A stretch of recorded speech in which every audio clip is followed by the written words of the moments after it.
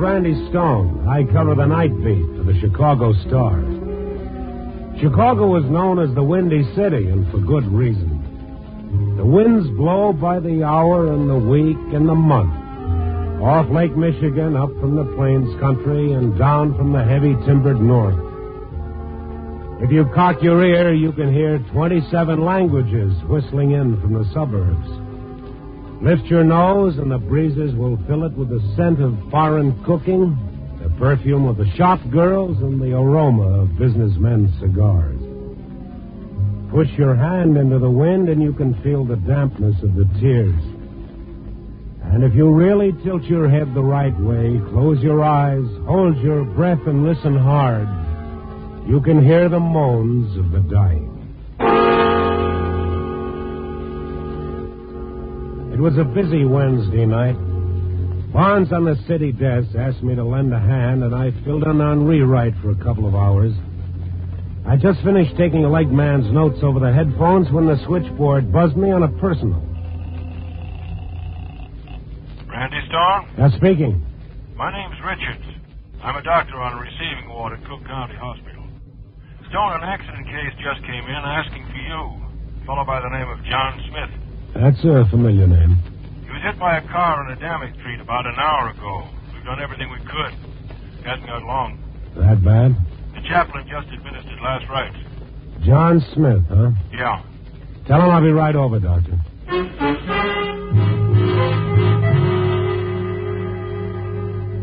In my day, I've run into maybe 100 John Smiths, all of them with a story to tell, a piece of news to peddle, or a lie or two they just give away. But I wondered what kind of a story this particular John Smith wanted to tell me before he died. Dr. Richards met me at the desk. We shook hands, and he walked me down to the end of the hall. Poor devil, he's really all cracked up. Well, what happened to him exactly? Accident report says he crossed a Damick Street in front of the Singer Hotel. Taxi was passing a truck. It was dark. Man in good health might survive such an injury, but not this man.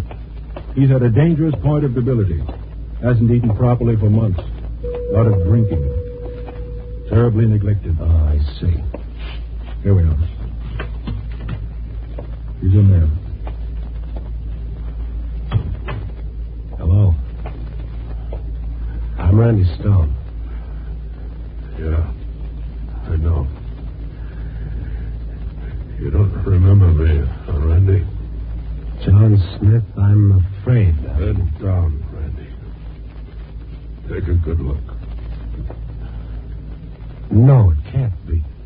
John Smith for the obituary columns, Randy. Frank Lyons. Yeah, that's right, Randy. What's left of it? You were just out of the cub ranks in my day. Frank, how did you get It's it? a long story. I'm afraid I haven't got time to tell it. Oh, what's on your mind? A guy named Felix Henderson, Randy. Ever hear of him? No. Not many people have. But he's a real story. I asked you to come here because I thought maybe you... I'd write it for you. Sure. When I got out of Northwestern, I said I was going to be the biggest newspaper man in this town. You were once. Yeah, but it didn't last. In 1940, I met Cora, my wife. She was sleek and smart, and just as ambitious as I was. Maybe it doesn't fit in with the general idea, but we got married on one condition. That we both go right to the top and stay there. It worked, too. But this one night when I met Felix Henderson, Cora and I were having cocktails. Well, give me the news, Frank. Can you stand me for another 5 years, honey? Well, that depends. Well, I just signed up for a 5-year renewal with the paper. My own time, my own stories, and my own column. I'm going to climb all over this town, and both of us will wind up right on top. Frank and Cora Lyons against the world. Yeah. Oh, darling, tell me we aren't doing it wrong, playing it this way. Winners or nothing. It is right, isn't it? Well, of course it's right. We've come this far together. What's the matter? Is the pace too much for you, kid? No, Frank. You would walk out if I failed you in any way, wouldn't you? You know it, baby. Same way you would walk out on me if I slipped. So, here's to no slips, honey. You know, I like being with you. And I like being with you. Mr. Lyons? Oh, yes. My name's Felix Henderson. Could we talk? I've got a story for you. Well, sure. Sit down. This is my wife. How do you do? My car is parked out front. Could we talk out there? Well, I do. Okay. Sorry, darling. Business. I'll wait here.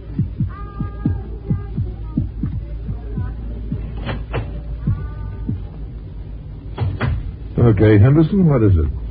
Lyons, I looked you up because they tell me you're a reporter. I always want a story, Henderson. Well, this isn't just a gift. I'm not offering you a rumor or something.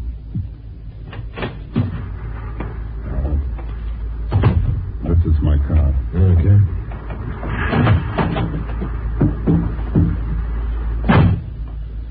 Well, I'll give you just 3 minutes to interest me.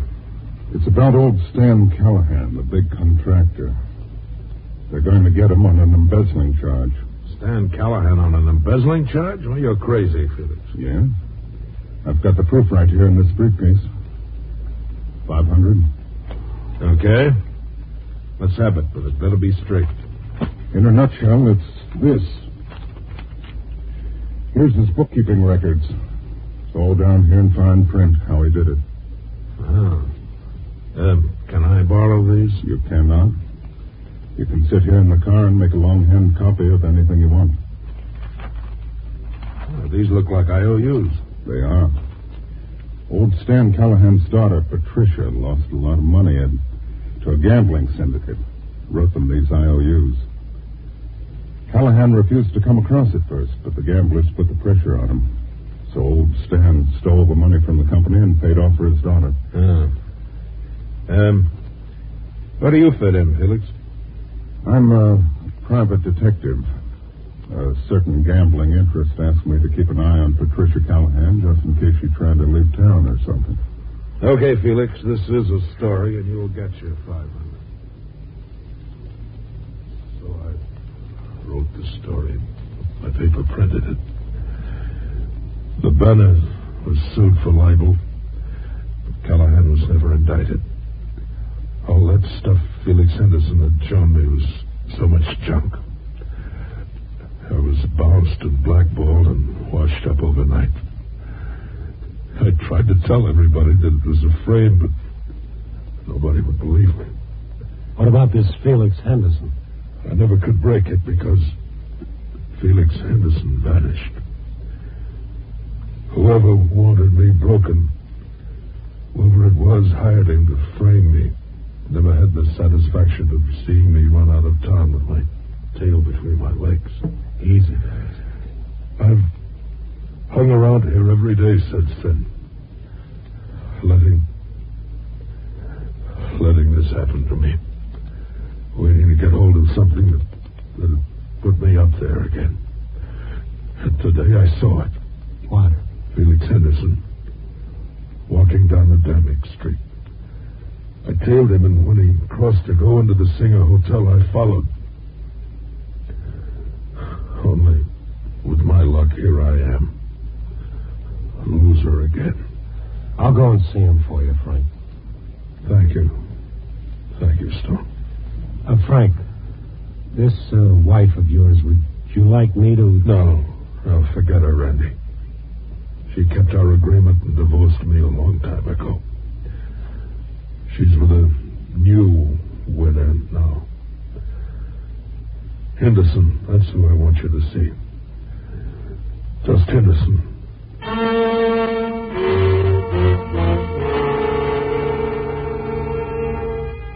The clerk at the Singer Hotel told me Mr. Henderson was out and that he wouldn't be back for 2 hours.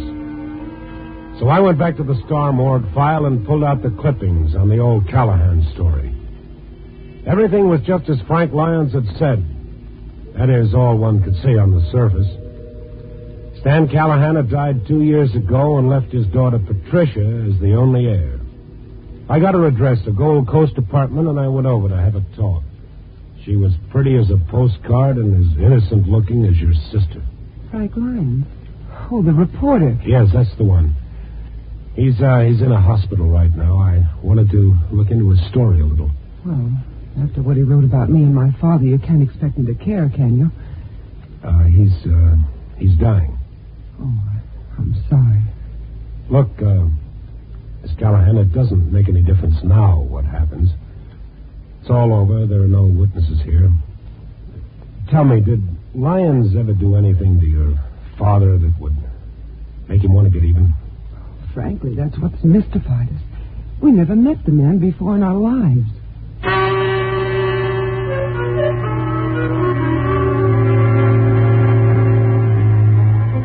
I journeyed back to the Singer Hotel to see Felix Henderson.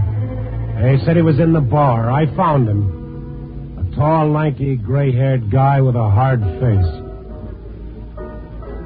Yes, I'm Felix Henderson. What's on your mind? Frank Lyons. He told me about the old Callahan story. He told me that you framed him with those papers that you gave him. Well, that wasn't very nice of him. I didn't give Frank Lyons any papers. He made all that up.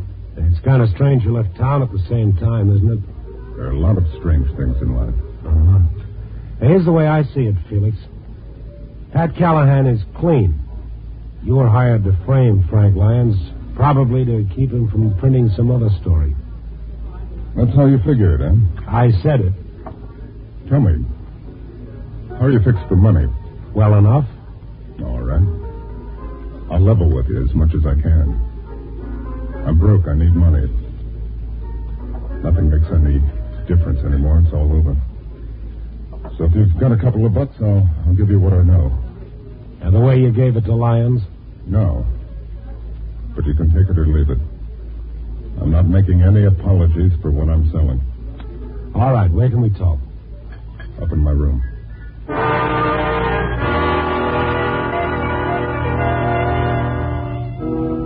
So we finished our drinks and climbed up the stairs to his room.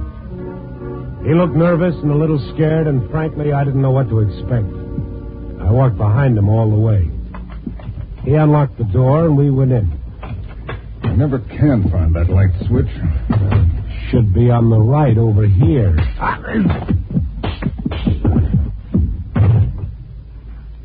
They've got the dumbest reporters in the world in this town.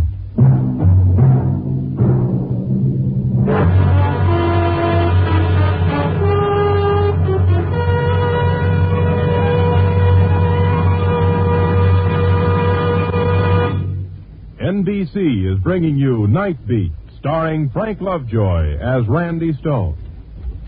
It's the Silver Jubilee on NBC. Here's a program note. Be sure to hear the new adventure series, Martin Caine, Private Eye, featuring popular stage and screen actor Lloyd Nolan, beginning this Sunday over NBC. And remember your two Friday evening favorites, The Amazing Mr. Malone and The Man Called X, starring Herbert Marshall. Yes, Friday evening means top mystery entertainment with The Amazing Mr. Malone and The Man Called X. And beginning Sunday, hear Martin Caine, Private Eye, all on this, your NBC station.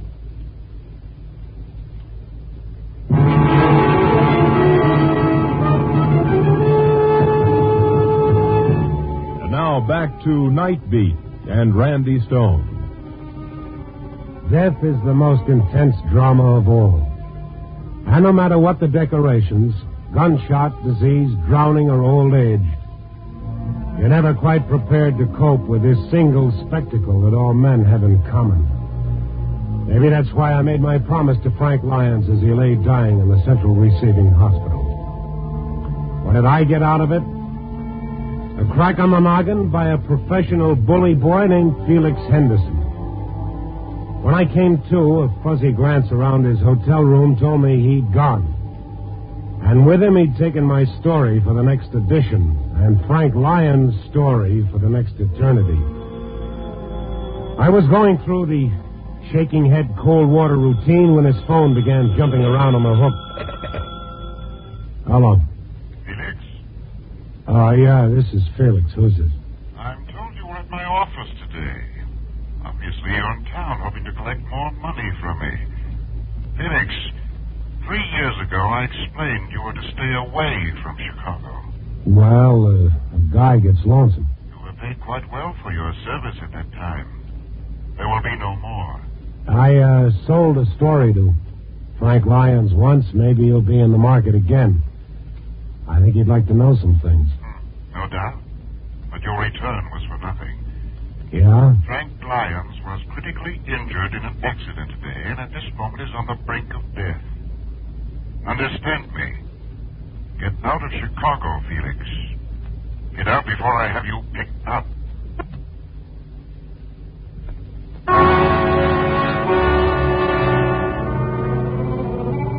The nameless voice on the telephone obviously belonged to a man who had engineered the frame-up of Frank Lyons. There was no way to find out who he was, even though that was my job and my promise to a dying reporter.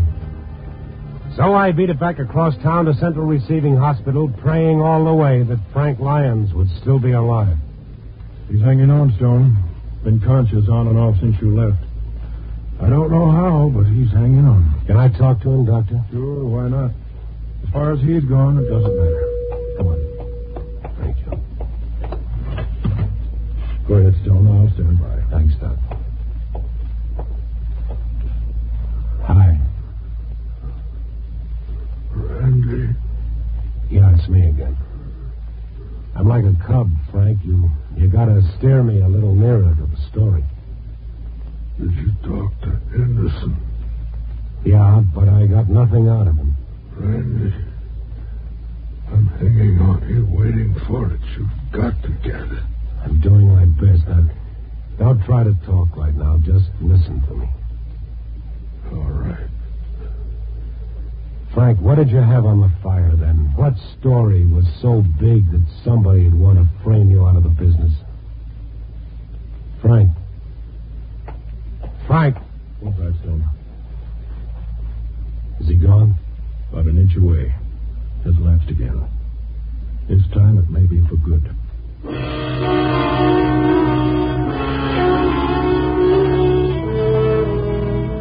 I hung around the hospital for another half hour, hoping he might come to long enough to answer my questions, but he didn't. And then I remembered he'd been married once. It occurred to me that most guys talk to their wives about things, so I decided to look up his ex-wife. She'd married a lawyer named Palmer, and they lived in Glencoe. Took me 3/4 of an hour to get out to her address. A big brown house that was a shade smaller than Soldiers Field. I was asked to wait in the library. I'm Addison Palmer. Sorry to have kept you waiting, Mr. Stone. Mrs. Palmer and I have guests tonight. Please sit down. Thank you. Stone. Forgive me, but I don't seem to recall your name. You don't know me, Mr. Palmer. I'm a newspaperman. Newspaperman? Oh, really? I asked the man who answered the door if I could speak with Mrs. Palmer. Oh, and I must have misunderstood. I thought you came to see me. Are you an old friend of my wife's? No. I asked because Mrs. Palmer's former husband was a newspaperman also. Wait here, Mr. Stone. I'll get Cora.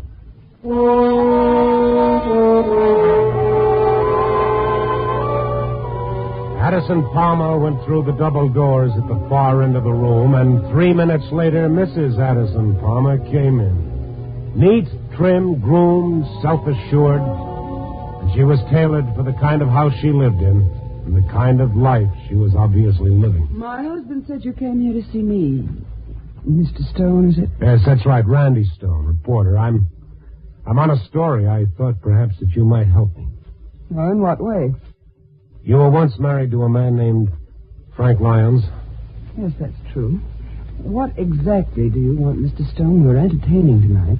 Well, Frank once had quite a reputation for getting stories that no one else was ever able to get. He stepped on a lot of toes. He incurred a lot of anger around the state. You remember any story he was working on at the time he lost his job that might have caused someone to want to ruin him or shut him up? Mr. Stone, Frank told me nothing of his stories. I seldom inquired. Oh. Well, I just thought you might have something that would help. Why don't you ask him? I hear he's still in Chicago. Oh, Frank was hit by a car today. Right now, he's dying at Central Receiving. Oh. That's too bad. Is that all you have to say? Look, we were married for 6 years. Some of them were good years and some of them were bad years. We finally parted and that was that. Do I make myself clear? Clear enough, I guess. Just what do you expect me to do, Mr. Stone? Well, just, go down to the hospital, maybe to hold him in your arms or look at him and talk to him and do anything that would make his dying like this a little easier, that's all. Very well put, Mr. Stone. I'm moved. Oh, that's great. Mrs. Palmer, I'll see you around. Wait, I am moved, Mr. Stone. From my point of view, I wouldn't mind crying for all the good days and all the good years Frank and I had together. It's just that the bad ones keep getting in the way. Both of us arranged that. We wanted more excitement, more sophistication. Cora, dear, our guests are waiting. Cora, you look miserable. It's nothing, Ed. Mr. Stone, I don't know what you've been saying, but I request that you leave my home. I was just leaving, Mr. Palmer. It's sort of cold in here. Wait a minute. What hospital did you say he was in? Central Receiving, under the name of John Smith. I'm going to see him. I hope he's still alive. Cora, what is this? Frank was hurt in an accident today. Oh, so this is the news you brought him, Mr. Stone. I've got to see him, Ed.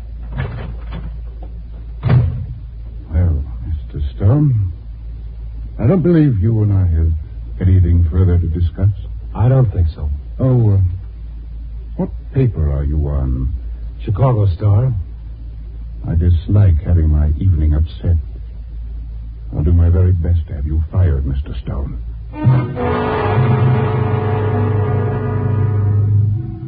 Addison Palmer didn't mean anything to me at the moment, and I didn't pay much attention to what he said.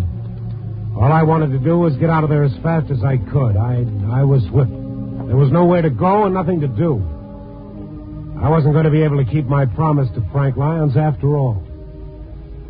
I was sitting in my car across the street from the Palmers, smoking a cigarette, when my first real break showed up. A tall man in a dark suit and coat climbed out of a cab, paid the driver, and headed for Palmer's front door. He didn't see me, but I saw enough of him to recognize a familiar face. It was Felix Henderson.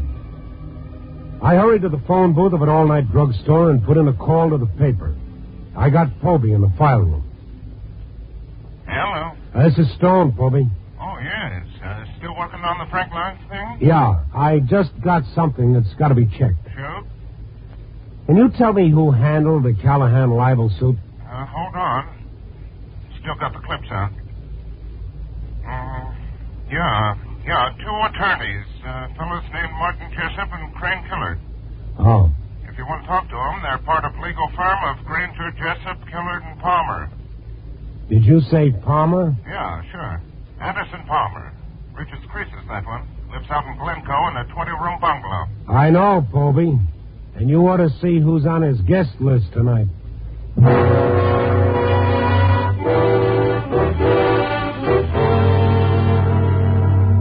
I drove back to Palmer's place, and even though all the lights were out and all the other cars were gone, I pulled on the doorbell. No one answered. Then I noticed the door was open a crack, and I just walked in. There was a light on in the bar, and a man swaying behind it with a glass in his hand.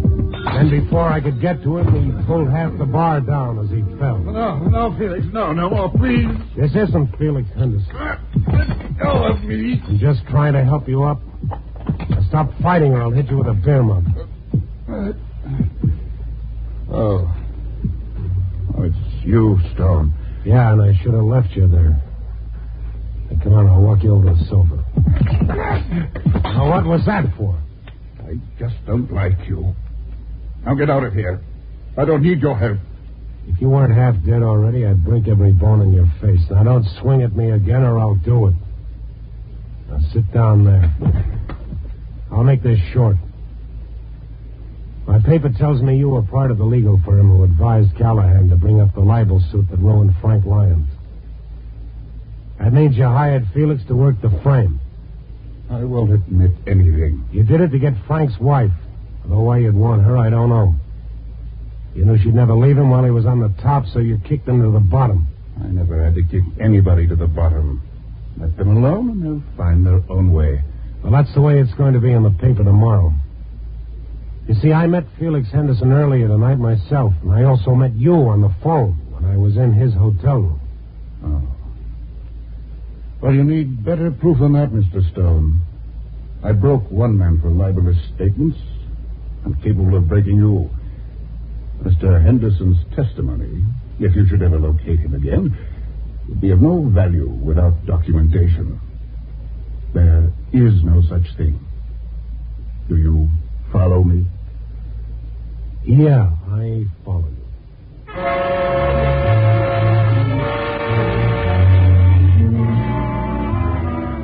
I had Frank's story, but I couldn't print it. Nobody could ever print it.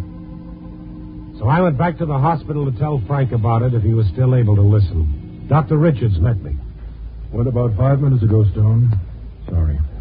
Oh, I had something to tell him. If it's any comfort, he died with a smile, Stone. Yeah? His ex-wife came in and held his hand. You have anything to do with that? Oh, I talked with him. Oh, here she comes now. I'll see you later.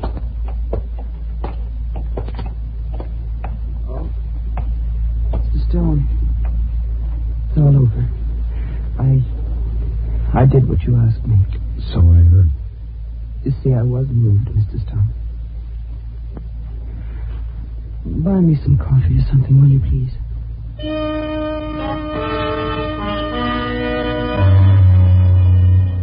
I bought her some coffee, and that seemed to help. And after that, I told her what I'd found out and how I'd found it out. She listened good and hard, didn't ask any questions, and a look in her eyes didn't tell me anything either. When I finished, she sighed and made one comment. So Addison Palmer actually went to all the trouble of wrecking Frank's career so he could marry me. Yeah. Oh, don't blame poor, ridiculous Ad too much. Blame me. I wanted everything all the time. Always took, never gave. That's no way to live. Why did I do it, Mr. Stone? Can you tell me why? Well, probably because you loved yourself more than anything else in the world. That's common. Loved myself? I despised myself.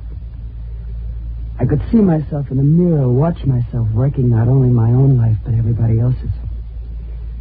Somehow I couldn't seem to stop. Uh-huh. The biggest laugh, though, is on Addison Palmer.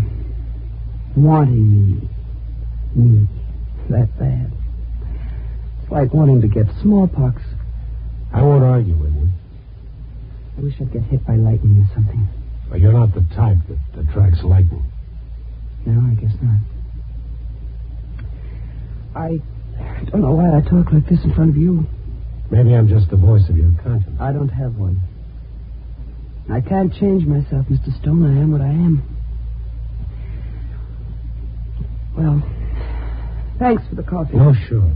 As I said before, I don't know what to say to a woman like you. Don't say anything. So long, Mr. Stone. See you in the papers.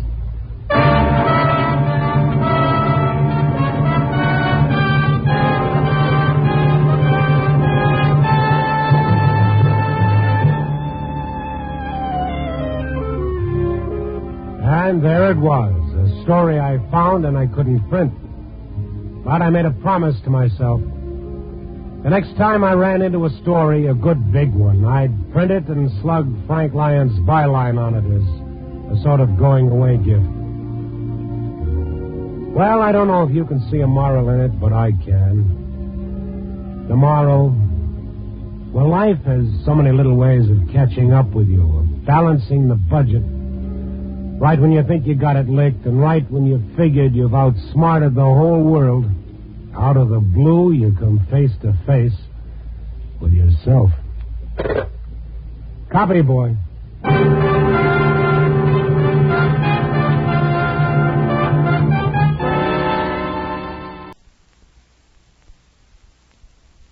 NBC presents transcribed Frank Lovejoy in Night Beat.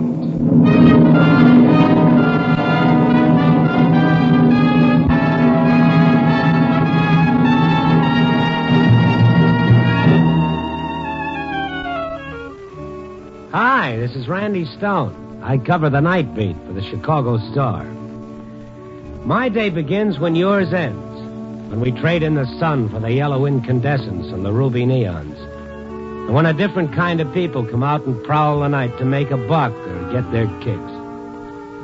Yeah, a different kind of people, because the nighttime, the darkness exposes them. Funny that in the dark they have no cover. What you see is a little more naked, a little more honest. One of the reasons I prefer the night.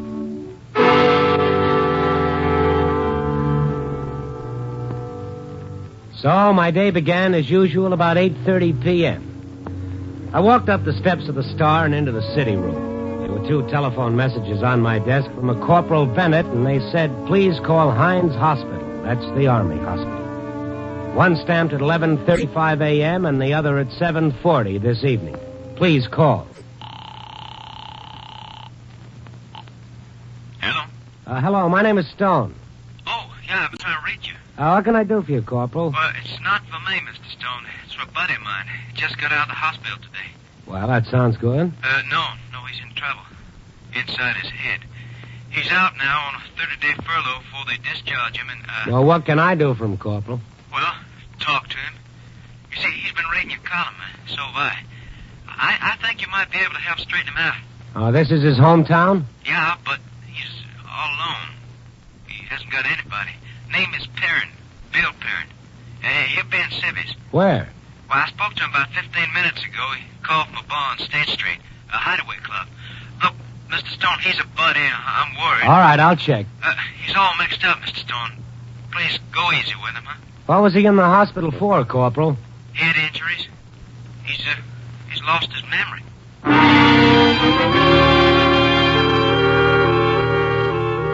I walked the state and down past Dearborn until I found the hideaway club. It was half dark inside, lit with glowing colors from the jukebox.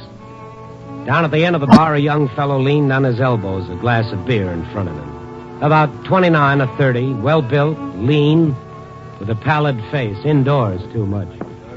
His clothes looked brand new. I walked down and sat on the high stool next to him, but he didn't turn to look at me. Bill Perrin? What? Stone is my name, Bill. I'm a newspaper man. How do you know me? A buddy of yours gave me a call, Corporal Bennett from Hines Hospital. Oh. Well, you can forget about Bennett and me. Yeah, he's kind of worried. Yeah. Well, thanks. Everybody's worried but me. It's everybody's business. Why don't you all leave me alone? Well, who's been bothering you? You are right now. Okay. Just thought I might try to help. Hey, what did you say your name was? Stone, Randy Stone. Oh, yeah, you got a column in the Star. That's why Corporal Bennett called me. He said you read my stuff. I guess he thought we'd get along. Well, I don't think so. You sound bitter. The column's not that bad. Bitter? Why should I be bitter? What have I got to be bitter about? Well, it might have been kind of rough in Korea. Well, for a lot of other fellas, too. No, you got me pegged all wrong. Thanks, anyway. Well, maybe because you lost your memory. He told you? Uh-huh. Okay, so what? Well, Chicago's a big place. Maybe you feel a little lost, and maybe I can help a little. If I need any help, I'll call the Salvation Army. That's a good idea. Do that. Oh, no, hey, wait a minute, will you? I'm sorry. There is a way you can help me. Help me find my wife. You have a wife? I think so. My records show a wife. She'd never know it. You know this city. Maybe... Well, maybe... Yeah, maybe. Look, I wrote a couple of letters after I started to get back on my feet. The address on my service record. There was no answer. Well, that could be any number of reasons. Well, I never got the letters back. The allotment checks either. Well, I went to the address early this afternoon after I got out of Hines. It's a rooming house, new owner. Didn't know me or any Mrs. Perrin. He said he'd given the letters back to the mailman. Maybe they're still following me. I moved around a lot. Hospitals in Tokyo, Honolulu.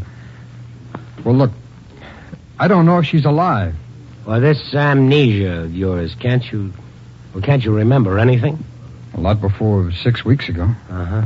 Her name. It's Alice. Who is she? What is she like? Does she love me? Where is she? Well, how about the Army? I didn't want them to. I didn't want them nosing around. Why not? Well, I guess I'm a little afraid. Oh, forget it, will you? Just forget it. Did you try the telephone book? Yeah, Hey, you want to see what she looks like? A picture? Yeah, it was with my things. No letters with my things, just vital statistics and this picture. Oh, pretty. Pretty? She's not pretty. I don't like pretty. Isn't a good word. There's something else there. Maybe lovely. Oh, not maybe. She is lovely. How long you been married, Bill? I wish I knew. Uh-huh. Now, what's the difference? What'll it come to anyway? How do I start my life all over again? Well, the first thing to do is find your Alice. Come on. No. I don't want to go with you. What, are you afraid? Yeah. Mm-hmm. I think maybe you need your wife, Bill. I'll see what I can do.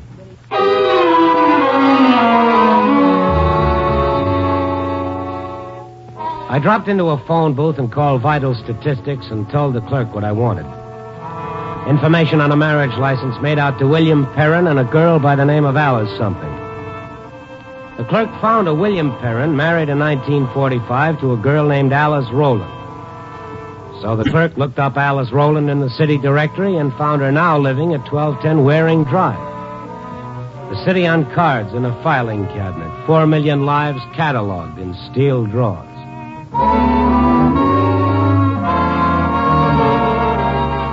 1210 Waring Drive, apartment D. I pushed the button and waited. Yes? A big guy, 6'3" at least, and 220 pounds on the hoof. He was holding a highball glass in his hand. What is it, Buster? I'm looking for Alice Rowland. Come in. Alice, for you. Just a minute, Danny. What's it about? Bill. Hmm? Alice's husband, Bill Perrin. You better beat it, Buster. What? Alice doesn't want to hear about him. Well, she'll tell me if she wants to. I'm telling you. Come on out. After I talk to Alice. Now, look, you've got a highball in your hand, Danny. I've got 2 free hands. I don't need but one hand. Okay, on your way.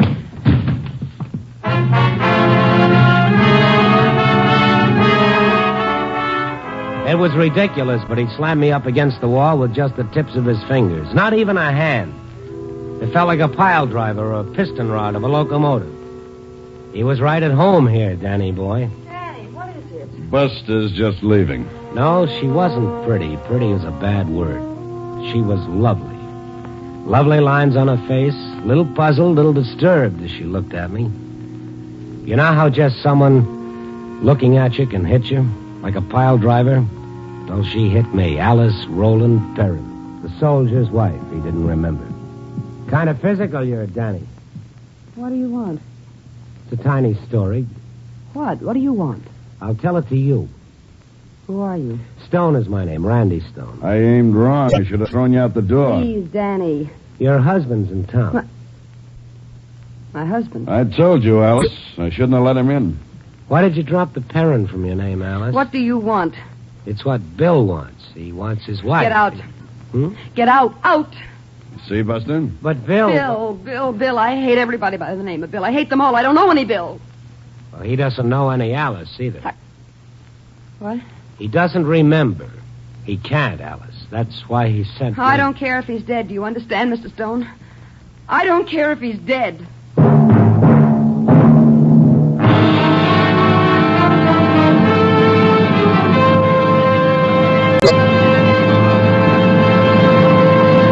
NBC is bringing you Night Beat, starring Frank Lovejoy as Randy Stone.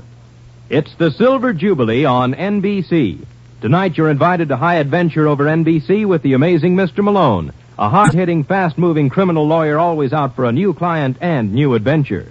The Man Called X brings to the NBC microphone screen actor Herbert Marshall as a security agent intent on preserving world peace through counter-espionage. Now, here's a program note. Sunday, hear Lloyd Nolan in Martin Caine, Private Eye on NBC.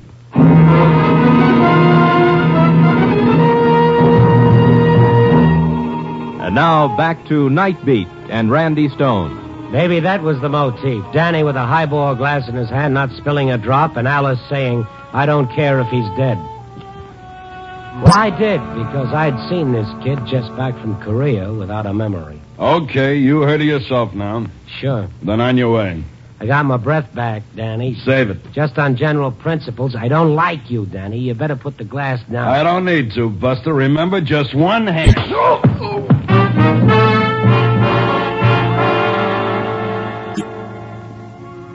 It felt good hitting him right in the middle, hitting him for Bill, and hitting him because I was angry at him, at Alice, at the whole thing.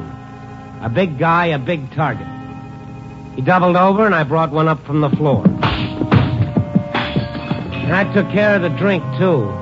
Probably stained the nice figured rug. Don't. Don't what, Alice? Well, help me with him. The couch. He's not out. Okay, get up. Did you do that? You're soft. Just a second. I need some of that breath back in my lungs. Oh, Danny, go on home. Leave me alone. I'm not just going to walk out and let you get involved in all that again. Oh, what? You heard the lady, Danny boy. This is her apartment, isn't it? Even though you seem to know your way around. Please, stop it. Alice. Danny, I want to talk to Mr. Stone. Okay. But don't come running back to me with your troubles again. What kind of a joker is that? You sure picked the right guy. Don't try to make a comedy out of it. He's my brother. Oh. I asked him to go because I don't want any more fighting. Now you can go, too, Mr. Stone. Not interested in Bill? No. Don't even want to see him? No. He's been shot up? Well, I hope he's all right. I didn't mean what I said about him being dead, but it doesn't matter to me. Don't you understand? I wouldn't like to see anybody dead. That's why I wouldn't like to see Bill dead. How long have you been married to? Too long. Well, that must have been a dandy marriage, make you feel like this after just 6 years. All right, you know how long. I'm surprised Bill remembered. Bill didn't. I got it from your marriage license. Bill doesn't remember anything before 6 weeks ago. Oh. He doesn't remember you, Alice, but he wants to remember. Maybe because he needs Look, you. Mr. Stone, I don't want to talk about it. It's all done. It's finished. Well, not for Bill, it isn't. You know, to tell you the truth, he struck me as a nice guy. Yeah, he is. Kind of a guy who'd make a nice home. Mr. Stone, you don't know anything about him. We've been married 6 years, and it's been a miserable 6 years. Dying all the time. Dying? Why? What does a woman want? She falls in love and she marries a man who's in love with her. She wants a home, a little responsibility, friends. She wants to be able to help her husband, to build something.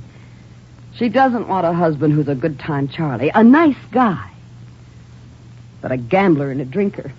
I see. She doesn't want a husband who lives from payday to payday and leaves his wife alone 7 nights out of the week. She doesn't want her marriage to fall into a rut like that where she's taken for granted and her husband's softest endearment is to call her gorgeous. Hiya, gorgeous. Goodbye, gorgeous. I got a hot poker game on tonight. Don't stay up for me, gorgeous. I see. What do you think, Mr. Stone? If the chance came, don't you think she'd like to get rid of a husband like that? Maybe. Tried to save $1 a week. Put it away in the bank. I couldn't. Tried to get him away from that hole-in-the-wall rooming house we lived in. Tried to get him to buy a house, settle down. Tried to get him to stop gambling. Tried to tear him away from his cronies. Oh, yes, I tried. I never thought I could misjudge a man so badly. Oh, he's got a way about him. Well, I didn't see the way about him. I saw a guy who's been through some tough times, and he's a little bewildered and a little scared. That's a different picture than I have of him. And it's just possible I know him a little better. Oh, sure, I can't argue that. But, before you chuck him away, why don't you do him a favor? What kind of a favor? Mr. Stone, I don't want to get involved with him again. Help him get his memory back. Oh, that's the easiest thing I can do. Oh? He'll remember soon enough. Just take him to the places he used to go, the poker games, the gambling places, the bars. Will you go along? Will I? Sure. Sure, it won't take long. I'll be kind of interested myself. Where's the first stop? The Century Club, Mr. Stone. One look at the dice games, and it'll all come back to him.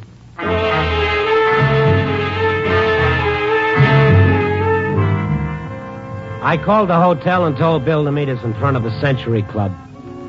And I figured the expense account could absorb a taxi. Alice didn't say a word, but there was something aloof and frozen in her, as though she'd put her heart in cold storage and wasn't going to thaw it out for anything or anyone. The taxi pulled up in front of the nightclub. I got out and helped Alice out and stood on the sidewalk for a moment before I saw Bill. He was a little way off, lonesome and waiting, looking at Alice with a soft, curious look in his eye. Here it is, Mr. Stone. We'll have to go through the nightclub. There are stairs behind the orchestra pit. Hello. Oh, Bill. This is your wife. Yeah. Well, thanks.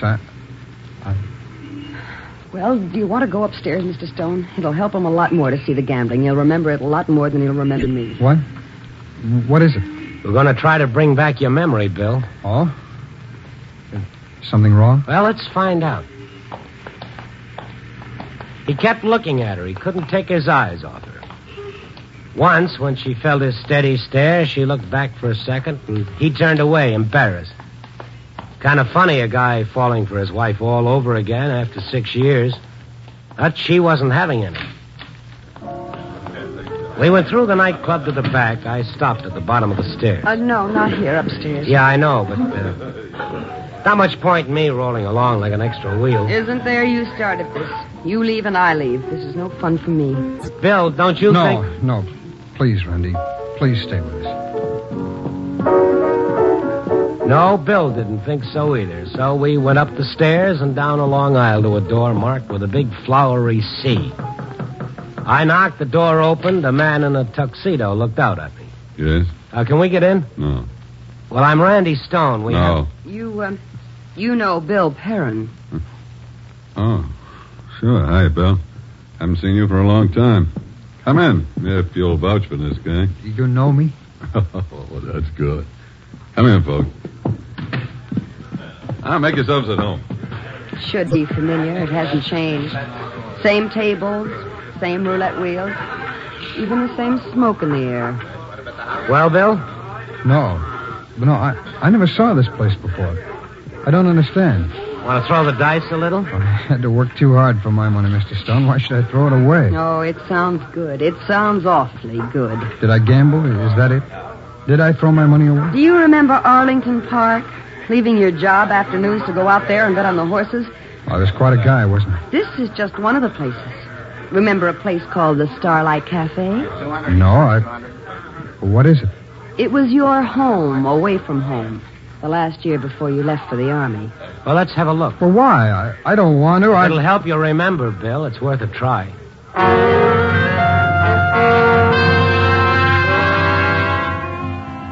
I was going to flag another taxi, but Bill said he'd hired a car, so we walked around the corner where he'd parked it, and Alice gave him directions.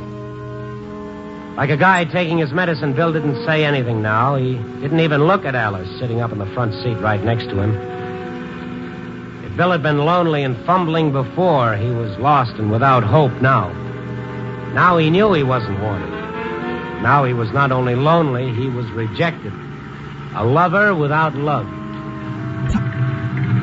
We got out in front of a tired little place with a 3-foot blue neon sign over the doorway, Starlight Cafe.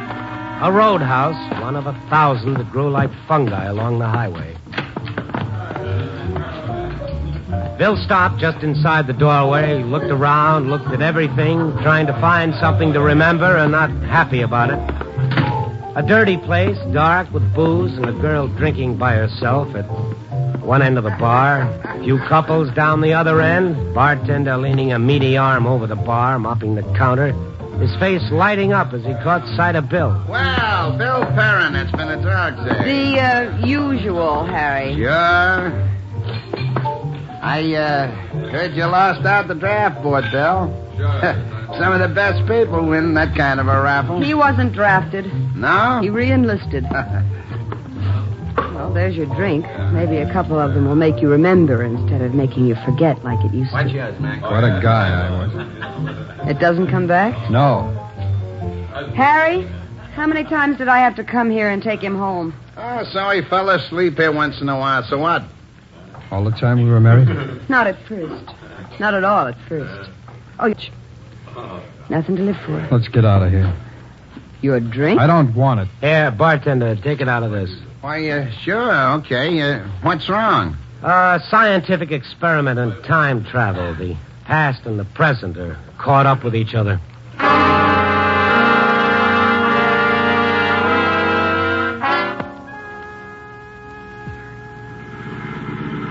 Oh, where are we going now? To visit a friend of yours, a bosom pal. You shouldn't have any trouble remembering him. Saw a lot more of him than of me. Turn right at the corner. What's his name? Johnny Stevens, you'll remember. Stevens? There's a Stevens in the hospital in Tokyo. Johnny Stevens. He didn't go to war. I don't know him. Maybe the face will help. You grew up with him. You two played cards together since you were 11 years old. Cards? Poker, all kinds. Stud, draw. Right there, that's his house.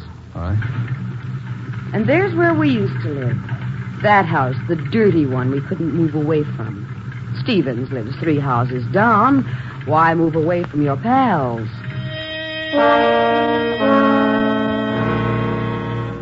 Bill killed the motor, and we got out. There was a small light on in one of the rooms. Alice rang the bell. Well, hello, Johnny. Oh, hi, Alice. Hey, Billy boy, when you get back? Boy, if you only knew how I missed you. Missed me? The old gang ain't what it used to be. I ain't had a real hot game of poker since you left. That's a long time, Billy. Say, look, how about tonight, huh? Phil called a little while ago. We couldn't scare up enough hands. Maybe a friend. Oh, this is Mr. Stone, Randy Stone. Oh, hi, Red. Hi. Look, if you're a friend of Bill's, you sure play a cagey hand of stud. Bill just got out of the hospital, Johnny. Hospital? He lost his memory. We hoped seeing you might be able to help him. Wait a minute. You mean he don't remember anything? Hey, Bill, you don't remember me? No. Well, you don't remember the gang? No. I'm sorry. Yeah, I bet you remember a pair of deuces is better than a busted flush, though, huh? Come on, what about it? Let's get a game together. I'll call the guys. No, thanks. Oh, sure. Settle yourself down around a table with a stack of chips in front of you, and Teddy and Milty and... No, thanks. What's the matter? The old lady nagging again? Don't she ever learn it don't do no good? Nagging? No more nagging, Bill. Go on, play with him. You want a friendly game of poker, don't you, with your pals? Maybe I needed something more than nagging, like some shell splinters in my head to make me understand. Goodbye, Stevens. Stevens? Let's get out of here. Come on, let's get out of here. He doesn't remember you, Johnny. I don't think he wants to remember you either.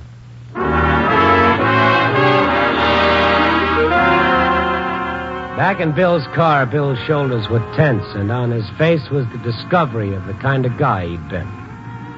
Yeah, the night was running true to form. You can kid yourself there's hope for a lost cause when the sun is shining, but you gotta face the facts for what they are at night. And now there was just loneliness for Bill and bitterness for Alice. Take me home, please. Can't understand it. I don't want to gamble.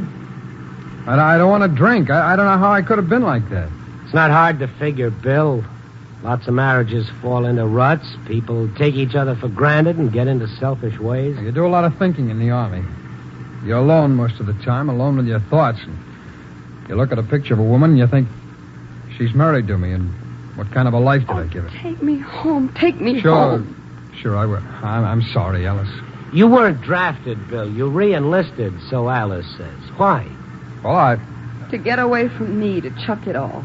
Maybe he didn't like the things he was doing either. Well, if he didn't, he put on a good act of liking them. Not that way now, Alice. For how long? Well, maybe it's worth finding Until out. he gets his memory back. Until he remembers everything. Sure, maybe he doesn't want to gamble now. But how about tomorrow?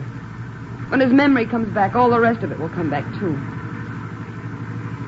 Hey, where are we going? We're not going home. No, we're not. Stop this car. I'll stop it when we get where we're going. What are you trying to pull, Bill? Well, sit back in your seat, Stone. We're going fast enough now so that a little turn of the wheel... It's kind of a dumb play, Bill. What's the angle? I found out some things about myself tonight. I also found out I have a wife. Well, I don't like what I found out. But I don't want to go back to being nobody again either. So? So I'm going to say some things, and Alice is going to have to listen. All right, but you don't have to do it at 60 miles an hour. I can't explain about how I was before. It doesn't make sense. It doesn't make any sense at all.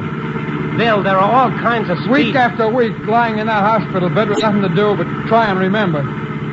Only all you had your head was this great big blank fog. Mr. Stone, he'll wreck the car. Well, they say you have a wife.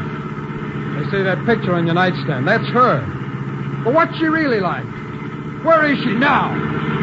Maybe she's thinking about you, worrying about you. Maybe she's praying for you. Please, Bill. This wife you can't even remember. Just knowing that somewhere she exists. I don't know. I can't explain it, but it makes a difference. It makes a difference having somebody in this crazy, lonely world who cares whether you live or die. Oh, stop it! Stop it! What? All right. I'm sorry.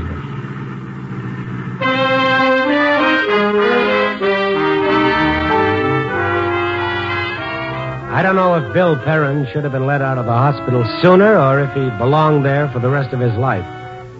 He was either awfully determined or awfully dangerous. We were hitting the outskirts of the city. Bill was driving slower now, as though he knew where he was going. Look, why don't you take me home? It's late. I've got to go to work tomorrow. Well, I said to myself on that hospital bed, now's your chance. Be smart. You've been saving every penny out of your sergeant's pay. Do something with your life. And for this wife, you can't even remember.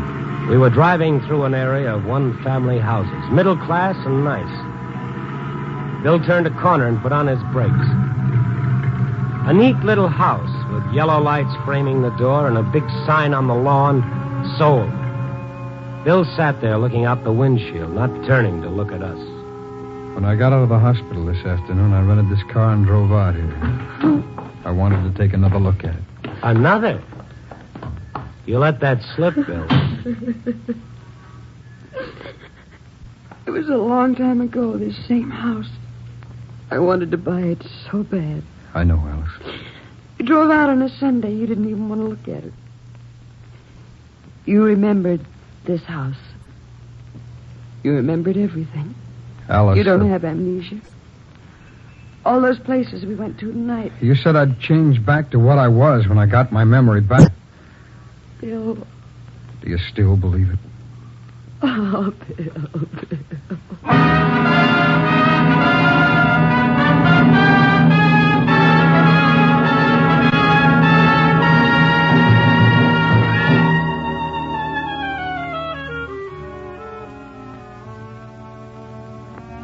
He never had amnesia.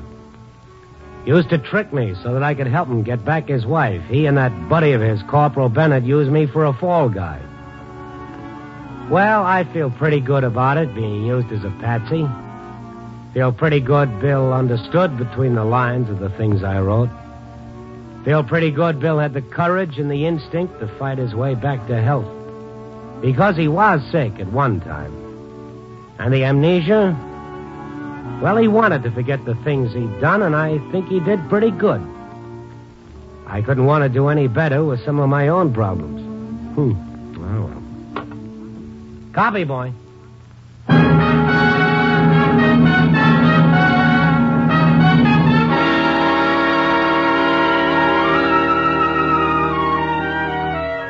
Night Beat, starring Frank Lovejoy, is produced and directed by Warren Lewis. Tonight's transcribed story was written by Merwin Gerard and Selig Lester, with music by Robert Armbruster. The part of Bill Perrin was played by Stacey Harris. Joan Banks was Alice. Others featured in tonight's cast were Ted DeCorsia, Ed Max, and Tony Barrett. Frank Lovejoy can currently be seen co-starring with Joan Crawford and Robert Young in Warner Brothers' Goodbye, My Fancy.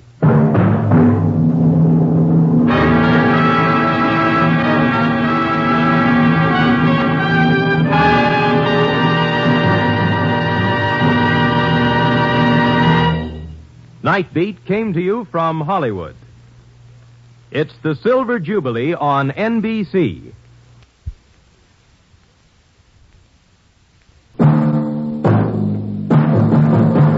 Night Beat.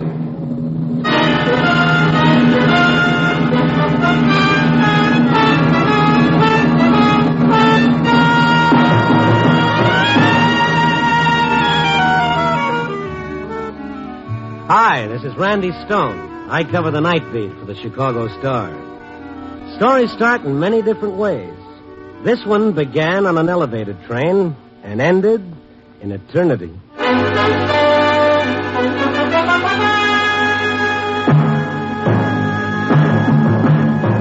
Night Beat, starring Frank Lovejoy as Randy Stone. The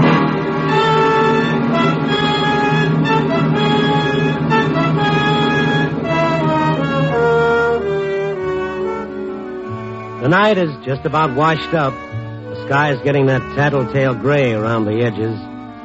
Another hour or so, 3 million alarm clocks will start yakking against the eardrums of Chicago's dear hearts and gentle people. And a goodly number of said dear hearts and gentle people will stumble to the front door for their copy of the Morning Star. I'm wondering what they'll say when they read the opening sentence of the Night Beat story for today. The line that goes, "This is a love story with the happiest ending I've ever heard." I guess they'll figure spring has got me in its perfume clutches, and more than likely I'll wind up around a bologna sandwich, and that'll be that. Only if they just keep reading, maybe they'll be in for a strange kind of surprise. It started a little after 10 o'clock last night. I just boarded an elevated train and was on my way to the Loop. The train was pretty crowded, but I saw an empty seat up front, and I hurried for it. I started sitting down without looking. Anton, where have you been? I beg your pardon? Oh, I've waited so long, Anton. The girl sitting next to me. I noticed her for the first time. About 20, maybe. And so beautiful, so delicately beautiful, it was like your eyes had hit the jackpot, and somehow the grinding elevator train suddenly sounded like a gypsy violin. Oh, Anton, you shouldn't have gone away. Look, I hate to tell you this, but I think you've got me mixed up. Oh, it's so good to hear you, to be near you, Anton. So good. Yeah, it's good to be near you, too, kid. But... Won't ever go away again, will you? I'd like to stay here forever. Promise me, Anton. Promise me you'll never go away. Beautiful as she was, it started giving me the creeps. If I'd been Anton, I'd have enjoyed it immensely, but being as how I was two other guys, I didn't see it. And also there was something about her eyes, a disturbing brightness. I didn't know what to do about it, and before I could decide, Lake Street transfer. I reached my transfer station. I started getting up. Anton, no, don't go. Oh, lady, look, it's my station. Don't leave me again, Anton. Please, no. Oh, now take it easy. Let go of me. What's wrong with you? This is my station. Anton, I can't let you leave me again. I won't. Well, you'll just have to, kiddo. Now let go. My sleeve, No. huh? She folded up like a little rag doll into a dead faint. I bent over her, picked up her arm to massage her wrist. It was like touching a hot stove. She was burning up with fever. Passengers in the car were crowding around. The conductor still hadn't given the signal for the train to leave the station. I picked the girl up in my arms. It was like lifting a 10-year-old kid. She must have weighed a fast 90 pounds. I carried her out of the train onto the platform. Someone called for an ambulance. She was still unconscious when the ambulance came. She looked so small and so lost and so alone. And, well, according to her, I was Anton, so the least Anton could do would be to sit beside her on the long ride to the hospital. She was still out cold when we reached County Hospital. They found her name and address inside her purse. Mrs. Marisha Nowak, 612 Larrabee Street. I waited around to see what was wrong with her. After almost an hour, they said I could go upstairs and talk to the doctor.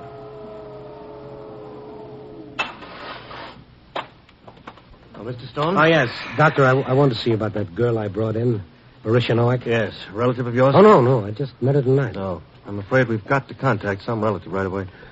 Nothing you can do for her, huh? Do for her? Poor kid's been sick for years and waits till she's dying before she comes to a hospital. Well, it takes money to go to a hospital, Doc. Not here. Why didn't she come here? What's wrong with these people? Are they proud or stupid? 3 years ago, maybe we could have done something for her, but now... Well, yeah. I don't know, Mr. Stone. I don't know. It's completely frustrating. You study medicine, what good does it do? Sometimes life doesn't seem to make any sense. Since when is it supposed to make sense? I sound like this is my first patient. Not very professional, I'm afraid. But don't worry about it. It's human. Now, this girl keeps talking about her husband, Anton. Well, she was talking that way when I met her. Yes, he's supposed to take her away someplace to Mexico, she says, where it's warm and she'll get well. What do they expect? Miracles? Oh, sure, miracles. Maybe Mexico was going to be her miracle. Do you have any idea how to contact her husband? But doesn't the girl know where he is? Doesn't seem to, even when she's not delirious. Got an address from her purse, a place Over on Larrabee Street, north of Chicago Avenue. Yes, I know that neighborhood. Furnished rooms with kitchen privileges. Bring your own mousetraps. Lovely. No phone listing. I was thinking of calling the police. Yeah. Trouble is, there's so little time. Well, how much time? I don't know. Could happen 5 minutes from now. 5 hours. Well, I'll tell you what. I'll drop by her address and see what I can find out. Doctor, she's conscious again. Rational. She wants to talk to you. All right, nurse. Care to see her, Mr. Stone? Yeah. The doc turned and walked into the room, and I followed him. That's a nice, promising beginning for a love story with a happy ending, Only when we got inside Marisha Nowak's room, the joke was on me. There was no hearts and flowers. She was even more beautiful than before. Her black hair spread out on the white pillow, her delicate face, and the lovely eyes following us as we came into the room. No fear in those eyes. None at all.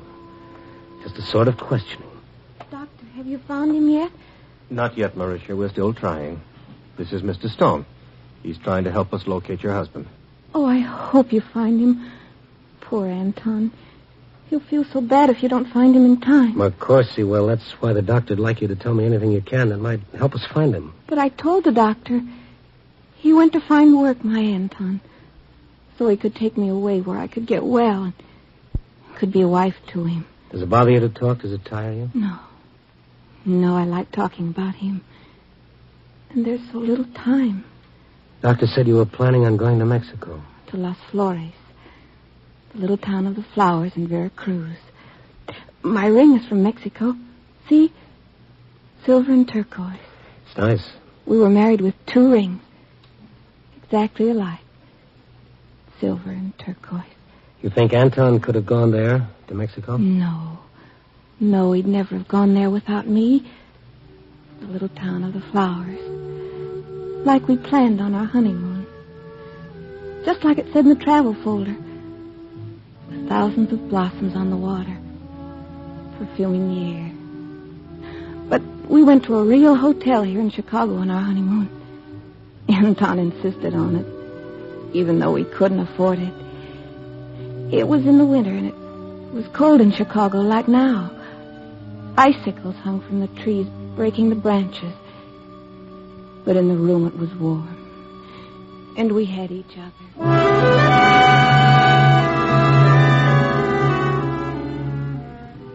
Look out the window, Marisha. You know, I've never seen the lake from up high. Isn't it beautiful? Oh, Anton. I'm so happy, Anton. But wasn't it extravagant coming here to a hotel? I'd have been just as satisfied going straight to our room. On Larrabee Street? Nah, Marisha, not on our honeymoon. We'll have time enough for that. How could you possibly imagine anything beautiful from a furnished room on Larrabee Street? Darling. But here, this is different. It's more than a hotel room in Chicago overlooking the lake. This is what we've dreamed of. Imagine it's Las Flores. Oh, yes. The little town of the flowers. Look out there, Marisha. That isn't snow. It's thick tropical foliage. And those aren't icicles hanging from the trees. They're blossoms. And the wind is warm and soft outside. Oh, you'll get well, Marisha. And we don't need money. We can live for practically nothing. Fresh fruit growing on trees. All we can eat. Oh, we will go there, Anton. We will. And I'll get well there. I'll be a wife to you, Anton. Just you wait and see.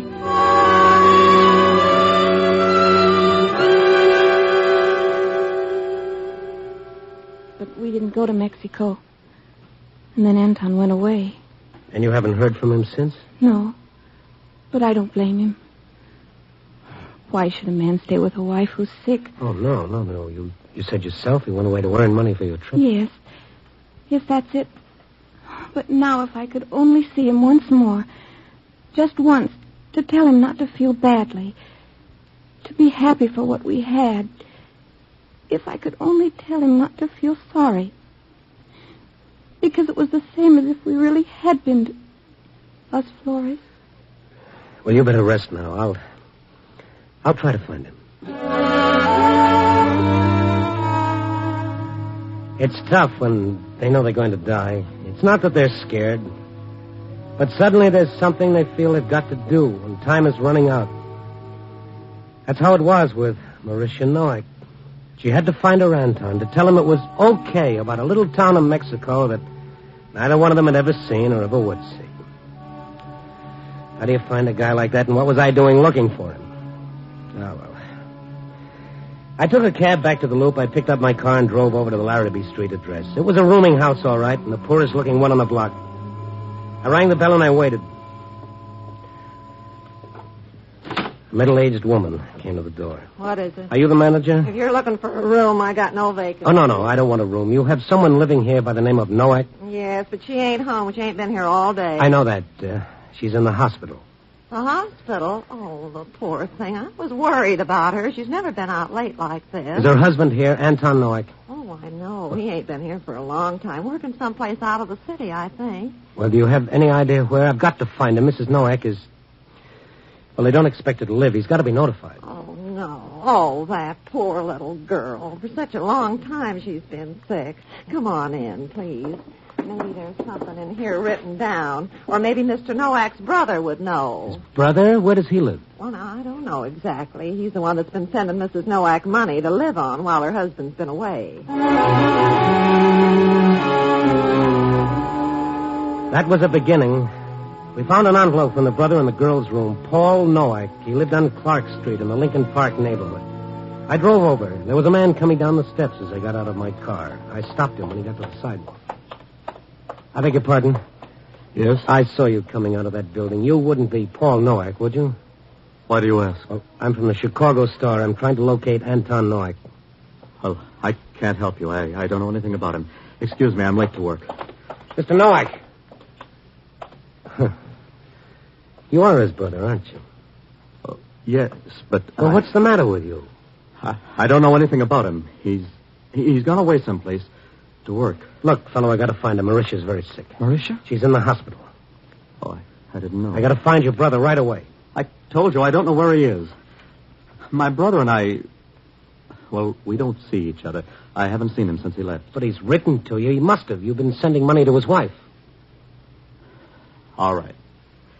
It's none of your business, but I'll tell you. I had one letter from him. He asked me to do what I could for Marisha until he could send for her. Where was the letter from? Say where he was working? Someplace in Montreal. He didn't give any address. Some fur company like Chicago Montreal Furs. Well, it doesn't sound like you're telling me the truth, Mr. Noack, but I can't see why you'd want a thing like that on your conscience. I'm telling you the truth. Well, okay, but don't take it so hard. Oh, Marisha. That poor kid. I'll see you the first thing tomorrow. Well, you better make it tonight. I can't. I just can't. We're right in the middle of our tax work. Oh, yes. Mm-hmm. Yeah, well, I see your point. Only thing is that tomorrow she'll be dead. It's not true. Doctors are notorious for saying things like that. I don't believe it for a minute. Would you believe it if you weren't in the middle of your tax work, Mr. Noack? Now, you have no right to talk to me like that. No right at all. I'll see you tomorrow, I tell you. I'll see you tomorrow. You get out of my way. Get out of my way and stay out of my life. Stay out of my life or you'll regret it, Mr. Stone. Now, what was that for?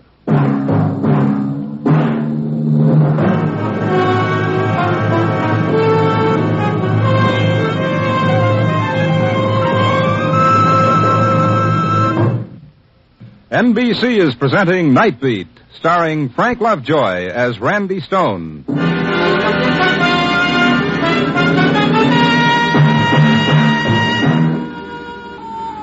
A love story with a happy ending. Yes, that's what the man said.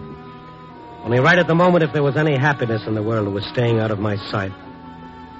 Almost midnight, and Marisha Noack up at the hospital, hanging on to life by her fingernails until I could find her husband, Anton. Nothing to go on but the name Anton's brother had thrown at me, the Chicago Montreal Fur Company. I looked it up in the phone book. It was there, all right. I started dialing the number. I didn't imagine anybody be around this time of the night, but it was the only lead I had at the moment. There weren't too many moments left. All I could think about was what the doctor had said. Maybe she's got 5 hours. 5 hours. No, nobody's going to answer. Hello? Hello. This is a reporter on the Chicago Star. There's nobody here. All gone home. Look, I'm trying to locate a man who's working for your company. There's nobody here. I'm cleaning woman. Call tomorrow. No, wait, please. Listen, I don't have any time. This is very important. Can you tell me how I can locate the manager of your company? Manager gone home at 5 o'clock. This is the cleaning woman. Oh, yes, I understand that, but can you please tell me the manager's number? I've got to telephone him now. Oh, just a minute.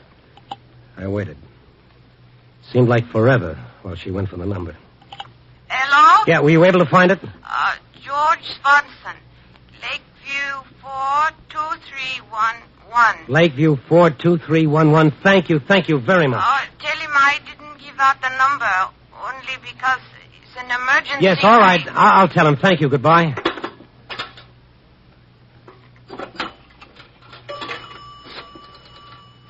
LA 42311.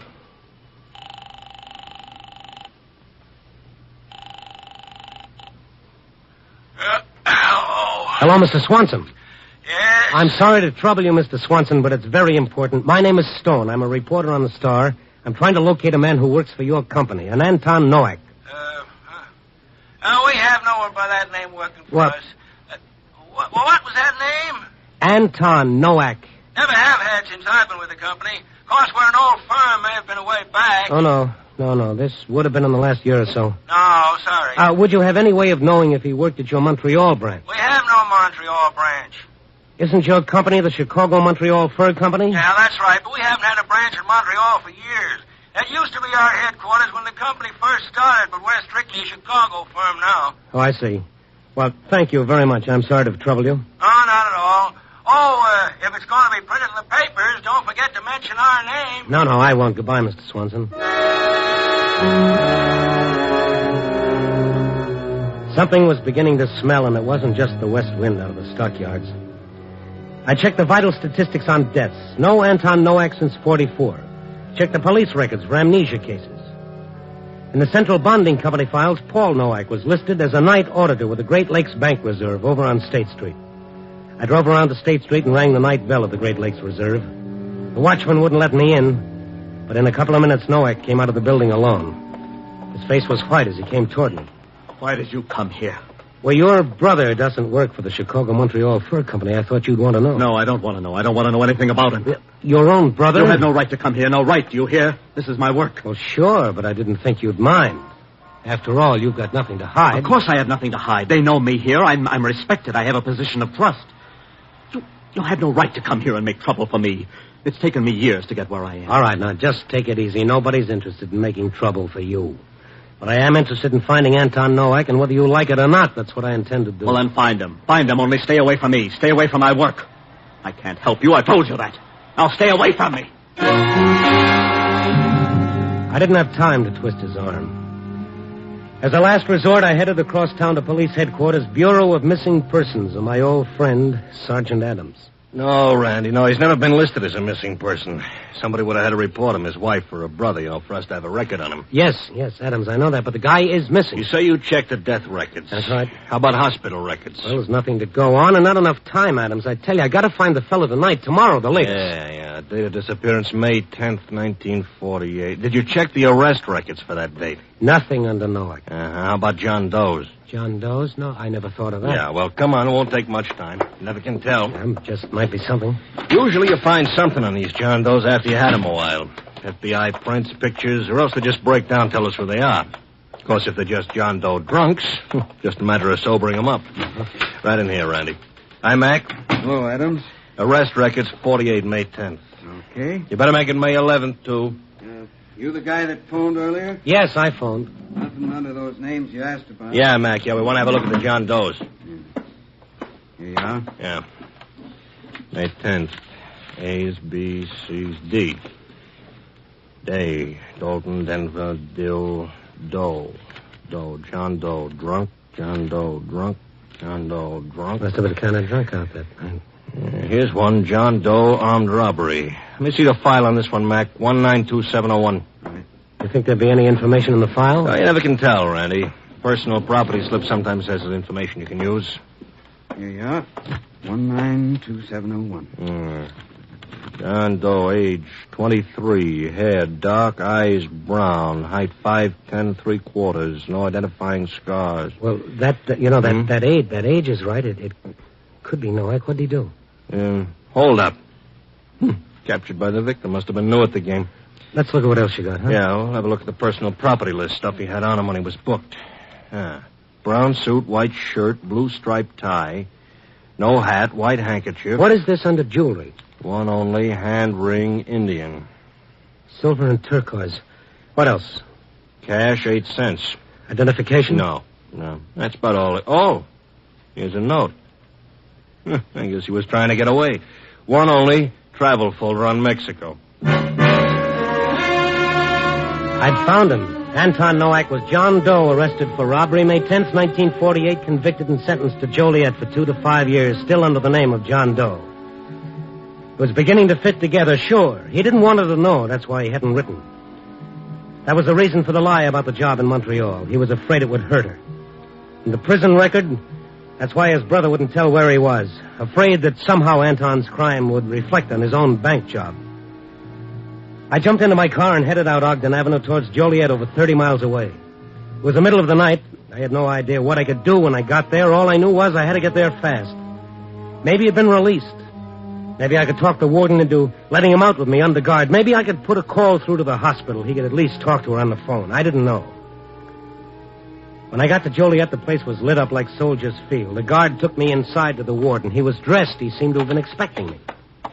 Now, you're a little late, Stone. Doesn't anybody go to bed around here? Well, the rest of the boys have been and gone. Rest of what boys? The other papers. You mean they got here ahead of me? Oh, why, of course. The break happened a couple of hours ago. A break? I thought there was something funny about all those lights and everybody being up at this time of the night. Isn't that why you're here? No, I came up to see a fellow. What happened? One of the men suddenly decided he wanted out. Grabbed a gun away from a guard and started blasting away. Had to shoot him to stop him. Not an organized break? No, he was alone. Can't understand it. Model prisoner. Coming up for parole in a month. And tonight he just blows up. Poor fellow. His name wouldn't be John Doe, would it? One of many. How did you know? Well, he might be the fellow I was coming up to see. Chicago number 192701. Yeah. So that's a shame. He's in a hospital cell down the hall. Can I see him? He's pretty bad off. I'd like to see him if you don't mind, Warden. Come on. Thank you. Funny about these John Does. Did you know him? No, I don't. I think I know his wife. Usually something pretty decent about them. Trying to protect their families mostly. Can't hardly blame them either. Oh, hello, Warden. Doctor, this is Mr. Stone. Mm-hmm. One of the Chicago papers. All right if we go in and talk to him for a minute? Well, I'm afraid it won't make much difference, Warden. Go ahead, Stone. Thank you. Hello, fella. Hi. I don't want to bother you, but I came up here tonight looking for a fellow named Anton Nowak. My name's John Doe. Yeah, this Anton Nowak, I never met him, but from what I hear, he's quite a guy. I wouldn't know.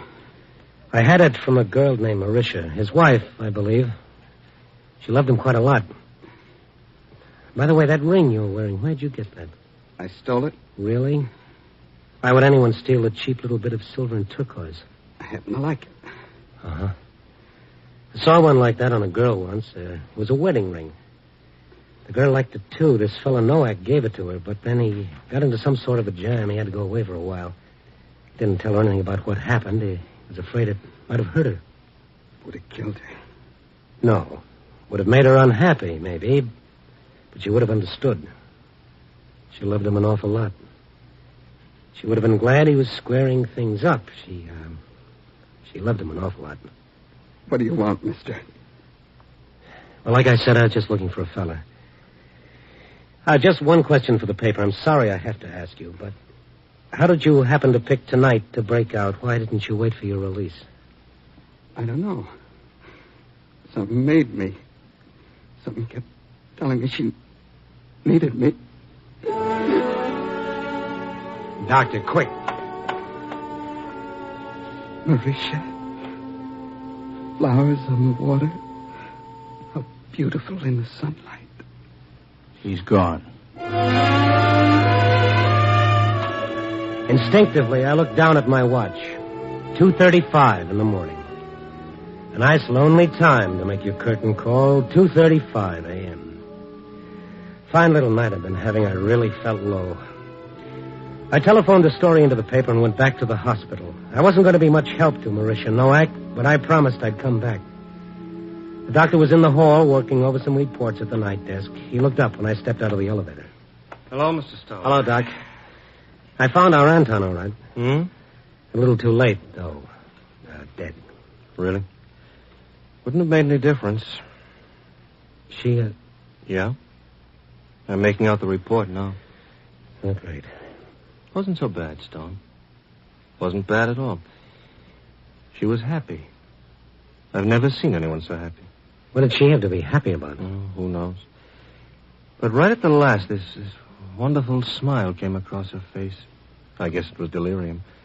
She kept saying something like, flowers on the water. How beautiful in the sunlight? Yes, that's what she said. How did that report that you're making out, Doc? Tell me. What was the time of death? Tell me, Doc, please. Oh, it's 2:35 a.m. Why? 2:35 a.m. Yeah.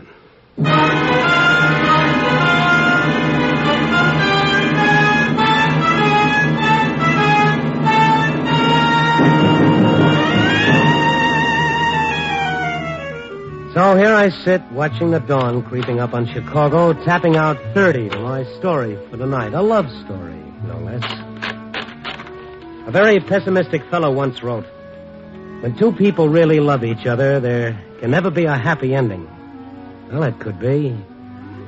But then again, maybe that pessimistic fellow used one word too many. Maybe when two people really love each other, there can never be an ending. Oh, who knows? You pays your money, and you takes your choice. Copy, boy.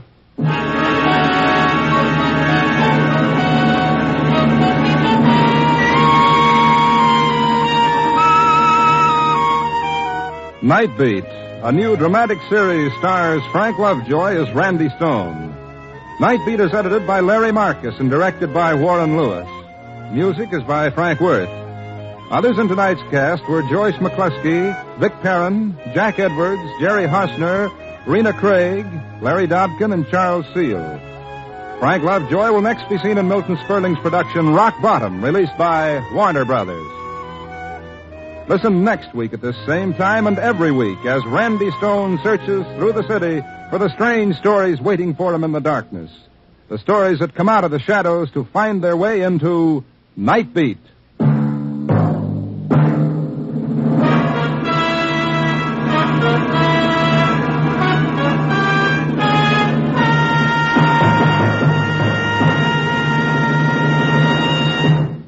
There's more great action-packed entertainment for you throughout the week on NBC.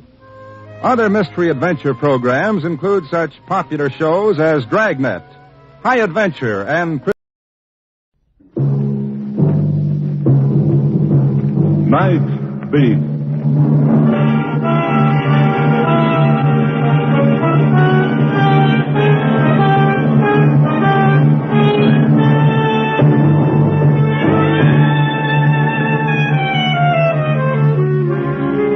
Hi, this is Randy Stone. I cover the night beat for the Chicago Star. The stories I run into start in a million different ways. This one began with a gun in my face and ended with the number 13.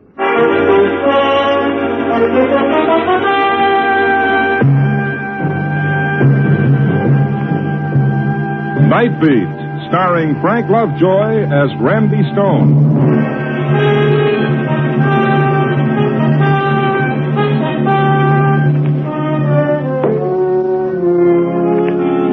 It's night again in Chicago, and that's when I start out looking for a story that'll make you say, it takes all kinds to make a world. Yeah, it sure does. One by one I passed them. That girl over there with her hair held tightly in place by a scarf. Each carefully marceled wave a hopeful assurance that she'll end up looking like somebody in a movie magazine. Or that beaten old man picking a crumbled, soiled newspaper out of a rubbish can. Why does he want a paper? He knows tomorrow will be the same for him no matter what happens in France or England or just around the corner. So tonight, I found myself in a quiet section of the residential district. I wondered what was behind the lighted squares of glass and what went on. Who were those people, and what were their problems? I kept going, and I walked into... Wait. I kept going, and I walked into... Wait. I beg your pardon. Oh, yes? I hesitate to bother you, sir, but do you have a match? Have a lighter, will that do? Thank you. There you are. Oh, just a moment. Yeah. I am afraid I didn't get a light after all. What's the matter, Pop? Afraid to ask me for the touch? Here. Please, put your hands up. What? I'm not joking. I have a gun. Oh, I see it. Put your hands up. Okay. Like this? I warn you, I'll shoot if you try anything. Well, rule number 1 when facing a stick-up man who's obviously pulling his first job, be very careful. It's not my first. Oh, a hardened old offender, Hand me your wallet. What, with my hands in the air? Put them down, but remember what I said now. Sure. Why is a nice-looking old man like you doing this? Stop talking and hand me your wallet. All right. Here. Now turn around, face the wall, and don't try to follow me. Pop, hand me the gun and tell me all about it. Don't come toward me. The gun, Pop. Now hand it over. We'll have a talk. Maybe over a cup of coffee. Stay away, I said.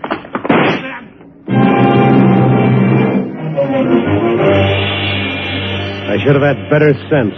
A novice at a stick-up is like a kid with the Einstein theory. He doesn't know what it's all about, and he shoots out of sheer fright and nervousness. That sharp, searing pain across my temple before I blacked out told me a bullet had creased my skull. That's all I remembered until I woke up in a precinct police station. Well, coming out of it, huh, Stone? Oh, my head, Kalski, did you get him? Nope. Ground car picked you up. Somebody reported a shot. Oh, and you brought me here. Want to try sitting up? Oh, sure. Oh. How close was it? Quarter of an inch from pay dirt, I'd say. Kalski, you are now looking at a prize boob. Oh? Oh, yes. Yes, I tried to take a gun away from a stick-up man. You ought to have better sense. But this was different. I don't think he ever did it before. Guy has to start sometime. Yeah, but he, want a description? That's what I'm waiting for, Randy. Man about 70. 70? 70. Oh, with a long white beard. Kalski, the man, was about 70. A little over 5.5 feet. Sure. Name of Rip Van Winkle? For all I know, it might be. When you find him, he'll have my wallet on him. Oh, and Kalski. He's nervous enough to take a shot at anybody. Next time, he might be able to hold a gun a little steadier and on target.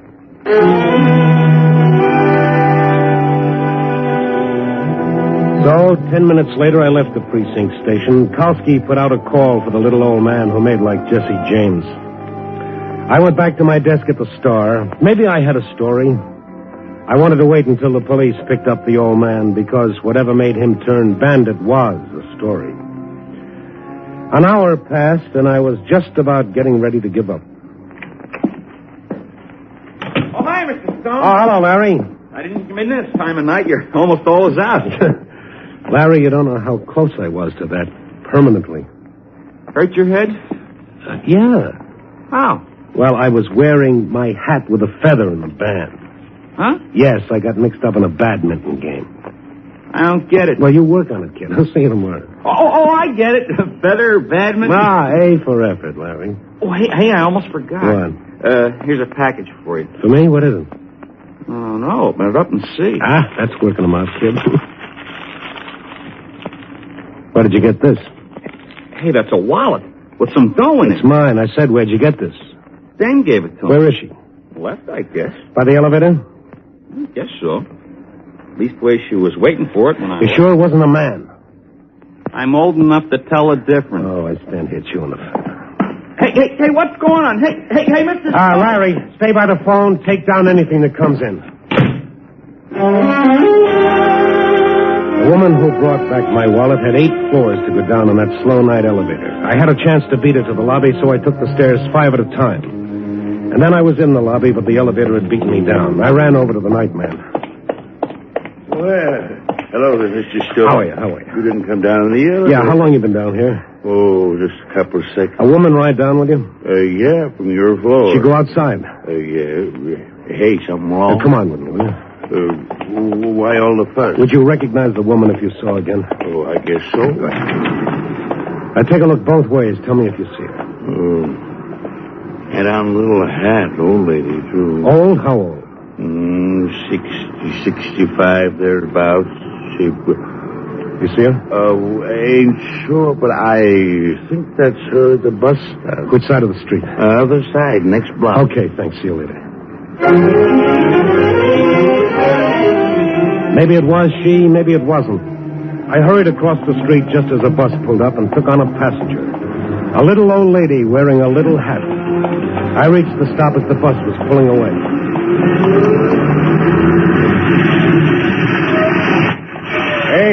Hey, you always stick your head in front of buses like that, Buster? Yeah, I get results in rides that way.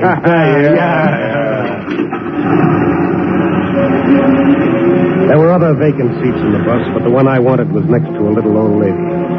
A little old lady whose eyes were red, as though she'd been having a real good old-fashioned cry. She didn't even notice me sit down on the seat beside her. For a moment, I just sat and watched her frail, blue-veined hands pulling on a wet handkerchief and sobbing. There's something wrong, lady. No, I'm all right.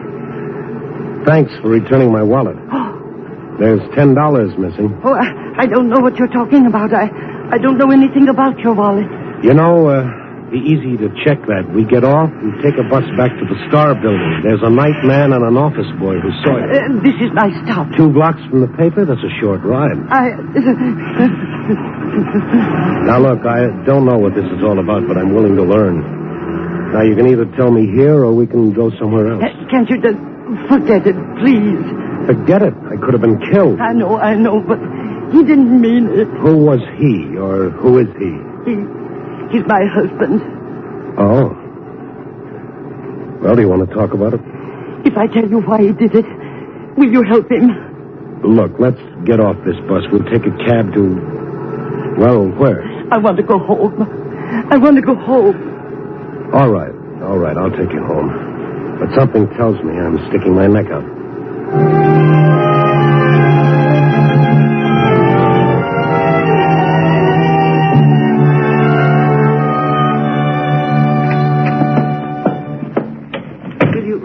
Down, Mr. Stone. No, not right away. Is your husband here? No. All right, let's have the truth, Mrs. Benson. Why did your husband hold me up? It was the only way he could get the money tonight. Well, why tonight? We need $200 by tomorrow morning. Oh? And why return my wallet to me with over $50 in it? Why didn't he keep it all? He needed just enough to... Enough for what, Mrs. Benson? I want to show you something. Then you'll understand. Here. Look at these. Now, what are these? Look at them. Yes, I'm looking. What do they mean? Figures, problems, pages of them, notebooks filled with... His system for winning at roulette. Winning it? Oh, no. For the last 10 years, he's done nothing but work on it. Well, there's always one of those, the big brain who can sit down and beat the little numbers that go around. Oh, please. Does he have any idea how many of these systems have put period to a lot of rosy dreams? He believes in it. Yeah, they all do. Harry's no fool. He's a brilliant man, Mr. Stone. He was a professor of mathematics. Was? Yes. But they said he was too old. Retired him. No other jobs? Nobody wanted a mathematician or a man almost 70. Yeah, but this gambling, he should know better. The odds are never with the player, only with the house. At first it was just a hobby.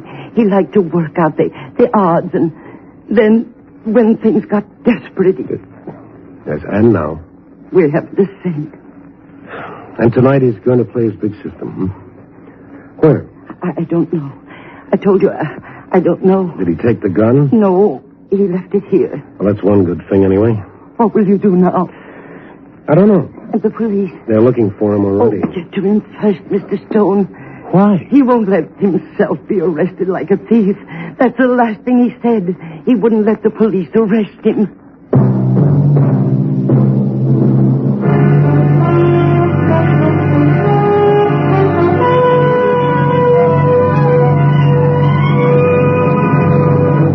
You are listening to Night Beat, starring Frank Lovejoy as Randy Stone.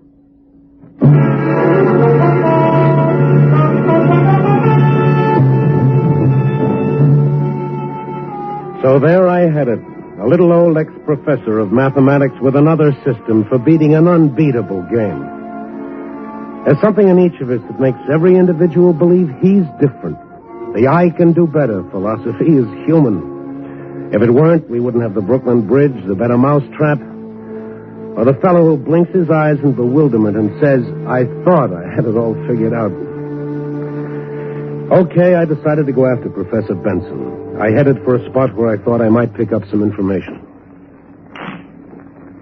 What's in your mind, Stone? They said you wanted to see me. Yeah, just for a minute, Cully. Okay, what? How's the game going? Win a little, I lose a little. You want in? No, not tonight. Tell the truth, Cully, I'm looking for a bigger layout.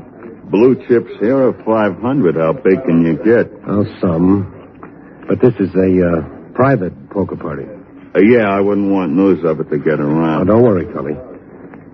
I did you a favor. Now remember, give me a break in your paper. Okay, what do you want? I want to know where there's a roulette layout. Don't know? You get around. Some, but I don't talk about it. Just this once, Cully. Why? I'm looking for somebody who might be playing. Why? I gotta find him. Why? Oh, Cully, you're repeating yourself. Anything else? Maybe I'd do you a favor. This? No. Besides, I don't think there's a wheel in town. I think there is. Okay, you think. Now, so long, sir. All right. Oh, before you go... Yeah. If I were you, I'd make this the last stop. You ask funny questions, and you might not get such funny answers. It was the same in the other three places. And after hitting each one, I checked with the police, but Professor Benson seemed to have got himself swallowed up somewhere in the 1,000 square miles of Chicago. And then I was on my way again, trying to remember all the likely places until... Hi. Mind if I walk with you? What if I did? Oh, I'd walk anyway. I need exercise. My doctor says so. Hey, you got a doctor? Oh, yeah. What's your problem? Oh, not much you couldn't clean up, Stone. Oh, you know me, hmm? Sure, everybody knows Randy Stone. You're real famous, like. You're getting even more famous tonight. What's the answer to that? You've been around a few places. And that's illegal? No, but it's silly. Okay, so I'm silly. So long. Glad to meet you. Hey, not so fast, Stone. We got to talk. On what subject? Money? That suit you? All right. Get rid of it. What have you got to say? Look, Stone, everybody wants peace and quiet. The whole world's in a mix-up because one guy don't agree with the other guy, right? Oh, my. Another big thinker with brass knuckles. Yeah. Now, like I say, everybody wants peace and quiet. But there's a lot of guys have to make a living in a funny way. Why don't you get to the point? Sure. Now, take you, for instance, for example, huh? Your boss says, Stone, go out and see how many gambling joints are buzzing. So you, being a nice, hard worker, you Nobody go out... sent me out for that. Okay, so nobody sends. But somebody sends me. So what about it? Nothing. Only everybody likes to see everybody else happy. Maybe this could do it for you. How much is that? $1,000. I'm stirring up a lot of muddy water, huh? Yeah. You've been at 3-4 places. And to the cops. Not for what you think. I ain't paid to think, only to carry out orders. This is one. Want the dough? Listen, I'm only looking... Yeah. Looking for somebody. Cut it out. I'm telling the truth. I'm telling the truth, too. Stone, put your nose in one more place where they don't like stuck-in noses. And somebody will push it right to the back of your head.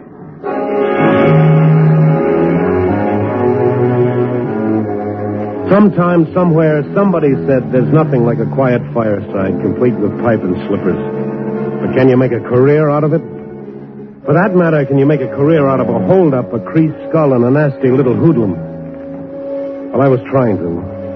And just to find an ex-professor who had a very common disease. I can't lose-itis. Okay, I'd try 1 or 2 more places, and then I'd quit. I got the same answers. And by this time, the name of Randy Stone was enough to close more doors than a quarantine sign. I was asking for it, and I got it. Stone, huh? Here I am again. Oh, yes, I see. Okay, you win. Let's forget the whole thing. Just like that, huh? Over here, you guys. I brought some friends. I said you win. Let's forget it. Yeah, you was told. You didn't pay attention. Use your head, fella. Beat me up and every newspaper in town will get the story. They'll really split things open. I got orders. Oh, forget them. Go back and tell the guy... I got orders. Besides, you ought to be a good example to any other cookie who thinks he's a one-man vice squad. You guys close it. Now, listen to me. I'm not out to set up a knockover for anything.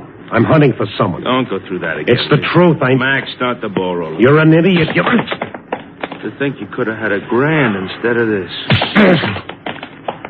Hey, now your nose looks much better.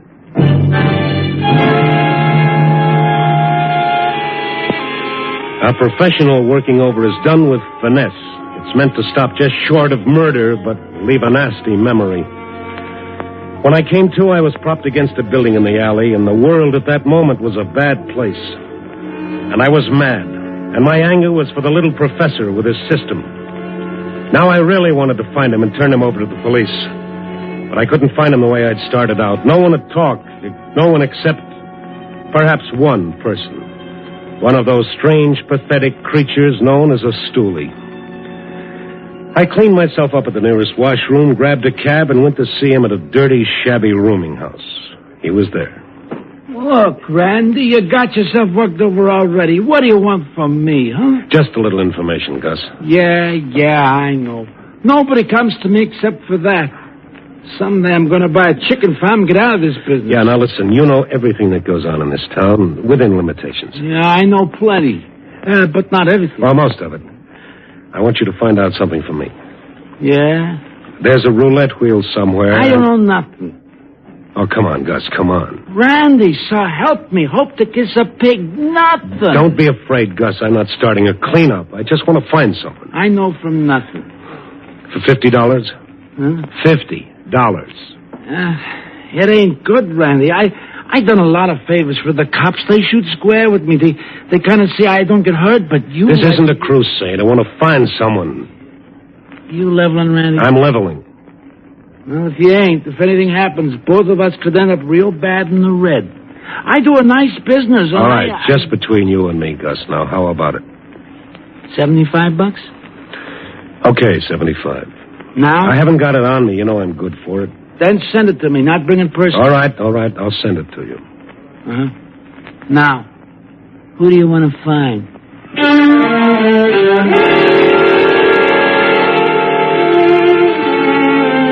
So I left it with Gus, and he arranged to call me at a pay station as soon as he learned anything. I waited in front of the phone for an hour, and then an hour and a half. And all the while I wondered what was happening with Professor Benson. The thing was building up in my mind. It'd be ironic if his system worked with my money. What would I do? What could I do? Whose money would it be? Then the call came through in the booth. Hello? Randy? Oh, yeah, Gus. Yeah, I got what you want, but you got to promise no knockover. No, I told you that. Okay. There's a little guy like you told me about. He's playing the wheel. Where? Remember the old Dixie Club? Yeah. Okay, there's a layout in the back. Everything from Pharaoh to one-armed bandits. All fancy. And he's there? Yeah. And Randy. What? You better get there quick. Why? What's the matter? This guy's hotter than a $2 pistol, and the boys running the joint are getting cross with him. All right. I'll see you. Now, hold it, What? will you? You gotta know how to get in. Yeah, that might be handy. How do I do it? Well, when you get to the door, just say, the name is McReady, see? Yeah. McReady.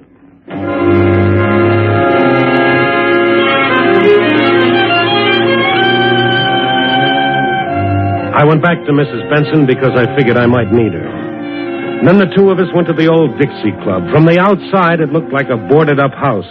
But Gus knew what he was talking about. A knock on the door, it opened a tiny bit, and I was McReady. Then the door opened all the way. Mrs. Benson and I went in, back to a big room filled with people. But the dice game was deserted, so was the blackjack table, and the faro layout, also the poker tables. But the crowd pressed in against the roulette table, around a little old man whose face was flushed and whose skin glistened with perspiration. In front of him was a huge stack of chips, and as Mrs. Benson and I approached the table... Number 11, black. I won. I won again. It's working. You see, everyone, it's working. Hello, Benson. Stone. Uh-huh. Doing all right, huh? Please, you're not here to take me away. Well, that's the general idea. Harry, come with us. Oh, no. Look, I've got all this, and there's more to come. Okay, you're ahead. But there is something else. Earlier this evening, you... Here's your money. Take it. Harry, I've never seen you like this. Dora, all this money, yours and mine. Yeah, all right. Now, come on. Pick it up and let's go. No, I won't let you take me till I play to the end of my system. Your system, Yes. I've waited for this. Waited till I knew I was right. Now you want to... Take it easy. What's your trouble, mister? Are you speaking to me? Right to you. Who are you? I happen to run this place. Well, it's slightly illegal. Who are you? I'll tell you. He's a newspaper man. His name is Stone. He wants to Shut take up. me away. Stone, huh? How'd you get in here? I know a man named McReady. I wish I knew how you got to know him. I was introduced. Now, let's cut out the small talk. $5,000 isn't small talk. That's what he's into me for. Any objection if he takes it and leaves? I won't. You listen to me. Harry, don't you know what you've done tonight? Yes, I do. I've won for us. All right, then take it and leave. No, I said no. For 40 years, I gave everything I had to other people. What did they give me? A gold watch and a wonderful speech. But Dora and I couldn't eat the speech. Maybe if you spent over half your life in trying to... Harry. All right, well, what do we do now? It's up to him. He's playing a closed table. If he wants to go on, all right. I do. That answer you, Stone? And what'll happen? What do you mean by that? Figure it out. I see. You know what could happen, don't you, Stone? Sure, I've met a few muscle boys already tonight. Could get worse. Okay. All right, Benson, it's your funeral. You've got $5,000 in front of you now. You can take it and leave, or you can play. Suit yourself. I'm going to play. No, Harry, no. I've got 2 more numbers, Dora, 2 more. Okay, place your bet, Benson. Yes. 27, red. $1,000. Will you take that much? I'll cover it. Go ahead. Harry, for the last time, don't. No matter what we say, he'll do it. Let him go. 27, red. All right, spin it. Sure. And be careful. Yeah, I'll be careful. Please spin the wheel. Harry. What's the matter? Nothing. Go on, spin it. Sure.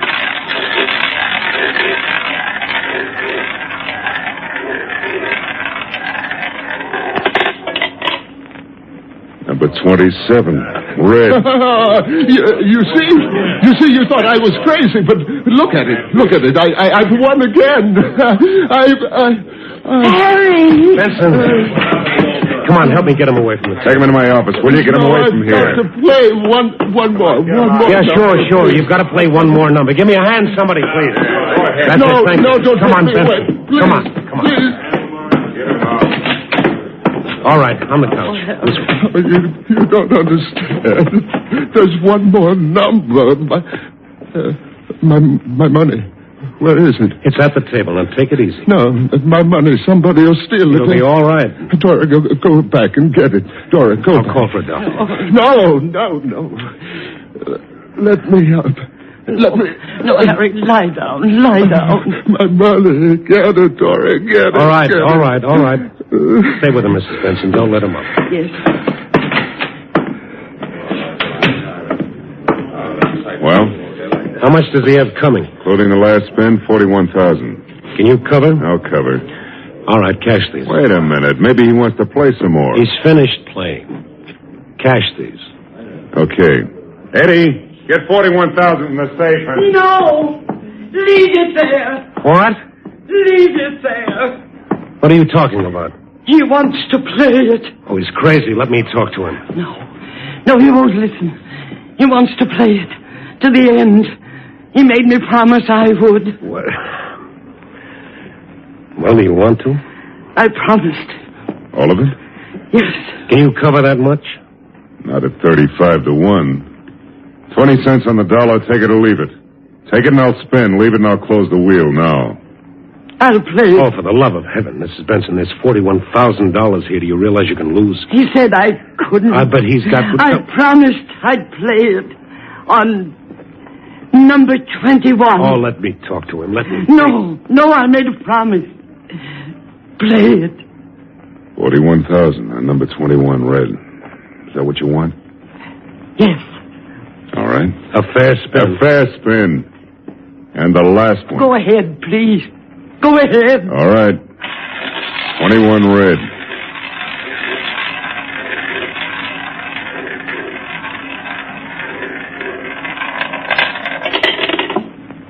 Number 13 black. How about that, fellas? Are you satisfied, Mr. Benson? Yes, I am. I didn't want it to win. I didn't want that money because it killed him. It killed him? Yes, he's dead. What?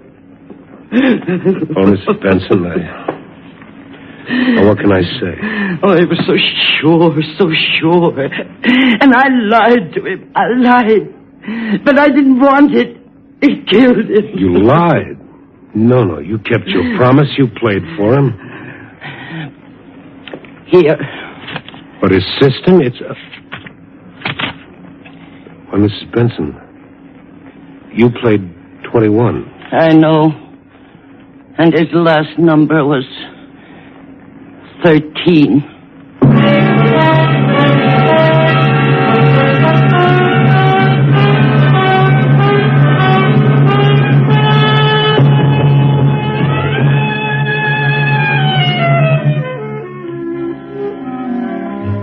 Well, here I sit, back in the office, wondering, watching the lights go out and the dingy gray of dawn creeping through the streets.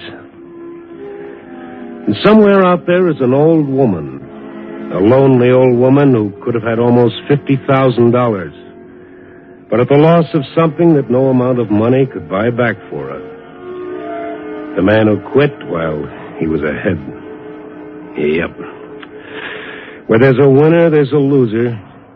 That's the way it's been, and that's the way it'll always be. Oh, well. Copy, boy.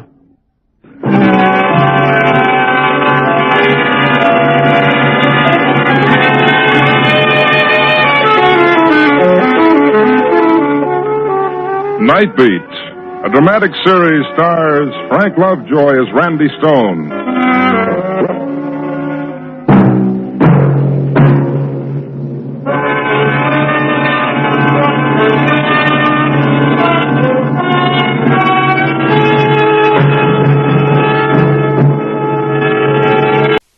It's time now for another hard-hitting adventure with Frank Lovejoy as Randy Stone on Night Beat.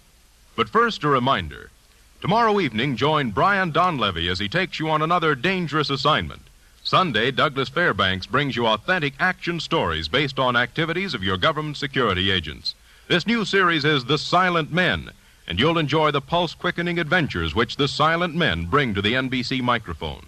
Then Monday night, Herbert Marshall assumes that mysterious identity of the man called X. And for photos of your favorite NBC stars, buy the current NBC Silver Jubilee issue of Radio TV Mirror magazine. And now it's Night Beat on NBC. NBC presents transcribed Frank Lovejoy in Night Beat.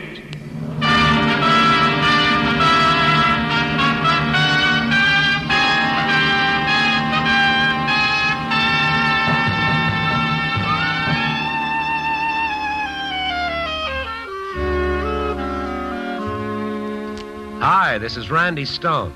I cover the Night Beat for the Chicago Star. Tonight's story began more than a year ago, around 7 a.m. of a cold November. The city room was a wilderness of empty desks. There was a chill in the air. The radiators were knocking, but the heat wasn't coming in. Dawn dribbled down the main aisle like dirty dishwater. My desk lamp shone dismally on a cup of stale coffee and a chocolate donut, one bite missing. I was trying to finish my column and go home, but it was just one of those days. The words wouldn't come. And I just sat there looking at the typewriter keys, hating them one and all from A through shift lock to ditto marks. And the drunk smiled sadly. Oh, nuts. That must be him, all right, Jenny. I suppose so. I pictured a better-looking man.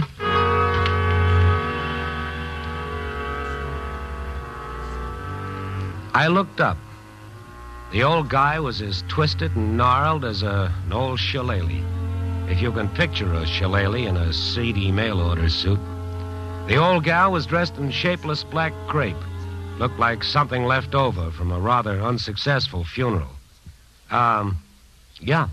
You go right on with your chores. Mr. Carruthers and I'll just stand around and gawk. Yeah, you do that.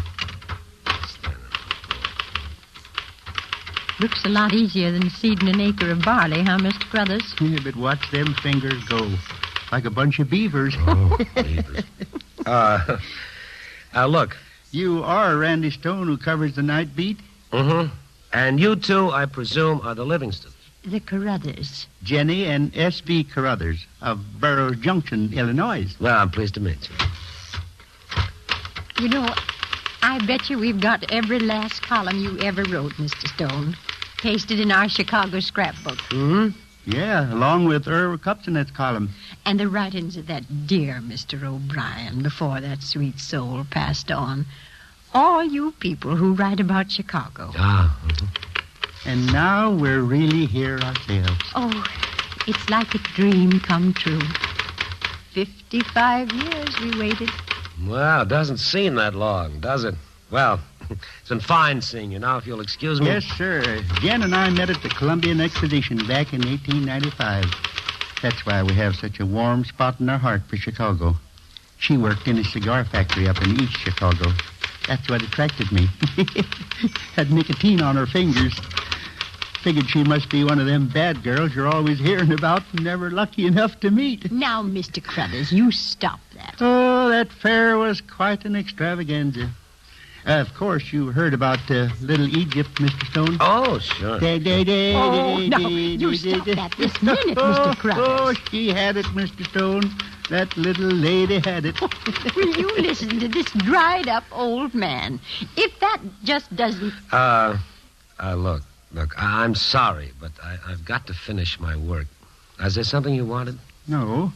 Well, not exactly, that is. Not exactly. Uh-huh. We come off the train at 5:07 this morning and walked around a piece. All seems too strange, though.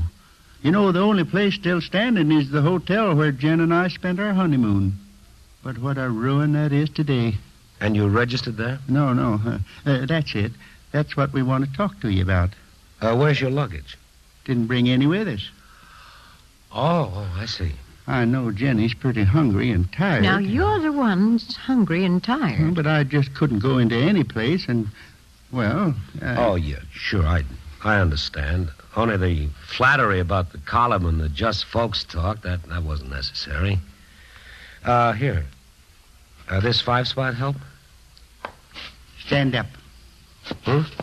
Stand up or I'll smash you right where you are. V.J. Carruthers, you stop that. You tell him to stand up. All the blood's rushing to your head and that vein is standing out. Now you turn right around and start walking for those stairs. What is this? Mr. Carruthers, you hear me? I just want him to... Start walking. Oh. I'll be right with you. Oh, we didn't come here to beg, Mr. Stone. You coming, Jen? Be right with you, Mr. Joe Lewis. Well, it's not begging if you're hungry. We came here to see you. Well, because even if you never knew us, we've been reading about you for so long, we felt like you were an old friend. We just came by Come on, Jen. Yes, all right. Now, wait a minute. Oh, now, look. Stop. Will you stop? You just leave us alone. Now, Mr. Carruthers. Look, I'm tired and I'm irritable. I'm having trouble with my story. Jen and me, we never took a dime we didn't work hard for. I'm sorry. Mr. Carruthers' pride. It's the talk of the whole county. I can see it would be. Only when you mention not eating and having no luggage... Hey, look in this purse of mine. Now, stop that. I want him to look into it. Does this look like we need your $5? $2,000 in traveler's checks is all.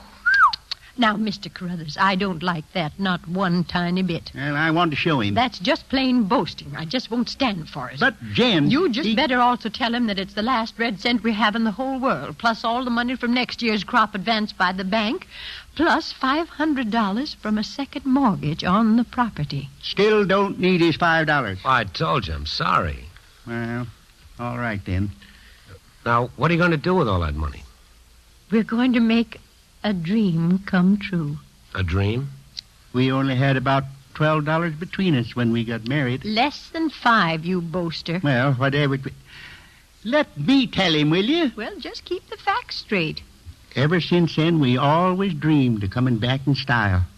If it couldn't be with the red carpet and all the trimmings. You just listen to that man. Now, it's true, and you know it. How many hours we spent just talking about what we do. Well... Only every time we got a few dollars ahead, well, something happened. Yes, if it wasn't the floods, it was the drought, and if it wasn't a dust storm... It was another baby on the way. Mr. Carruthers. Well, now we decided we're going to make that dream come true no matter what. Only we're a couple of old hayseeds, and we need help. You know, the right clothes, the right hotel, the right restaurants. And you want my advice? We did until you got so generous with $5. We still do, Mr. Stone. Well, I'll be very happy to help you. Well, thank you. Jen and me, we just got to have the best time of our whole lives.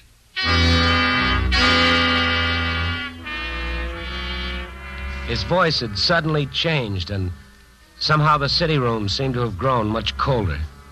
I turned quickly to look at him. In the dim light, I saw something in those faded eyes that sent a trembling running through me. And then I looked again, and whatever I'd seen in the eyes wasn't there anymore. I decided that I was just tired, imagining things, and I let it go at that. They were a couple of sweet old characters, and I was going to do right by them.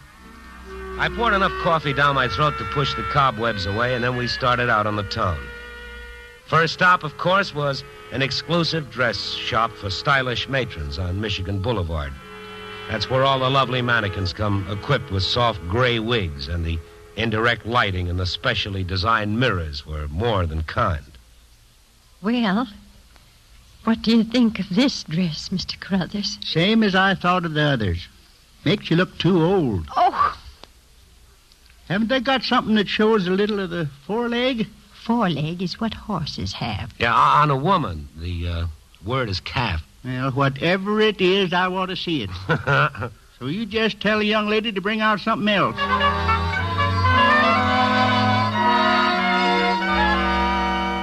Well, break it to me gently. How do I look? Real nice, Mr. Carruthers. I feel like a fish. Let me peek in this mirror. He always does look so fine in blue, Mr. Stone. It just does wonders for his eyes. Yeah.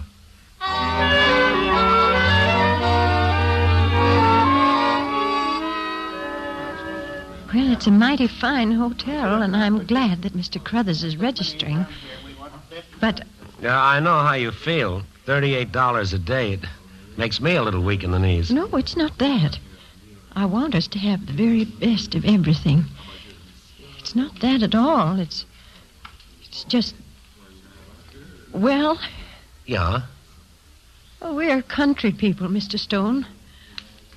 I don't know how to say it. Well, say what? I've been married to Mr. Carruthers for 53 years. And in all that time, we've never slept apart. And I don't intend that we should start now. What? I've heard about these big city hotels with their twin beds. You got nothing to worry about, honey. Not in the bridal suite.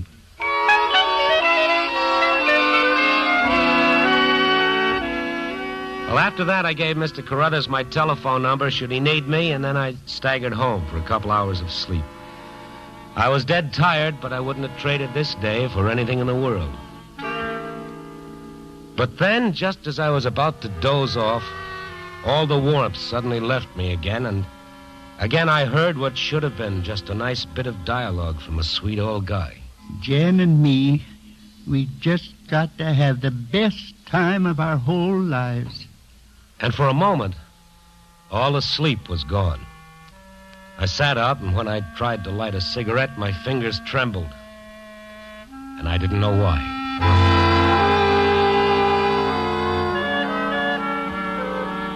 During the next weeks, I got frequent calls from the Carruthers. They were having the time of their lives. They insisted I have at least one dinner with them, their treat. We ate at the pump room where the Prices can give you indigestion, but never the food. And then I could see that I wasn't the only one who'd fallen under the spell of Mr. and Mrs. Carruthers of Burroughs Junction, Illinois. The waiters, the busboys, the maitre d', the people at the other tables, it was love at first sight. And the evening ended in the great schmaltzy tradition with Mr. and Mrs. Carruthers dancing by themselves on the small floor. And when the dance was over, everybody was clapping and touching their napkins to their eyes. Then the farmer and his wife came back to the table, hand in hand. Oh, my head. Where's the man out? It's hot in here. You better sit down before you fall over, Mr. Carruthers. Oh, kid, I could dance you into the floor. Kid? He's getting citified fast, huh, Mr. Stone? Yes, he sure is, kid. Yes, sir. Could dance you into the floor every night of the week and twice on the 4th of July. Well, there's not going to be any more dancing. This is our last night. Oh? Money's all gone. Oh, but what a time we've had. Got a lot more respect for money if it can bring us a month like this, eh, Jim? Oh, isn't it the truth? We ought to drink a final toast, then. Just about enough left. All right. You've got the floor, Mr. Carruthers. Oh, all right. Well, I can't think of anything real clever. Let me see. Oh, I got a toast I learned at a stag when I was a growing boy. Now, Mr. Carruthers. I wasn't going to use it, Jim. No. Here's my toast. For every moment of our life together, I thank you, my dear.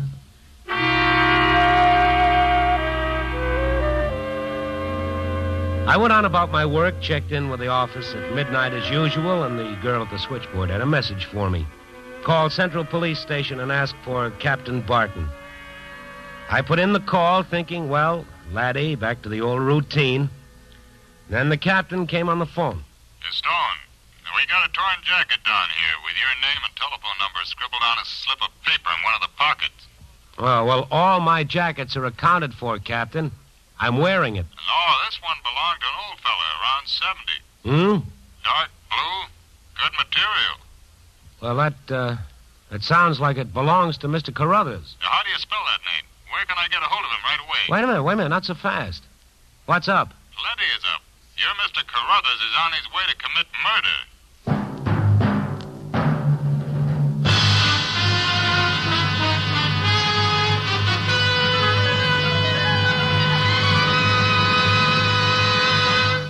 NBC is bringing you Night Beat, starring Frank Lovejoy as Randy Stone.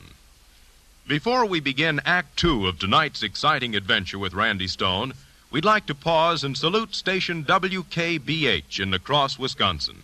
Today, station WKBH celebrates the completion of 25 years of broadcasting to the residents of Wisconsin, Iowa, and Minnesota. From the entire staff of Night Beat, sincere congratulations to you, WKBH, on your silver anniversary.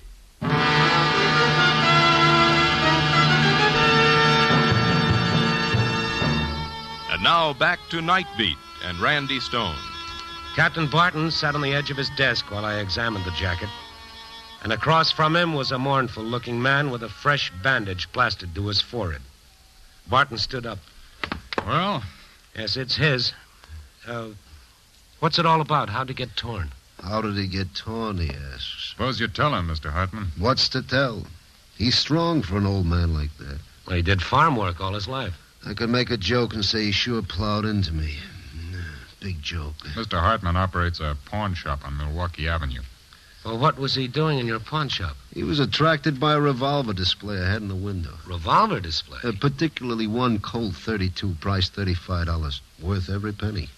He tried to steal the gun? I didn't say that. He wanted to buy it, okay, but he didn't have a license. So I told him to go down to the police department and get a license tomorrow. He said he didn't have the time. It had to be now. It had to be now? I said I was sorry. With me, it's strictly legitimate. Then the roof fell in. An old man like that. That sure doesn't sound like the fellow I know. He took the gun and started running for the door. Well, I grabbed him by the sleeve of his jacket here, and then, whammo, he smacks the gun into my puss. Well, I hang on to the coat. It splits right down the middle, and he keeps running. That isn't the only item on your and Mr. Carruthers tonight, Stone. What do you mean? This statement here. Didn't add up until Mr. Hartman came in. You listen to this. A telephone report from the Ajax drugstore, 1947 Wabash Avenue. Ernest J. Gorman, manager. The statement follows. At about 8:40 p.m. tonight, Gorman waited on an elderly man dressed in a dark blue suit. The man told Gorman he wished to purchase some poison. Poison? The man claimed he wanted poison to destroy rats, but Gorman's suspicions were aroused by the man's insistence on knowing the reaction of such poisons on the human body. The old guy's a real doozy. The man offered Gorman $100. That's what he offered me, only I turned him down cold. I've been in business since 1900. Go on, Captain. $100 for a few capsules of poison. When Gorman refused, the man exclaimed, "I won't let her suffer. I'll find some way," and disappeared before Gorman could stop him. Oh, brother, so he doesn't need the poison. He has my $35 gun. Hey, where are you going? The phone. Operator, get me the Ambassador East Hotel. Fast, please. I don't know the number. It's an emergency. Is that where they're staying? Yes, you better get over there quick. Oh, I'll get on this intercom. Hurry. Have a car out in front right away.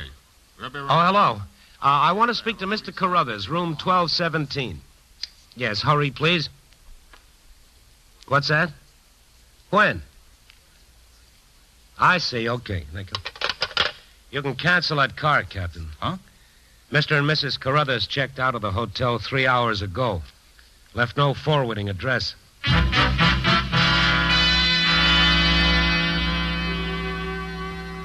When I left the police station a little after 2 a.m., I really felt Jim Dandy.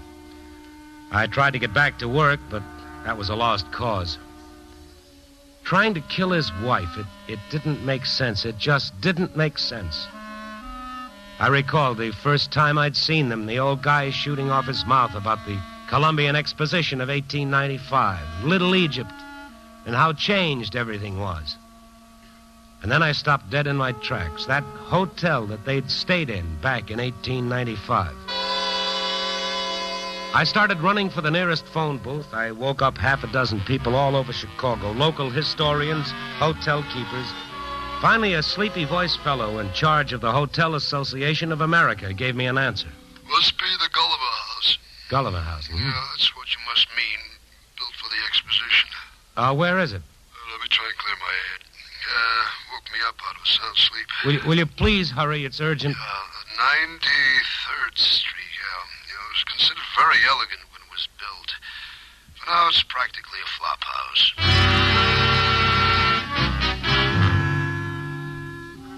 No, there wasn't much left of the Gulliver House early grandeur. The marble floors were cracked and stained, and the oversized chandeliers were filled with cobwebs and burned-out bulbs that nobody bothered to replace. A flock of beat-up leather chairs, an open elevator in the corner like a birdcage waiting for a lost canary. Nobody around but a bearded guy snoozing on a couch. I went to the desk. The night clerk was in an alcove making a pot of coffee on a little gas plate. I banged the bell. I'll be right with you. An old couple named Carruthers check in here tonight. Carruthers? Uh-huh. Oh, yes, a couple of hours ago. Room 412. Just let me finish measuring out this coffee now. Take your time. I got all night. Hey, where are you going? No, you wait till I call him. Don't you take that elevator.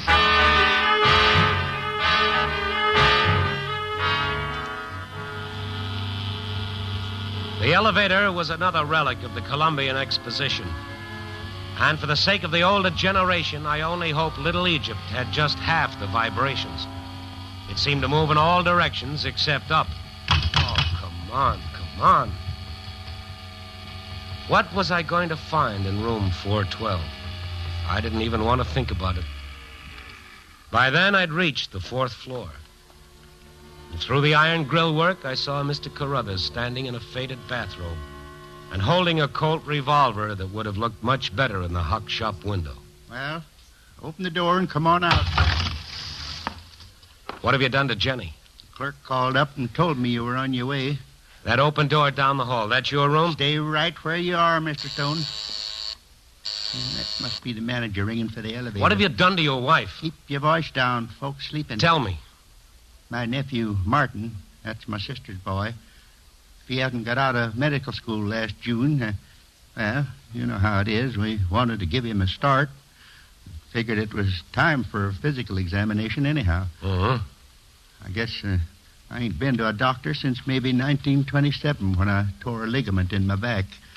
And Jenny, well, almost as long. Anyhow, poor Martin, after he examined us in July, he called me into his office and said he was sorry that he ever become a doctor. Nice boy. He sure hated to tell me that Jenny had to die.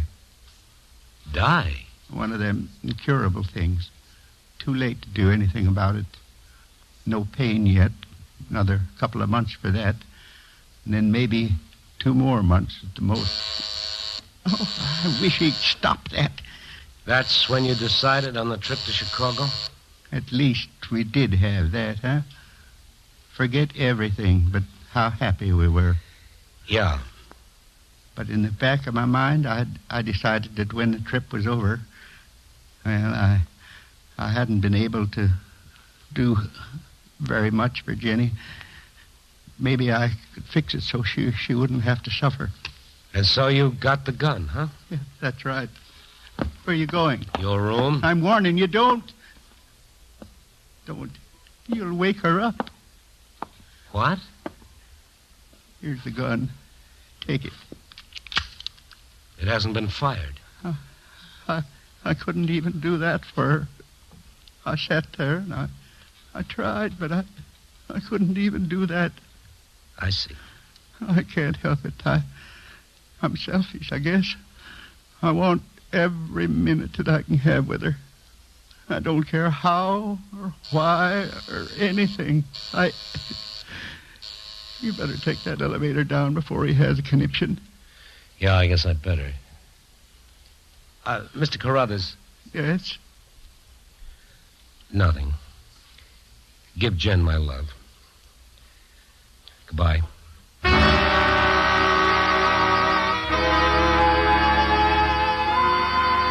More than a year passed. I didn't forget the Carruthers, but I don't know. Life keeps piling up in front of you, and my memory of them kept being pushed farther and farther into the darkness.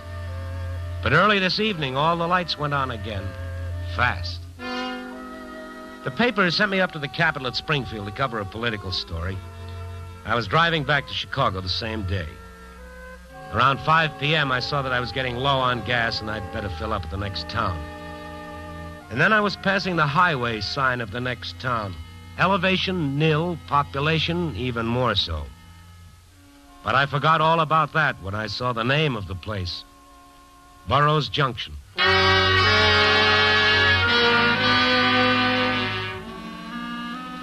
I stopped at the gas station only long enough to look through the thin phone book. And 10 minutes later, I was parked in front of a rusty RFD mailbox with the name Carruthers stenciled on the side. The frame house was badly in need of paint. The pickup truck stood in the yard balanced on blocks, its rear wheel missing. The steps were broken, an empty rocking chair groaned back and forth in the light wind as I crossed the warped porch. I knocked on the door, and after a while a hall light went on, and someone was coming for the front door. What could I say to him?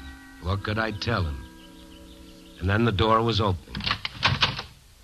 Why, Mr. Stone.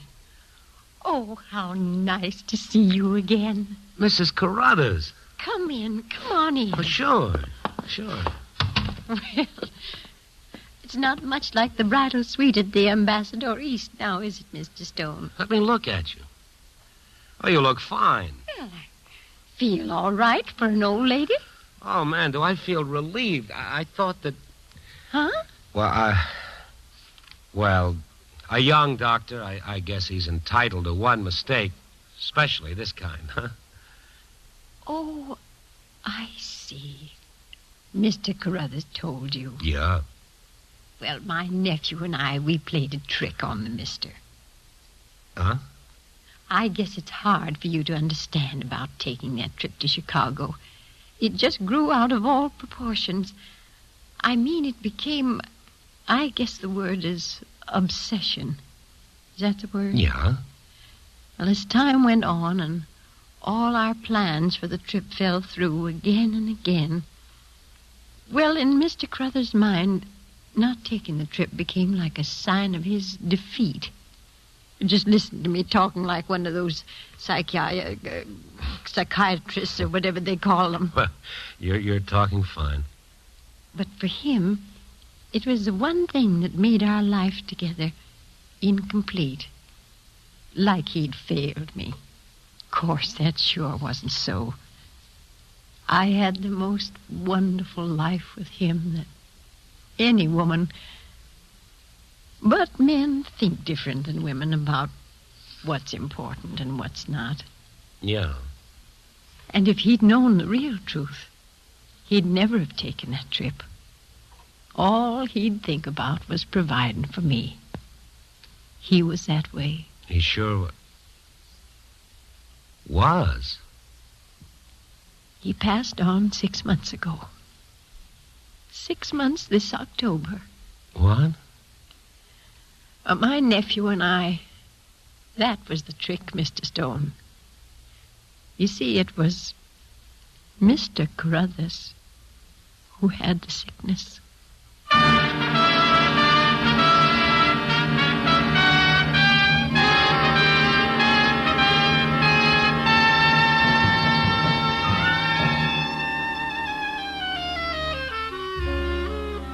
A fellow once wrote, when two people really love each other, there can never be a happy ending. Well, maybe, but I don't know. I sort of think if he could have seen the look of love in Mrs. Carruthers' eyes as she talked about Mr., and if he could have heard the pride in her voice, maybe he'd have changed his line just a bit. Maybe to make it read, when two people really love each other, there can never be an ending. Copy, boy.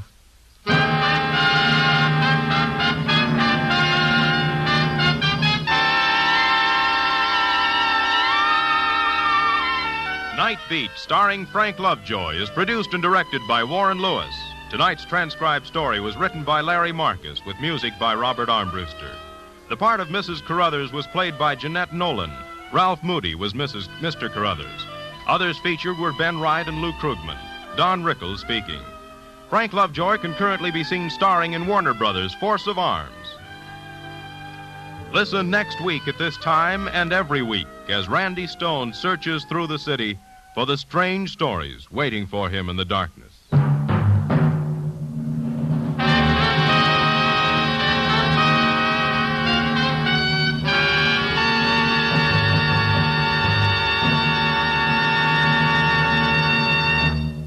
It's the Silver Jubilee on NBC. Tomorrow morning, be sure to hear the premiere broadcast of the Somerset Maugham Theater. Somerset Maugham's famous novel, The Moon and a Sixpence, will be presented tomorrow morning. Later, tomorrow evening, join Monty Woolley as the Magnificent Montague. And for photos of your favorite NBC stars, buy the current Silver Jubilee issue of Radio TV Mirror magazine. This is NBC, the national broadcasting company.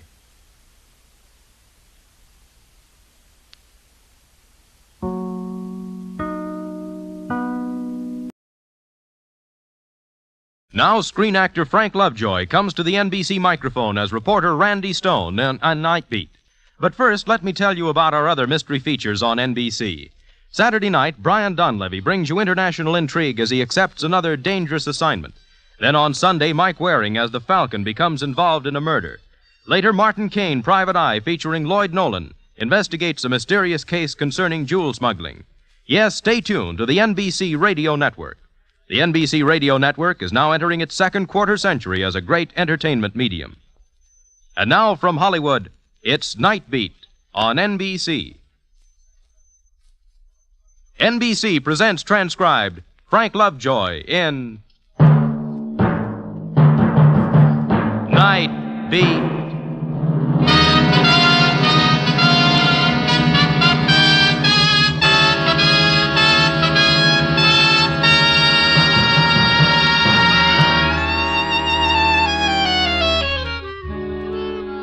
Hi, this is Randy Stone. I cover the Night Beat for the Chicago Star. And sooner or later, on any given night, you'll find me wandering across a neon-lighted wilderness on South State Street known as Skid Row. where all good dreams come home to die.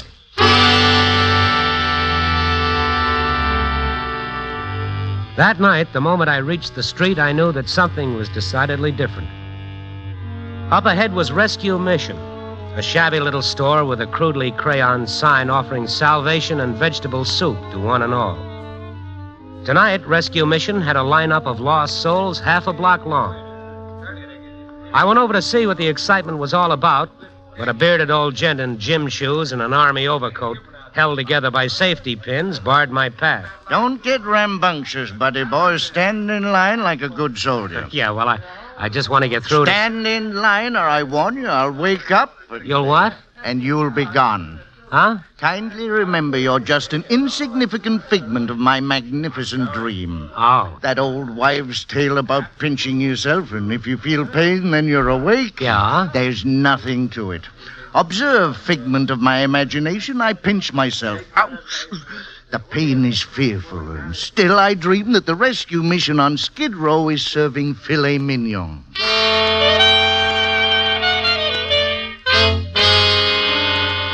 Yeah, it was true. Some unknown benefactor had contributed $200 to the mission with specific instruction that the stakes must be at least 2 inches thick. It was like that all up and down Skid Row. The same source had seen to it that the A1 flop house had clean sheets and pillowcases for the first time in the memory of living man. And when I dropped into the corner tavern to see how things were going in the cold beer department, the bartender stuck a champagne cocktail under my nose. Here you are, sport. Hey, wait. It's for free. Bon appetit. Huh? That's French. It means you should enjoy it. Oh, swell. Santa Claus comes to Skid Row. Look, Santa Claus wouldn't give you a 2-cent seltzer. It's that beat-up dame at the end of the bar. Her? Yeah, she must have rolled one of them visiting bankers from Iowa. She was perched on a stool at the far end of the bar, next to the lighted jukebox and the empty phone booth and the stacks of beer cases. A bleached-out Tootsie with a gardenia in her hair. As I walked toward her, the shifting lights of the jukebox turned her face into a multicolored mask. First blue, then amber, then rose, and then blue again. And then I was beside her, and the illusion of a mask was even stronger. The black phony eyelashes fastened to the heavily powdered skin, and a slash of red to signify the mouth. And out of the blue eyeshadow, her eyes moving restlessly. So you're the good fairy, huh? Huh? Oh, yeah, I guess that's what I am, all right. 1 second, sing out. Yeah, I'll do that. What's the celebration? My birthday. That's the celebration. Wow, happy birthday, many of them. Many of them. You got quite a sense of humor, hon. Hmm? Good fairy. I like that. I waved my wand, and the bums ate steaks and drank champagne and slept on clean sheets, huh? Well, I got news for you. You can wave a jerky wand till you're blue in the face. It also takes dough. $800. I hocked everything but my red flannels, like they say. I bet. But I always dreamed of something like this. A fantasy, huh? Is that what they call it? I gotta remember that. That's a good word. But now, whenever the 10th of November comes around, all these bums are gonna remember tonight and say, hey, this is Ruthie's birthday. I'll be famous for 2 whole blocks. Me and George Washington. The 10th of November. This is the 9th. Here's 2 bits. Will you put it in the jukebox and get something lively for a change? Why didn't you wait for the 10th? Because the truth of the matter is, if I waited for the 10th, there wouldn't be no celebration. Why? Will you go to that jukebox already and get some... Hey, what's that? It's the phone booth over there. Will somebody get the phone? Well, I won't answer it. I won't. Hey, what's with you? I just won't answer it, that's all. You understand? It can ring all night and I won't answer it. I just won't. Ruthie, come back here.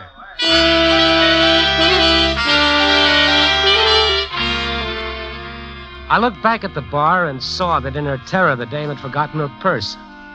I opened it to see if I could find any identification, and the card in her wallet said Ruth Martin and an address in St. Louis. I also found a hotel key with the name Royal Hotel, Chicago, Illinois, stamped on the leather holder. I also found a nice, neat .32 revolver, brand new, fully loaded, ready for business.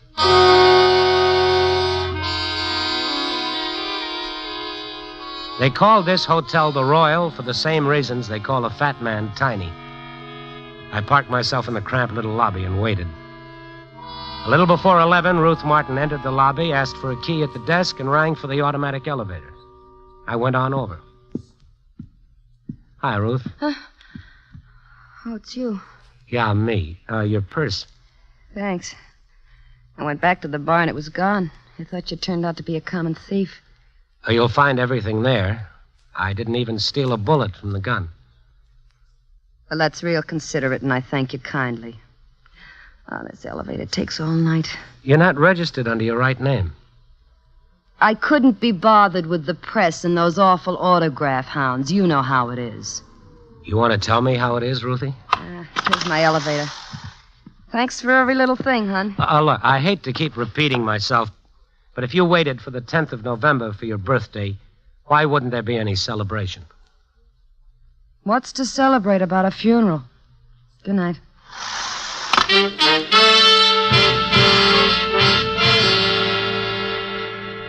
I took the stairs behind the elevator. The second-floor hallway was a dark, narrow passage with a raw electric light casting a faint glow over the double rows of sealed doors.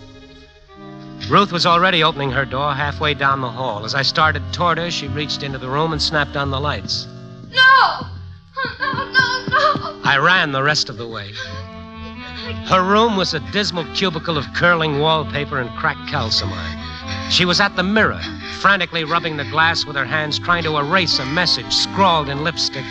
Vivian will keep her promise. I gotta get it off and erase it. All over the room, the same scribbling in red lipstick, like the meaningless doodlings of a child. How did she find me? How did she find me? Oh, come on now, Ruth, stop it. She was in here, in here, in here, Stop in it. here. Stop it. It's all right now. It's okay. Now, come on. Now, that's better. I only moved into this dump this morning. I didn't even unpack yet. I didn't tell anyone I was here. I used a phony name, and she still found me. Vivian, that's her name? Yeah. Well, who is she? Vivian Clark. We were kids together. Gee, kids are crazy. What they don't know about the world would fill a book. Little girls. You know, they got a lot of fancy notions about how life's going to be. Yeah. We were 9, 10 years old. Lived in a down at the heel neighborhood. A lot of rooming houses and little hotels. And there were these dames who was always getting drunk and fighting. What do I have to do? Draw you a picture? No picture, Ruth. And then one day some cops brought the wagon for one of these women. She was celebrating her 30th birthday in a big way. Shouting, cursing. They came and dragged her away. And she was ugly. So ugly. And I remember we stuck our fingers in our ears not to hear her screaming. And the way she looked, I said to Vivian, promise me if I ever turn out like that, for my 30th birthday, you'll kill me. Kids. The ideas they have. How corny can you get? All right, Ruth. All right. Come on now. Yeah. Gee, I'm sorry. It's all right. And you think that Vivian... I don't think. I know. You saw what she wrote on the mirror. Vivian will keep her promise. Yes, but look at the walls, the scribbling. It's like a kid. A kid? Yeah. Yeah, you hit the nail right on the head, hon. What do you think's got me half crazy? A kid, all right. Vivian Clark died when she was 11 years old.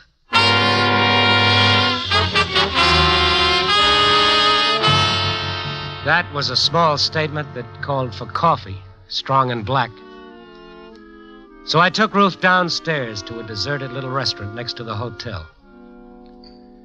And after a while, Ruth looked up from the coffee. You think I'm nuts, huh? Well, I haven't decided. Finish the coffee. You saw her handwriting? Yeah, but... Don't you understand? I've talked to this kid. I've heard her voice. Take it easy. Sure. Just like that. Take it easy. Nothing to it. Look, sweetie pie, I'm so close to flipping my lid from these last 3 weeks. Oh, that's when it started? Yeah, 3 weeks. Or was it? Wait a minute. It couldn't be 3 weeks. My head. Talk about a merry-go-round. There isn't an asylum in the county that wouldn't give me free room and board for life. 3 weeks. Yeah, I guess that's what it's been. I was out in the town with Jerry Myers. Jerry Myers? A little tin horn character in St. Louis. With the silk white muffler and the talcum powder on his face and pearl gray spats. Always good to his mother. Just the same, you want to hear something personal? Of all the guys I've ever known, I still got a warm spot for little Jerry. He's really got a good heart. You'd like him. Uh-huh. So anyway, we were out on the town having a time. You ask anybody in St. Louis about Ruthie Martin. Live, laugh, and be merry. That's my own private philosophy. That's a good philosophy. Yeah. Until you come to that other part. Tomorrow we die. Now, Ruth, knock off with that. Oh, gee. I was never like this before. You were telling me about 3 weeks ago. Oh, yeah, that night, that first night.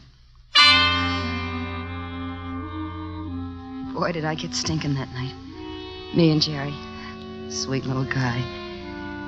It must have been 4 a.m. when I got back to my room, and I just flopped across my bed and passed out like I'd been hit with an atom bomb or something. Anyway, I don't know if an hour passed, or a minute, or even a second. But all of a sudden, I knew the phone was ringing. I didn't want to wake up, but it kept ringing, and I knew if I didn't answer, it'd ring all night. Yeah? Hello, Ruthie. I called to tell you I'm going to keep my promise like I said. What promise? You got a birthday in 3 weeks. So? You'll be 30 years old. Hey, that's a lie, a rotten lie. I'm 26 and I can prove it with birth certificates and other papers. Who is this? You know. You sound like a kid. Sure. What's a kid calling in the middle of the night for? Who is this? Don't you really recognize my voice? Vivian Clark. I don't know any... What? Who did you say? I just wanted to remind you of your birthday. Hey, what kind of a gag is this? Vivian Clark is dead. And to tell you I'll be seeing you like I promised. You remember my promise, Ruthie?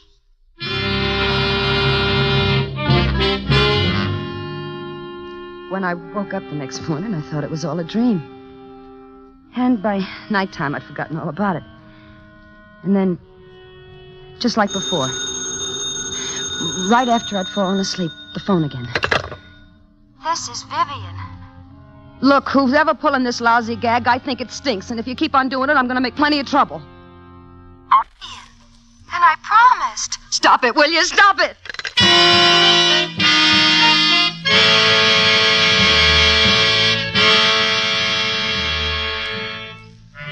From then on, every night a call.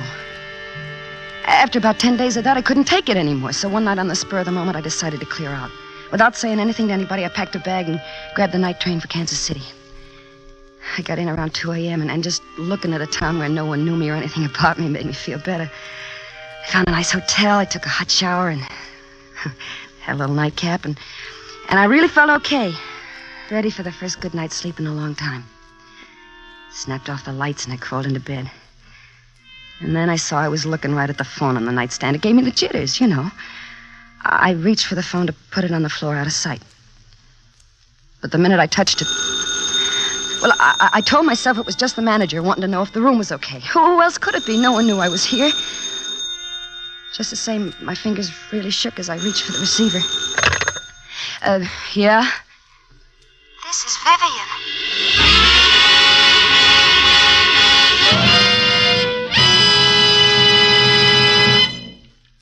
And that's how it's been ever since, Mr. Stone. I see. I bet I moved 15 times in the last 10 days, from KC to Duluth to Chicago. And she still follows you. And tomorrow, for a birthday present, she catches up with me. She catches up with me, Mr. Stone. Look, Ruth, I know a fella. He's a nice, friendly guy. He happens to be a doctor. Oh, I was waiting for that one. A real nice guy, complete with straitjacket and butterfly net, huh? Oh, no, Oh, you're it's wrong. all in my head. Sure thing. I didn't say that. But you saw yourself what she did to my room. If I'm nuts, so are you. Yeah, that could be. Well, I'm not going to any witch doctor, so let's move on to suggestion number 2. Well, let's face it. It is possible that someone is behind this. That somehow or other you've been followed from place to For place. Pete's sake, how? With mirrors? I don't know. I'm just trying to help you. Yeah, I'm sorry, hon. Okay. You got a nickel? Huh? I'm going to call an old gal named Mrs. Ferguson who works the night shift on the rewrite desk down at the paper. Why? Well, you're going to have to borrow her apartment for the night. I don't get it. We'll go straight to the apartment from here. You won't go back to the hotel to check out or even pick up your suitcase. Now, I'll do it for you later. We'll even give the cabbie a phony address a few blocks away from the apartment. We'll walk the rest of the way. There won't be a chance for any other person in all the world to know where you are. And if Vivian Clark calls you there, well, baby, we're both going to this doctor.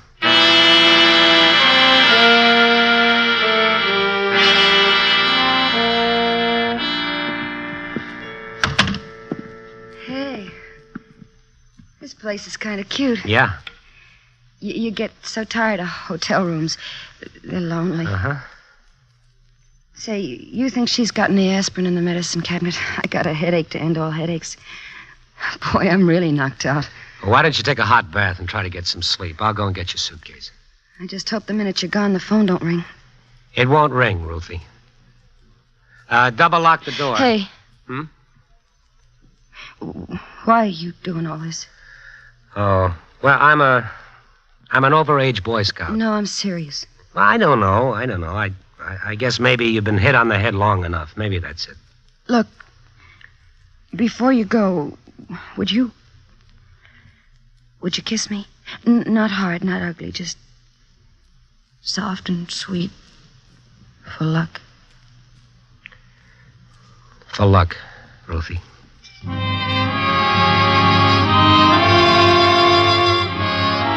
I went on back to the Royal Hotel for Ruthie's suitcase. Ruthie's door was unlocked just as we'd left it. I opened the door, went into the room, was searching for the light switch when I saw the cigarette glowing in the dark. I whirled around trying to reach the door. Hold everything, you. I got a snub-nosed 38 and an awful temper. So? Where's the little lady? Ruth or Vivian? I'm a fellow who likes a straight answer, you. Where's Ruth Martin? I'd much rather talk about Vivian. Are you behind it? What have you done with Ruth Martin? Listen to me. I'm going to be very distinct and precise, you, like H.V. Callenmore or somebody. Once more, I'm going to ask you. Then I'll remain silent for a reasonable length of time. Then, if you have an answer to my satisfaction, I'll kill you. What have you done with Ruth Martin? Sport, take my word for it. I never been more serious in my life. Where is she? Where is she? Where's Ruth? Will you tell me, please? Please, mister. Toss the snub-nosed 38 on the floor and we'll talk. I haven't harmed her. She's okay. Where is she? The gun. No. It's the only way. All right. Thanks. Where is she? You sure she's okay? Why'd she run off like that? Wait. Let's get some light on the subject. It's better. Oh, I'm sorry I got so much of my blood on your white silk muffler. Oh, that's okay. I've got half dozen more that I... Oh, you're being humorous. Yeah, that's what I'm being, all right. Talcum powder, pearl gray spats, good heart. Mm-hmm. Well, I suppose love sometimes softens the picture. Huh? Jerry Myers, huh? Yeah, that's right. Hey, where's Ruthie? Who are you? A reporter. She turned to me for help. What's with that screwy Dave? What's the matter with that babe? She tilted or something? What do you mean? Well, I've been going loony trying to find her. Then tonight I finally traced her to this dive. I come here, she's gone. I wait, and you show up. I thought, well, you must have done something to the broad. Oh, no, she's okay. Love. What you said before, something about love. Oh, did I? What kind of routine is that, you? Ruthie don't love nothing but a good time, and the same for me, so don't make a motion picture of it. Hey, where is she, you? You ever hear her mention a kid named Vivian Clark? The name's totally unfamiliar. Uh-huh. When I spotted you in this room, I started thinking maybe that there was a racket going on. I don't follow you. The only thing I don't get is this scribbling on the wall. Oh, yeah. Hey, what about that stuff? Looks like a... I'll get it. Yeah. This is Vivian. What? Hey, what's the matter, you? I know where Ruth is. I'm going to see her now. It's her birthday, and I promised I would. Hello. Hello. Hey, what is it? Tell me. Come on, quick.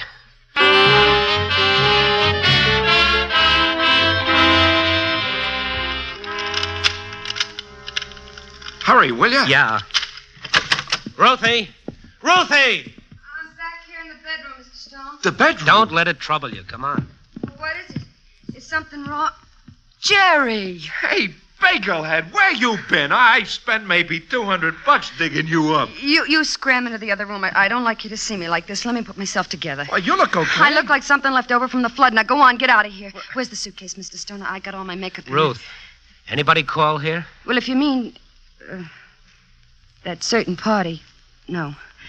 I got a hunch I really lost her this time. Nobody ring the bell? Anything like that?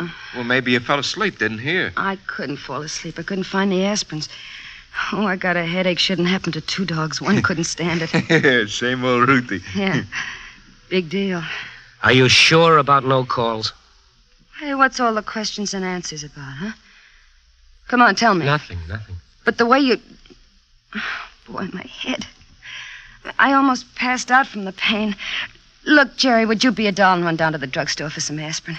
What do you think, Mr. Stone? Yeah, go ahead. Be sure and lock the door on your way out. Why? Hey, what's going on? I'll be right back, and you try to relax, Ruthie. A heart of gold he's got. Yeah. Now, look, Ruthie, I want you to really think. Is there any reason why someone would want to trick you with this Vivian Clark routine? Why? What reason would they have for... What's that? The mantel clock. Oh, it's 12 o'clock. That makes it the 10th of November. Happy birthday. She said she'd be here on my birthday. Well, don't worry about that. Jerky little kids. Thinking the world's all pure and noble. When you're 10 years old, you're really a square. When does that clock stop? Pretty soon. I feel shaky and cold. Feel my hands. They're like death. Oh, you're all right. My head is throbbing so. Throbbing. I'll get you a cold towel. Make you feel better. I went to the funeral. Saw him put her in the ground. In her nicest white gingham dress, I saw him bury her. Now, you try to relax. I'll get the towel. I'll be right back. Happy birthday, Ruthie. My hand turned to ice on the doorknob. I felt something cold flop over in my stomach and lie still. I told you I'd be here. I started turning around to look back into the room, and it was torture. Agony. Because I knew there wouldn't be anybody in the room but Ruthie. All these years I waited to keep my promise. And now I have. It was like suddenly being catapulted into the middle of a nightmare. Her eyes were misted over. Her face was bloodless. Her lips moved, but the voice of a child came out. It's in the purse, Ruthie. In the purse. And now, like a sleepwalker, Ruth was crossing the room for her purse on the dresser. And now her hand dipped into the purse and came out with a gun. Put the gun down. Hurry, Ruth. Don't let him stop Give you. me the gun. You let me alone. You let me alone. I promised you. The gun. I promised.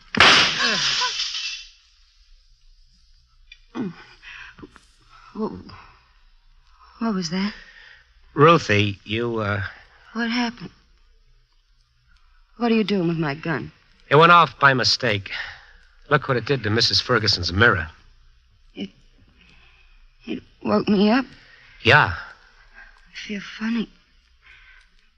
Weak. So tired. Well, you lie down again and... Don't laugh at me, but I feel like having a good old-fashioned cry. And I don't know why. Hey, what happened? I heard a shot. Ruthie. Hey, What is it, you? Hey, come on, don't cry. Come on, baby. Hey, don't cry, you. Oh, let her cry, Jerry. Poor kid, she's got it coming.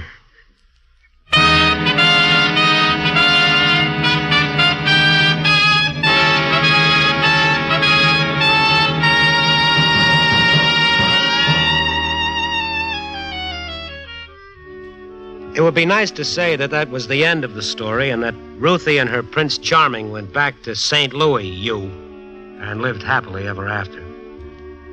Unfortunately, Grimm's fairy tales are, well, they're a lot different than grim life. But at least now Ruthie's got a chance. That doc that she was so afraid of, the one who wouldn't know a butterfly net from a burlap bag, he's helping her. And Jerry of the silk mufflers and the good heart is helping her, too. And with luck and time, Ruthie will come to understand why the Vivian of her childhood came back to haunt her. No, we can never be as good and pure as we're determined to be at 10. But neither are we so hopeless and lost as we sometimes think we are at 30. I don't know. If life was nothing but a fairy tale, it might be pretty boring. Just think of nothing to look forward to, but to live happily ever and ever and ever after. Copy, boy.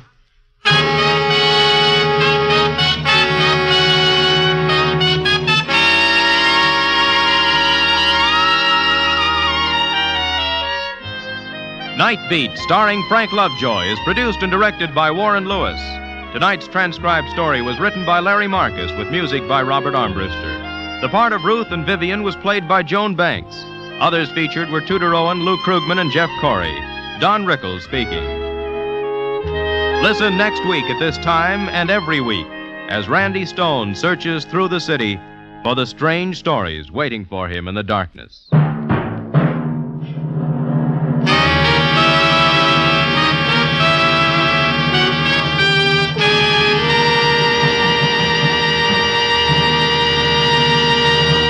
Night Beat came to you from Hollywood. It's the Silver Jubilee on NBC. Saturday morning, enjoy another great half-hour program on the Somerset Maugham Radio Theater. This Saturday morning, the magic curtain of radio drama rises on the radio production of Maugham's famous short story, A String of Beads. The Somerset Maugham Radio Theater will feature actress Geraldine Fitzgerald. Hear the Somerset Maugham Radio Theater this Saturday morning, and keep tuned to NBC, now entering its second quarter century as a great entertainment medium. This is NBC, the national broadcasting company.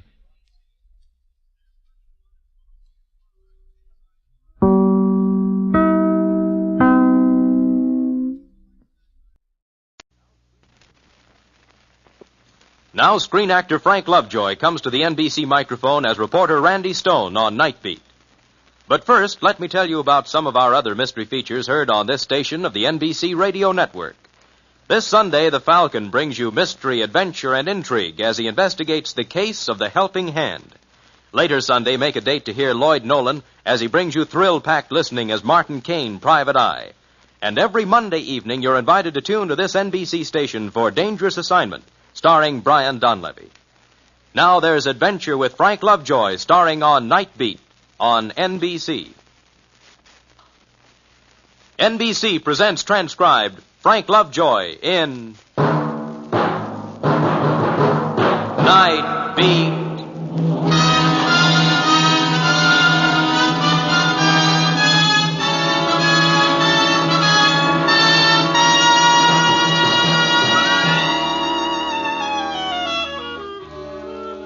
Hi, this is Randy Stone. I cover the Night Beat for the Chicago Star. Christmas Eve. Jingle bells, silent night, boughs of holly. Yeah, they say there's a warmth about Christmas that spreads out like a fan and touches everyone. The holiday spirit, it's called. But right at the moment, I'm thinking of one character who was nearly left out in the cold last Christmas. None other than yours truly. Me, myself, Randy Stone.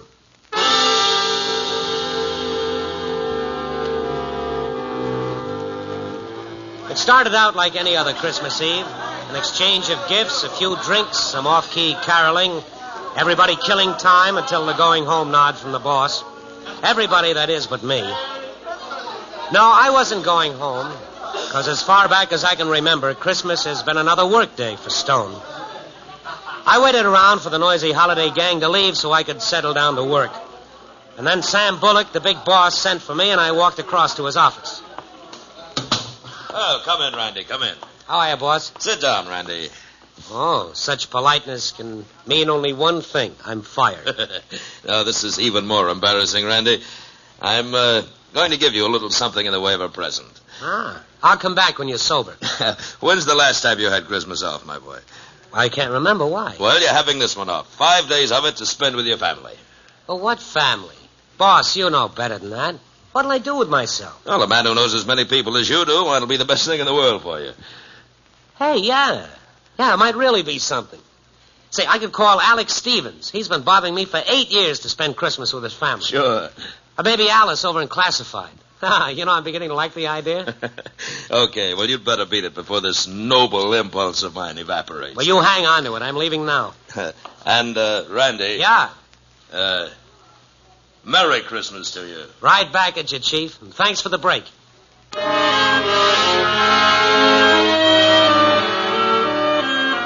The revelers had gone now, and the office was empty except for one man. Old Ed Collins sat watching the teletype machines. He looked up when he saw me. Thought you'd gone, Randy. No. What are you looking so smug about? Oh, boss gave me 5 days off. Swell. What are you going to do, go home? Home is a bachelor apartment on 7th Avenue. No, Collins, I'm going to call my old pal Alex Stevens in Decatur and tell him to meet the morning train. Good idea.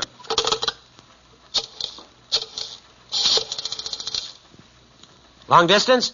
I want to call Decatur. The Stevens residence. Alex Stevens in Decatur. I'll wait. Mm-hmm. Phone's ringing all right. Good, good. Oh, this little floor, Alec. 8 years he's been after me. Must have an old maid sister-in-law or something. Careful, Randy. Tried to marry me off once when I was younger. Should have answered by now. Oh, what's that, operator? Oh, no. No use ringing anymore. He must have gone out of town for the holidays. Gone out of town, eh? Yeah. I guess I'll have to settle for female company.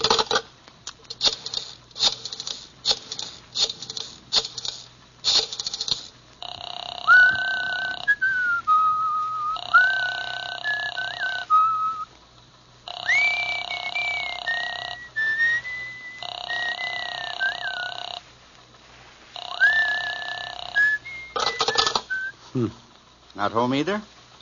Well, that was a screwy idea. I don't know why I went for it. Phoning people at the last minute like this. Guy, with the friends you have... Oh, sure. The friends I have, millions of them till I go looking for one. Oh, there's a Christmas card for you on my desk. Keep forgetting to give it to you. I'll get it later. Hey, my folks only live 40 miles out. Boy, would they be glad to have you spend a few days with them. I could call them. No, Ed, forget it. What's a guy like me want with a holiday on Christmas? I'm shoving off, Ed. How about that envelope on my desk? Later. Looks like I might be back to play a little pinochle with you. Now, my ma, all I've got to do is phone her. No, I'll make out all right.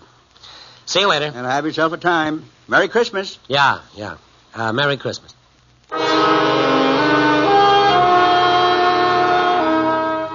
I didn't want to make any more calls in front of Collins, so I headed for the nearest phone booth. Well, I made another 3-4 calls. No dice.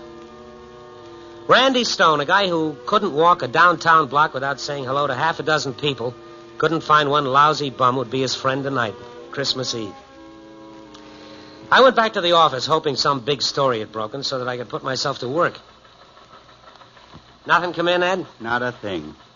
Even the thugs are home tonight. Anybody phone me? No. Here's that letter I was telling you about. Oh, thank you.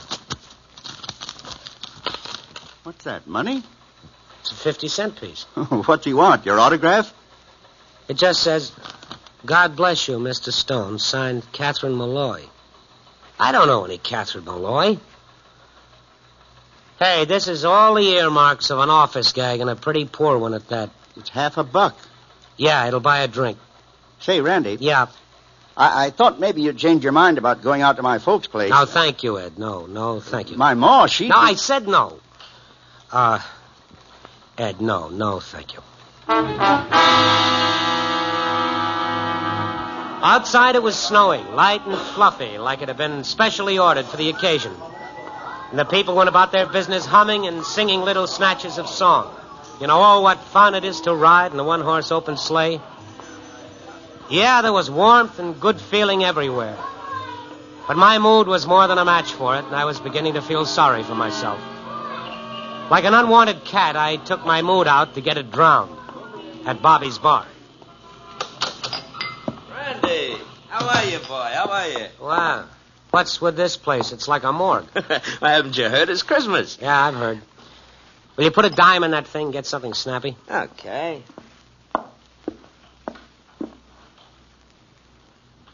There we are. Hey. You lonely, Randy? Give me a whiskey sour. Yeah. That's the way it is with me, too. I don't need nobody. Nobody needs me. It's all right, I guess, only 2 or 3 times a year you wish it was different. You know when it hits me? Christmas, Easter, and May 17th. That's the date my mother died. But Christmas and Easter was a big time in our house. You know, we had 11 kids. Look, why don't you write a book? You act like this was something new to you. To me, it's like this every Christmas. You know, the important thing is don't be alone. How much do I owe you? 50 cents. Here. You know, when you try and fight it, you gotta lose. Randy, are you going into a new business? What do you mean? Well, I thought maybe you might have gone into manufacturing. Manufacturing what? Coins. But, brother, if you are, you got a lot to learn. This is about the phoniest $50 I ever saw. Phony? Yeah. Give it to me. Yeah, That was somebody's idea of a gag. Some half-wit in the office. Ain't much of a joke, I'll tell you. Mrs. Malloy, huh? I'll fix those guys. You gone? Yeah. Hey, well, what's your hurry? You ain't gonna leave me here alone, are you? Wait till somebody else comes in. So long, Bob. Well, you ought to stick around so we can talk, Randy. You're wasting it on me. Okay, Randy, but remember what I said. Don't be by yourself. Whatever you do, don't get to be alone.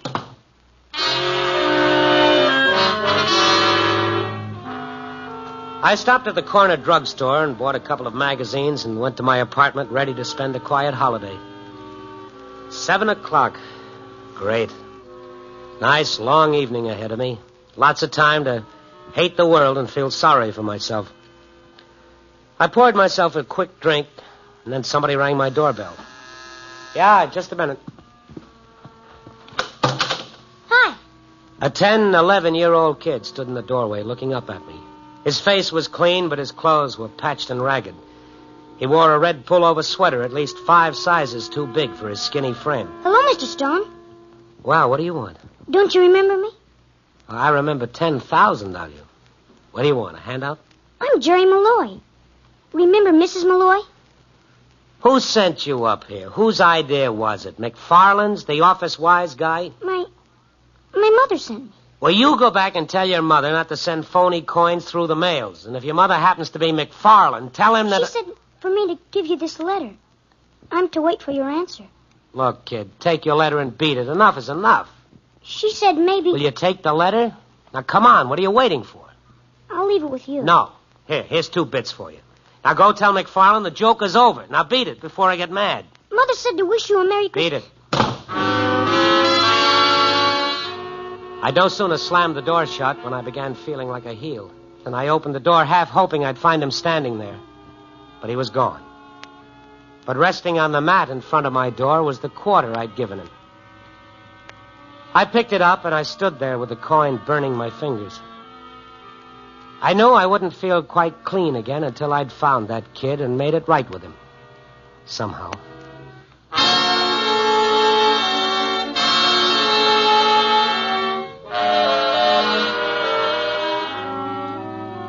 I had to get to the kid, but how?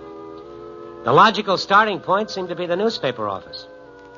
I put my coat on. I was about to leave when a sharp knock sounded on my door. I opened the door and a policeman came in. Mr. Stone? Oh, yeah, come in. Thanks. I'm Lieutenant Saunders.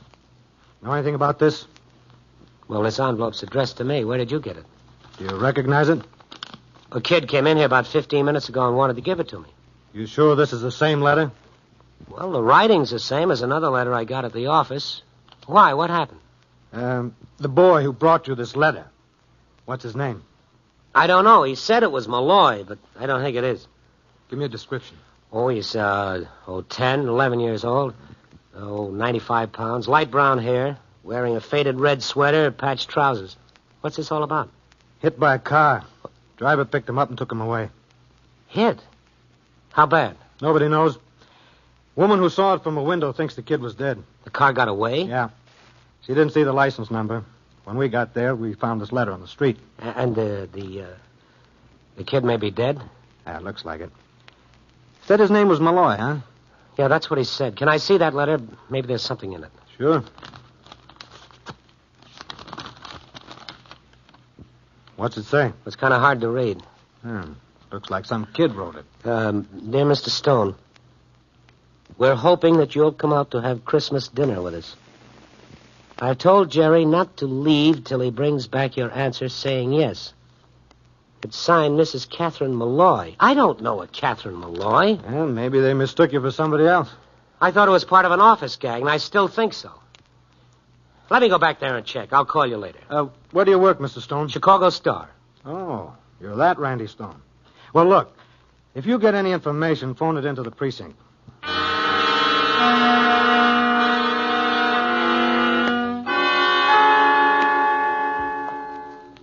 Hi, Randy. What's the matter with you? You look like you've been run over by a streetcar. Well, that's how I feel. Collins, you gotta help me. Well, if I can, sure. What is it? Now, first of all, tell me. Did anybody in the office plant a phony coin in an envelope and send it to me in a Christmas card? Well, not that I know of. Who'd pull a crazy stunt like that? I don't know. I gotta find out about that kid. What kid? Well, he came to my apartment with a message, and on his way home he was hit by a car. Bad? A driver picked him up and took him away, and the cops think that he was dead. And you don't know the kid? No. He said his name was Jerry Malloy. He said it like it should have meant something to me. But it doesn't. I've never seen him before. Well, maybe it's someone you've forgotten. A guy meets a lot of people in this business. Yeah, that could be. I want you to do something for me, Ed. What? Check with as many of the boys you can reach at home. Find out if they know anything about the kid, and then phone the police and see if they've found him. If you want me, I'll be in the library. What are you going to do there? Well, something that makes me shudder, but I'm going to do it anyway. What's that? I'm going to dig back through all my stories for the past year and see if I can find a Mrs. Malloy. Well, maybe you didn't use her name. Well, I'll see what I can find. You get busy on that phone.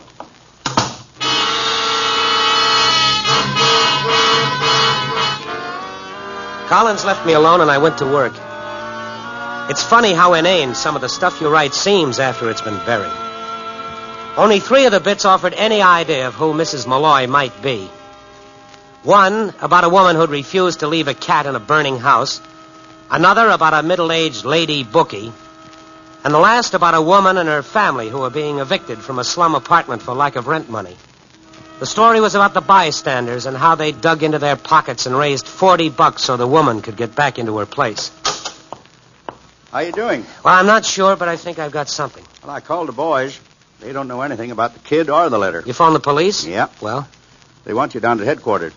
Me? What for? To identify the kid. They think they found him. Dead? Not much chance to live. Where is he? State Hospital. It's a pleasant chore for Christmas Eve, isn't it? Dandy. Well, then I guess they want me to go and see his mother and say, guess what I brought you for Christmas? Snap out of it, Randy. It wasn't your fault. Yeah.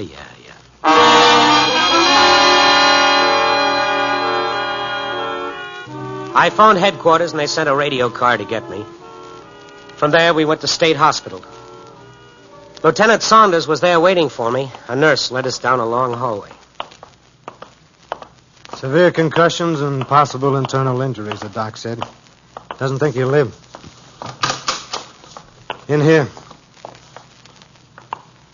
This is the boy. Go on, Stone. Take a look. All right. Well, is that him? No, that isn't Jerry Malloy.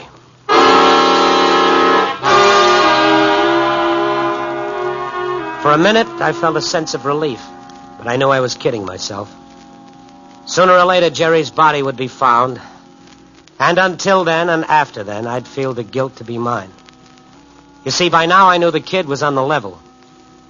He'd been sent to me with a message offering me a home for Christmas, and in my blind stupidity, I sent him away. Nice guy, this Randy Stone. The cops dropped me off at the paper and told me they'd keep in touch. Well? No, it's not him. What are you going to do? I'm going to find Mrs. Malloy. That 50-cent coin, that's what makes it interesting. Why money in a Christmas card and a phony coin at that? Well, maybe she didn't know it was phony. All right, then. She didn't know it was phony, but why was she sending you money? You lending the stuff out at 15%? What? Hey, wait a minute. You got something there. Maybe she did owe me some money. That woman that was tossed out on the street, $40 we raised for her, she took my name and said she'd send me my $5 back. Well, can you remember where she lived? It was on the south side. I remember the building. Yeah, I can find her. Collins, I can find that kid's poor mother. Well, isn't that what you wanted? I don't know. You know what I really want?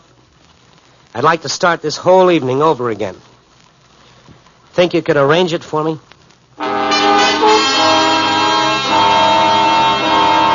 I suppose I could have let the police handle it, but I'd developed a burning need to tell her myself.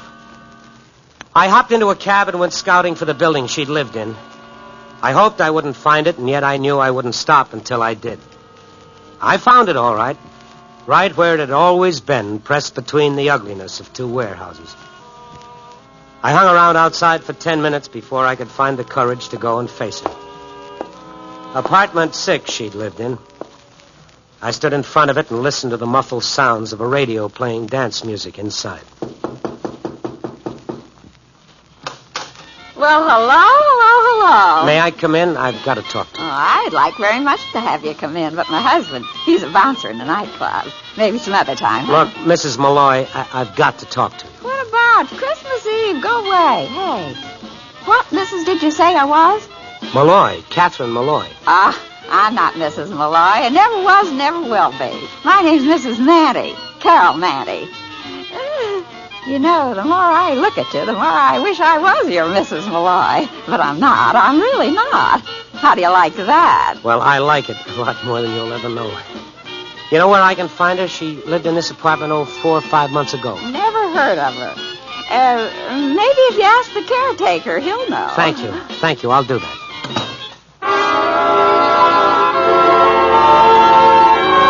I was glad this woman wasn't Jerry's mother.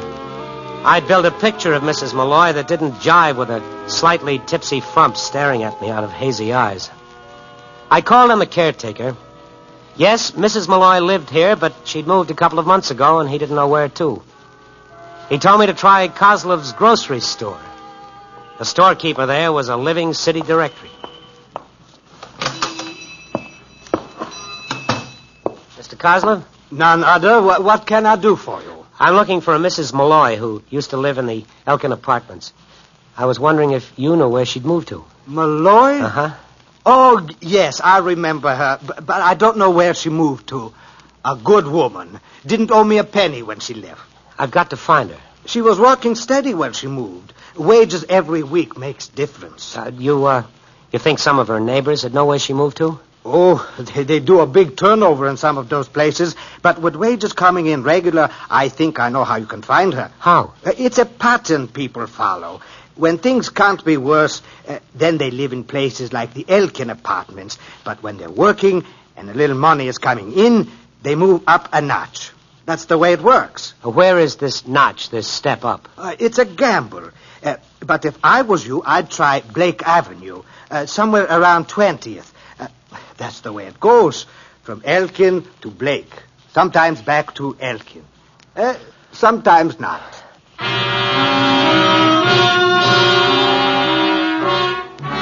Sometimes 3 hours can be an eternity. It was 10 o'clock now. 3 hours since the kid had knocked on my door. The streets were full of happy, smiling people, and the snow made everything look like a Christmas display window in one of the big stores. I'd have given 10 years' salary to be like the people rushing into the stores for the last-minute presents for Aunt Agatha. I went into the stores all right, but to ask them if they knew where I could find a dead kid's mother. Took me about 15 calls to locate her. A druggist gave me her address, 1461 Burkell Street, apartment 9. Before going there, I called the office. Hello? Oh, Ed, anybody phone? Nope. I guess I haven't found him yet. Well, how about the mother, Mrs. Malloy? You think she'd have called the police by now? Yeah, you'd think so. Well, maybe she didn't phone because she thought the kid was in good hands. Well, it wasn't your fault, Randy. Well, I've located her. And now comes the pleasant part of the job, telling her about it. How will I start? Merry Christmas, Mrs. Malloy, and a Happy New Year. May the New Year bring you all... Why are you going off the deep end like this, Randy? Yeah, I know. It wasn't my fault. I was just an innocent bystander. So long.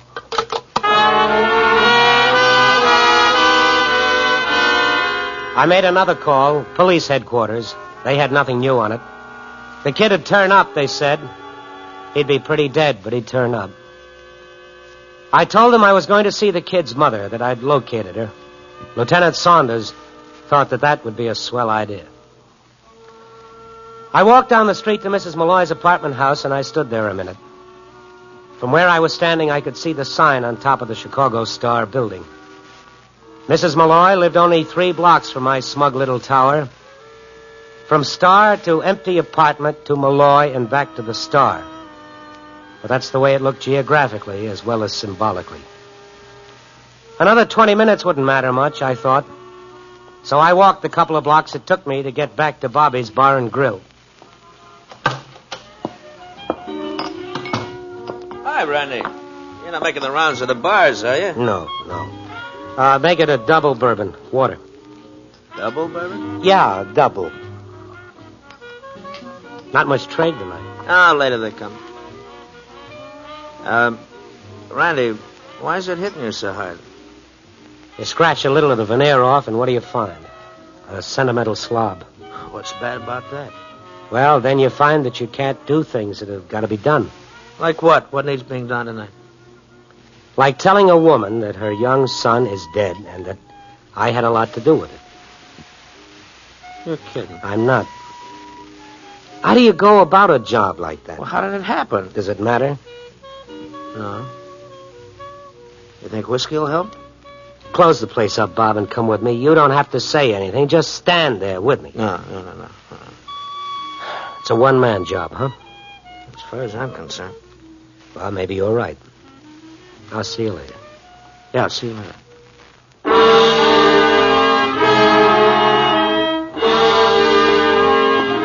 I climbed up the creaky old stairs.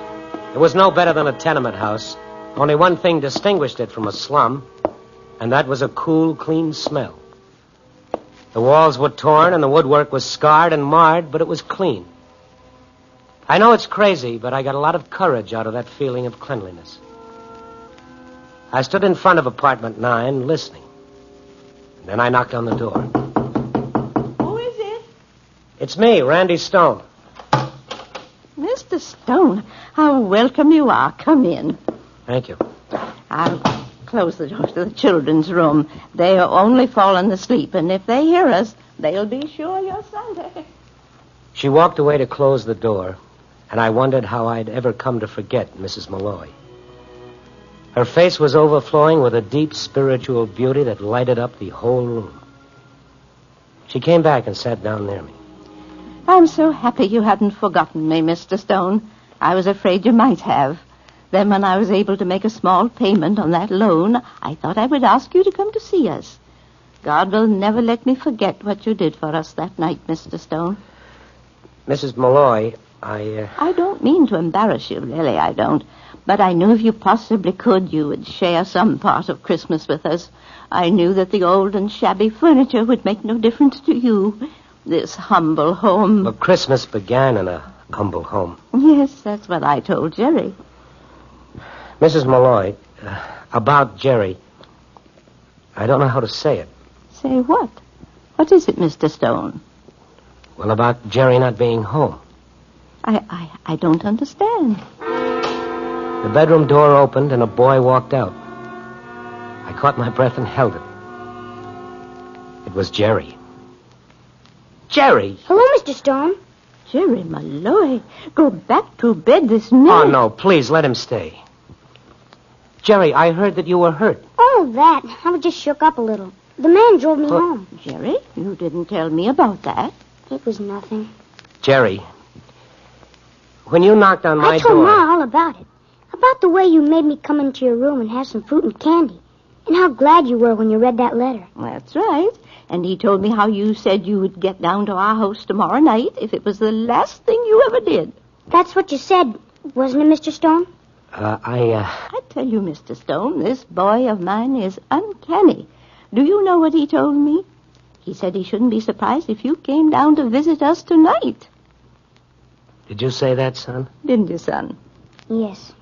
Tell him your exact words, Jerry. Go on. Mr. Stone is no stranger. Say it, Jerry. I said I wouldn't be surprised if he even comes to see us tonight.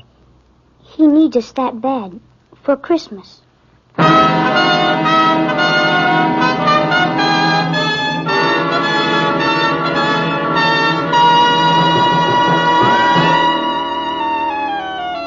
In those 3 little rooms on the edge of the city's slums, I learned that human beings can find happiness. And don't listen to what your banker tells you. It's a thing of the spirit, not of the pocket. In that shabby little apartment with a cracked linoleum and a threadbare sofa, I learned the magic of the words. Merry Christmas. Copy, boy.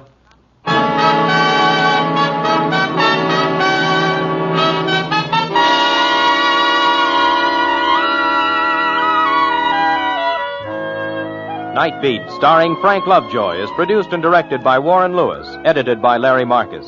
Tonight's story was written by Warren Lewis and Lou Rusoff, with music by Robert Armbruster. Featured in tonight's cast were Kate McKenna, Sammy Ogg, Ralph Moody, Jan Arvan, Bill Conrad, and Gail Bonney. Don Rickles speaking. Our star, Frank Lovejoy, and all of us on Night Beat wish you a very Merry Christmas. 3 chimes mean good times on NBC. Saturday morning, hear Mind Your Manners, and later the Somerset Maugham Radio Theater starring Peggy Ann Garner. This is NBC, the National Broadcasting Company.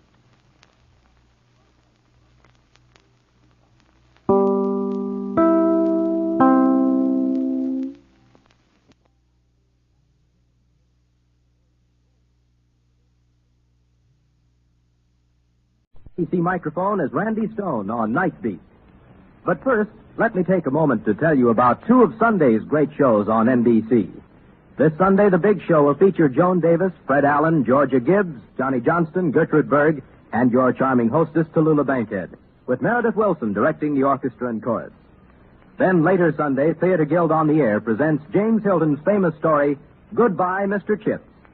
Stay tuned to NBC, the leader in radio programming. Now it's Night Beat on NBC. NBC presents transcribed Frank Lovejoy in Night Beat.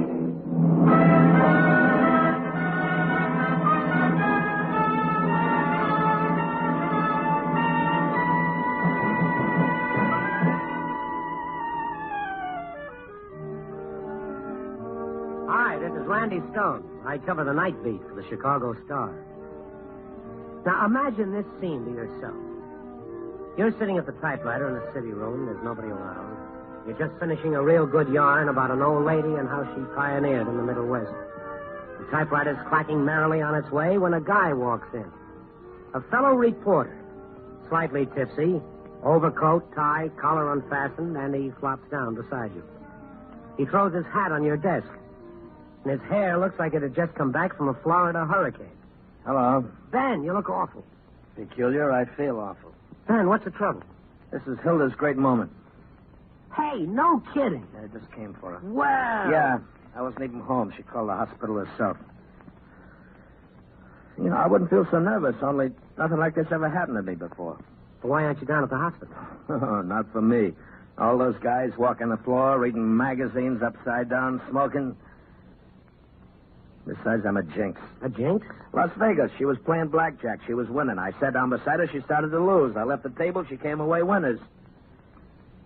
I better stay away. Jinx like me. Oh, that's batty. Having babies is a natural sequence of things. Women and babies. From here on, I'm daddy. Father. Papa. Look at me, Randy. Do I look old enough to be a papa? How long has she been at the hospital? Oh, about a half an hour. What are you doing? I'm trying to get out some copy. No, forget it. 4 o'clock deadline. So have I.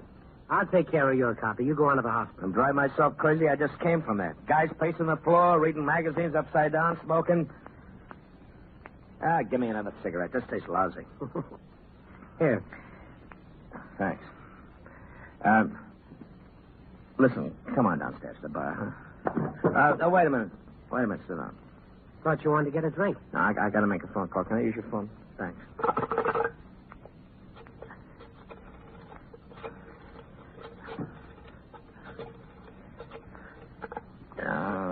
My finger's like a thumb.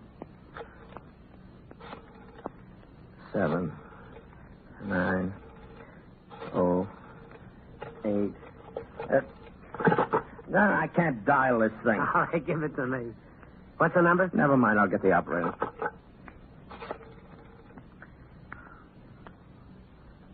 Hello, operator. Get me Addison 79082, please.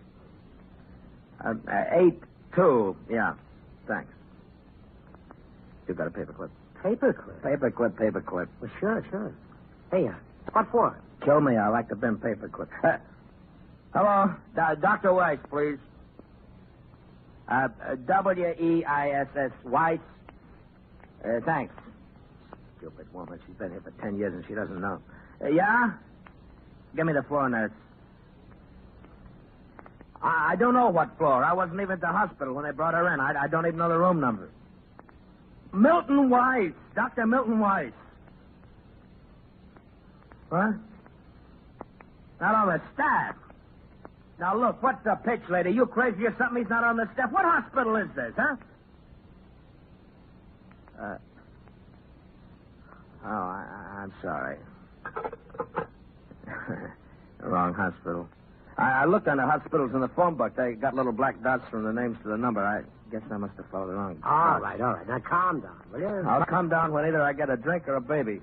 What hospital is she in? Michael Reese. Give me the phone. Yeah. What was his name? Who? Never mind, I remember.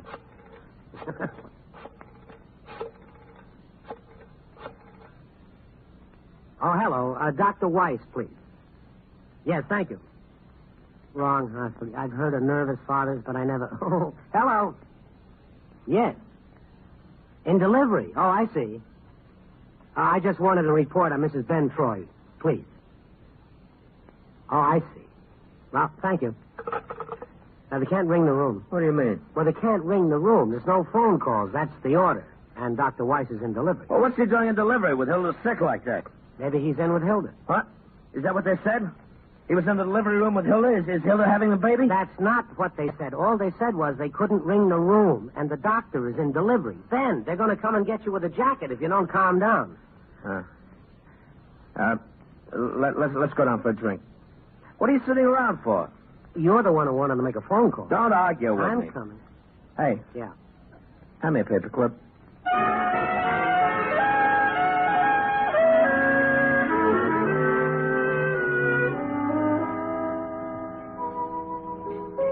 It wasn't my idea.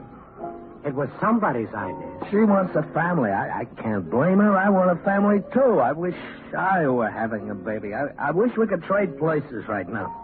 Have another drink. That's a good suggestion. Hey, Bill. One more over here, huh? Both of us? I give you 2-1. It's a boy.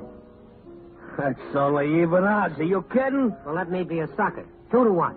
That's no deal. Why not? I'm not betting against myself. You boy crazy? You know why I want a boy? So I can keep him out of this business. What does Hilda want? Hilda wants a girl. Naturally. They're nice, too. Give me a nickel. You just called. Relax, will you? Relax. So what? So your wife's having a baby. Relax. Take it easy. Your worrying about it isn't going to do any good. If she dies... Don't talk silly. Randy, so help me. If she dies... She won't die. If she dies, so help me, Randy. An hour from now, you'll sit back and laugh about what you're doing right now. Yeah, an hour from now. What time is it? 10:35. Exactly? 10:36. 10:36. Get yourself loaded. I can't get loaded. I could drink 50 of these and never get loaded. Nothing could load me up right now. Nothing. Randy? Did you ever meet Hilda? Once she was down here looking for you. We had a little talk. She's a pretty nice girl, huh? Oh, very. You know how we met? We met on a blind date. I called for her, and we went out and we stayed out all night, dancing, eating, drinking. I was drunk. I was so drunk I asked her to marry me. That drunk? I don't mean I wouldn't have asked her to marry me if I weren't sober. I mean, the first night I meet her and all that, you know? It's love at first sight. Talk about fast decisions. What do you say? Drink up. Are you trying to get me drunk? Yeah. Okay, I just want to know. You look better already. Randy? You realize she could be dead now? Listen. She could have died just a minute ago, 30 seconds ago, and me sitting in a bar getting stiff. Ben. Give me a nickel. Here. Come on. What for? I can't operate the pay phones. It's too complicated. Come on. If she's dead... Will you stop talking like that? You remember the number? No. I'll get information. Hold it. What for? Well, somebody is using the booth. Oh, that's nerve. All right, let's finish up the drink. Yeah, Sauce probably talking to a friend about a woman. And my wife is dying. Your wife isn't dying. Come on. How do you know? Sit down. All I want to know is how do you know she isn't dying? She could be dead right now, and how would you know she wasn't? Ben, sit down, will you?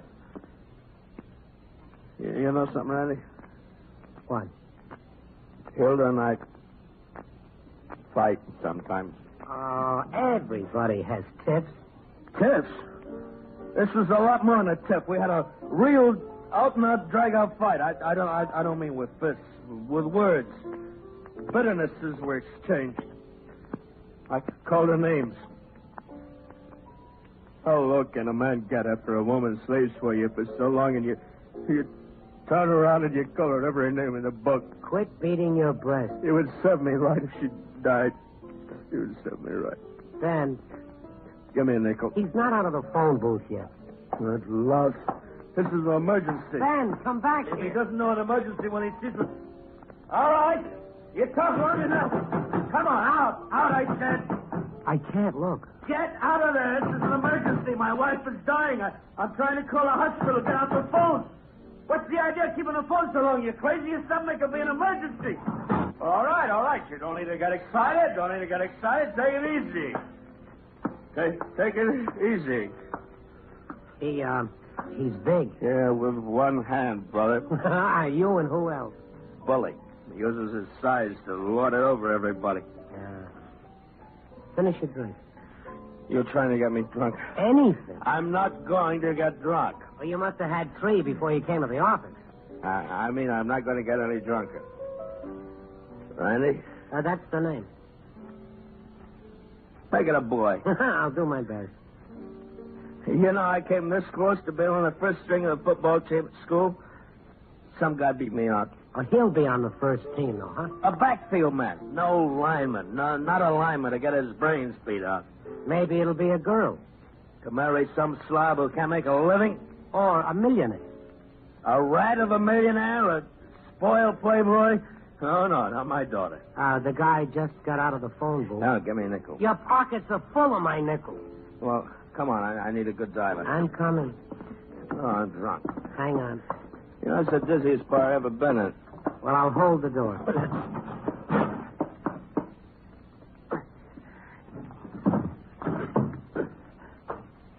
Small room. Give me the nickel. Oh, wait a minute. Almost got it. There. Yeah. I'll do it.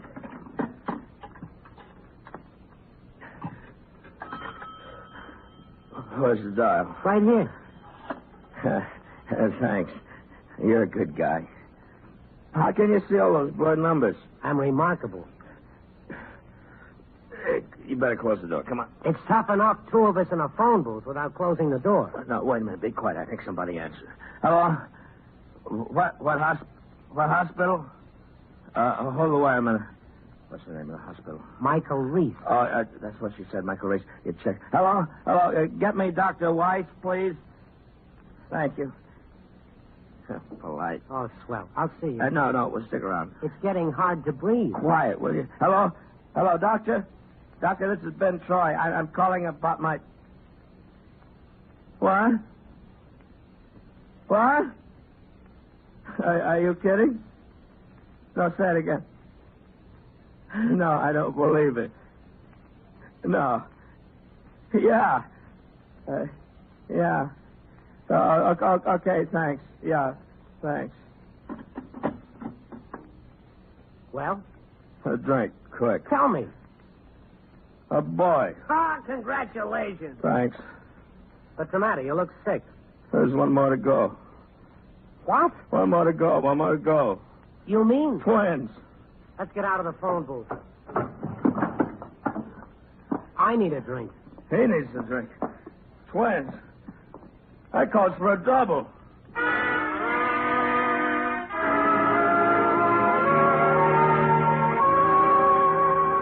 My friend Ben was a new father of twins. One twin born, the other on the way. Ben kept ordering one drink after another, and I couldn't find it in my heart to dissuade him. After a while, the bar cleared of all but us and the bartender. What is life? It's a good question. Life is an ebb and a flow. True. I feel philosophic. But don't be philosophic. You're a father. Be proud. Proud of what? A baby I never met? I'm worried about Hilda. Oh, everything is going to be. I shouldn't have done it. Done what? I'm a louse. Well, if you want to sit here and knock yourself out... Randy, I got to tell you something. If I don't tell somebody, I'm going to go nuts. Well, tell me. Never mind. Okay, forget it. All right, I'm a rat. Does she know? Oh, well, she has an idea. Randy, I don't love her. What's that? Say that again? And something else, I'll be frank with you. What? It sounds terrible, but Randy, I don't want to be a father. I've been talking myself into it, but I don't want to be a father. Well, it does a lot for two people to have a couple of kids around the house. If I wasn't so loaded, I wouldn't be telling you this, you know? Well, spill it out, then. Like I say, Hilda and me, we fight. We always fight. Now, that's crazy, because Hilda's a wonderful girl, and when I get away from the house and look at the whole thing objectively, there's nothing to fight about. It's just that we don't get along. No, you don't. You think you do, but you don't. And when I have words with Hilda, I want somebody to talk to. So I go to this other woman. You see? This other woman? Ben, maybe you better go over to the hospital. No, it's my conscience is killing me. I shouldn't have got married. I never should have done this to her. Give me a smoke, will you? I'll buy another pack. Oh, well, here's a quarter. Oh, save it. I got to call her. You can't. She's still in the delivery room. Oh, yeah. Ben. Yeah? You're all mixed up. I am, huh? Yeah. Expert, huh? Randy Stone, advice to a loved one, huh? Oh, sit down, Ben. People are looking. Well, let them look. Don't get so understanding with me, Buster. See, I'm just the same as you. I got problems, too, so don't get so big and understanding. It's no business of yours. Okay, Ben. The drink's spilling on your shirt. Well, it's my shirt, and let it spill. What do you know about me? Nothing. You haven't got the slightest idea what I feel inside here, do you? No, none at all. I was sitting at my desk trying to write a few words. Yeah. Well, let me give you a small idea of what I feel deep inside. Now, I want you to get this picture. My wife is always home, waiting for me to get home. Got to be home by 6 o'clock on the schnozola. Well, you know, sometimes I don't like to get home by 6 o'clock. Sometimes I like to have a couple of beers and get home later than 6 o'clock. Sit down. I'll stand, if you don't mind. Now, where was I? You were coming home late. Well, sometimes that's what a man wants to do, is come home late. Oh, and she's so smart, this Hilda. This great wife of mine. She's real smart cookie, you know. She knows better than to give me a big lecture, so she just looks at me with a big smile and serves dinner to me. But I know what she's thinking. And she knows I know what she's thinking. And she makes her point. But I can't say anything because she won't argue with me. Uh-huh. You know what? What? I'm a bachelor type. Well, maybe the boy will make a difference. Thought about a name for him? No. Oh, come on, Ben. Something wrong with me, huh? Now, you're loaded. Now, think of a good name for the boy. I'll name him Zilchman. Now, there's a good name. Zilchman Troy. You'll be out playing with the boys, and Hilda will get on the back porch, and she'll scream, Zilchman, supper's ready, Zilchman. And my kids will nickname him Zilchi. And in class, the teacher will call the roll Zilchman Troy, and the kids will laugh. And in the Army, in the 9th World War, the sergeant will call out, Private Zilchman Troy, front and center. A good name? What about Philip? That's too common. Nothing common from my kid. Well, name him after me. Randy Troy? Lousy. Come on. Where to? Hospital, of course. All right, come on. Never mind. I don't need nobody. I can make it. You'll fall flat on your face. I can make it. Okay. See you later. So long. You're hurt, Ben. I slipped. You're all right. I'm drunk. Give me a hand. Thanks. Up you go. Yeah. Wow. That floor's deep. And getting deeper. Come on. Zilchman, Zilchman, give me a great big kiss. I'm half crazy over the love of you.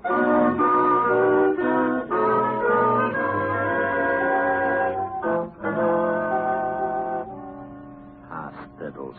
Look at the magazines they got in the father's waiting room. Vogue, 1928. Yeah? Hey, Randy, look at that guy. He's nervous. He's biting his nails. Nasty habit. Yeah, give me a cigarette. That's 2 packs, even. You know, I think I'm beginning to sober up. That's good. I feel sickened before. That's how I know. Good. Randy? Yeah. You hate me. Hate you? You know, despise me, think ill of me? Well, not particularly. Do you like me? I like you, Ben. I like you, too. Shake. Fine. Yeah. You're all right. Thank you. Listen, you won't tell Hilda anything about what I told you, huh? That's not my job, Ben. Yeah, silence. Mom's away, huh? Well, I'm not keeping your secrets, Ben, and I'm not blabbing them either. That's right. It's very proper. Just stay out of it. Just what I intend to do. Hilda's lovely, isn't she? She's very nice. She's refined, calm, never gets excited. Mm-hmm. That's the house phone. I'm going to call the doctor. Go to it.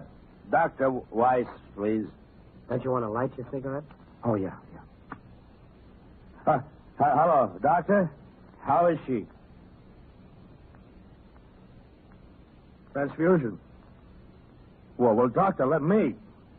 Well, sure, we got the same type blood. Why not? What? A blood donor. Well, listen, Hello? He hung up on me. How about that? He wouldn't let me give her blood. He said that there's too much alcohol in it. I can't even give my own wife a little blood. Why? Because I'm too weak to stay sober. Well, don't worry about it, Ben. We got the same blood held on me. H4. Or is it R6?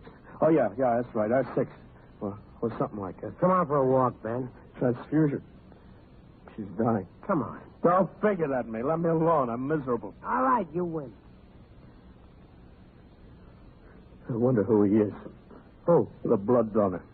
Some guy. I don't like the idea. What? Some strange guy. His blood in my wife. I don't want some strange guy's blood in my wife. Ben. Yeah. How about some coffee? Randy? Yeah. Randy, I'm going to be different. I'm going to change. You'll see. You'll see a changed guy. No more drinking, no more smoking, no more coming home late. I'm going to make myself over right now. And, about that woman. I'm going to tell Hilda everything. Total confession. Fine. Yes, sir. Now give me the phone. What for? Don't argue. Give me the phone. I'm sorry. I wasn't a gentleman. Please, Randy, would you mind handing me the phone? Thank you. A pleasure. I'm going to... Which end do I... Oh. That's going to be hard to do, but it's willpower. From here on, a brand new man. Brand new. Hello, operator. Get me Lincoln 90576. Thank you. You know, I feel different already. I suddenly realized, Randy, that I love my wife. Oh, the truth is wonderful. For the first time in my life, Hello? Hello, Margot. Oh, all right. No, I'm with a friend of mine. In the hospital. No, I'm all right. Yeah. It's, my wife. Yeah, you heard me, my wife. Well, I lied to you. I am married. Yeah, well, I wouldn't blame you if you never saw me again, but I want you to know that I just couldn't go on lying like that to you, and I want... Well, now, wait a minute. Now, wait a... Listen, would... Hey, She told me to... You heard me? Very good. I feel better. Ben. Yeah. What about the others? What? The rest of them. Well, isn't that enough for one night? You're asking the question. It's enough for one night. You can't do everything in one night. Uh-huh. Okay, give me the phone. It's right there. Operator, give me the YWCA.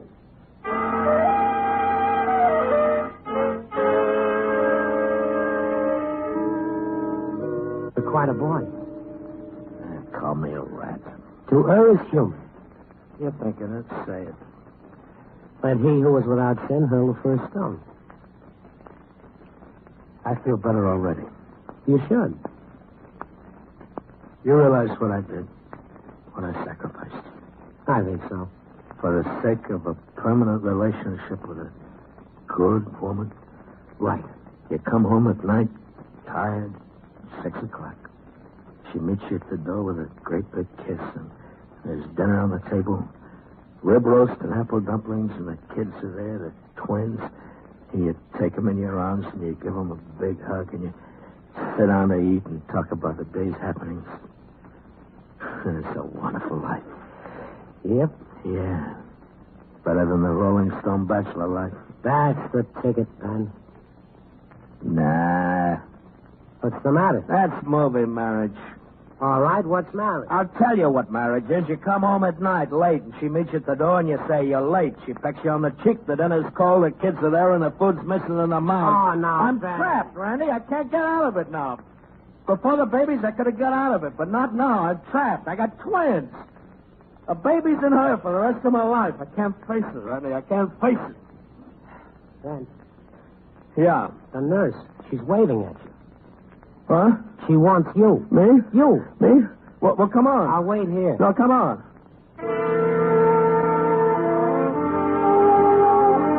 He followed the nurse to a door.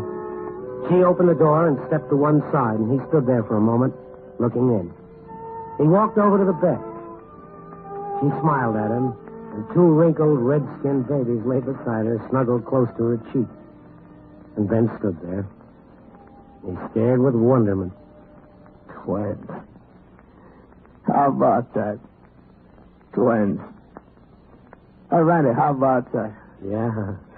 Not bad, huh? Pretty good, huh? Hey, Hilda, that's okay. That's okay, honey. That's very good. Twins. She gave him her hand, and he bent down to kiss her. I walked out and closed the door, and I went home.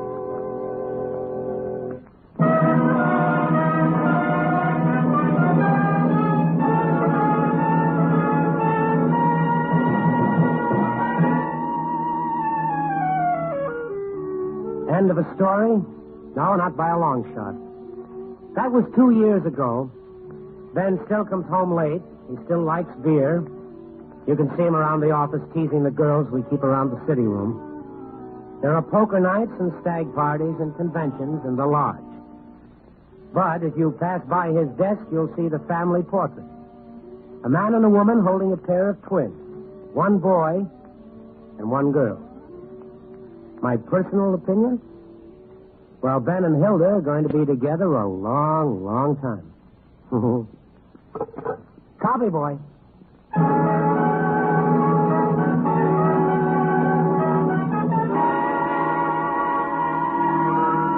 Night Beat, starring Frank Lovejoy, is produced and directed by Warren Lewis, edited by Larry Marcus.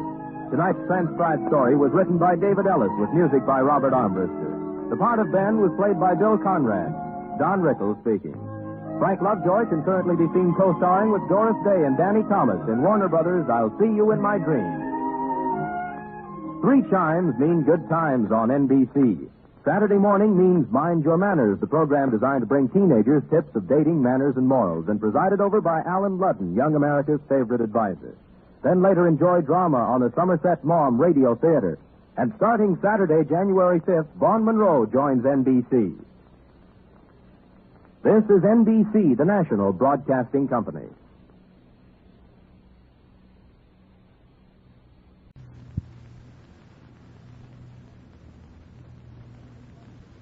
NBC presents Frank Lovejoy in Night Beat.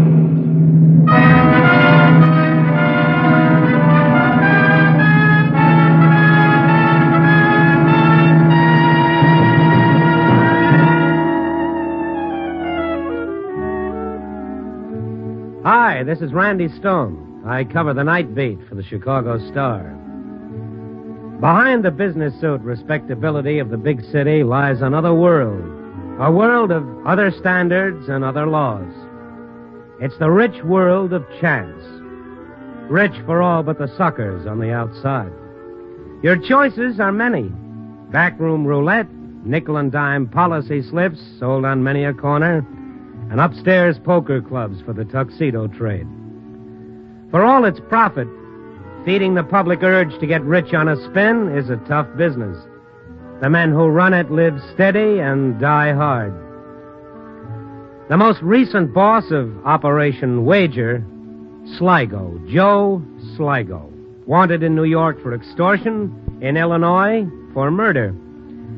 But all the Chicago authorities knew about him was his business philosophy, pay up or die.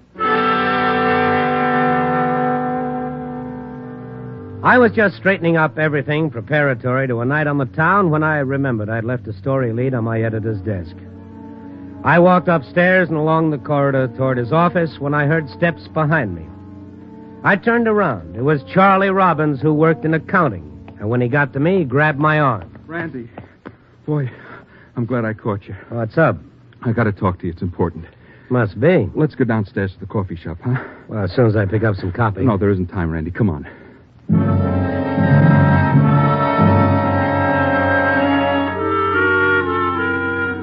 I knew what it was before he told me. It had happened before.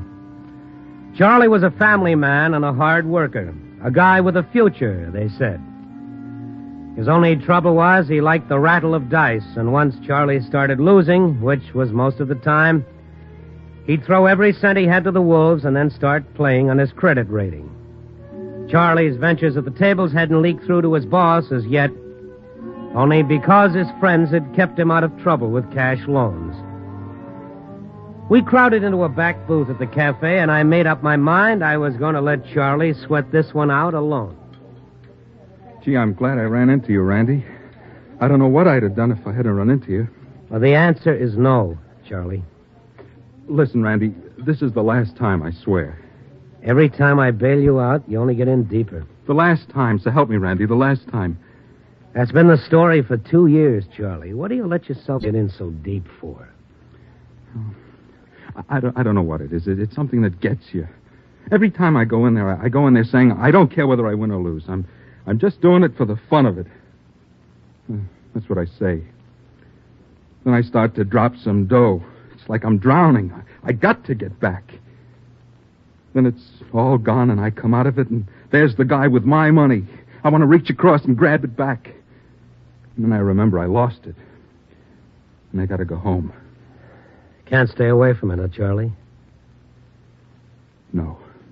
Well, what about next time? There won't be a next time, Randy, I swear. Look, Randy, I wouldn't ask you for the money, not if it was just another $50 to some guy in the club, but this is serious. Isn't it always? Yeah, I guess. But this is really serious. Randy, this guy, he told me if I don't have the money by tonight, see, I'm in deep to him. Not like the other times, deeper. How much deeper? I'm to him for $3,000. $3,000? Yeah. Oh, Charlie, you're talking to the wrong guy. What do I do, Randy? He said if I didn't have the money... Who said? Phil, his name is. He's Sligo's right-hand man. Sligo? Joe Sligo? Yeah. You know Sligo? No, and I don't care if I never meet him. Randy, what am I going to do? $3,000. You got yourself in a lot of trouble. You know lots of people, Randy. Look. Let's say I took a loan. Now, I make $75 a week. Say I took out a loan for $3,000 and paid it back over a period of, say, 2 years. Who are you kidding? You're loaned up to your neck. Yeah, but I'd pay this one off first. $3,000. A wife, a couple of kids. Don't lecture me. I got half a mind to let them do what they want to you, Charlie. Maybe you have a right to throw your own dough into the lake. That's your business. As far as your family is concerned, that's their business if they put up with this routine. But when you come to me for dough, that's my business. My good sense says I'll be supporting the City Poker Club for the next couple of years. You're right. I got no business coming to you for money. I got myself into it. I got to pay for it. Forget it, Randy. I'm sorry I brought it up. Sit down. $3,000. The reason I was thinking about a personal loan from somebody, I wouldn't have to tell them about my other obligations. A loan company, a bank, I wouldn't have a chance. They want to know about the people you owe and maybe collateral. Oh, hold on now. Come on, take it easy. Hey, take a cigarette.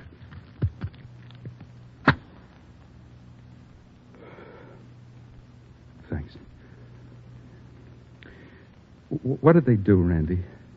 I don't know. They'll kill me, won't they? You never can tell. I've been in debt to them for 6 months. I can't figure how they let you play that long. I told Phil I was getting some money from San Francisco. This Phil, he knows me. I always managed to pay up before, so he gave me credit. But 6 months. Yeah, he's a little crazy, too. Oh, well, I told him a good story. I'll bet. If he goes to Sligo tonight and tells him about it... All the guys to get mixed up with, Sligo. Hey, wait a minute. What is it, Randy? Charlie, look, you say he wants the money tonight. Tonight. Got to be tonight. You're not going to get $3,000 cash from anybody I know. It's 11:30 now. What time do you have to have the money? He said be at the club at 4 a.m., the latest. That's when they close up. The police are looking for Sligo. You know that. Yeah, I know that. They've been looking for him for months. They're not even sure he's in Chicago. Look, I'm not getting involved in any... You're already involved up to here.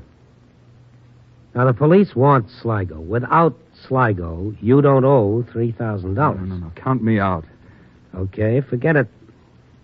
I'm sorry. There's nothing I can do. They'd kill me if they found out I was the one who turned him in. You know where Sligo is, Charlie? I didn't say that. I just said that... How could you turn him in if you didn't know where he was? You know where Sligo is, don't you? No, I don't know where he is. You're never going to get a hold of $3,000 tonight. I got to. Never. Not a chance in a million. Get that through your head, Charlie. You'll never get a hold of that money tonight. All right. You know the ropes. You know the operation. Sligo can't afford to have debtors wandering around. A debtor broadcasts a debt. If people find out Sligo's getting lenient, you know what happens. Credit goes to pieces. Collection is rough stuff, Charlie. It's only one way Sligo can make good a bad debt. And that's with a gun. You're trying to scare me. That's exactly what I'm trying to do. I'll get the money if I have to... Oh, sit down. Don't be a fool. That's not the answer. There's $50,000 up there in the safe. I've got the key to the office. Why didn't you take it before? I thought of it. You think I didn't think of it? But you didn't take it. All day I handled this stuff. We made up the payroll today. All I had to do was You didn't take it, and that's what counts. And you're not going to take it now. Now, sit down. Now, listen to me, Charlie. You came to me for help. Now, if I'm going to help you, you've got to tell me everything, and on the level. Otherwise, I won't lift a finger. I told you everything. Do you know where Joe Sligo is? Now, answer me. Yeah. Okay, that's all I want to know. But I'm not... This $3,000. Now, is it possible to make arrangements to give it to him personally and instead of handling it through this, Phil, no, not possible. Why not? Because it's not, that's all. What's this all about? A trap, a setup. Are you crazy? It's safer than walking home past those dark alleys, Charlie. What would it be? I mean, what kind of a setup? Well, that we'd have to talk to the police about. And if something went wrong? You'd be no worse off than you are. What do you say? I need a drink. Let's get out of here.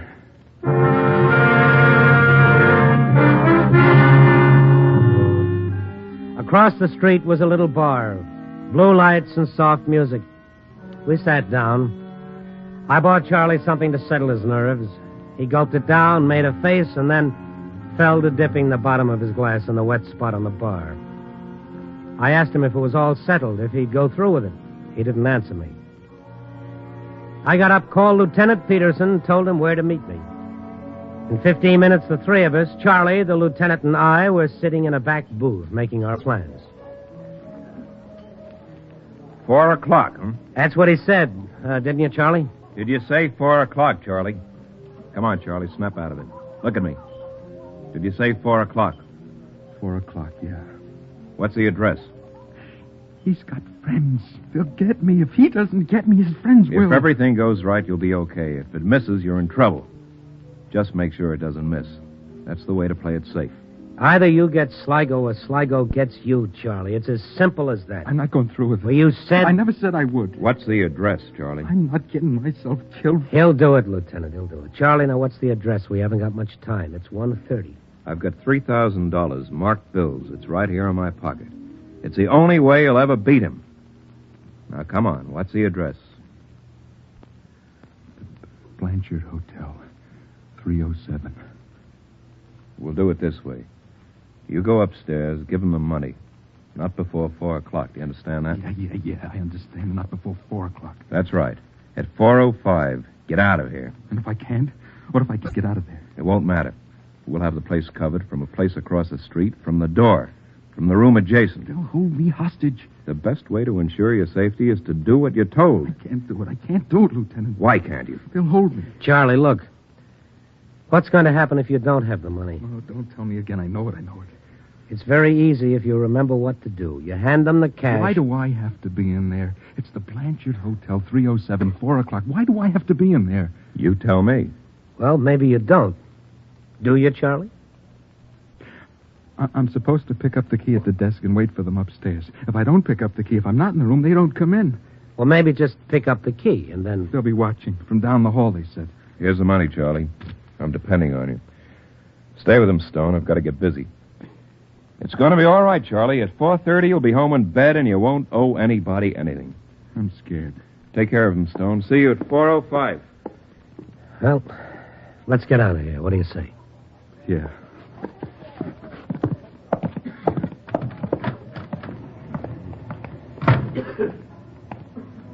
Maybe they're watching. Every minute, maybe they've got their eye on me. Maybe they saw me with the police. Maybe. If they did... No turning back now, Charlie. What if I told him everything? What if I get him up there and tell him the whole deal? Now, there's a great idea. Tell him you brought the cops right to his door. He'll love you for that. Why me? Why does it have to be me? Because you're the guy in trouble. Look, I got a family, a wife and 2 kids. A little late for that. I got to call her. After it's all over. Yeah. I guess you're right. Nice evening. Yeah. Nice evening and a great story. It's going to be a great story, isn't it, Randy? Great story. It's a great story either way, but it's a better story with a happy ending. The people buy more papers that way. I can't get out of it, can I? Well, maybe I can. I could make a break for it. Meet him, hand him the money, and beat it. $3,000, except that it's marked. Marked money leaves a trail like neon. He may not like you handing him that kind of money. What time is it? It's 1:55, about 2 more hours. Hello, Charlie, how are you? Remember me? Phil. Yeah, Phil. How you been? You're looking great. Hey, let's go down to the place. I'll buy you a drink. What do you say? Hey, that's a great idea. Come on, Charlie. Let's go get a drink. Just Charlie. Well, just Charlie. Yeah. Charlie and I have a couple of things to do tonight. Oh, yeah? Doll, huh, Charlie? There's a car across the street. Get going. Better do as he says, Charlie. You, too. Where's the party? Don't get funny, mister. People have a way of getting killed.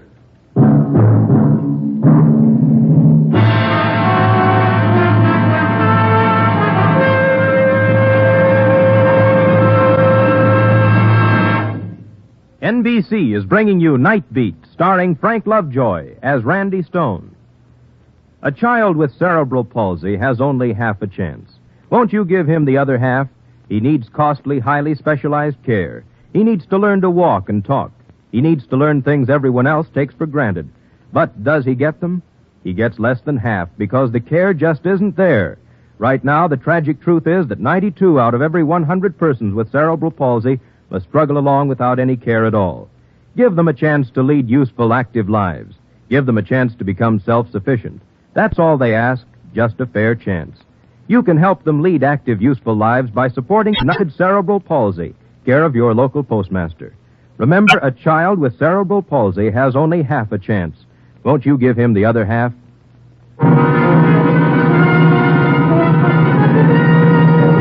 And now back to Night Beat. And Randy Stone. It was 2 o'clock. 2 hours early for the setup. Maybe the lieutenant was having us watched. Maybe, but the chances were slim. The best guess was Charlie and I were on our own until 4:05. The Blanchard Hotel was a crummy dump near the railroad tracks. We went inside and went upstairs to 307. Phil unlocked the door and we went in. There was nothing to do but play for time.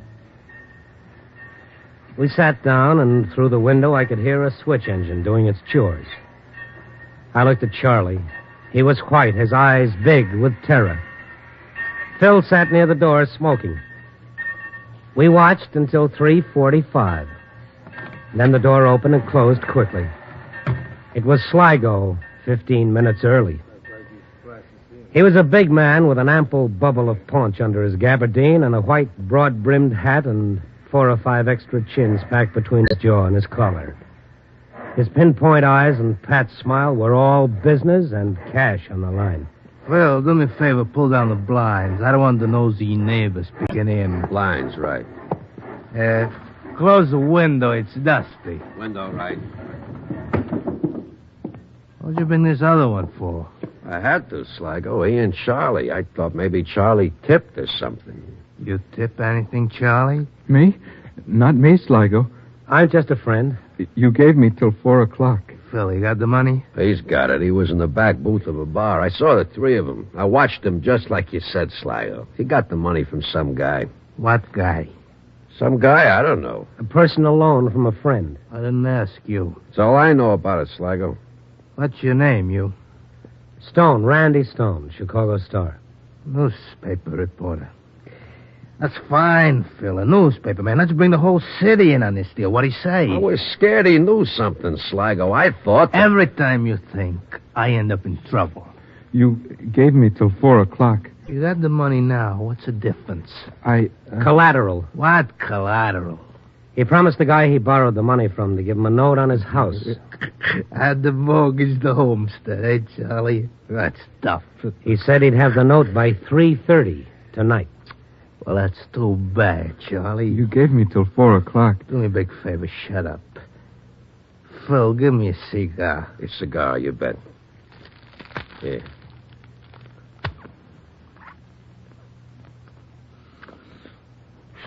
Tell me, Stone, what kind of reporter are you? You go out and get the news, or you a fella out to change the world? A little of both. Seems to me I read something of yours sometime. It's always nice to hear. About a man getting sent up for murder. How it was that he got mixed up in it, right? Phil, do me a favor, sit down. Pacing makes me nervous, didn't I tell you? Oh, sorry. People in this room, they're the only ones know I'm in town. The only ones in the world. Now, when information like this gets out, like through a mouthy slob like Charlie here, I can get in lots of trouble. Must be a big payoff, Sligo. Good enough. A thing like this racket, I don't let get away so easy. I get your point. You like to gamble, Mr. Stone. You think it's naughty, huh? Well, gambling? I don't know. Yeah, well, let me tell you something, Mr. Stone. Gambling is a good way to get out your hate. That's why people gamble, not to get rich. You gamble your money, it's like a knife. And you gamble, can I stick that knife in that fellow, or will he stick his knife in me, huh? Sligo, listen. Shut up. You're an onion head. I'm talking with a man got some sense. You sit there, you listen, try to learn something, onion head. Stone, what I say, that's right, huh? There's some truth in it. Yeah, you bet. I'll tell you something else, Stone. Everybody gambles, everybody. You step down off a curb, you gamble. You bet your life, that's what you do. Every time you step off a curb, you say, I bet my life a car don't come along and hit me. That's gambling, huh? Ain't it, Stone? That's gambling. Okay, Charlie, let's have the money. Here, Phil. Count it later. I don't think Charlie's a double-crosser. He hasn't got the nerve. Phil, put it away. Yeah, all right. Phil, not naked. Put it in an envelope. I told you to bring an envelope. I got it. What time is it, Phil? 3:40 about. Not about. What time? 3:38. Let's get out of here. Like to take a little bet of mine, Sligo? You got a bet? Sure. What kind of bet? I'll bet you Charlie and I never lived to walk out of here. You're a pretty smart fella, Stone. I like smart fellas. Sorry, gotta be that way. I can't let you blabber now, can I? That wouldn't be safe. That's right. Wouldn't be safe. Just how big a gambler are you? I've been at it a lot of years. Gambling? Big boys like you don't gamble. Not unless it's for big stakes. Big enough to enjoy. What's the biggest lose you ever took, Sligo? 100,000, one roll of the dice. Peanuts. 100,000, that's peanuts, huh? I'll bet you more than that. More than 100,000? I'll bet you our lives. Your lives, huh? Come on, Sligo, let's get out of here. Shut up, Phil. Go on, make your proposition, Stone. One hand of draw poker. For your life. For my life and Charlie's. Oh, there's a gamble for you, Sligo. Or are you strictly a sure thing better? A gamble is a gamble, Mr. Stone. If I gamble for your life, what do I get out of it? I got your life right now. I don't gamble for what I already got. One hand of draw poker, Sligo. If you win the kill. If you lose, we get out of here. 100% safe. It's a crazy bet. I get nothing out of it. I'll leave $10,000 for you in a checking box at Grand Central Station. Now, that's my bet. That's what you win. $10,000, Sligo. Our lives are worth more than that. Only to you. Besides, what do you get 10,000? I'll get it. If you don't? You know where to find me. Come on, Sligo. Shut up, Phil. The stakes too high for you? It's a lousy bet. I'll take it. Let's not kid around, Sligo. I told you to shut up, didn't I? You gotta pardon him, Stone. He's no gambler. You and me, we got gambling in the blood, huh? Charlie, what about you? You like the deal? What do you say, Charlie? Look at him. He can't say a word. Scared, eh, Charlie? You scared? Phil, the cards. Sorry. Sorry? What do you mean, sorry? Not your cards, not my cards. A new deck. Who buys the deck? I do. Get the cops, maybe? No soap, Stone. I thought there was some... Phil can come with me. There's a counter open in the lobby. Phil, go with him. I don't like it. You don't have to like it. Go with him.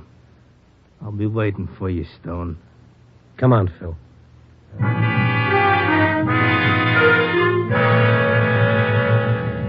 Phil and I went downstairs. I walked slowly, using up the seconds. We bought a deck of cards. I put them in my pocket. And Phil and I went back upstairs. I looked at my watch. 3:55. When we walked into the room, there was the night table dragged out in the center of the room, 2 chairs on each side. Charlie was sitting in the corner, his face white and the sweat pouring down the flesh of his throat. Sligo was all smiles. He was having the time of his life. We sat down. I put the unopened pack of cards on the table right in the middle. Sligo picked it up, turned it slowly around in his hand, and then he put it down again, and he nodded. The game was on. One hand, draw poker. The stakes, our lives. You open the pack, Stone. I trust you. Thanks.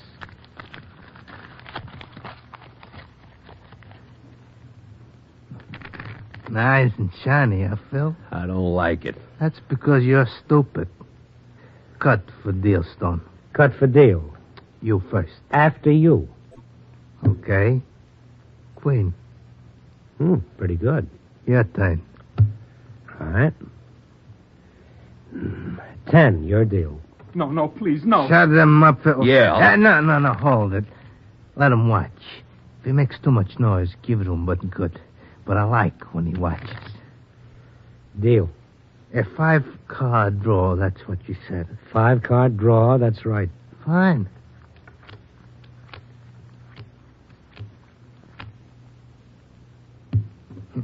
Looks funny, no money on the table. It's a nice pot. Phil, put 10,000 in the middle of the table. Looks good there. Right. How many, Stone? 3. 3? Got a pair, huh? Maybe. You got a pair. Shut up, punk. Let him alone, Phil. Let him cry. 3 cards, Sligo. 3 cards. I'll take 1. Okay, Stone. What do you got? You first, Sligo. I called you. You first. The rules of the game. Let's see him, Sligo. Queens over 10s. That's pretty good. Come on, Stone. Let's see that hand. Okay. 3, 10, ace. Ace. Put up your hands, Sligo. Cops, you dirty double cross. Gotta get out of here. Stay where you are. Our lives against yours, Sligo. It was a fair bet. Fair bet, yeah. Let's see that card. But the last card? Sure. Ace of diamonds. 3 aces, Sligo. Beats 2 pair anytime.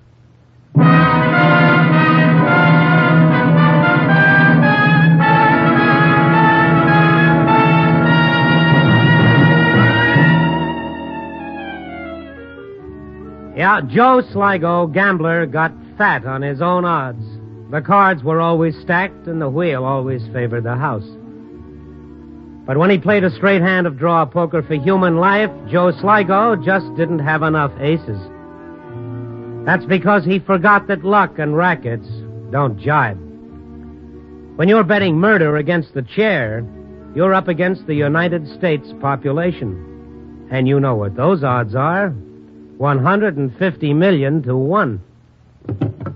Copy, boy.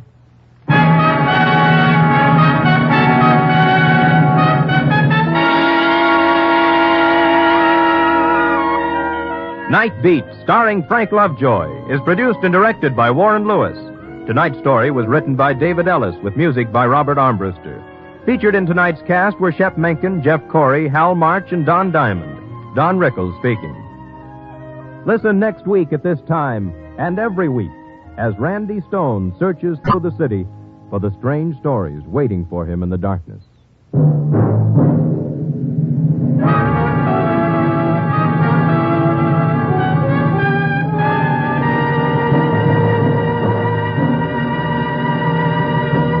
Night Beat came to you from Hollywood. 3 chimes mean good times on NBC. NBC presents transcribed Frank Lovejoy in Night Beat.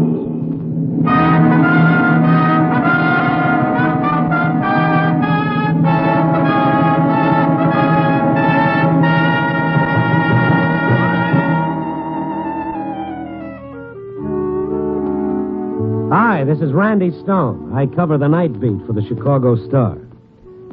Statistically speaking, someone once said a story is born every 15 seconds. It could be. But you've got to go out in the night and dig for it. Dig behind the love and the hate and the fear. And probe for that story that fills up tomorrow's paper.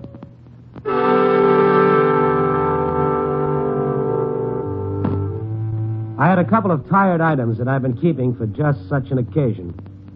I wrote them, I rewrote them, and then I threw them in the wastebasket because night beat is a matter of legwork. There's only one way to do it. Mohammed has to go to the mountain. So I put on my coat, got my hat, and started out. I was just walking out of the city room, opened the door to the hall, and I looked right into a pair of inquiring blue eyes. Pardon me. Well, sure. I wonder if you could help me. I'm looking for a newspaper man. Well, maybe. What's his name? Oh, I don't want anyone in particular. I just want to talk to a newspaper man. Well, if you're not too particular, I'm a reporter. My name is Randy Stone. Oh. Would you be interested in a story, Mr. Stone? I saw the mountain comes to Mohammed. What? I don't understand. Oh, it's just a figure of speech. Come on in. We can sit down and... Oh, no, I'd rather stay out here in the hall. Okay, well, let's hear it. Wait, is it true that newspapers will pay money to get a big story? A really big story? Well, they've been known to if it's important enough and if it's an exclusive. How much would they pay? Now, look, I can't set a price. That's up to the publisher, and besides, it depends. What do you have to sell? I'm married to a communist spy. Oh. Well, why tell me? Why don't you go to the FBI? Well, they won't pay anything. I've got to have money. And you've got to promise me you won't tell them till after you've paid me. Now, wait a minute. Hold on here. If you've got a story, my boss will be happy to buy an exclusive, but not behind the government's back. Oh, you can tell the FBI. I didn't mean you couldn't give them the facts, but we've got to be safe first. Don't you see? We've got to be safe. Now, wait a minute. Now, before everybody gets in an uproar, let's find out if you have got a story. Where is your husband? I'll take you to him.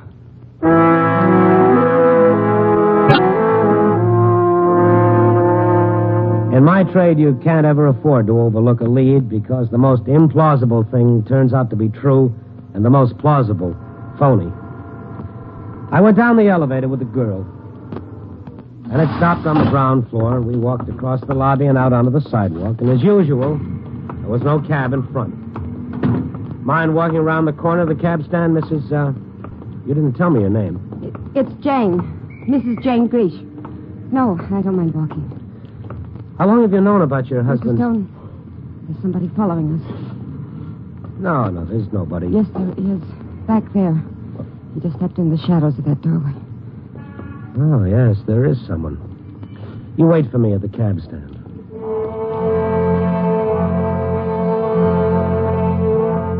She went on ahead. I stopped and went through my pockets like I'd forgotten something, and then I started back, walking close to the buildings. When I came to the doorway where the man had melted into the shadows, I stopped. Something I can do for you, bud? Hello, Stone. What? Louis Martel. Aren't you in the wrong neighborhood? I want to talk to you. I'm busy. See me tomorrow. You'll see me now. Or am I pointed enough? Louis, when are you going to quit sticking a gun in people's ribs? Don't you know that smart thugs don't do that anymore? Maybe I'm not smart, but I'm effective. You know what I mean? And I got my eye on you, Stone, so play ball. Well, what is that supposed to mean? That column you wrote yesterday, the boys didn't like it. They told me to tell you they didn't like it. That's the highest praise I've ever had. Now, if you don't mind, I'm in a hurry. When I'm ready. You said in the paper we was in for a surprise. You said somebody was going to push us out of business. Where'd you get that idea? Professional secrets. I never divulge the source of my information. What kind of stuff is that? I'm like a doctor or a lawyer. How would you like it if I knew something about you and I spilled? Wouldn't be very nice of me, would it? No. It wouldn't be healthy either. All right, get out of my way, Louis. Go play hood someplace else. Okay. But keep something in mind, Stone. Don't hold out on us. You know, even cops get hurt sometimes. Yeah, I'll keep it in mind.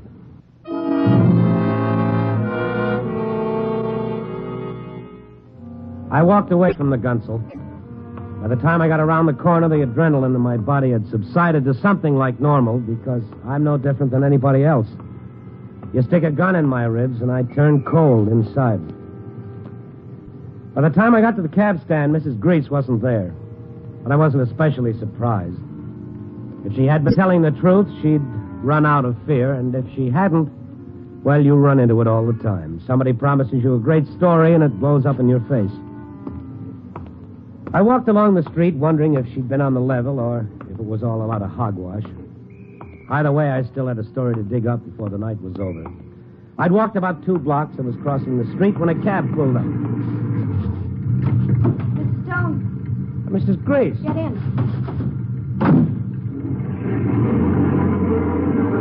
I thought you'd taken a powder on me. Who was that man who was following me? Wasn't following you. He was following me. Why? Why should he follow you? Oh, it's nothing. Forget it. Just a cheap thug who's sore over some publicity I gave him. I think we've shaken him. I don't see him anywhere. You know, I'm beginning to believe you're serious about this cloak and dagger stuff. Yes, Mr. Stone. I'm dead serious. And you'd sell your husband down the river for a few pieces of gold. Must be a great love. You don't understand. Rudy wants to quit. He wants the American people to know. He must make them realize the danger before it's too late. He wants to help them. He does? Oh, he realizes he's done a lot of harm to America, but he couldn't help himself. Oh, they twisted his arm? They sent him here from Czechoslovakia. They told him all kinds of lies. I see, and now he's seen the light. I'm afraid you don't believe me. Well, if what you say is true and he's so anxious to square the books, why didn't he come himself? He's afraid. He's in constant fear. Of what? The secret police. What, in Chicago? I know what you're thinking. When I lived in Kansas, I wouldn't have believed it either. But Rudy's country, well, things are different. You can't know what it's like, Mr. Stone, to know you're being spied on, to wonder who's going to kill you and when. It seems to me what you need is protection, not money. If you're not interested, Mr. Stone, maybe I ought to go to another paper. No, I didn't say that I wasn't interested, but one thing I don't quite get, and it makes me skeptical. When we splash the story on the front page, what good is the money going to do you? With money, we can lose ourselves. I know where we can get a little farm, way off the beaten track. In Kansas? Please don't ask me. I can't tell you. Incidentally, where is this cloak and dagger operation going on? At the circus. The circus? Yes. Rudy's the clown.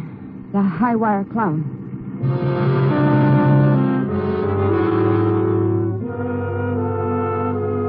She didn't talk the rest of the way to the circus lot. She just sat and stared moodily out of the window.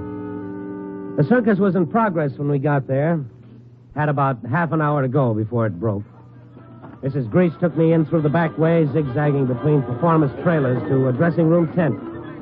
The well-known Clown Alley. She pulled me back into the shadows as 4 or 5 clowns passed on their way to the big top. Now, you'll be alone. You can go in. We walked into the tent, past the long rows of dressing tables and mirrors, to the end, where a man wearing the most incredibly melancholy clown makeup sat staring into a mirror. Rudy, I brought someone to talk to you. Oh? To talk to me? What about? You know, Rudy. You know what about. My name is Stone, Mr. Grease. Randy Stone. I'm with the Chicago Star. Your wife has told me that... Rudy, I was right. They pay for stories. They sometimes pay quite a lot if they can have a story exclusively. What an incredible country this is. Imagine paying money for news. Well, of course, we'll have to have proof. Rudy, my friend, is it not time for... Oh, did not know you have company. Well, that's all right, Kovacs. You are on in a few minutes, Rudy. This I know. Every day I'm on at the same time. I'm not likely to forget. That is good. I only come to remind you of your duty. Excuse me.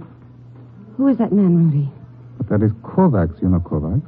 Rudy, I've never seen him before in my life. Now, Jane, why do you not go to your tent and rest? Relax like the doctor told you. Doctor? Rudy, what are you trying to do to me? About the story, we'll have to have documentation of every fact you give us. What is this documentation that I give you? No, I don't understand. Well, we just can't print that you're a spy. We'll have to substantiate it. Spy? Jane, is that what... Did you tell this man that I was a spy? Rudy, please. He can help us. Jane, you go to your quarters. But Rudy, Jane, you do as I tell you. Rudy. No, don't worry, Mr. Stone. She'll be all right. She's not been well. She fell from a trapeze, you know. It's very serious fall. Damage to the brain. Oh? You poor Jane has it in her mind that I need money to disappear because I'm afraid of the communist secret police. I suppose she told you this. Yeah. Did she tell you I was chosen as a master spy because of the freedom with which I travel with the circus? That I'm used as a clearing house for all espionage in your country. That I'm in contact with the head of the underground in every major city, and that I am indeed the most important spy in America? Well, no, she wasn't quite that explicit. Here, according to Jane, my life is not worth what you Americans call a plugged nickel. That must have been some fall she took. It was unfortunate.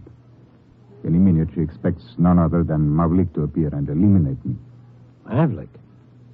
The big iron curtain hatchet man? Fantastic, no?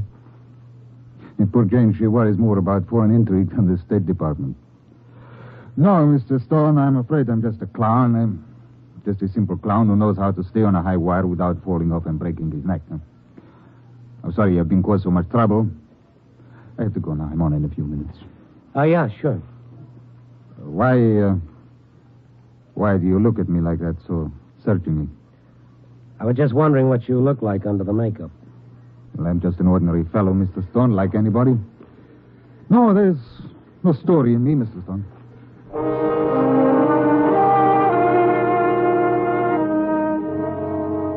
He walked out of Clown Alley, and I stood there a while, feeling like a left tackle had been taken out of the play.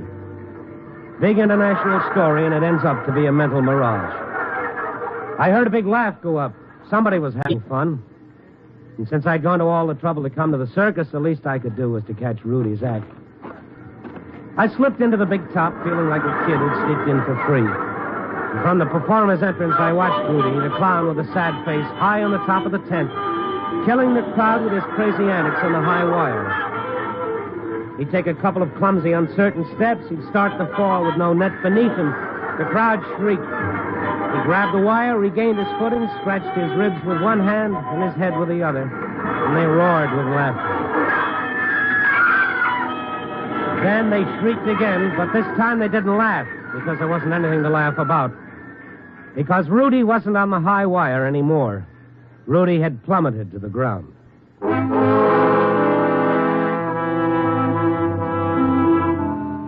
I pushed my way through the tan bark to the ring. I was in the inner circle of the circus people who stood looking down at Rudy with the awesome realization that it might have happened to any one of them. He wasn't dead, but his back was broken. They carried him on a stretcher to the medical tent. I waited outside. A worried-looking, red-faced man came up. How is he? Bad. Doc says it's just a matter of minutes. Say, I don't know you, do I? I'm Randy Stone, a newspaper man. Jumping Djibouti, I need you like I need a hole in the head. Soft pedal this, Mac, will you? Go easy. Puts a jinx on a show when there's been an accident. Who are you? Me, I'm Cassidy. I own this outfit. And with the season we've had and a thing like this happening, What'd you say your name was? Stone, Randy Stone. Oh, then you must be the guy he's asking for. Who? Rudy. You'd better go in there. Wait a minute, Cassidy. Where's his wife? She ought to be in here. Wife? He hasn't got a wife. Are you sure? Look, I know who's with his show and who isn't. But he told me Look, if you want to talk to him, you'd better go in there.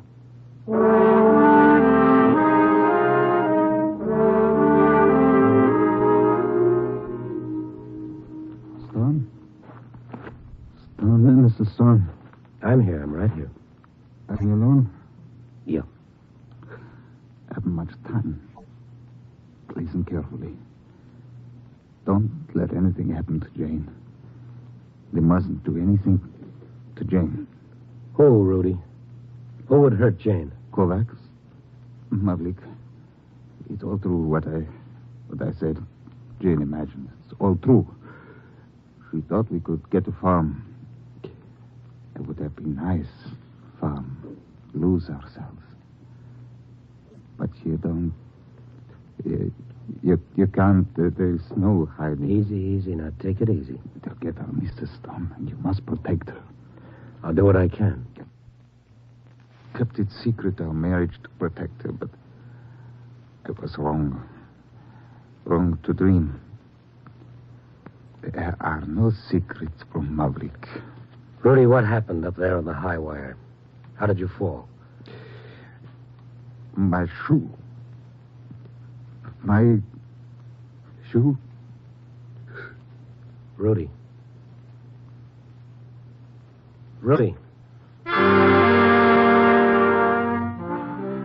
He was all through talking. His eyes, the only real part of his grotesque, chalk-white face, closed as I stood looking down at him. The whole thing seemed like a fantasy. It was weird and unreal.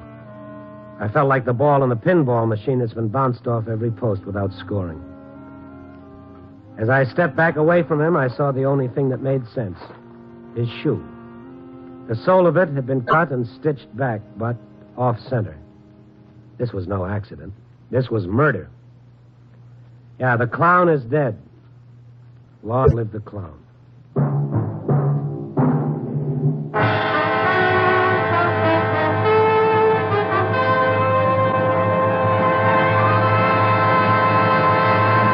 NBC is bringing you Night Beat, starring Frank Lovejoy as Randy Stone.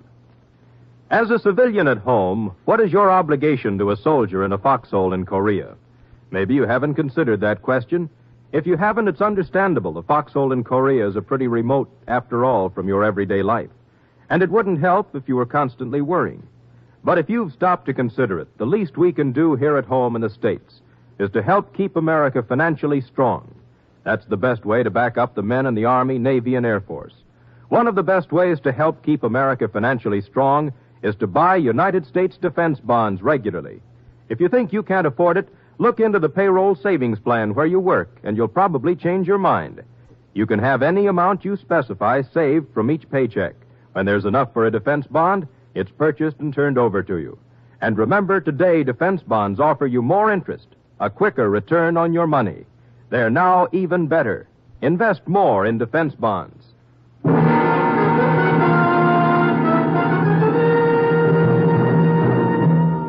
And now back to Night Beat and Randy Stone.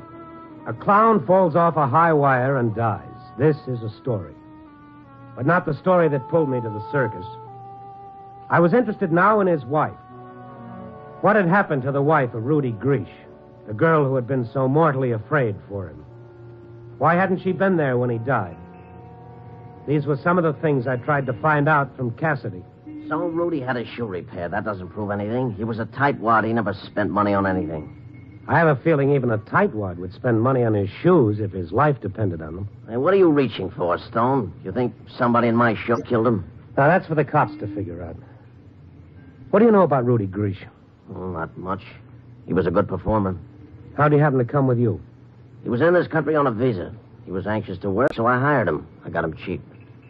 When he was on the road, you ever notice anything suspicious about him? Did he meet people on the outside? Did he leave the circus a lot? Now, look, I've got my hands full pushing this pile of canvas around the country without worrying where my performers go. His wife claims that he was a communist spy. That's crazy. That's absolutely nuts. He didn't have a wife. Well, he said different. How about a tall blonde girl named Jane? Used to be an aerial. Jenny? Yeah. Oh, she's not married. Oh, Rudy was nice to her, but we all were. She took a bad fall last year, hit her head. Has never been the same since. We keep her around here because we're sorry for her. Well, where is she now? Where can I find her? You might try the wardrobe tent. That's where she works.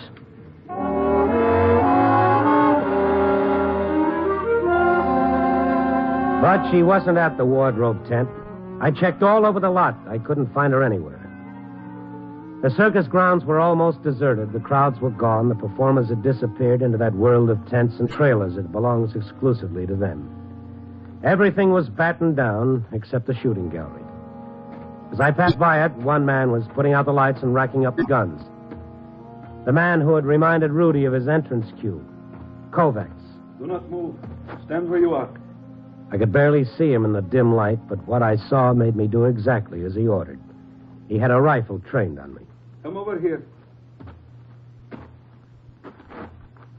Closer. No, don't put your hands in your pockets. Put them on the counter. That's fine. What do you want? I understand you're looking for Mrs. Grish. Yeah. I will take you to her. Well, never mind that. Just tell me where she is. You seem to misunderstand, Mr. Stone. I said I will take you to her. He backed away from me. He racked the rifle, but as quickly as he put it away, another gun appeared in his hand. A Luger. If you make any attempt to run, to get away, to scream, I will kill you. Now, walk straight ahead of me down Midway to that car parked on the corner. He came out of the booth with his topcoat draped over the hand that held the gun. There was something European about the cut of his suit, but other than that and his accent, he was like any other hood, frightening with a gun in his hand. No, you drive. Well, why don't you drive? Or don't you know how to handle an American car? There is no need to be insolent. Get in. Drive. I will tell you where to go.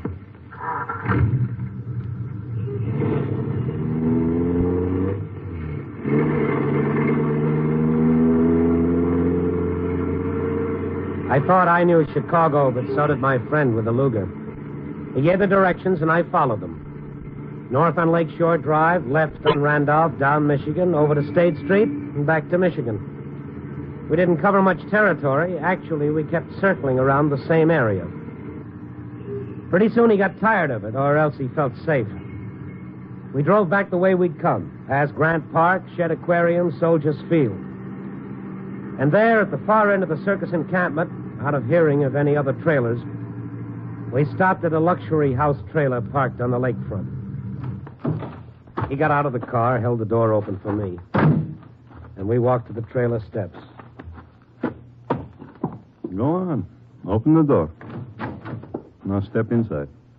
Mr. Stone! Mr. Stone!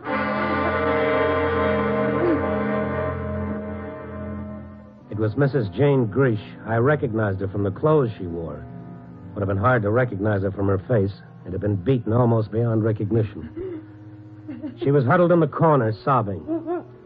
And seated comfortably on the couch, smoking a cigarette, was a nobly handsome, blond young man. Come in. Close the door, Kovacs. Well, Mr. Stone, it was nice of you to come with Kovacs. But then Kovacs has always been inordinately persuasive. From the looks of Mrs. Grish's face, I'd say that you were pretty persuasive yourself. I have that reputation.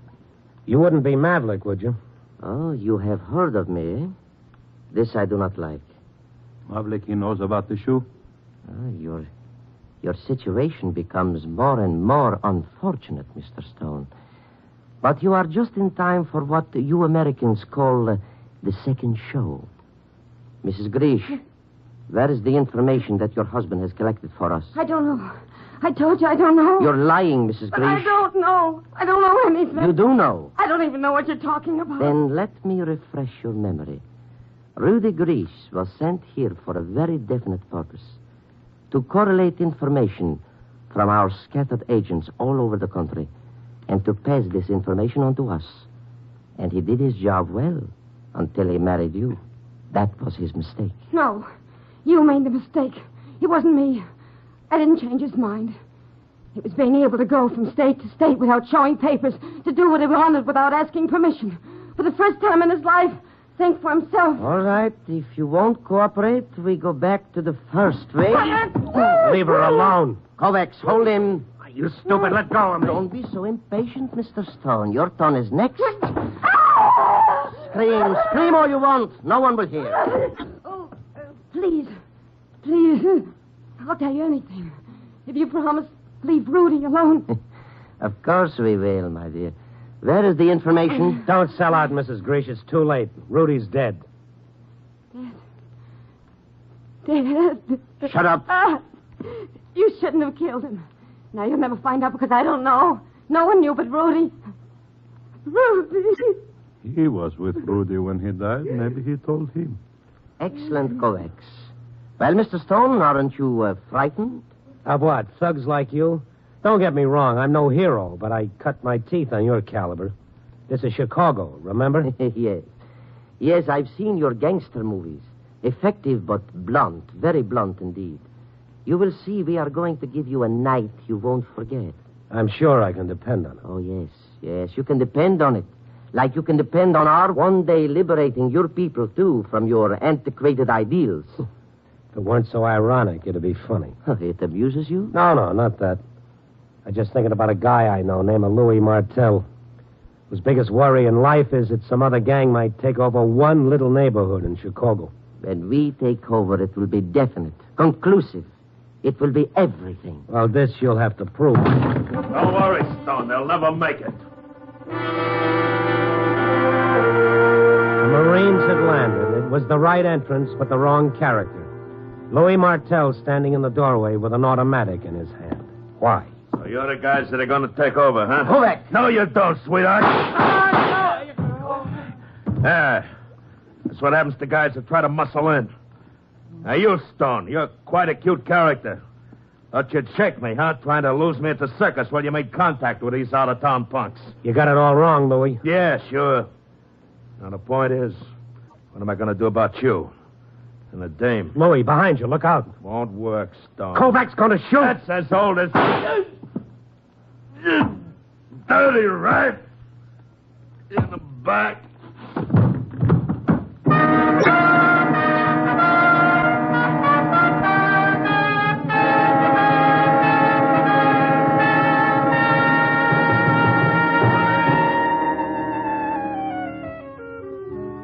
A great international story. I believed it. I bought it. But I couldn't print it because I couldn't prove it. The cops? They pegged it for a gang killing, and you couldn't blame them. That's how it looked. 3 dead hoodlums. I told them the blonde man was Mavlik, and they thought it was plausible and interesting. But his identification read, Herman Kennedy, Pittsburgh. They almost believed me when Mrs. Greesh backed me up, that is, until they checked and found out that she'd had a bad fall and hadn't been the same since. Oh, they were nice about it. They told me to come back if I ever got any proof. Fat chance. But there is one interesting slant to the whole case. Louis Martel, gangster, killer.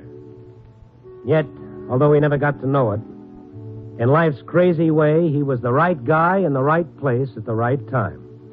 And for a brief moment, became a hero. Copy, boy.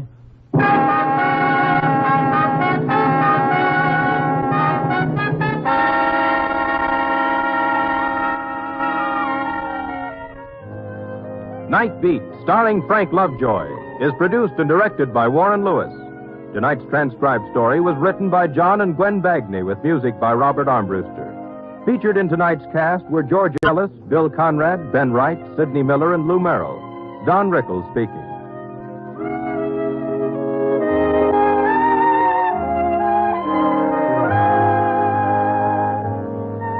Listen next week at this time and every week as Randy Stone searches through the city for the strange stories waiting for him in the darkness.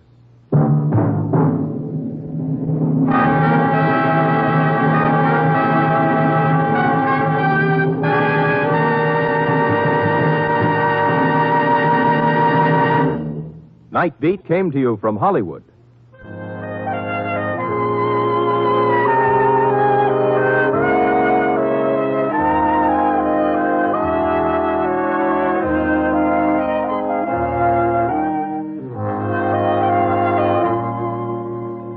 Three chimes mean good times on NBC.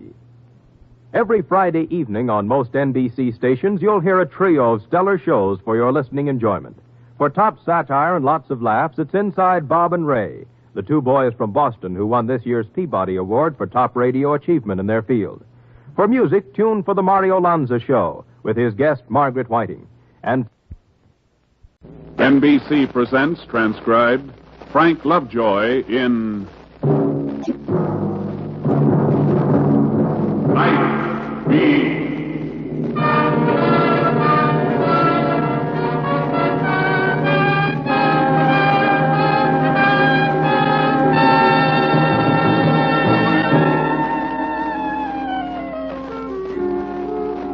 Hi, this is Randy Stone. I cover the Night Beat for the Chicago Star. Sometimes the stories of the night have their beginnings on the day side. This one did. It was less than a dozen hastily written words on a piece of paper when I first saw it. My city editor Farley's words, all black and white in the light of day. It took the night to add the color and the shadings to give them perspective and make them come alive.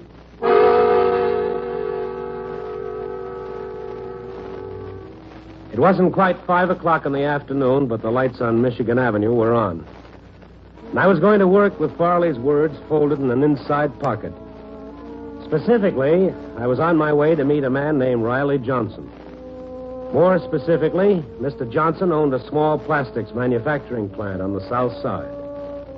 Most specifically, Mr. Johnson was giving the plant to his employees. I haven't met a real live humanitarian in weeks. This I had to see. Yes, can I help you? I'm Randy Stone, Chicago Star. I'd like to see Mr. Johnson. Well, he's busy at the moment, Mr. Stone. Can I wait? Yes, if you like. Have a chair. Thank you. News travels fast, doesn't it? That's what everybody says. How does it feel to be an owner? Oh, I wouldn't want to be quoted, Mr. Stone. I really have no opinion at all. A guy hands over a business to you and you have no opinion? That's almost a story in itself. I think it's up to Mr. Johnson to make statements to the press. Ah, you see, you do have an opinion. Hey, Edie, can I see Johnson? I'm afraid it'll be a while. This gentleman's waiting. This is Mr. Stone, Mr. Guthrie. All right. How do you do? Mr. Guthrie's our plant foreman. Mr. Stone's a newspaper reporter, Jim. Oh, you Randy Stone? That's right. I'll see if Mr. Johnson can see you now. Thank you. Yeah, I read your column every once in a while, Stone. I like it. Well, so do I, every once in a while. What are you going to write about Johnson? I don't know yet. Got any suggestions? Plenty, but you couldn't print any of them. You know? No. Man gives plant to employees like man bites dog. That's news. Stick around. He may bite a dog, too. I don't trust him. I don't figure his angle yet, but I'll bet he's got one. I'll bet it's a Lulu. Well, good luck, Stone. Thank you. Mr. Johnson will see you now, Mr. Stone. Fine.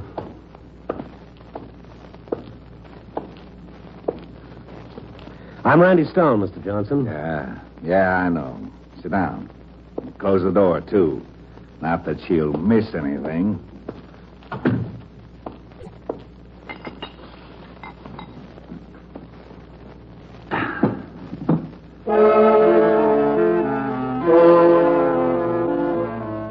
He didn't look up when I came in. Riley Johnson was drunk from years of drinking. His florid face was all puffed, the pink flesh stretched tightly across it. The gaze he finally directed at me was fluid and colorless. Now, let's get each other pegged right from the start, Stone.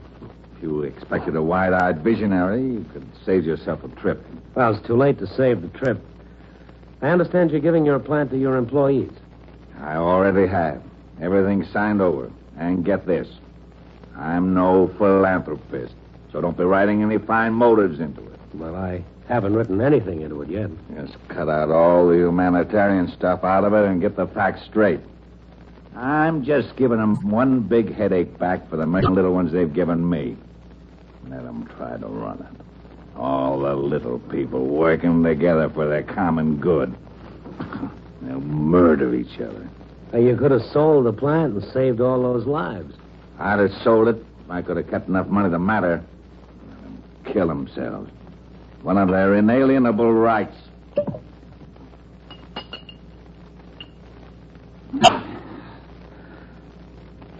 Empty. There goes a nice kid. Well, that's it. That's your story. Take it or leave it. I bet you've got some cozy plans for your retirement. Yeah. I'm gonna get drunk. You going back uptown? Yeah. I'll hook a ride. I can't drive a car. I'm a menace. Ask anybody. I'll take your word for it.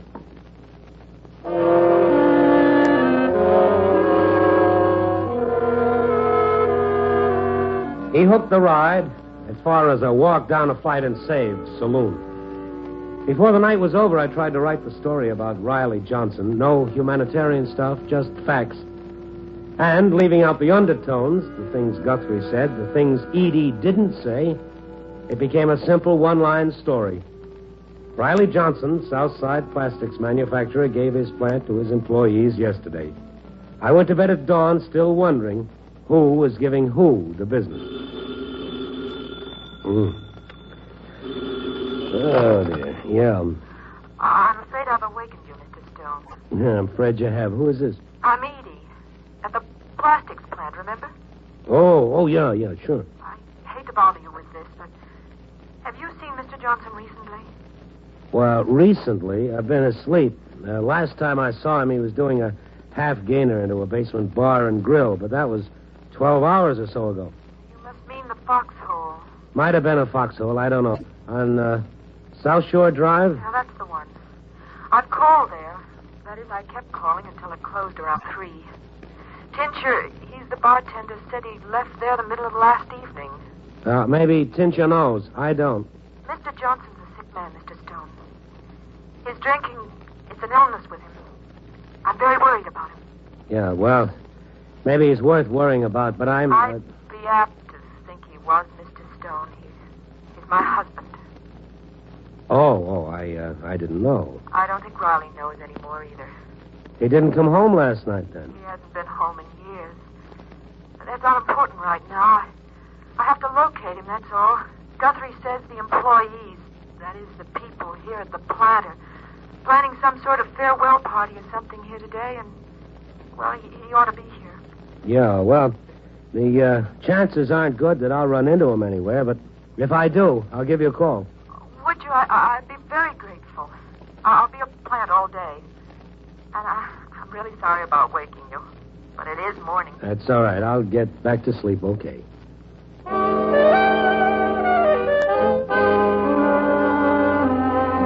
I dreamt a lot, and it was a big dream about getting back to sleep in the daytime.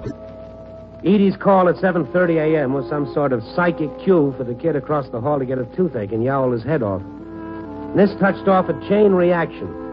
By noon, I threw in the towel and took my curled lip and jaundiced eyes out in search of food. Curiosity took me all the way to the foxhole, dark and musty and open for business. Well, Riley will be back. Yeah, he's never very far away from here. This place says home sweet home to him. How's the egg, huh? You're a better bartender. That's good. I wouldn't want this trap to get a reputation for fine food, you know? It classes up the clientele. Well, you can't have that. No. You seem pretty sure Riley will be back. Oh, sure. He had a hatful of dough last night. I relieved him of most of it. When he knows what he's doing, I'll give it back. Hey, you know him pretty well. What's he trying to prove? Boozing? Well, I don't know. He sure don't like it sober. He'll talk okay, but not about himself, you know. How about Edie, his wife? You talk about her? Never heard him mention her. Oh, I know her all right. I know who she is, anyway. Never seen her. But she calls pretty often. You're funny, too, what gets into dames, huh? Her name anything. All she ever wants to know is he okay? She even gave me his doc's phone number. I call him when Riley pulls his fold act. You want another egg, huh? Not till Easter. Riley folds a lot? All the time. Every time the doc says, this is it, he can't take anymore, but Riley keeps blasting away at the bottle. He don't care, but, oh, she does. She's one of those, there's good in everyone dames, you know? Real kind. For this, he don't come home ever. You're wrong, Tincher. He's home now. Well, a boy Oracle. Hiya, Johnson. Well, make a move, don't you? Oh, sure, why not? I got a message for you, Johnson. They're planning something for you at the plant today. Maybe you ought to show up, take a few bows. You ever read the kind of bills the boy Oracle here writes, Tincher? Now, take it easy, Riley. Full of big talk about the little people. The little people with their big hearts. And the big people with little hearts. The old cockeyed world is full of do-gooders, cheek-turners. Let's all get together and smile through our tears. Love will find a way. What do I owe you, Tincher? 85. Thanks. Well, it's been fun. Can I use the phone? Well, help yourself. It's over there. Riley slipped and fallen from the glory road. Let's all help him back on his feet. All the Edies and the boy Oracles and the rest of the party.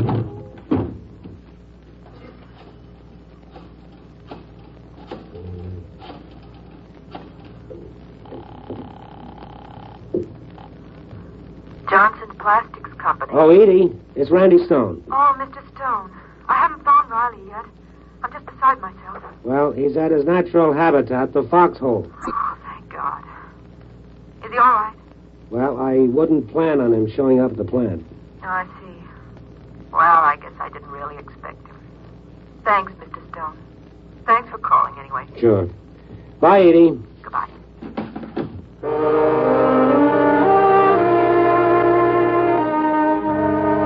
This was the second time I'd left Riley at the foxhole. It got easier every time. Outside, the sun shone and life went on. I knew the real story was all the things I didn't know about Riley and Edie. Maybe I'd never know them. Right then, they didn't seem important. I say right then because a couple of hours later, when I checked in at the paper, all the things I didn't know became very important. Riley Johnson's employee-owned plastics plant blew up right in their faces.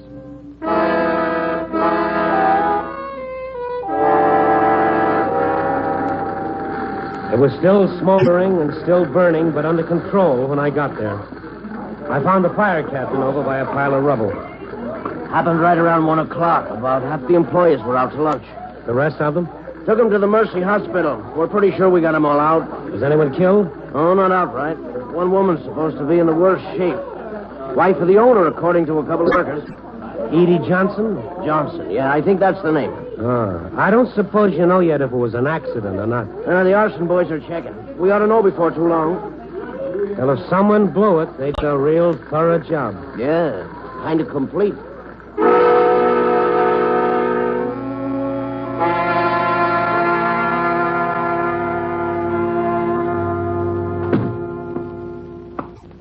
Missed the fireworks, Tom. Guthrie. Hey, you all right? Yeah, I'm fine. Lucky, too. The doc says these are just superficial. I'm walking along, and all of a sudden I'm not walking. Feels like a truck hit me in the back. Then I wake up, the darn thing blew me clean out of the plant. Ever hear of such a lucky thing? Well, that much is good, Guthrie. I understand that Edie's pretty bad off. Bad off? Yeah. I guess you could call it bad off. Told you Riley had an angle. Edie's blind.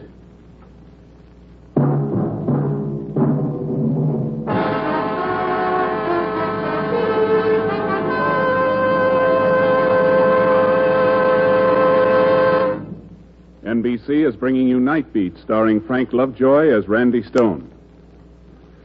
Loyal Americans have always stood behind our fighting forces through all the years of our country's history. Whatever the need, the folks in the home front have always responded generously. Today, the need is for blood donations for members of our armed forces in Korea. The prompt use of blood plasma on the battlefield and whole blood in military hospitals saves the lives of many casualties. General Matthew B. Ridgway, Commander-in-Chief of the United Nations Command, has said, "Every American who has given blood can and should feel he personally has contributed directly to the saving of the life of an American boy."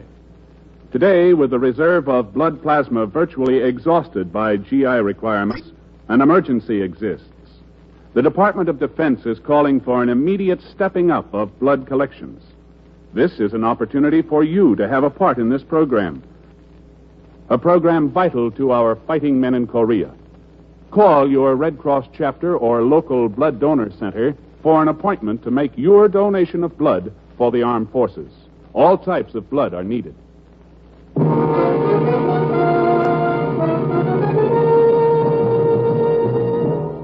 And now, back to Night Beat and Randy Stone. Guthrie swallowed hard and looked away. After a while, he began pushing at the bandage on his arm a little too hard because it hurt him. Isn't that a rotten break? Edie, of all the people in the world. Yeah, that's rough. That's real rough. She used her eyes. Really used them to see good where nobody else could see it. You don't know her, Stone. She's the greatest. Everyone seems to think so. She'd only set up a beef about it, build a case for herself. I'd almost feel better about it. But she won't. She'll take it. Just like she's taken every raw deal she's had. And all her raw deals begin and end with the same loss. I talked to the fire captain. They'll know in a while if it was an accident. I don't think it was. This whole deal smells like Riley. He'd hand you something that was loaded. Well, he might. But even if they find out the blast was planned, it doesn't mean that it was Riley. What's the matter? You building a case for Riley? No, why should I? I don't know him well enough to build him a drink, even. Nobody knows him, except Edie. And she loves him. Yeah, she does. How could she? Edie's the only one who can answer that. Oh, I've asked her lots of times. She knows I love her. Did you expect Riley at the plant this morning? Yeah, he was supposed to be there. We planned a little thing in his honor. A little thing like an explosion? Look, there are simpler ways to get rid of him, Stone. I wouldn't blow up a plant full of people to get to him. No, I don't think you would. Any more than I think Riley would blow it up to get to Edie. Unless he was after more than Edie. Huh, Stone?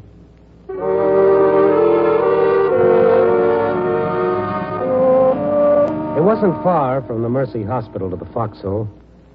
I figured somebody ought to tell Riley, just in case he didn't know about Edie, and just in case he'd care.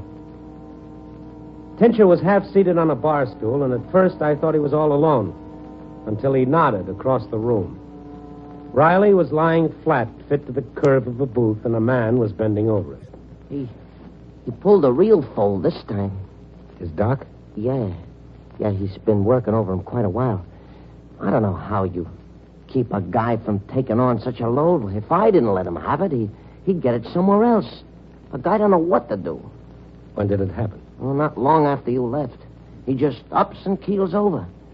Had a devil of a time locating the doc, too. I think you better locate an ambulance, didn't you? Might as well get him to a hospital. Yeah, okay. Oh, Doc, this is Randy Stone. He knows Riley. I don't think you'll know him much longer, Stone. This is the last one, huh? Yeah, looks like it. You think he'll come around at all? He might. He's fooled me before. Yeah, I know. Might have a good reason to fool you this time. Look, I don't know what it'll mean to him, or if you can tell him even, but there was an explosion at his plant, and his wife is the worst off. She's blind. Where is she?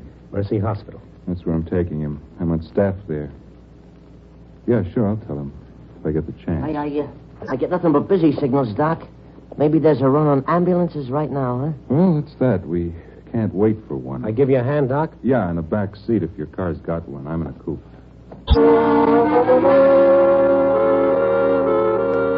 The doc took over when we got to Mercy Hospital. I took one more look at Riley as they wheeled him into the room. His face wasn't puffed and pink anymore. It was gray and very old. Edie and Riley were just a few doors apart now. It was hard to imagine they'd ever been closer. I wondered about them as man and wife, what kind of life they'd shared. Riley, a guy so bent on his own destruction he wanted to destroy everything around him. Guthrie, a third part to a triangle, or was there more to it than that? And Tincher, could he have an angle? How did these people relate to each other, really? Who was the heavy? I didn't know. I called the fire captain I'd talked to earlier. No report from the arson investigators. He said he'd call me at the hospital when he got word. I waited outside Riley's room for the doc. Oh, Stone, I hoped you were still here. Riley's come around. He wants to talk to you. Did you tell him about Edie? Yes, I did. Go on. Go in there for a minute or two. Will he make it, Doc? Not a chance, and he knows it. I'll be back. I have to check something. Okay, Doc.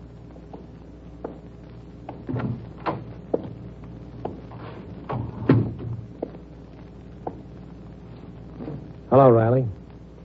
Boy, Oracle. I'm in a fine fix. If you're the best I can come up with. The doc said you wanted to see me. I never wanted to see you. Right now, I don't have much choice. Maybe I should have made a friend along the way. Believe me, if I had a friend, I wouldn't be asking for you. Okay, so we're real pals. Now, what do you want, a friendship ring? Find that lousy Tincher. Tell him he didn't put a thing over on me. He never could, and he never did. I got it. I suppose you'll understand. I wouldn't trust him as far as I could throw him. Understand? He should. He's not satisfied that I practically kept him in business with my regrettable taste for whiskey. He's got to steal me blind. I'll tell him. Thought I wouldn't remember. I remember plenty. Plenty. I had a fistful of dough last night. Thinks I don't know. He took it. Just tell him I know, that's all. He's told me about your dough, Riley. What does that prove? He's one of your little people, I suppose, with a big fat heart. Brother, you don't know anything about people, not anything. You said you had a couple messages, Riley. Yeah, I did, didn't I? Well, the other one's for you. Get out. Yeah, sure.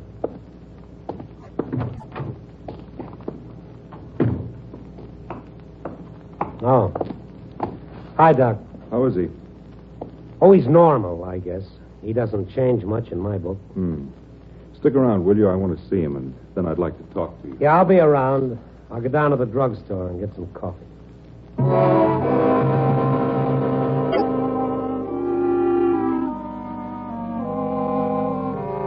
The first cup of coffee did nothing for the tight knot I was using for a stomach.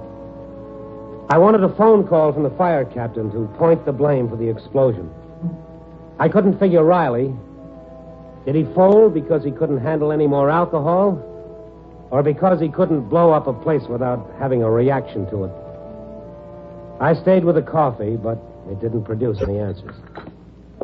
I tried to see him, but they wouldn't let me in. Sit down, Tincher. The doc will be down in a little while. Yeah. I just locked up and came over. Have some coffee. No, thanks. I didn't know what else to do. I got these flowers. Then I forgot to give them to the nurse. Silly, I guess, huh? Flowers. Huh? Why beat yourself? The flowers are fine. You know something? Hospitals sort of make me crawl. I get nervous just walking in the door. I don't know. Everything's so clean, smells clean. Funny, I got nothing against being clean, but it gets me, you know? Yeah, it seems a little impersonal, but I guess it isn't. Yeah, well, golly, I almost forgot. Riley's dough. I wanna get it back to him, see? Remember I told you I took it off him last night? Yeah, yes, I remember. Well, you give it to him, will you? You're gonna see the doc, huh? Oh, give him the dough and the flowers, too, huh? Sure, that's the way you want it. Yeah. Tell Riley I'll be back when he's feeling better. I'll tell him. See you. Okay. It was beginning to get me, too. I paid for the coffee, scooped up the fat wad of money and the thin bunch of flowers, and went back up to Riley's floor. The nurse at the desk took the flowers and told me that Edie was about the same, whatever that meant. That's when the doc came out of Riley's room and motioned me down to the waiting room. Got a cigarette, Stone? Sure. Here. Thanks.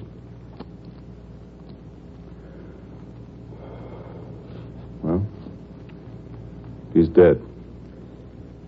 Well, Tincher will feel bad, I guess. I think Riley thought as much of Tincher as he did anyone. Oh, yes, he thought Tincher was great. That's why he wanted to see me, to tell me the barkeep had stolen his money from him. Here's the roll. Tincher brought it. He just took it to keep Riley from throwing it around. Yeah, I know. Tincher's all right. I'll give the money to Edie. Yeah. What kind of a guy was that, Doc? I've seen a lot of guys go out. A lot of bums, too. I never saw one who didn't go a little soft at the end. This guy goes still spouting his hate and yakking about a friend who conned him, he says. There isn't much doubt about Riley's character. He was a long way from the Good Samaritan. You knew him a day. I've known him for 10 years. I'd like to know what made Riley run. The answer isn't very simple, but I'll simplify it. 5 years ago, Riley Johnson was a regulation sort of a guy. No stronger, no weaker than most. You can't measure what the brain men call moral fiber. But it's safe to assume Riley had his share until he got kicked over. And who did the kicking? Edie. Edie? Yeah, she's all sweetness and light, unless you happen to know her, which I do. I could tell you a lot of things about Edie, none of them very savory. But mostly, she doesn't like a man. She likes men. Parades of them. Like, maybe Guthrie? Well, he's one of them for now. It goes on. Riley couldn't take it, so he left. Made friends with a bottle. And that's it. Oh, that's great. Telephone call for Mr. Randy Stone. Come to the second floor desk, please. Wait here, will you, Doc? Oh, sure. Hello, it's Randy Stone. Oh, yeah. Stone, you wanted the report from the arson boys. Just came in. Well, what's the verdict? Clogged gas line to one of the burners. It's been backing up gas for who knows how long. Long enough to blow up anyway. You're calling it an accident, then? That's right. That's all it was, just an accident. Uh-huh. Well, thanks, Cap. Thanks for calling. You bet. Bye. Bye. Now, that was the fire captain, Doc. The explosion at the plant was an accident. I'm glad it wasn't Riley. Yeah, I guess I am, too. Lovely little vignette, isn't it? The Johnson story. Riley's dead. Edie's blind. No, not for long she isn't. They do some big things now, you know. They can transfer the cornea from healthy eyes to bad ones. Oh, yes. Yeah, I know, but... Edie will see again. With Riley's eyes. He did that? Last thing he did. Told me to tell her to take a good look at herself.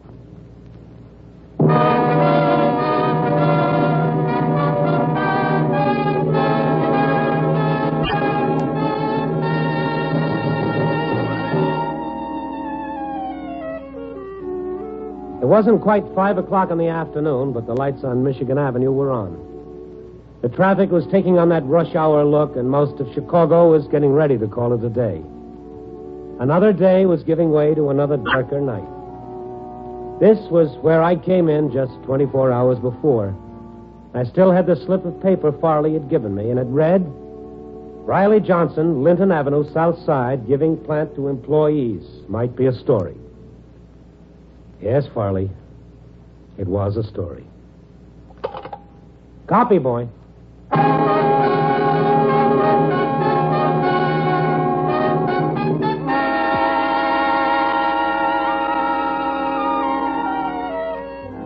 Night Beat, starring Frank Lovejoy, is produced and directed by Warren Lewis.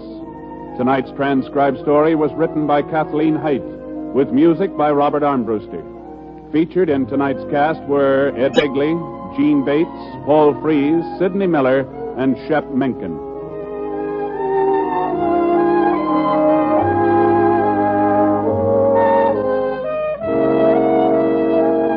Listen next week at this time and every week as Randy Stone searches through the city for the strange stories waiting for him in the darkness.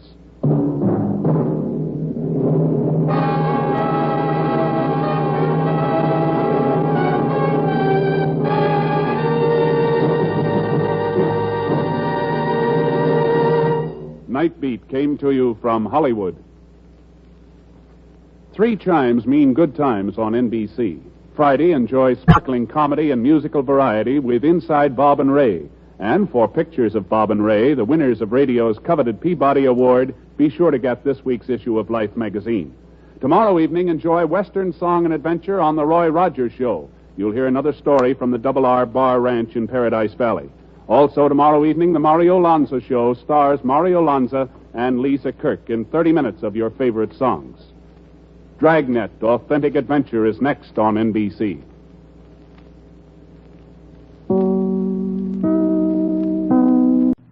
NBC presents, transcribed, Frank Lovejoy in Night Beat.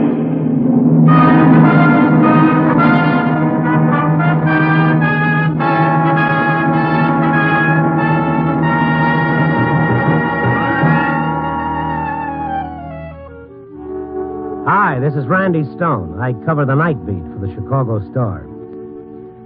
There's a certain party around town by the name of Panagen. He slugs out an acid column for Pierce's Gazette based on semi-truth, crumbs of political gossip, and backstage hearsay. All of it liberally spiced with sly comments on female anatomy.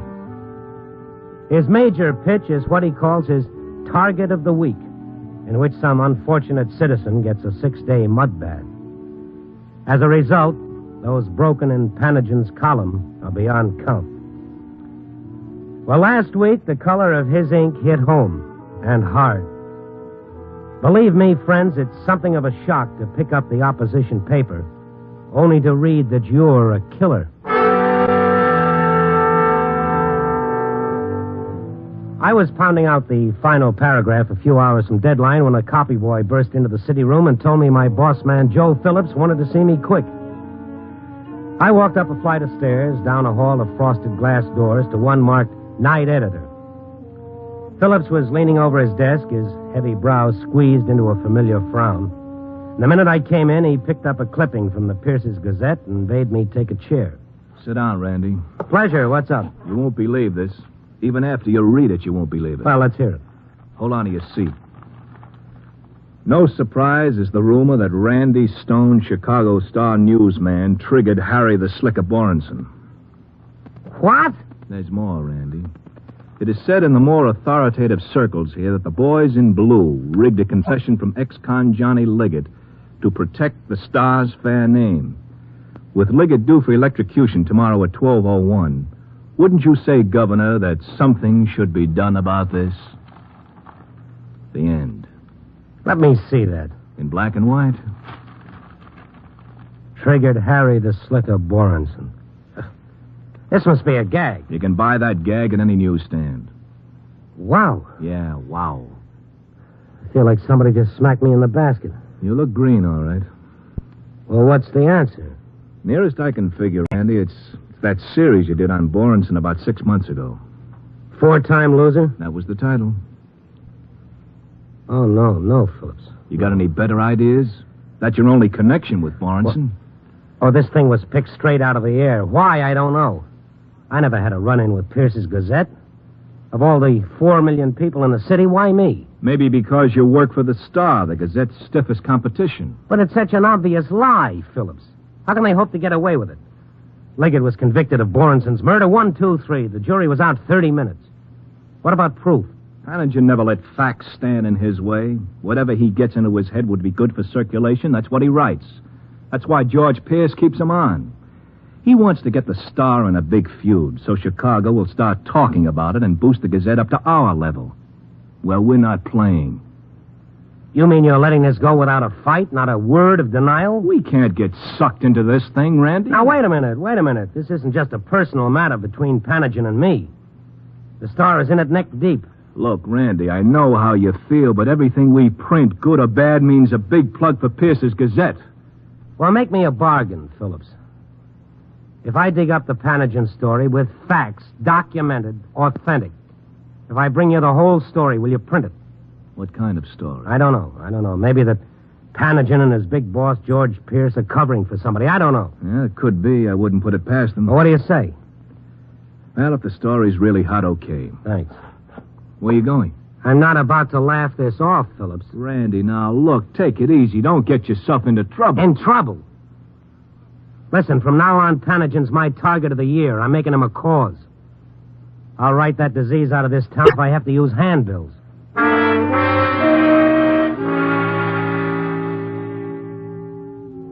But frankly, I didn't feel much like brandishing the golden sword. I felt weak and sick, and I couldn't think.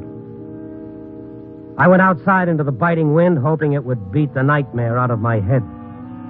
But the terror had taken hold, and it wouldn't let go. It was the giant power of the lie, issued in the loud voice of sound authority, amplified by the press. That's the way to take the truth down to size. Let the public cry for blood just so you sell papers. Well, I walked, and all the time a line kept singing its way through me, a line I used to chant to the other 6-year-olds when I was a kid. Sticks and stones can break my bones, but names can never hurt me. That's a kid's line, strictly. All of which brought me to my favorite bar on LaSalle Street. Chet, the barkeep, demonstrated some awfully odd behavior. Hi, Chet. Evening, Mr. Stone. What's the matter with you? Nothing the matter. What? What are you staring at? No, not staring. I'm just going to wipe this glass. Come on, Chet, boy, out with it. What's the angle here? Something wrong with my patronage? No, of course not, Mr. Stone. I'm not going to shake the cash drawer. That's pretty good. Come on, speak up, friend. What's the beef? Look, Mr. Stone, I want you to know, I don't believe a word of it. The Panagen piece? I told Mike, the other bartender. I told him you didn't even know Borenson. How could you have anything to do with the killing? Well, you were wrong, Chet. I did know him. You did? Yeah. All right. What's the talk? Well, Mr. Stone, you know how it is. People, they read something, they believe what they read. They figure anything's in the paper's got to be right, Then lots of them. Liggett's confession to Borenson's murder, they figure it was cut and dried. Fixed, huh? Yeah, and that cheap publicity gag the Gazette has. You see what they do? They keep Panagen's real identity hidden, see? It's a big secret, see? So that none of the people he talks about get revenge on him. It's freedom of expression. That's what the papers call it. Freedom of expression, yeah. What am I telling you for? You know the story. But just a tip, Mr. Stone. This thing is pretty hot. You know how people are. They get all upset. They all want to be knights of the round table or something. Look, I'd be kind of careful if I was you. If I was you, I'd go home. You never know with people, Mr. Stone. Oh. Well, I might do that, Chet. After I take care of a little business. What's the tab?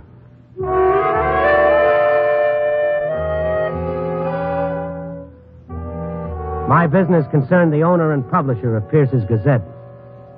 I went to George Pierce's residence. I was told by a rather worried wife that the eminent publisher hadn't been home in 24 hours. She gave me the name of his favorite hangout, which I guess she was too proud to phone, and asked me if I found him, would I please tell him to come home. I said I would. He was there, all right. George Pierce, executive in the blue light of a cheap tavern, pumping his royal bloatedness full of sherry, flushed and sweating in a tight tuxedo. I sat down uninvited between him and the jowly blonde, thus killing the punchline of a very old story. What are you talking about? That was your change. Who are you? Randy Stone. You remember me. Yeah, Chicago Stars, the worst paper in the country. So sit down. I'm already set. Yes, so you are. I'm sorry, this is Miss Leroy, Jasmine Leroy, a songstress. How are you? She's a singer. She doesn't talk. Besides, she's a little under the weather, aren't you, honey? Well, Stone, you all straight with the police? You confess yet? Where can I find this Panagen? Panagen is my little secret, Stone. Well, then you tell him that I want a big column in tomorrow's edition calling himself a liar. Why don't you take the matter to the courts? Oh, you'd like that. Some more papers that way. Oh, you're making me sick. On your way, killer. Oh, I'm gonna love this. Let go, you crazy fool. What's the matter with you? My apologies, lady. When he gets up, tell him his wife wants him to come home.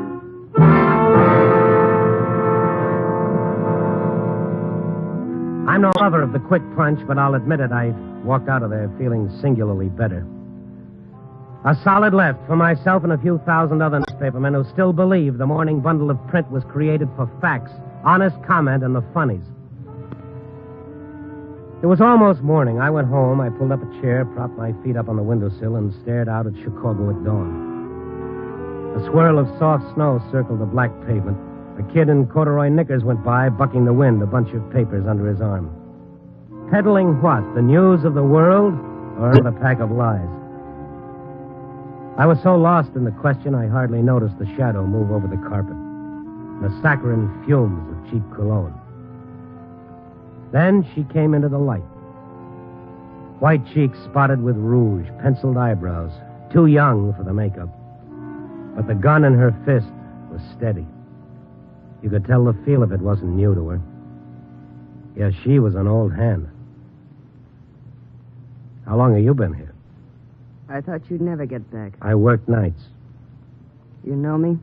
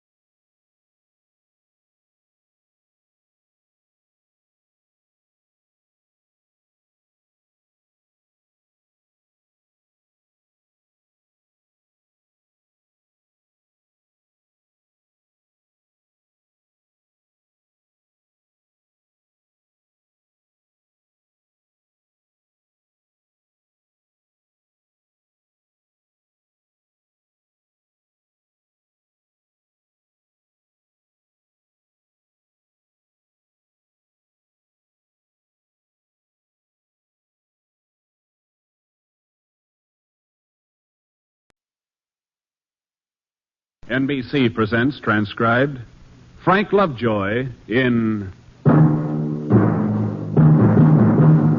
Night Beat.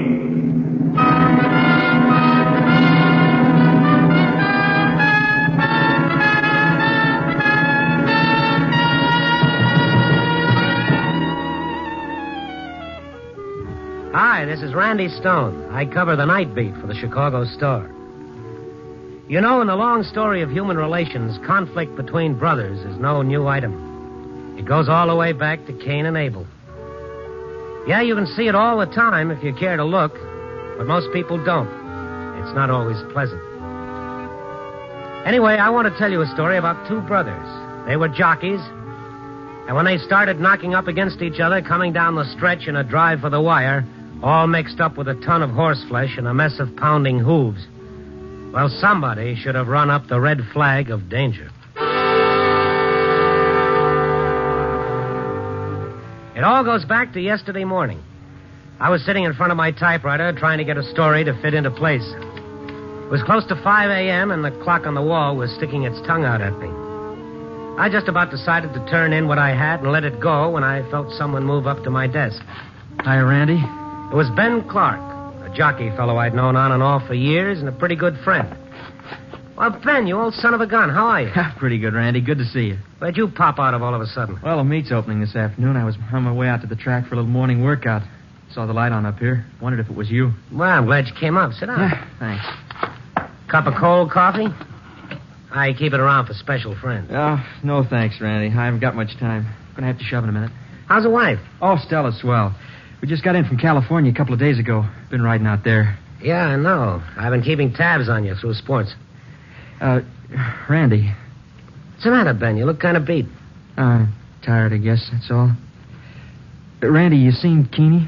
Your brother? No. Yeah, he's in Chi, too. I thought you might have bumped into him. No, last I heard of him, he was riding apprentice down at Gulfstream. Yeah. Well, he's going to ride here. He got in a couple of days ago, the boys tell me, all fired up. Ready to ride against me to prove he's better than I am or something. You two still at it, huh? Why don't you two kiss and make up? Be better all the way around. No, I don't know. We don't speak the same language, I guess. Kid's sore.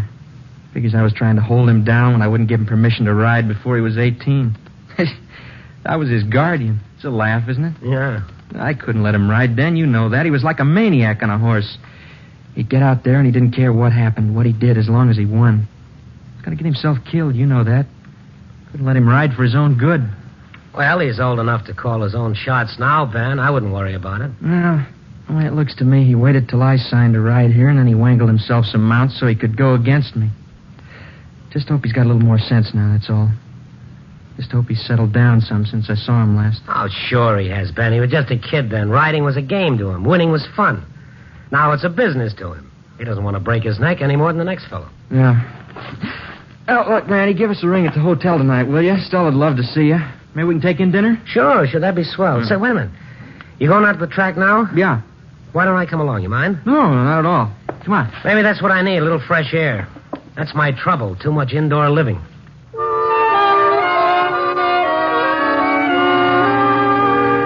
It was just after dawn when we reached the track.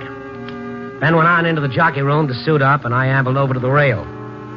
There it was, the dawn patrol, watching the horses in their early morning blowouts. Trainers, owners, exercise and stable boys, and handicappers.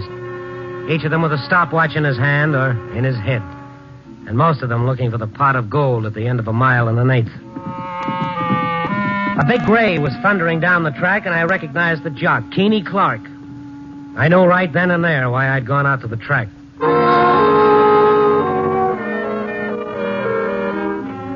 After Keeney finished his workout, I caught up with him, heading for the jockey room. Hey, Keeney! Keeney!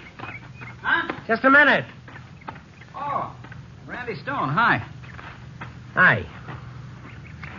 I saw you on that gray. You look good. Thanks. What you doing out? They got you in sports now? Oh, no. Nothing like that. I want to talk to you. Me? Yeah.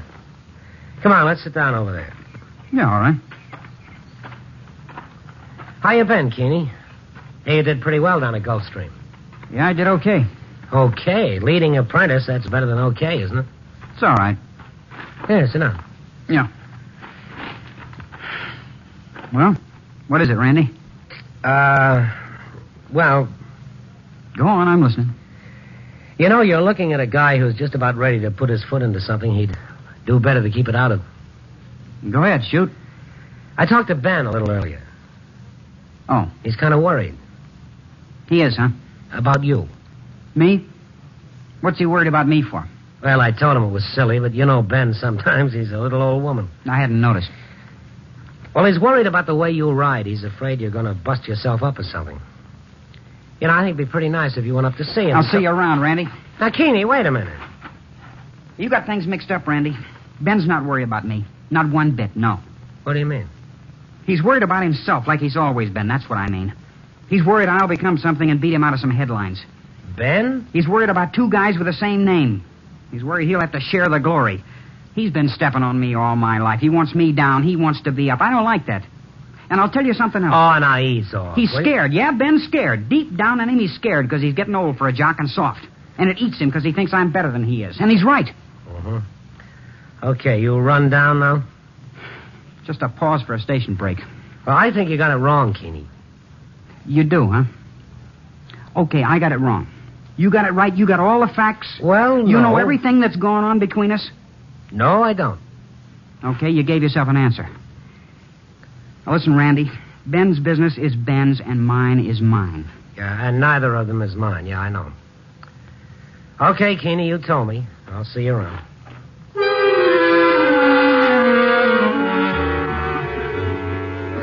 Yeah, he told me all right. Some of what he said, at least, was true. I didn't have all the facts, and my business was elsewhere. A lesson I have to keep relearning on occasion. So I tucked my tail between my legs and decided to leave bad enough alone. I checked out of the track, stopped off for a bite to eat, figuring the affair of the feuding brothers was behind me. As often is the case, I was wrong. It was 8 a.m. when I got back to the office to see if I had any mail, and the phone caught me. Hello. Randy? Yeah? Stella Clark. Oh, hi, Estelle. Hi.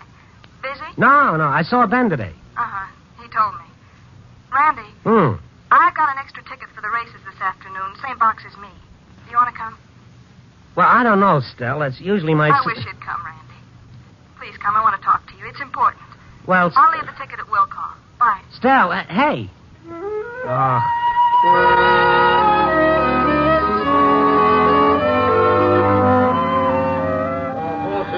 Reach the post in 5 minutes. I'd gone on home, caught a few hours of sleep, and made the track just before the first race. I shoved my way through the crowd over to the boxes, and I saw her. Blonde, a little heavier than before. She was sitting there nervously fingering her program, then she looked around. Randy, I was beginning to wonder if you'd come. I'm sorry, Stell. Made it as soon as I could. Here, come on, sit down. Yep. I didn't get a chance to check the program. Who's Ben on? Number 4, bosun's mate. I better get down to the window if I want to put my $2 on him. Keeney's on number 1, blue flyer. Yeah? Randy, they had a big argument a little while ago. Keeney and Ben. They went at it hot and heavy. Oh, what about? The same old what about. Keeney said Ben's been holding him down and a lot of other things. That kid's got a persecution complex, I tell you. Stella. Keeney hates Ben. He's just waiting for a chance to get back at him. Now, Stella, please, listen to me. I talked to Ben. I talked to Keeney, too, this morning. This is none of my business, Stella. I don't know what it's all about, and besides, there's nothing I can do about it. I'm only talking to you, Randy, because you're a friend of Ben's. Because I got no one else to talk to. Yeah, I know. It was all right as long as they were apart. Riding on different tracks, it didn't matter none. But now, down there on the same track, pounding down the stretch together, something's going to happen, Randy. Oh, now, wait a minute, Stella. Nothing says anything's going to happen. No, nothing says it. You won't find it written anywhere. But something is, I know. The horses have now reached the post. Randy, I'm afraid. Easy, Stella. I'm afraid. I can't help it. I got a feeling. They're off and running. Randy. He came out of the gate in a pack, 10 horses going 6 furlongs. They began to string out on the back stretch, Canapé in front by a neck, Ben's horse, Bosun's Mate, second by a length over Pedro D. And Keeney's horse, Blue Flyer, was well back. They held their way pretty much coming around the far turn with Keeney's horse picking up ground. And then they headed into the stretch. And in the stretch, Canapé in front by a head, Bosun's Mate second, and next over Pedro D. Laconic, and here comes Blue Flyer between horses. Keeney. Canopy, motions make, neck to neck, and Blue Flyer gaining steadily. Canopy, motions make, Blue Flyer, motions make, Canopy, Blue Flyer. Keeney, don't you? Ben! Randy, Ben fell! Well, a lot of things happened after that, and all about the same time. Keeney's horse streaked across the finish line the winner, but the inquiry sign went up just as fast, which meant the stewards were going to look at the motion pictures of the race to see if everything had been on the up and up. Meanwhile, the word foul was rumbling through the stands, and so was a sense of tragedy. Ben Clark hadn't moved at all from where he'd fallen on the turf. The track ambulance made it out to him fast, and a few minutes later he was in the track infirmary, a couple of pale green rooms attached to the jockey room. The doctor was bending over him. Stella sat in the anteroom doing a good job of turning her handkerchief into a wet and salty pulp. I can't stop crying, Randy. I can't. Well, then don't, I Stella. want to cry. I want to hold up. I do. I can't think of one reason why you should. Now, go ahead. Cry, Stella. Ben can't be hurt, Randy. He just can't be hurt bad. Well, then he won't, Stella. He's pretty solid. He's taken spills before. Yeah. But how long can you keep taking them? Mind if I come in? Keeney. Yeah. How is he? We don't know yet. What'd the doc say? He must have said something. He hasn't come out yet. Oh. Get out of here, Keeney. Get out of here. Stella. Beat it, get out of here. Get out of my sight. Now, wait a minute, Killer, Stella. that's what he is. Maniac. Ben was right when he called you that. Please, Stella. What'd you do, come to gloat? Oh, Ben ain't dead yet, I'll tell you that. He's too good a guy to die because of a punk like you. I guess I better take off. Keeney, I guess you better. For your sake, sonny boy. Ben better be all right. Yeah. Can you come out a minute, Randy? Oh, yeah, sure. Excuse me a minute, Stella. Yeah. Kind of upset, isn't she? Now, it's hard to blame her. Yeah. She doesn't mean half the things she says, though. Only half? Half of what she said's enough. You think like she does, Randy, that I fouled Ben deliberately? I don't know. Wait until the stewards see the pictures, huh? A man's innocent until proven guilty. You're a good guy no matter what. Don't you even have an opinion? On something I don't know about? I thought you told me once before. That was kind of dumb. I'm sorry. I didn't mean to ride you. I guess I'm kind of edgy. Randy, I didn't foul Ben. Well, then I hope the pictures show it. There was some bumping in there, that's true. But I don't even know for sure who was bumping who. There were 3 horses in there. I was riding pretty hard. That's true, too. Yeah, I heard about the way you ride. Nothing intentional, though, Randy. No, nothing that seems intentional, at least. What do you mean? Well, we do a lot of things unintentionally that we really mean to do all along. Then you are blaming me. No. It's just a comment. Like we said, I haven't got all the facts. Funny kind of comment. Yeah, maybe it is. Well, I better get inside, Jeannie. Stella's alone. All I know is, Randy, that I ride hard. Rough, I guess. Yeah, I'm a cowboy on a horse, like they say. When I get in there, I drive with all its in me, and I don't think too much. That's because I want to win and keep on winning. But that's one thing. Fouling's another, and that's something I've never done. Ladies and gentlemen, your attention, please. The inquiry signs come down. The stewards have viewed the motion pictures of the first race, and the results are now official. 1, 6, and 3. Blue Flyer, Canopy, and Pedro D. The stewards have declared no foul. Well, that's it. You are right, kid. No foul. You won it fair and square. Yeah. So you're in the clear. I'm glad it turned out that way. Yeah, thanks, Randy. Maybe you better go on inside now and see if Ben made out as well.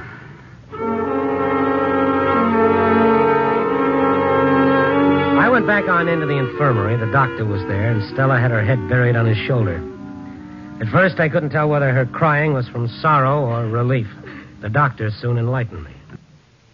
I'll need x-rays to be sure, Randy. But it may be a broken neck.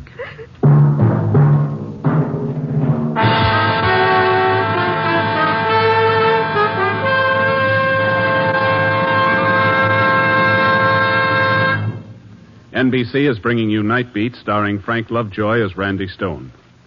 For millions of Americans, tonight marks the beginning of a 3-day holiday. A large percentage of these people will be out on the highways driving to vacation spots, and it is to these people that this message is directed. Actually, we don't like to be grim at times such as these when a holiday is in the offing. Unfortunately, it is sometimes necessary. The National Safety Council estimates that 310 persons will be killed in traffic accidents during the next 3 days. 310 people will die on our highways. Now, the council hopes that the estimate is high. When you drive this weekend, please be careful. Be alert. Drive only at the safe speed limit, even though it is many miles less than the legal limit. Be courteous and careful. Help reduce the number of traffic deaths on this holiday weekend by practicing the golden rule when you drive. Don't chisel in traffic, or you may be only a statistic on Monday. The life you save may be your own.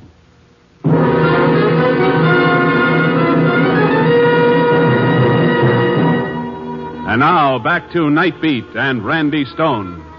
Well, you couldn't convince Stella that Keeney hadn't fouled Ben. She claimed the pictures just didn't show it. Anyway, Ben was taken to Mercy Hospital where they took some x-rays. Fortunately, it was only a slipped disc and not nearly as severe as an out-and-out break. They put some traction on Ben's neck, and in a couple of hours, he was up again. A little wobbly, but navigable. The doctor told him to lay off riding for a few days, and then they let him go home. Meanwhile, Keeney had himself a big afternoon at the track, booting in 4 winners. That night, I got another call from Stella Clark. She was all upset again and asked me if I could come over, which I did. Mr. Summerfield was out to see Ben a little while ago. Summerfield? He's the man who owns the stable Ben rides for. Oh. He wants Ben to ride in the Memorial Stakes tomorrow. That's a big race. He wants him on demolition. That's the favorite, if I remember right. Ben wants to do it, huh? Uh-huh. Well, it's up to Ben, isn't it? Doc said to lay off 10 days at least. The spill just happened today. He's not ready. Well, Ben knows how he feels. He wouldn't do it. He doesn't know how he feels at all. He doesn't care about the race itself. It's Keeney. How do you mean? Booting in all those winners, that's what's eating Ben. I don't believe that, Stell. Well, I'm telling you. I've watched him read about it in the papers, listened to it on the radio. What, Stell? Hi, Ben. You're back sooner than I thought. Yeah. Oh, hi, Randy. Ben? Didn't know you were coming up. I called him and asked him. You told him about Summerfield wanting me to ride tomorrow? Uh-huh. She's worried about me. Well, that's a good sign. She loves you. Yeah, I know. I'm not complaining. Just wish she wouldn't worry, though, that's all. I'm riding tomorrow because I feel like it. Because racing's my business. Gave me everything I've got. A bank account, a reputation. And you, Stell. Oh, Even Ben. gave me you. Ben. That's why I'm going tomorrow. And you're wrong, hon, about what you're thinking. Keeney's got nothing to do with it at all. Ben was convincing. His manner was easy. He was quiet and dispassionate about the whole thing. Then all of a sudden, I got a funny feeling. I began to think that maybe he was too quiet and too dispassionate because the truth of the matter was there was going to be another test between them. Ben and Keeney were going to play out any grievances they had or thought they had the only place they knew how, on the track. And to me, the whole thing began to feel like a stick of dynamite with a short fuse.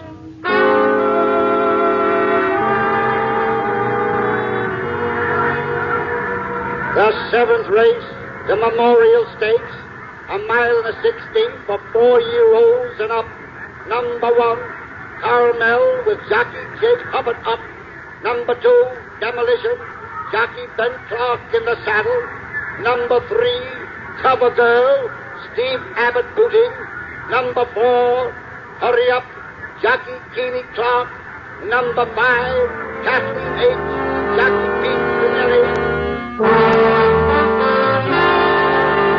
I'd gone on down to the jockey room before the race for a last-minute word with Ben and Keeney. Ben was calm as ever.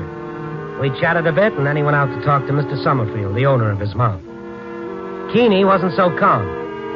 He stood by himself in the corner of the room, looking out the window, banging his whip up against the palm of his hand. He turned when I came up to him. Huh? Oh, hi, Randy. Hi, Keeney. Well, you got your $2 on. Well, I figured I'd play it strictly neutral, kid. I got 2 going on each of you. I figured I'd win that way no matter what. No matter what? What's the matter? Nothing. Nothing, just the pre-race jitters. Yeah, there is something. Randy, you got much influence with Ben? Well, not that I've noticed. Think you can get him to cancel out? Cancel out? It'll be easy for him. He's got a headache or something. Don't feel so good on account of the spill. He don't look so good, you know. He's not up to it. Well, that's up to Ben, Keeney. He's calling it. Why do you want him to cancel out anyway? Well, like I said, he's not in very good shape. It's going to be rough out there. Well, who's going to make it so rough? There'll be 10 other guys out there besides him. Including you? Including me. I'm telling you, Randy, if it's him and me coming down to the wire, I'm not letting up no matter how big that spill was Ben took yesterday. No matter how he's feeling. Well, I don't think Ben would want you to. Okay, just thought I'd say it for the record. I'm going to beat him again, Randy. I am. And that won't sit well with him. You've still got to do it. I'm telling you, I will. I'll beat him, you'll see. Like I've wanted to all my life. He's going to get the dirt in his face this time. I'm going to win it. You know, kid, I've heard a lot of guys talk about winning before. But you got a way of making it sound like it's a sickness. Yeah? Maybe so, Randy. All I know is I got to win and keep on winning. Why? It's simple. Take a look at me. What do you see? I don't follow. What do you see? Look at me. 4'9", 98 pounds, a head taller than a Pekingese. Too big for a sideshow and too little for much else. Do you like nice, tall girls with long legs, Randy? That's a silly question. Well, I like them, too. But they don't pay much attention to me. They get sore necks looking down. What are you getting at? Oh, you know what I'm getting at. I'm a jock. That's all I'm left with. That's all I can be. So if I'm a winning one, I'm a king. I got money, respect. I got a life. If I'm a losing one, I'm nothing. I'm a bust. Face the fact, if I'm a loser, I'm just a little squirt and nobody gives a care. So you see, I gotta win. No matter how? I didn't say that. No, you didn't. The horses have now reached the post. Even before the race began, you knew it was going to be a strange one. A run between two jocks. The horses less important than the two men up on their back. They are off and running. From the beginning, it was a two-man race. Ben on demolition, Keeney on hurry up. The other horses melted away like it was a conspiracy. Coming round the clubhouse turn, hurry up in front by a length. Demolition, second by 3 lengths over Kathleen H. Cover Girl, Fade Away, and Empire Queen. They held that way past the half-mile post and onto the back stretch. Keeney in front, Ben a length or so behind. On to the far turn, hurry up in front, 2 lengths over Demolition. Empire Queen's third, 4 lengths back. Kathleen H., Grassroots, and Cover Girl. Coming into the stretch, and here's Demolition making his bid on the inside. Ben on Demolition began to move. Keeney had 2 lengths on him, but coming for home, Ben began to lay onto the whip, and the lead began to melt. A length and a half, a length. Ben was closing ground, a half a length, the next, ahead. And then both of them were pounding toward the wire, neck and neck, riding hard, trying with all their might. And suddenly it happened. The foul was obvious. Keeney's horse lugged in and bumped Ben's mount, and a rider went spilling out onto the turf. It was Keeney Clark, and up in the stands you could almost hear his back break.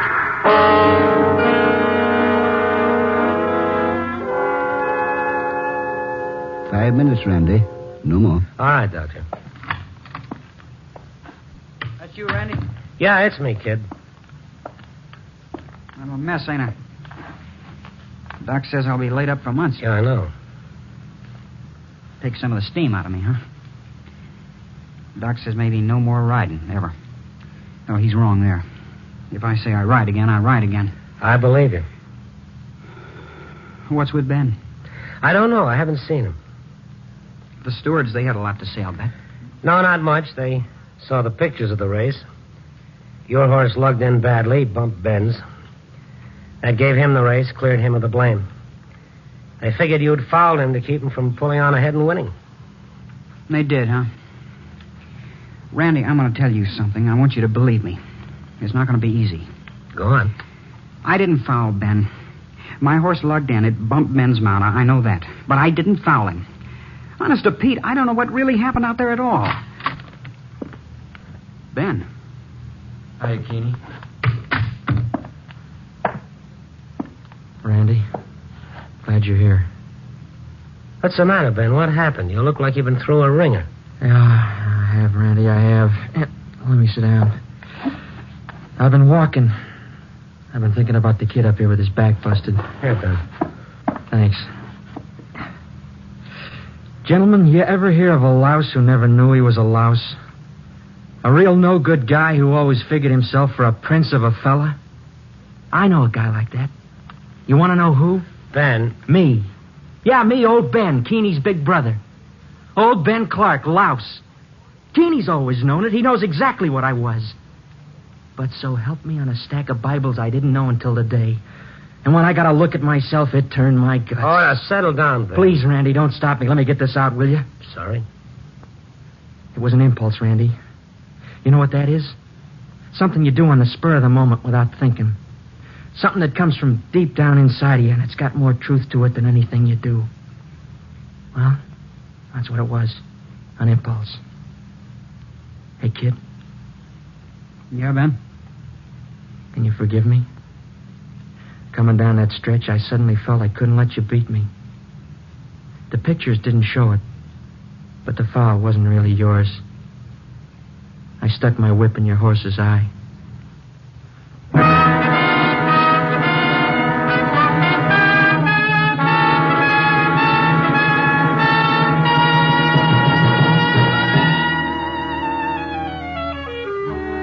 Well, Ben told the whole story to the stewards, and they gave the race to Keeney. Not that it mattered much anymore. What's going to happen now between the no longer feuding brothers? Well, I don't know for sure. Ben's given up riding. He's going to try his hand at training. I like to think in the not-too-distant future, Ben will saddle himself a fine animal, Keeney will get in the irons and boot him home a big stakes winner. But win or lose, Keeney and Ben bear out something I've always believed. You don't have to win to be a winner. In our book, it's how you run the race that counts. And remember, just because you didn't come in first doesn't necessarily mean you've lost. Copy, boy.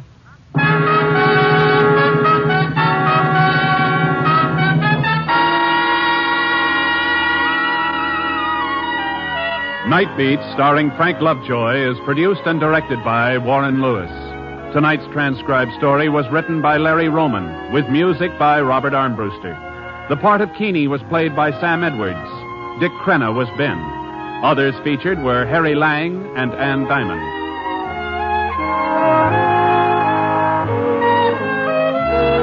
Listen next week at this time and every week as Randy Stone searches through the city for the strange stories waiting for him in the darkness.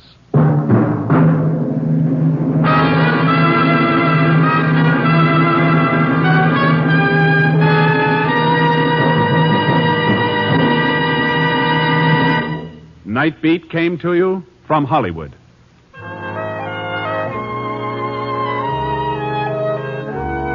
Three chimes mean good times on NBC. Friday evening, The Roy Rogers Show brings you an exciting half hour of Western music and adventure. The short story presents Three Pair of Heels by Neil Bell. Short story is your invitation to a half hour of great dramatic entertainment. Consult your local newspaper for broadcast time and join us Friday for Roy Rogers and Short Story. Two great shows on NBC.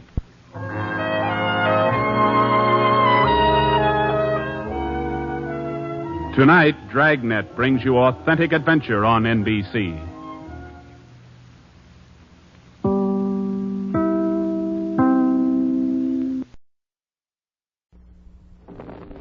NBC presents transcribed Frank Lovejoy in Night Beat.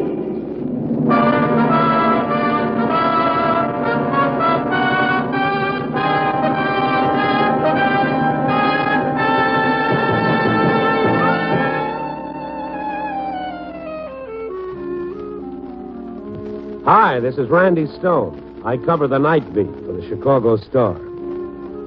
Nice work, you say, and nice work it is.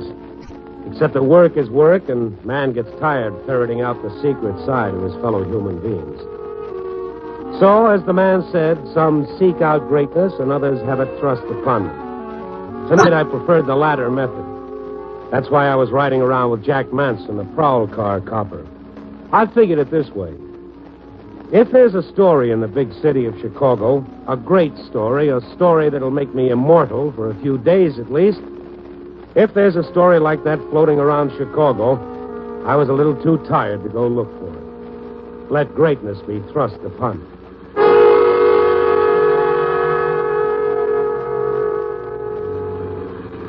A prowl car's a good place to wait. The only drawback was Sergeant Manson, the man at the wheel. Next to driving that prowl, he loved talking. And what he talked about most were his, quote, experiences, unquote. See, you know what I mean, Randy. What I mean is, you see, I've had the experience. You understand me? Yeah. I've been in a prowl car every night, and you're not, see? But, see, you know how to write. Sure thing. A team, we collaborate. 50-50, split everything we know. Oh, boy, you're a newspaper guy. You know all the answers, huh? No, we know all the questions. It's the next best thing to knowing all the answers. Car 203, car 203. This is Lieutenant Burton. Go to 800 Lakeland Drive. Repeat, car 203. Meet me at 800 Lakeland Drive. A homicide.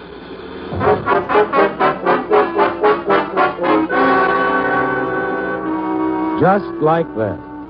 That flat, used-to-it sort of tone I can never be comfortable with. A homicide. At least one a day belongs in any good newspaper. One a day along with an editorial on taxes and the batting averages. I hope I never get used to it. 800 Lakeland Drive was in one of those swanky office districts, low-lying one-story modern buildings that looked like they were meant to be lived in instead of worked in. Class, as they used to say, class all the way through. An expensive joint. But Allied Investment Limited could afford it. Open season on bookies, Lieutenant? I don't know what you're talking about, Stone. Rumor says Allied Investment makes more money investing in racehorses than it does in bonds. Do you believe everything you hear? No. Sign in the building reads Allied Investment Limited. And I don't believe everything I see either. Well, if it is true, it's out of my line. I only get to them when they can't tell me anything about the work they do. Looks pretty crowded in there. Yeah, most of them were here when it happened. Most of them have a story, too. Oh, I suppose all the lights went out. Nope. Getting a drink of water or looking for a pistol, things like that. Dead man must have been one of the loneliest fellows in town. Eddie McNeil? Lonely? He was too big a guy to get lonesome. Mind if I go in and do a little interviewing? Who with? Why, the victim, of course. Who knows more about his murder than the victim?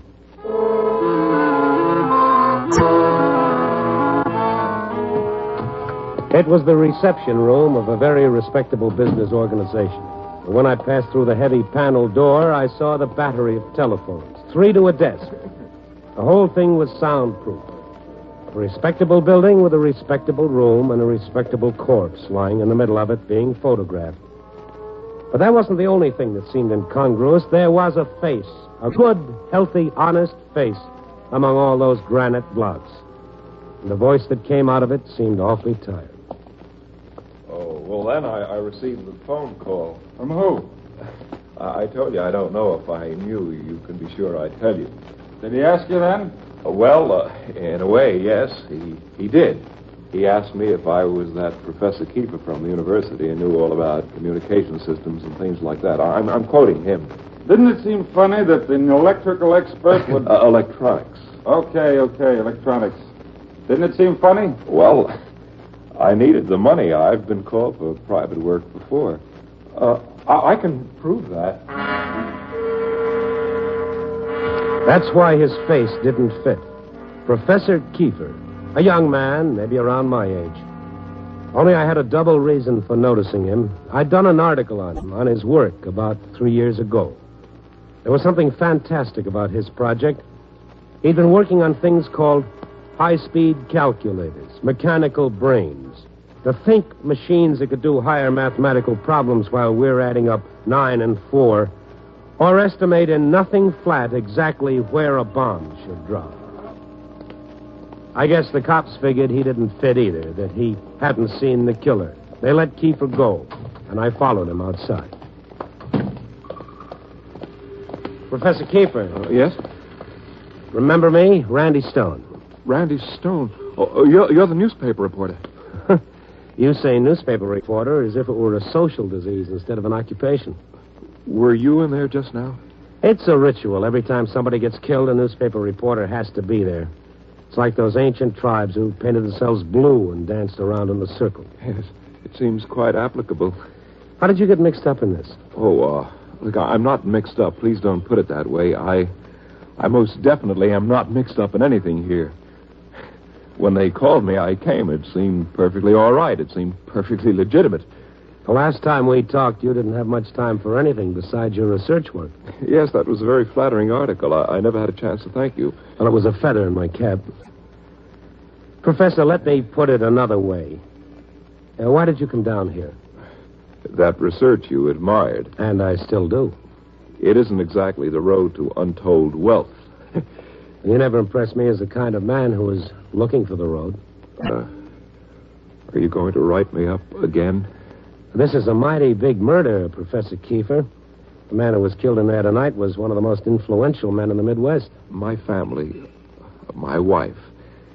It wouldn't be right to print my name with this thing.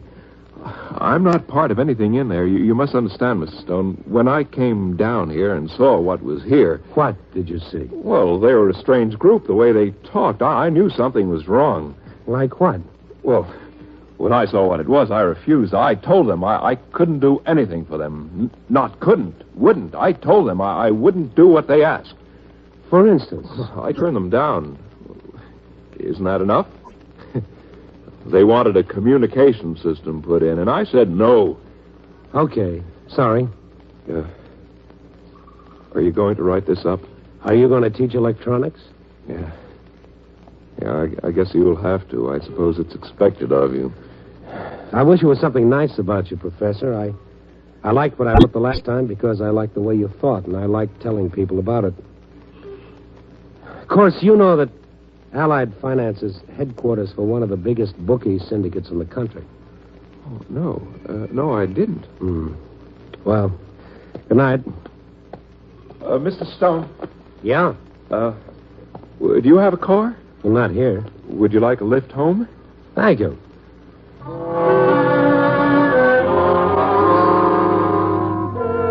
There was a kind of desperation in his voice. He couldn't let me go without getting his name out of the story. And he talked. He was a little too intense. He was trying a little too hard. I wouldn't find out anything as long as he was wound up like this. I had to unwind him. Thing like this can take your mind off your work for a while. Yes, well, only if I let it, only if I dwell on it. It must be great to be able to discipline yourself like that. But science teaches that. Scientific training.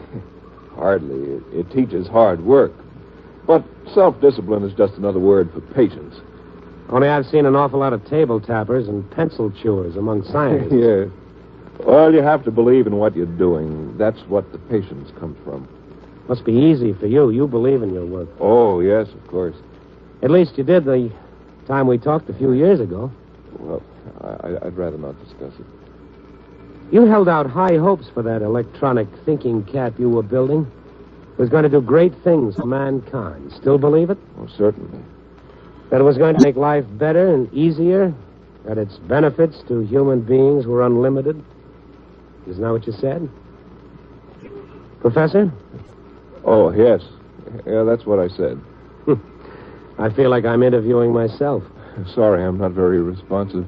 Mr. Stone, if you put my name in with the story of the murder, well, I'll probably lose my job at the university. I wasn't the only reporter there. Well, you were the only one who recognized me. You were the only reporter who knew my name. If any other paper comes out with a story and your name is used, my editor will...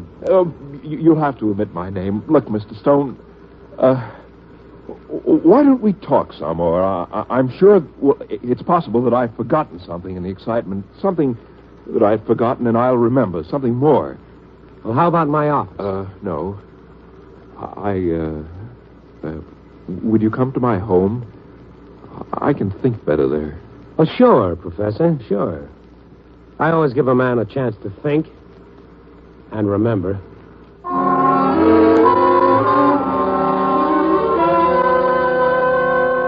I was still hunting for the reason. Nothing could have shaken this man 3 years ago. He believed in something then, something good, and still did. Only, well, maybe that was it. Maybe he didn't believe in himself anymore. His wife opened the door as we approached it. She was a pretty woman, bright and attractive looking. Only there was a third look. Fear. Oh, darling, I'm so glad you're home. Well, I only went out for a few hours. Only a few hours, dear. Yes, I know. Betty, this is Randy Stone. Stone? Good evening, Mrs. Kiefer. The reporter, Randy Stone? Everyone seems to say it that way tonight. Well, come in, Mr. Stone. Come in. Betty, would you please put on some coffee? What?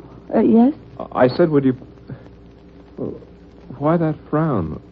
What is it, you... A phone call. The university? No name, just, Mr. Stone, would you excuse us just a moment, please? What is it? I don't know, dear. The man on the phone. I slumped into a chair and picked up a magazine, but I didn't look at it. I was watching the Kiefers whispering to each other in a corner of the dining room. The look on their faces spelled growing terror and banner headlines, and it wasn't hard to figure that the long arm of the syndicate, which is sometimes longer than the arm of the law, reached right into this house and slapped a clammy hand over the professor's mouth.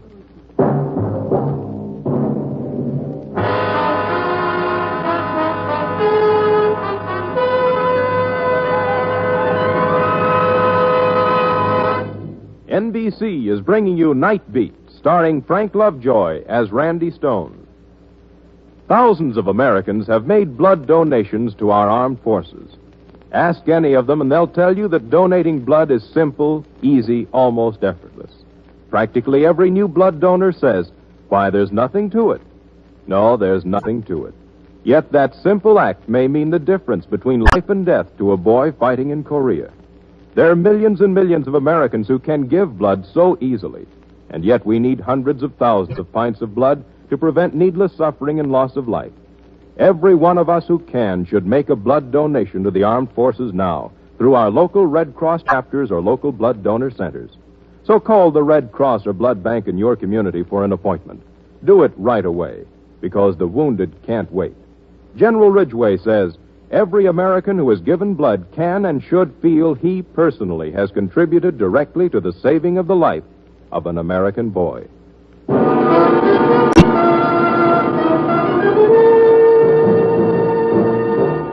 And now back to Night Beat and Randy Stone.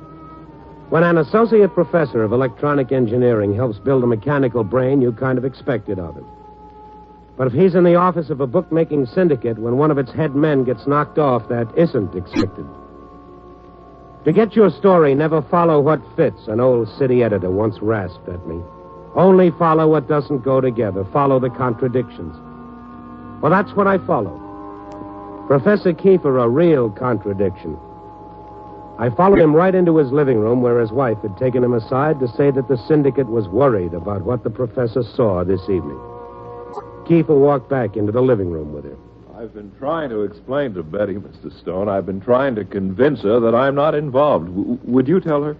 Well, I got there after it was all over. Well, you saw the police release me. Would they have released me if I'd been important? No, they would have kept him much longer. You are involved. You went there. You were there when it happened. Somehow you're involved. I told you, darling. I turned down their offer. I refused it. I told you that.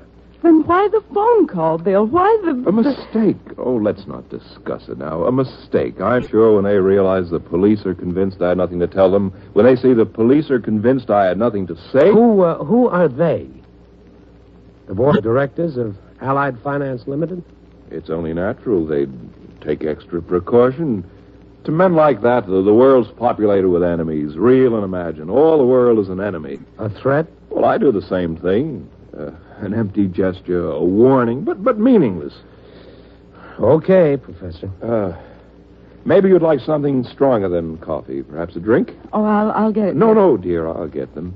I'll be happy to get them. I just don't understand, Mr. Stone. It's so grotesque, you know. It's like a thing one reads about, but it just never happens to you. Well, there's nothing to be afraid of. Unless he's called as a witness. No. Nothing at all. Are you going to write up his work again? Only if there's been some change made in the machine. Or any change in the scientist? Is he as important as the machine? Well, Mrs. Kiefer, he's given up his research, hasn't he? Oh, maybe. I don't know. He doesn't talk about it with me. He used to, but not anymore. Your husband has pulled something important out of his life. That leaves a vacuum. If I remember a rusty high school course, something has to rush in to fill a vacuum. I've no right to turn against him. You're asking for help, Mrs. Kiefer. You're not turning against him. To criticize him like this. To ask for help. Yes, I probably am. I am asking for help. He did fill the vacuum. A man who works nights must have that success drive. You're a very perceptive man, Mr. Stone. And a kind one. No, not really. It's just that I have a twisted mind. I respond favorably to complete honesty. Please don't be flip. It's the only way I can say I want to help you and your husband. Sorry the drink took so long. Haven't found a way yet to get the ice out electronically.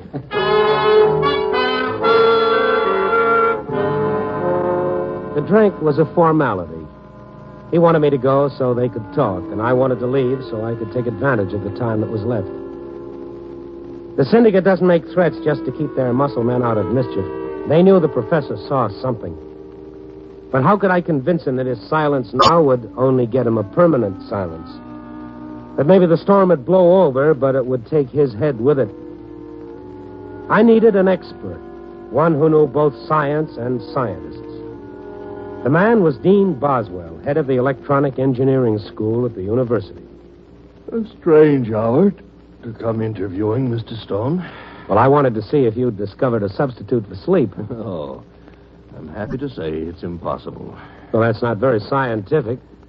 How do you know until you've tried? Now, Mr. Stone, any scientist worthy of his title knows he's an observer of physical laws, not a creator of them. We only explain what is here already and find a way to use it. We didn't invent the world, you know. Well, not according to some of the statements I've read. Pretty big talk for such little fellows. Oh, but not our doing, I assure you. That's the result of our erstwhile hysterical laymen who have elevated modern science to the position of latter-day black magic. Actually, there are no scientific secrets, but they've succeeded in almost making us a secret society. The miracle workers.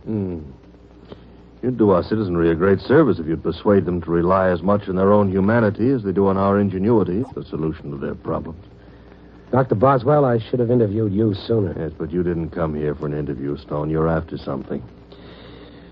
All right, let's have it, young man. You should have been a city editor or a cop. I may still get around to doing both. What is it you wanted to know? A professor on your staff, a William Kiefer. Ah, Professor Kiefer, yes. What about him? You tell me. A sensitive man. A good person. Is that all? Isn't that enough? What more does a man have to be in this world to be something important and valuable? As a scientist? Oh, brilliant. A brilliant man, Kiefer. Have you noticed any change in his attitude toward his work? I mean, in the last few years? Now, Mr. Stone, I have no intention of discussing my teaching staff with you. Good night, sir. Oh, please, just listen to me for half a minute. Half a minute and then good night. I had to bust in this way. I can't tell you why, not now, but will you take my word for one thing? He's in as much trouble tonight as he'll ever be in his life. What's at stake, Mr. Stone? His life. What do you want me to do? I'd like your expert advice. On what? Some telephones at the Allied Finance Limited.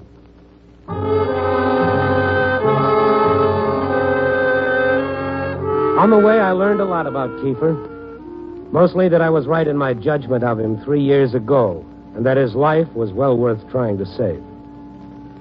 At Allied Finance, it took a little fast talking with the lieutenant who didn't like my bringing guests. Why don't you sell tickets, Stone? You give me a little advance notice on these things, I'll try. Sure. We'll send out announcements. Then it's okay to go in? Well... Thanks. Oh, he didn't say yes. Cops never say yes. They just kind of don't say no. Here, it's over here, Dr. Boswell. Yeah. Which one do you want me to start on? I don't even know what you'll be looking for.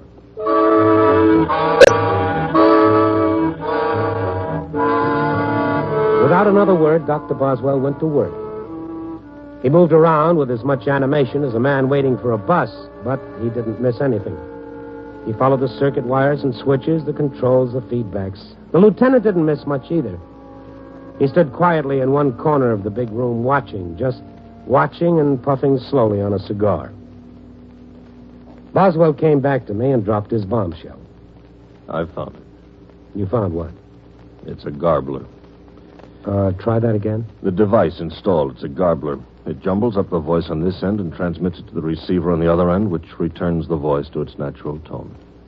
Pretty good for sending racing information across the state line. Perfect. Phone company put it in? Never. This was a private installation. A radio repairman could have done it? Well, no, this isn't the most complicated of electronic devices, but it takes an expert, Mr. Stone. An expert. One last question. Where's the control box? That room. To your right, through the door. The one where they found McNeil's body. Well, I guess that cuts it, Dr. Boswell. Please. I would rather not hear your conclusions. There isn't anything more I can do. You're right. It's mine. All mine.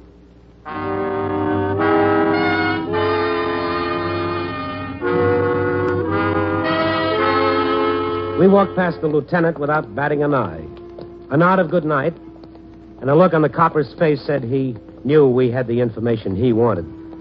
Only if we gave it to him, there'd be one more murder for him to handle tonight, and there was no point in overburdening the police. So we just kept walking. I dropped Dr. Boswell off at the university and drove back to the Keefers.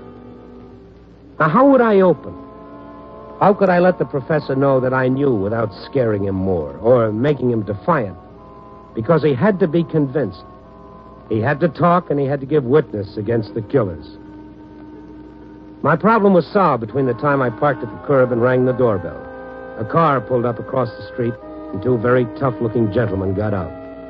When they saw me ringing the bell to Kiefer's door, they sat back in their car and waited. Oh, Mr. Stone. I thought after our last talk you'd be glad to see me. Aren't you going to ask me in? No. I think I'd better come in anyway, Mrs. Kiefer. What is it? What? They're parked across the street, Kiefer. They came just after I pulled up. Oh, Bill. Now, don't worry, darling. Now, don't. It's all right. It's all wrong, Professor. There isn't much time. Now, call the police. Now, get the phone and call them. I have no reason to believe I'm in danger. Now, look, you're too bright. I found out about the garbler. I know. And so does Boswell. Boswell? I took him with me. Now, call the police. Oh, please go away, Mr. Stone, please. I didn't get you and your husband in trouble, Mrs. Kiefer. I only found out about it. I've done nothing wrong. Nothing. I've harmed no one. Except yourself and your wife. Moralizing doesn't fit you very well, Mr. Stone. That's granted, only I'm not moralizing. When I walk out of that door, they walk in. And you won't walk again. How did a guy with your brain get into this? How? Why? Because I have this brain. Isn't that obvious? But what you were doing was so great. Really? What do you know about it? An interview with me? An article? What did you find out? That the mechanical brain can compute and evaluate, that it pulls mathematical answers out of the air? But did I tell you that 100 of these machines throw 1 million people out of work? They'll find something else. There isn't anything else for the semi-skilled. Only the people with training can survive. Did I tell you about the things we dream of a mechanical brain doing? Running a steel mill, for example. Only the skilled can survive, and they're not being trained. Well, then they'll be trained. That's progress. What's wrong with it? You're beating yourself over the head for doing something fine. Drop a rock in a glass of water. What happens? The water spills over the sides. It's called the theory of displacement. Those men out... The devil with the men. You wanted to know why, then listen to the why. You ask a question, listen to the answer. The water spills over the sides. But drop a machine, a think machine, a fantastic machine into a large group of people, and it displaces some of them. What happens when they spill over the sides? Water just runs off, but human beings break. What should we do? Smash everything? I don't care anymore. Can't you understand that? No one else thinks ahead. No one else thinks beyond today. Why should I? Get mine while I can. That's why I work for Allied. Professor Boswell isn't giving up. Boswell is a visionary. He's staying there. He's fighting for what you believe in. Boswell is lost. It's a lost cause. At least he's still trying to find the answer, no matter how misused his inventions are. But at least he's trying to find the answer. Boswell can't see what he's doing, the killing, the... Boswell doesn't condone murder. Not the murder of millions or of one. Even the murder of a man like McNeil. But you do. Because you know who murdered McNeil. Bill. Now, you can't turn the clock back and you can't stop it from going ahead. But you can be decent and fight for what's decent. Only decency begins at home. You have to start with yourself. All right. All right.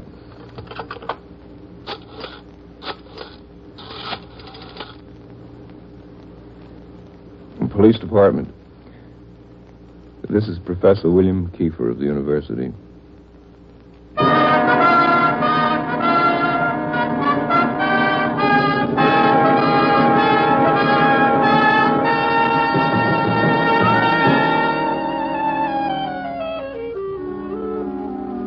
I'm scared. Science hands us a batch of miracles, and what do we do with them? We're like kids playing with a box of matches. Sure, matches will help build a fire to warm you and to cook food and to make steel. They can also burn down a house and everybody in it. Only when you were a kid, there was a mother or father standing right there to say, no, you'll get burned. But we're supposed to be grown up now. There's nobody around to say that we'll get burned, and science just handed us a box of matches. We're looking around for a mother and father to tell us to stop throwing fire all over the place, to use it right. Well, nobody's going to tell us. We're going to have to tell us. And I'm scared. I hope we grow up before we burn ourselves to death. Copy, boy.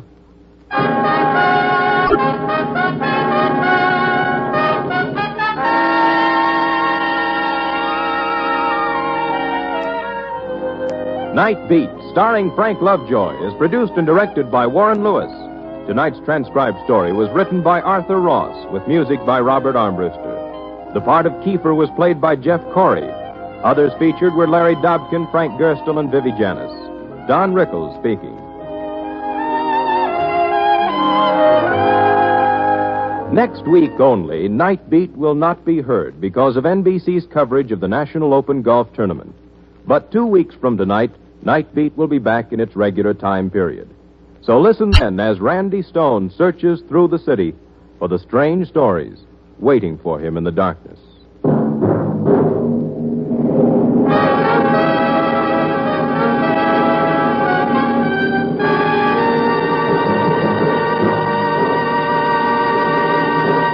Night Beat came to you from Hollywood. 3 chimes mean good times on NBC. Later this evening, your hit parade brings you a sparkling half hour of music starring Guy Lombardo and the orchestra. This evening, Guy Lombardo will feature lovely Eileen Wilson as his guest vocalist. And your hit parade will be broadcast directly from Walter Reed Army Medical Center, Washington, D.C.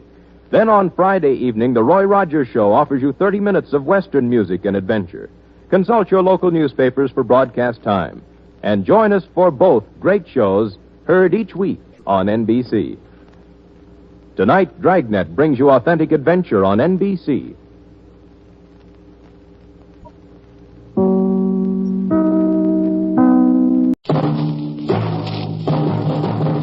Night Beat.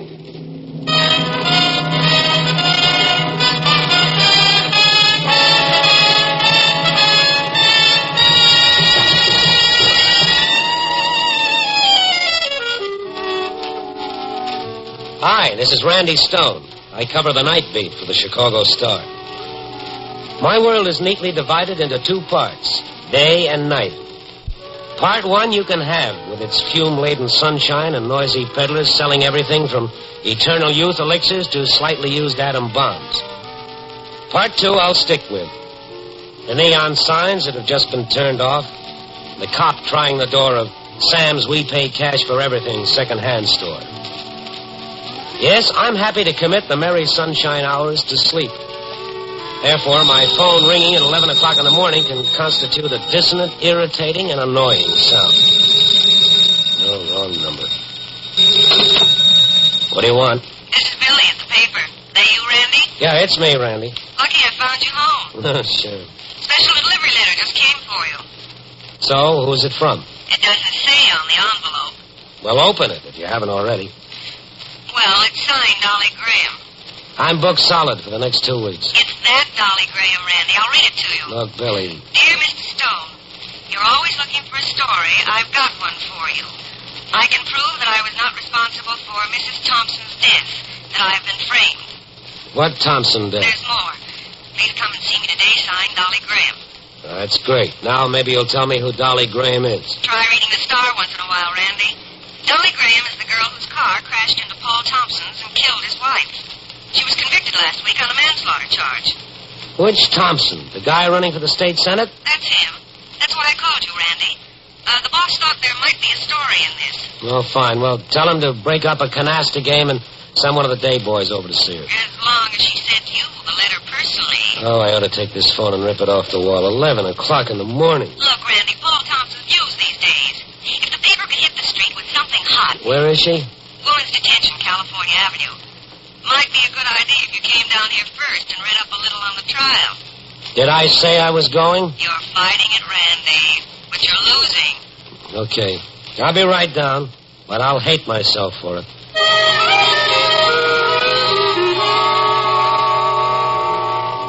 I adjusted my perspective to daytime living, and a couple of hours later I was down at the paper's library reading up on the trial of the People versus Dolly Graham. The Graham girl hadn't had a chance. According to witnesses, she'd driven her car out of her own driveway at a dangerously high rate of speed and had run straight into Thompson's car. To cinch the case against her, the DA pointed out that the girl had 2 previous reckless driving citations. And at the time of the accident, her driver's permit had been suspended. Public sympathy had all been with the Thompson family. From the facts, any guy in his right senses would have forgotten the whole thing. But then nobody's ever been able to prove that I am. So I went over to Woman's Detention for a visit with Dolly Graham. The matron I discovered was an old friend of mine. Randy Stone, glad to see you. Draw off a chair. I got a pass to see Dolly Graham, Nellie. I'll visit with you later. Graham, what do you want to see her about? Well, confidentially, doll, I've got a little steel saw for her. All right, come on. I hope you're not going for that malarkey about her being innocent. Well, I got an open mind, Nellie. You know that. Those wild, irresponsible kids put him behind the wheel of a car, and it's murder, plain murder. Well, that's just what the DA said. Do you know her license had been suspended? I read that. What do you want to mess around with her for? There's an open and shut case. I don't like open and shut cases. Cheesecake. That trial read like a bad play written for the star performer only. In this case, Mr. Paul Thompson. You're crazy, but I love you anyways, Randy. Maybe if you shave regularly. Hey, you got a visitor, dearie. Who is he? 19 years old. She might as well be 90. 10 minutes, Randy. Okay. If you need help, just holler. And I wouldn't be too surprised. Well? I'm Randy Stone. What does that call for? 3 cheers? Well, I'm the Randy Stone, Chicago Star, the one you sent for. I sent for you? Oh, you must be nuts. Got a cigarette? Yeah, here. Keep them. Thanks. What are you staring at? You're just a kid. A frightened kid trying to hide it behind a cloud of cigarette smoke. All right, so I'm scared. What do you want? I got this letter from you this morning, special delivery. This was your idea. I didn't write any letter. Let's see it. Here. It's my name, but I didn't write this letter. Well, read it. I am. Make any sense to you? Just this about George Saunders. He was in the car with me when it happened. Not according to the testimony. He beat it before the police got there. I told them about it at the trial, but they didn't believe me. Why'd he run out on you? Broken parole, I think, in Kansas or Wyoming, someplace like that. They tried to make a deal with me. Who did? They told me if I pleaded guilty, to be treated just like any other traffic accident. But I told them, no, it wasn't my fault. So they made it manslaughter. A politician's wife was killed. Well, your record made it a cinch to convict you. Thompson's car crashed into mine, I tell you.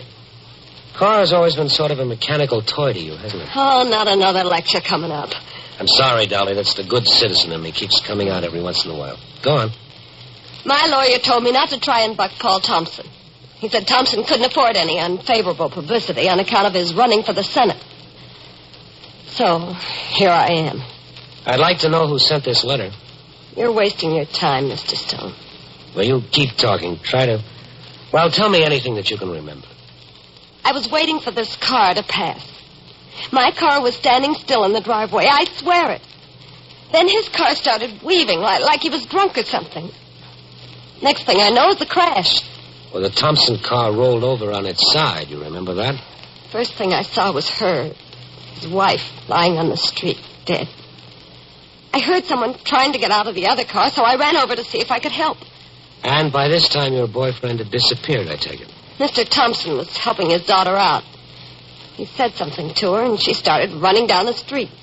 What did he say to her? I heard it, but I don't remember exactly. Well, he testified in court that he told her to go and bring a doctor. Is that what he said? No. There's nothing about a doctor. He told her... What? I'm trying to think. Something about home. The words. Try to think of the exact words. Go on home, I think he said. Go on home, Anne. I'll look after things myself. That's all he said to her. This friend of yours, George Saunders. And Mr. Thompson kind of staggered over to where his wife was, and he fainted. Then the people started coming around. They started shouting at me and blaming me. And Mr. Bell told everybody he'd seen me do it. That's the next-door neighbor? He lied. He told them it was my fault. I don't know why, but he lied. I'll have a talk with him, Dolly. Oh, it's no use. What did the DA call me? An irresponsible, wild-eyed lady of the night? You should have seen the way the jury's eyes lit up when he said that. I knew it was all over then. You haven't told me about Saunders. Where can I find him? He played clarinet at the jazz bar on Higgins Avenue. Know where it is? Yeah. They wanted me to plead guilty to just the accident. Well, I guess I should have. There's something screwy about Thompson helping the girl out of the car, but I can't think what it is. Time's up, Randy. Okay. Do you believe me, Mr. Stone? Yeah, I believe you, but what does that mean? Nothing. I'm a notorious screwball about such things.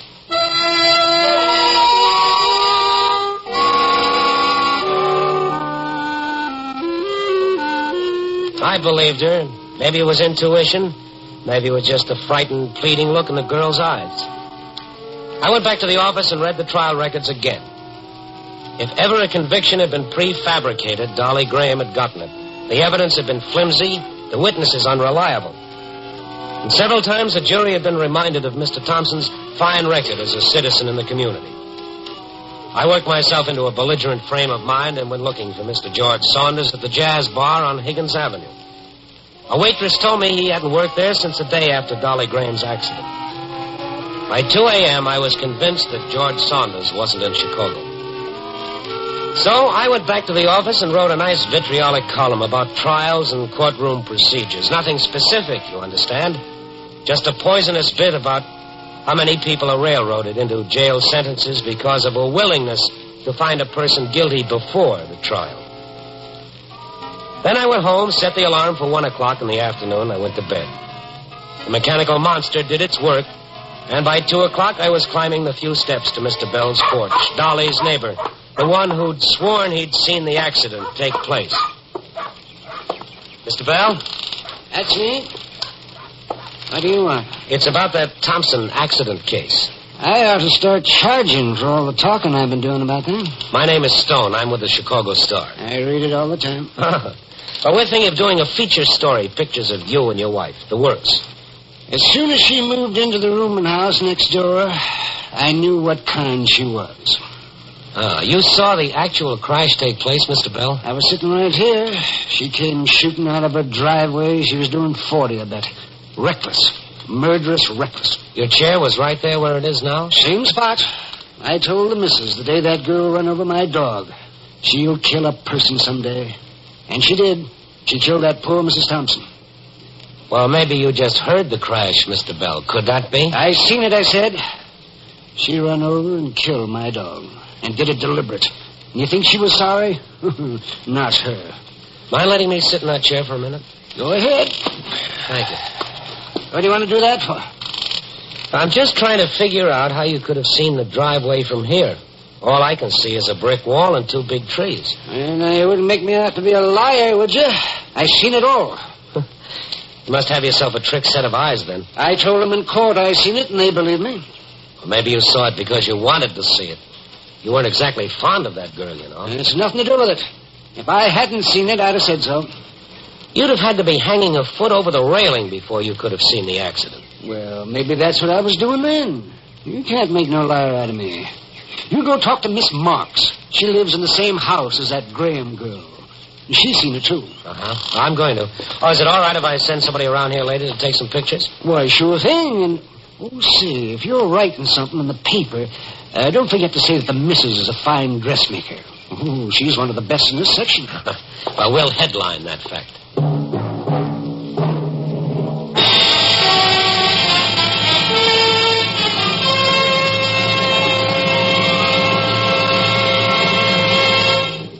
NBC is bringing you Night Beat, starring Frank Lovejoy as Randy Stone. This is a call to service for 50,000 young women. That figure, 50,000, is the number of student nurses needed this year, and the need is acute. Women trained in the nursing profession are wanted because of increased requirements in serving the armed forces. And there is also a greater demand for nursing services for the civilian population. Hospital admissions throughout the country have increased from 10 million in 1940 to nearly 17 million yearly. It is estimated that 1 out of every 10 girls graduating from America's high schools this year must enter nursing schools if the 50,000 student nurse quota is to be met. Student nurses pursue interesting, vital subjects in well-equipped classrooms and laboratories. After completing their training, they can choose between work with the armed forces, work in hospital service, private duty, research, teaching, public health, or some other interesting field. Now, to qualify as a student nurse, a young woman must be a high school graduate or college student of good health and character.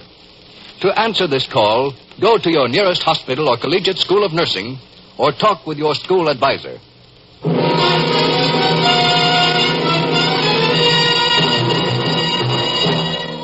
And now, back to Night Beat and Randy Stone. This thing was beginning to scare me. Mr. Bell couldn't possibly have seen that accident, yet the Supreme Court couldn't have shaken his testimony. The girl had killed his dog, and since that day he'd carried around enough malice in his heart to be able to send her to prison on a phony charge. I went next door to the rooming house where Dolly had lived. Miss Marks, another one of the witnesses against the Graham girl, lived in one of the upstairs rooms. Yes? I'm a newspaper reporter. I'd like an interview with you. Oh, come on in. I'll turn the radio off. You sit down. Thank you. Care for some wine? Sherry? No, thank you. Sherry's good for you. The other stuff's poison. So I've heard. Makes you feel better if you're ill. And it helps time go quicker. You were talking to Mr. Bell next door about Dolly Graham. I heard you through the window. Do you know Dolly? She had more boyfriends. No. She's a good-looking girl. Her hair's just like mine was. Mine was natural, though. Did you think it to see me now? I was very pretty, too. Sure, and you're not out of it yet. About the crash. Oh, I'm tired talking about that accident. You heard her leaving her room? Laughing. He was kidding her. Well, in court you said that she came out alone. I said I wasn't sure she was with somebody else. Oh. But you heard a man's voice. Maybe. Oh, there were no long, empty evenings for her. Not like some people have. She used to rib me about it, said she'd fix me up with the date, stuff like that. It hurt. You were looking out of the window when it happened? Yes. There was nobody in Dolly's car with her? No. She said he ran out on her. I didn't see him. That's a laugh, isn't it? That's hilarious. When it came right down to a pinch, she was alone, too. Even the young, pretty ones are alone. I had a time of it when the reporters and police started coming around. But even that didn't last long. Did you see... Oh, never mind. Oh, I'm not much good to you, am I, mister? Well, thanks anyway.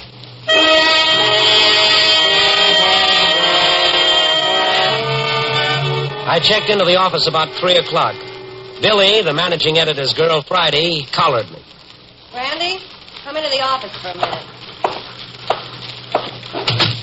What's the matter, Billy? You look very unhappy about something. Not me, the managing editor. It's, this morning's column of yours. It's directed against Paul Thompson, isn't it? Well, generally speaking, yes. Specifically, no. Well, you know the Star is supporting him in his bid for the Senate. Yeah.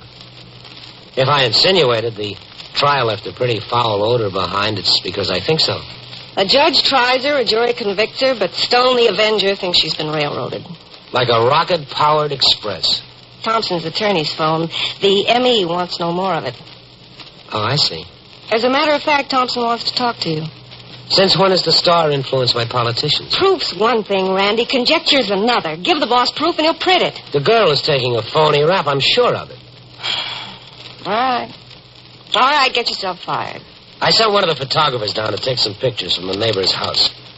Those pictures are going to prove the guy was lying. He said he saw the accident. He couldn't have. You're going to need something a lot more conclusive than that before you can make a story out of it, Randy. I know it. I'm working on 2 more angles. First, to find out who wrote this letter. Then to find Dolly's boyfriend, the missing musician. You believe there was a guy with it? Yeah. Let me look at that letter. A friend of mine, Alf Harriman's on the board of the local musicians union. He's trying to trace this Saunders for me. If he phones while I'm out, will you take a message? This is a girl's handwriting, Randy. You sure? Pretty sure. Was mailed from Wilmette late last night. It's about 30 miles from here. High-class residential section. I live here, remember? The boss told Mr. Thompson you'd call him as soon as we heard from you. It's late, Billy. He said no matter what time it was, he wants to see you. Well, I'll go see him now. Don't forget, if Harriman phones, take the message. Harriman? The guy from the musicians union about Saunders. Oh. Now, how about Paul Thompson? He lives in the Nelson Apartments on Lakewood Terrace. Good. I'll call you as soon as he's had me bounced out on the street.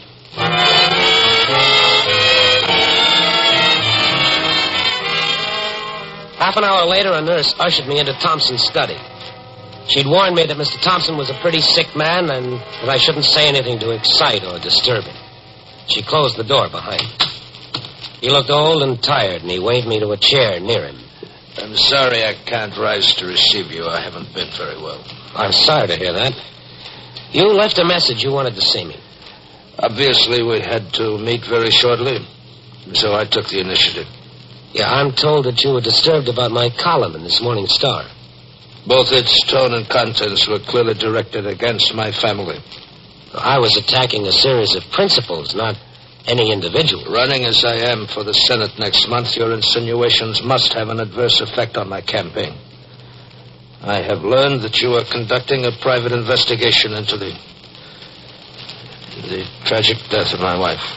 Well, to deny that would be stupid. In the face of such overwhelming evidence as was presented in the court, do you mean to say that further inquiries could serve any useful purpose? Well, that remains to be seen. I'm interested in facts only, Mr. Thompson.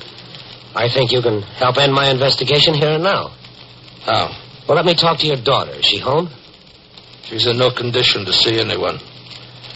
Poor child is on the point of a serious breakdown. She's never recovered from that horrible night. A few words with her, that's all I want. It's impossible. NBC presents, transcribed, Frank Lovejoy in Night Beat.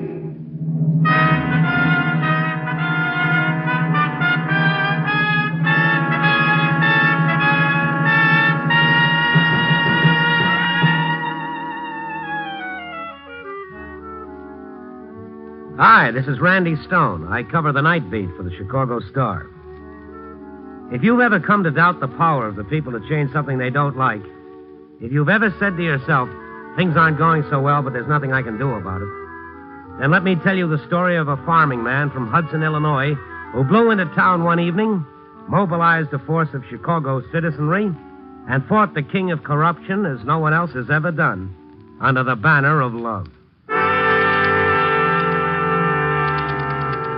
I was people browsing in the Illinois Central Depot at the tip of Roosevelt Road one evening.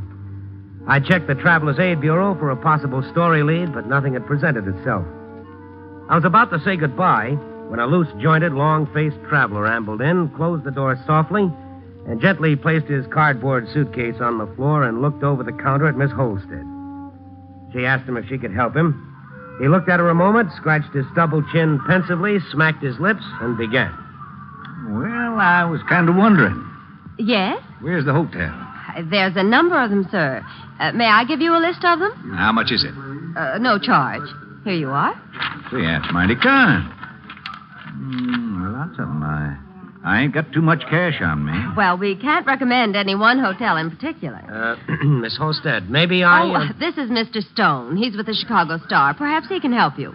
Just call if you want me, sir. Oh, it ain't too important, Mr. Stone. I can stay any place. I stay a lot of places I wouldn't bed down a hog.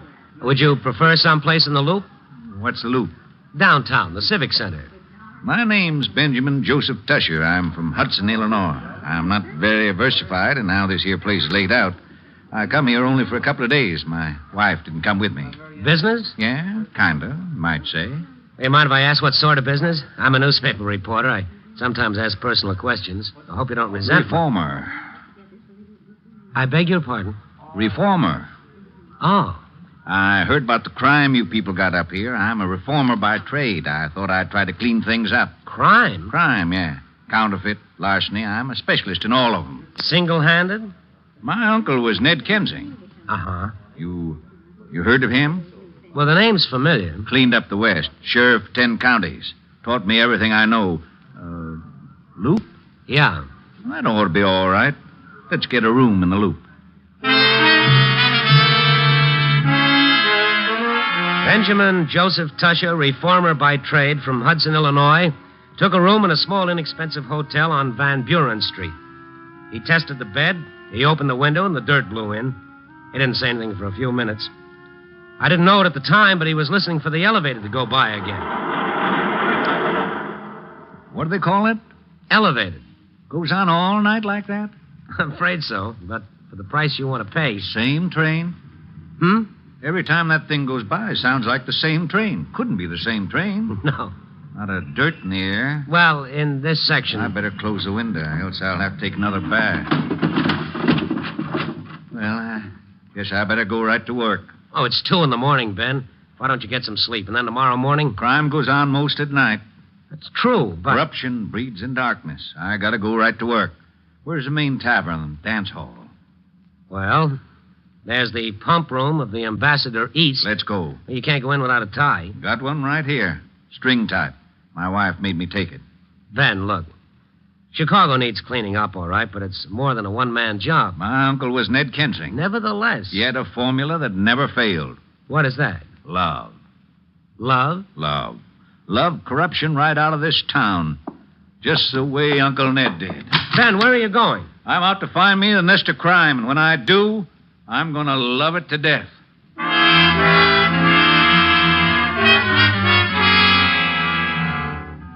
I finally convinced Ben to go to sleep and begin his campaign the next day. I finished my appointed rounds, wrote my story, went home and slept.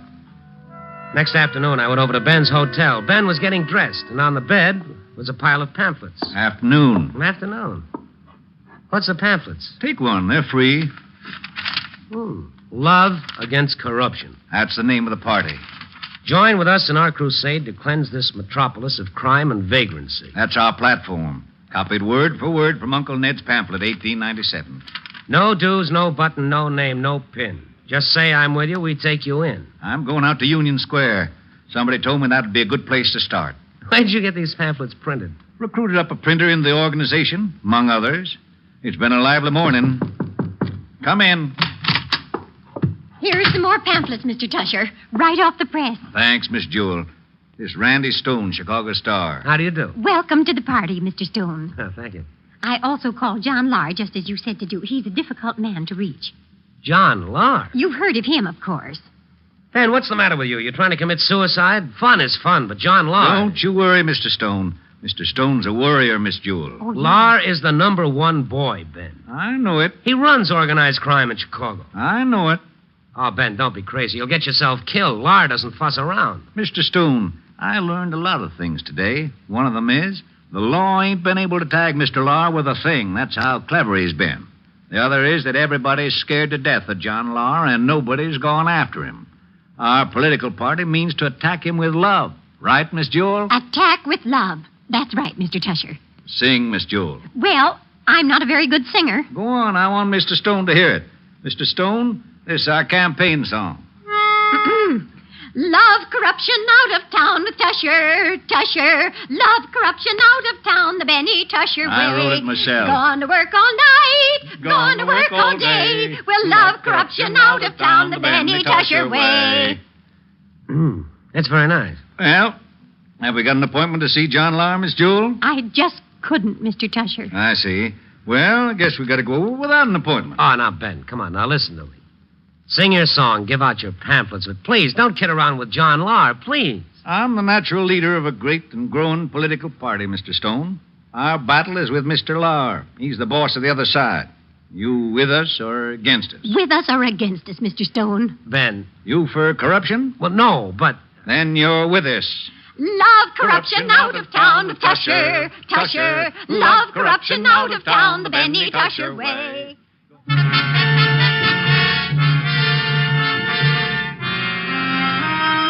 Ben Tusher was a changed man. He'd been suddenly transformed from a humble farmer to the leader of his own political party, and his big guns of love were aimed at the emperor of Chicago crime. The three of us started for John Lahr's Gold Coast penthouse. I did my best to talk Ben out of his visit, but my voice was lost under the words of his fight song. We made it to the right floor without mishap, but at the entrance to the Lahr apartment, we were met by 6.5 feet of muscle in gray double-breasted. What can I do for you? I'm Benjamin Joseph Tusher, Hudson, Illinois. Uh-huh. This is Miss Ernestine Jewell. Uh-huh. And Mr. Randy Stone. Uh-huh. We'd like to see Mr. Lahr, please. On business. On your way. We represent the Love Against Corruption Party. I'm campaign chairman. Go elsewhere. Come on, Ben. You heard the man. Please, Mr. Stone. Here, my friend, a pamphlet. Keep it. Now scram. No solicitors. Can't you read the signs? Ben, I think he means it. Discretion is the better part of valor. I think we ought to sing our way in. Oh, no. Wonderful idea. Love corruption out of town, the Tusher, Tusher. Love corruption out of town, the Benny Tusher way. Gone to work all night, gone to work all day. Love corruption out of town, the Benny Tusher way. What is this? Ed, what's the idea? Nuts, boss. Absolutely crazy. A bunch of idiots. Sure, well, Mr. Lahr. give them $1 and send them away. Here's $1. Now get out of here or I'll call the police. Ben, come on, Ben. Mr. Stone, please. Let go. Mr. Lahr? Yes? I'm Ben Tusher. This is Miss Ernestine Jewell. This is Mr. Randy Stone. Fine. This is your first warning, Mr. Lahr. What did you say? I am the leader of a great and growing party fighting against corruption. That means you, Mr. Lahr. I'll put it this way. Either leave town voluntarily or we'll drive you out of town with love. Love. Now, boss. I must have escaped from somewhere. Now? Now, gently, Eddie. They may mean votes. Right. Ben, let's go. Come on. Out. Oh, keep your hands off me, you beast! Out. Great and growing party, Mr. Lahr. Ben, come on. Out. Let go. Hands off, big stuff. He's not that young anymore. Okay. See? No hands. Now, before I beat all your heads in, blow.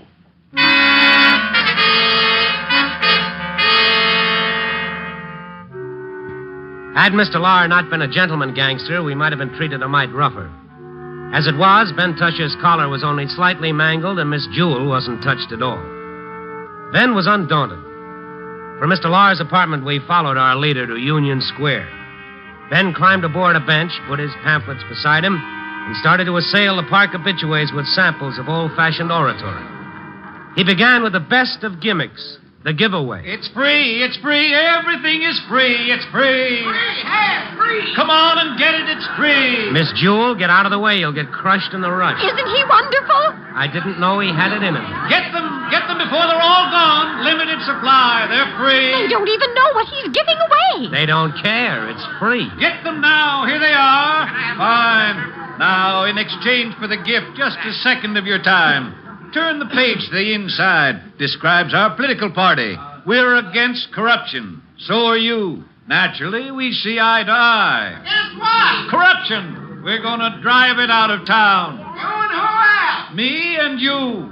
What with? Pamphlets? Pamphlets and love. Love it out of town? Love corruption out of town. That's right. Yeah. We're going to get banners, and we're going to sing songs, and we're going to march on old John Lahr, who's been running things here too long as it is. Hey, boy! Yes, sir. I'm with you, buddy. How many others? Go on, Mr. Stone. Give him support. I'm strictly an observer, Miss Jewel. I thought you worked for us. Well, I am. I will then. I'm with you, mister. I'm with you. That's fine. What we need is to sing our song and get everybody in the against corruption mood. Page 13, everybody. Yes, page 13.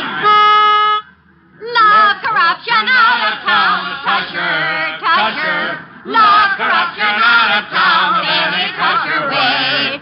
Gonna work all night, gonna work all day. With love corruption out of town, Benny Tusher way.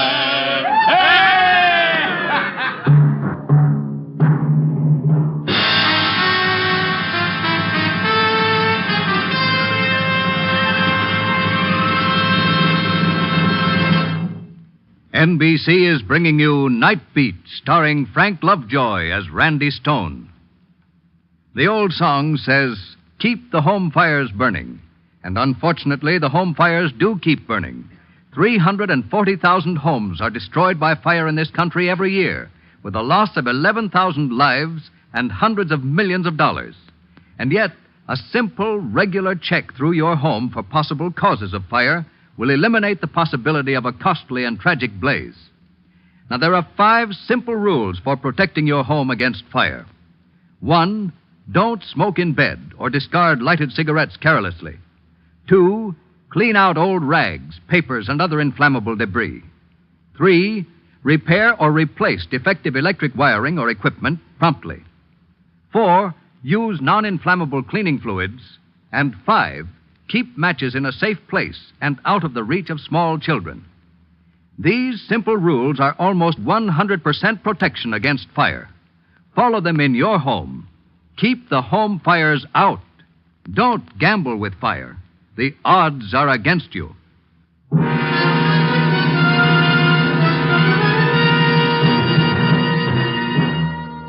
And now, back to Night Beat and Randy Stone. It's difficult to explain the rapid growth of Ben Tusher's Love Against Corruption campaign. Every time Ben Tusher spoke, he evoked more laughter than friends. And yet, by the end of a month, Ben boasted a political party of 2,300, plus countless donors of a dime or more to the party coffers. Major political organizations made bids at coalition, but Ben would have none of them. Perhaps the party's growth was due to the state of corruption. Perhaps it was the people's constant desire for crusade. But my guess is a large part was due to the dynamic personality of Ben himself. He began to branch out. Love Against Corruption headquarters blossomed in all parts of the city. Ben left the Van Buren Street Hotel and moved to nicer quarters deeper in the Loop. Since Love Against Corruption was news, the Star printed story and pictures. Ben was delighted. Just look here, Mr. Stone. Letters from all over the city just because of that newspaper article you wrote. Mr. Stone, I sure appreciate your help. Well, I've got to be honest, Ben. I didn't write it to help. Your party is big news. Well, be that as it was, it sure got the right results.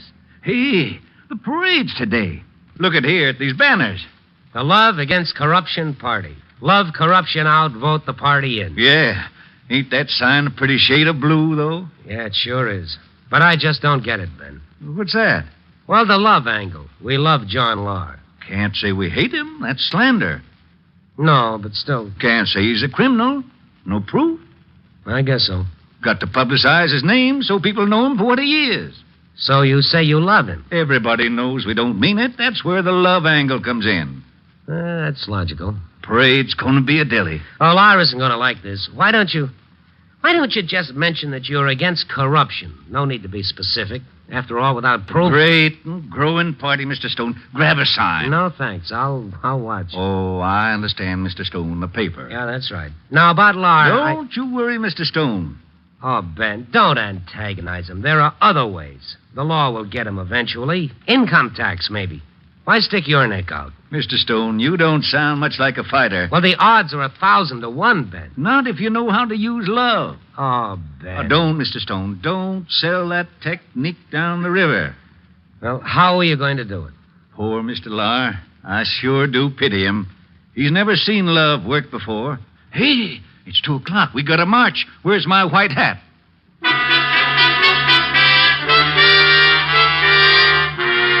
parade was broken up by the police before they got a block. And the reason was simple. No permit. Ben admitted he'd overlooked one small detail, but that disappointment didn't bother him long.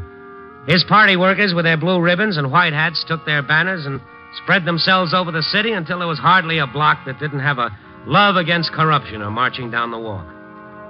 That night, Ben, Miss Jewel, and I had dinner in Ben's room. Miss Jewel had added a verse to the old gray mare. My pitch pipe, I put it somewhere. Now where... Oh, here we are right around my neck. Isn't that silly? Old John Lar, he ain't what he used to be, ain't what he used to be, ain't what he used to be. Old John Lar, he ain't what he used to be in good old Chicago. Yeah, that's wonderful, Miss Jewel. Just great. Got the common touch. What do you think, Mr. Stone? Expressive. Probably the waiter. Always rush in to take away the tray. I ain't finished yet. Come on in. Listen, we ain't finished yet. Mr. Lar. I hope we're not disturbing your meal, Mr. Tusher. Not at all. Come on in. Come on in, boys. I'm afraid we don't have too many chairs in here. Some of you'll have to sit on the bed. You can sit on the bed, boys. Kind of late for you to be out, isn't it, Laura? I keep funny hours, Mr. Stone. Mr. Tusher, I came here to talk a little sense. At parade today, those people with banners blacking my name up around town. You know the penalty for inciting to riot? You know what slander means? It wasn't a riot, and it wasn't slander. All we said was, we love you. That's very funny. Come on, Laura. What's your pitch? You ought to know better than to get mixed up in this kind of phony routine, Stone. I don't think the Chicago Star would like it. I'm a traveling correspondent with the outfit. I'm glad you came, Mr. Lar. It's time for the second warning. It is, huh? Yes, sir. Out of town in 10 days. 10 days? Well, that's very generous of you. Because unless you are, you're going to be loved out of town. Loved out of town? That's right, sir. Loved out of town. You're asking for plenty, Tusher. Plenty of what? They're liable to find a couple of bodies around that weren't around before.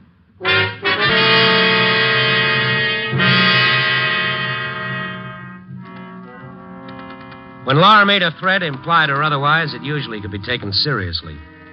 I begged Ben to take it easy, but Laura's visit only made him angrier. The next night, Ben gathered his forces before him in a rented auditorium and gave them the pitch. Quiet, please.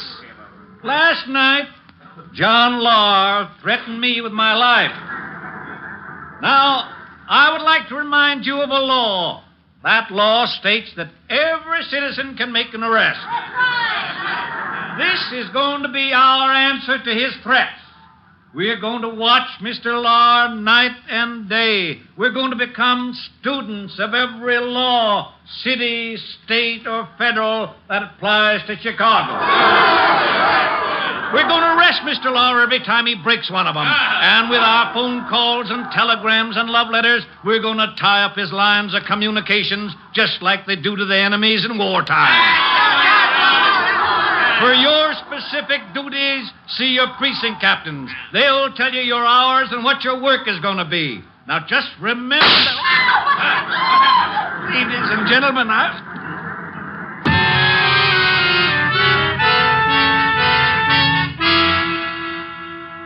The shot had come from somewhere in the crowd. Ben slumped forward over the podium. I rushed over and put him on the floor. The place became bedlam.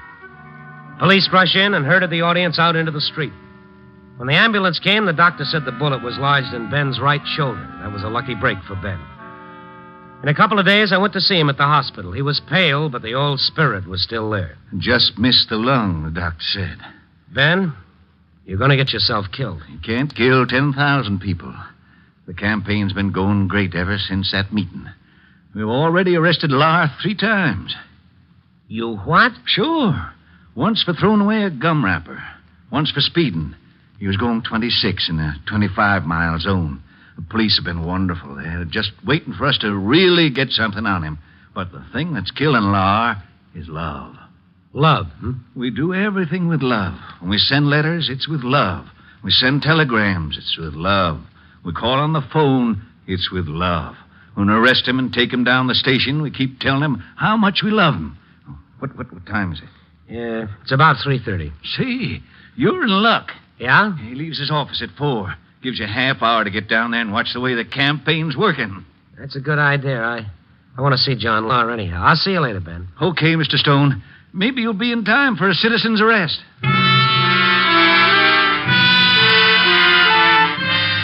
John Lahr's office, respectfully titled the Lahr Securities and Investment Corporation, was located on the 38th floor of one of LaSalle Street's taller buildings. Love against corruptioners were everywhere. Riding the elevators, standing outside with banners, across the street opposite Lahr's office windows in a rented suite of rooms with loudspeakers blaring out their love. I went inside the office. Ed, the top strong arm, met me as I came in. Hold it, Stone. Oh, hi, Eddie. How are things? Go back to your friends. That's no way to talk, Eddie. I came in for an interview. I'm purely a neutral observer. I'd like to get both sides. Sorry, the boss is all tied up. Okay, can't say I didn't try. Eddie, where are those aspirin I told you to... Stone, is that you? Yeah, it's me. Well, come on in here. I want to talk to you. Sure. Excuse me, Eddie. Neutral observer, my eye. Come on in, Stone. I'm glad you got here. Now, sit down. Thanks. I've been trying to reach you for days. Listen, you seem to have some influence with this maniac. I'm desperate. Because of a few love letters? I'd be ashamed, Lahr. Yeah, the doctor says much more of this, and I might not last out the year. It's my heart. That noise is driving me crazy. Well, maybe a change of climate. Yeah, they say. It's only a beginning. There's a law against threatening phone calls. Oh, if they'd only threaten me, but they don't. They just call me to tell me how much they love me. It's driving me crazy. To say nothing of the telegram. Easter telegrams, Christmas telegrams, happy birthday, pleasant 25th wedding anniversary. All my boys are so busy sorting the telegrams in the mail, they haven't done a lick of work for days. And the arrests? I step off the curb. They arrest me for jaywalking. Stone, you've got to get rid of him. Well, I'm afraid there's not much even he can do at this point, Lahr. It's gotten out of hand. Yes, you're probably right. I sympathize with you. I've beaten back the biggest gangs in the country. Gun battles, 15 men to 1. The police never touch me. But this, I don't know how to fight it, Stone. Nothing like this has ever happened to me before. Doctor says maybe a vacation. Hey, now there's an idea. Boss, it happened. What? What's the matter? Grauffein spilled the beans. What? Yeah, the whole works. Are you sure? Absolutely. How did it happen? Well, he couldn't help it, boss. It was a 3rd degree. They gave him the 3rd degree. Who, the cops? No, the women. The women? Yeah, he was coming home from the office, just walking along, and then it happened. It was horrible. They got him up against a wall, and then they started at him, closing in on him. Big women, small women, long women, short women. They were singing, shouting, fat women, ugly women. They loved it out of him, everything. They loved every bit of information out of him. I don't blame him, boss. He couldn't help it. It could have happened to any one of us. Oh, no. Boss, we got to clear out. Now. Lock, stock. And barrel? Right. Come on, boss. Well, don't just sit there, Stone. Tell you what I'll do, Lahr. What? I'll help you pack.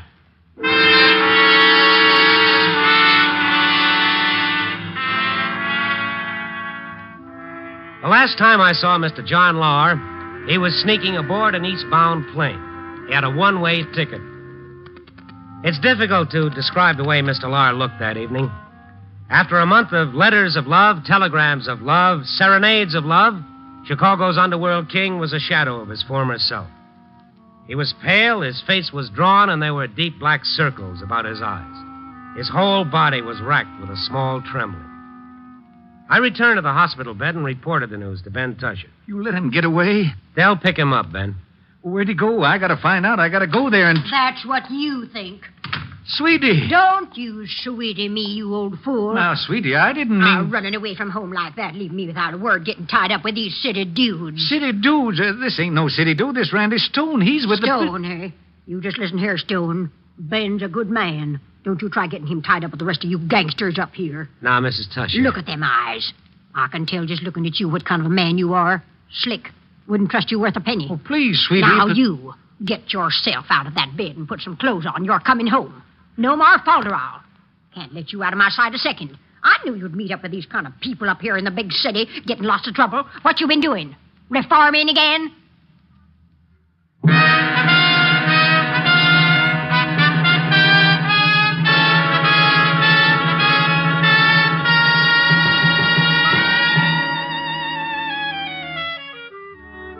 So Ben Tusher's left town, hauled home by the ear. As for big tough John Lahr, when he and his boys landed in Albany, a branch of Love Against Corruption sang him right into the arms of the local police. So here's to the reformer. Maybe he doesn't wear a white hat and sport a blue banner. Maybe he's just the guy down the block who's found something he doesn't like and he wants to do something about it. Let's put it this way. The strength of a democracy might well be measured by the number of people working to keep it alive. Copy, boy.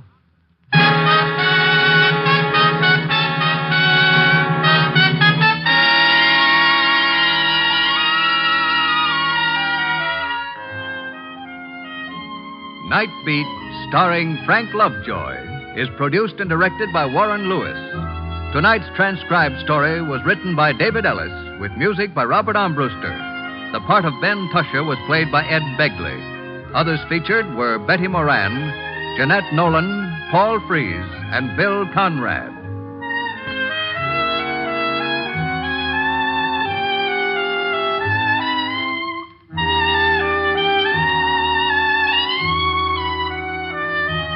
Listen next week at this time and every week as Randy Stone searches through the city for the strange stories waiting for him in the darkness.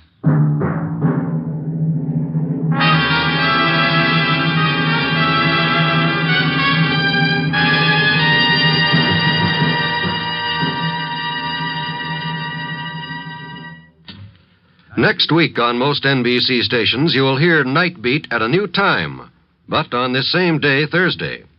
So make a note to join Randy Stone and Night Beat next Thursday at the new time. Consult your local newspaper for broadcast time and be sure to join us on this same day, but at the new time, next week for Night Beat. 3 chimes mean good times on NBC. In this election year, this station is making it possible for you to follow the campaign of the next president on NBC. Tuesday, July 1st. Be sure to hear another of NBC's pre-convention special broadcasts. This program is called Convention City, and it will offer you a complete description of the arrangements being made in Chicago, the host city of both the Republican and Democratic political conventions this year. You'll want to hear this special broadcast and learn more about the city of Chicago, the site of these important conventions. Be sure to hear Convention City next Tuesday. Another special program brought to you so you may follow the campaign of the next president on NBC. This is NBC, the National Broadcasting Company.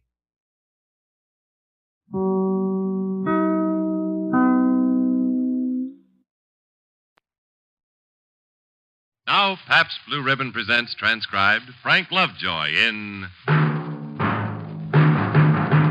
Night Beat.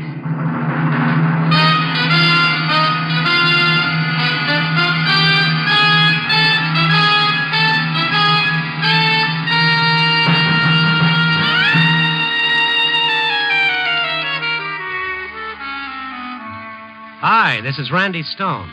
I cover the Night Beat for the Chicago Star. Sometimes the best stories a reporter gets are the ones he can't print.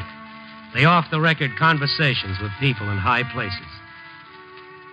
I knew Robbie wouldn't be talking for publication when I got his wire saying he was checking in at a small residential hotel on the north side for a few days.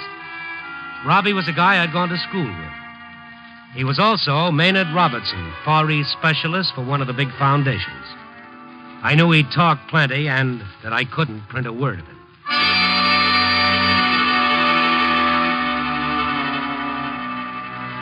The lobby of the hotel was small and gray with a desk clerk to match. He smiled when I approached him, but there was something in his manner that strongly suggested Horatius at the bridge. Yes, sir. And what may we do for you? A friend of mine's supposed to be registered here. Maynard Robertson. Mm-hmm. I see. Can you give me his room number? I'd like to go up and see him. Mm-hmm. I imagine you would. Just supposing Mr. Robertson is registered here. You're a friend of his, you say? Yes, I'm a friend of his. Is he here or isn't he? I don't imagine you'd have any way of proving you're a friend of his. Well, look, call his room and tell him that Randy Stone is here. Now, we won't be hasty, will we? Randy Stone. Now, where have I heard that name before? I'm a reporter for the Star. I thought so. A reporter. Well, Mr. Stone, we have no Maynard Robertson registered here, and good day to you, sir. Oh, now, wait. Just hold on a minute. Robbie's really a friend of mine. He asked me to come and see it. Oh, Robbie, is it now? He sent me this telegram. Mm-hmm. It's signed Robbie. Of course, it scarcely says Maynard Robertson. It scarcely would. Now, look. You've done a good job. You've screened me. I've got no concealed weapons, not even a typewriter. Mr. Stone, as you may or may not know, Maynard Robertson is just as sought after as he can be, particularly by gentlemen of the press, now that he's just returned from Korea and everything. I can assure you he has nothing to say for publication. Well, just call his room and tell him my name. Can you look me straight in the eye and swear you're a close friend of Mr. Robertson's? I can look you straight in the eye and swear. All right, we'll see. Mr. Robertson, please. Hello. I'm ever so sorry to bother you. This is the desk. There's a gentleman here, a Mr. Randy Stone. All right, sir. One moment. He wishes to speak to you, Mr. Stone. Thank you. Hi, Robbie. Randy, you old son of a gun. Get the heck up here. Right away, Robbie. I hope you understand, Mr. Stone. I was simply following Mr. Robertson's own orders to me. That's okay. Room 412. The elevator's to your right. It's self-service. Just punch the 4 button. I've been wanting to punch something. I'll settle for the 4 button. Hey, can I hook a ride? Oh, sure. You can even drive if you want to. All right. Face the front of the elevator. Name your floor, please. 4. Just punch the 4 button. Ever get stuck in one of these? No. It sounds like fun. I did once. Believe me, it depends entirely on who gets stuck with you. Yeah, that was my point. I'm going to 4, too. It's a small world.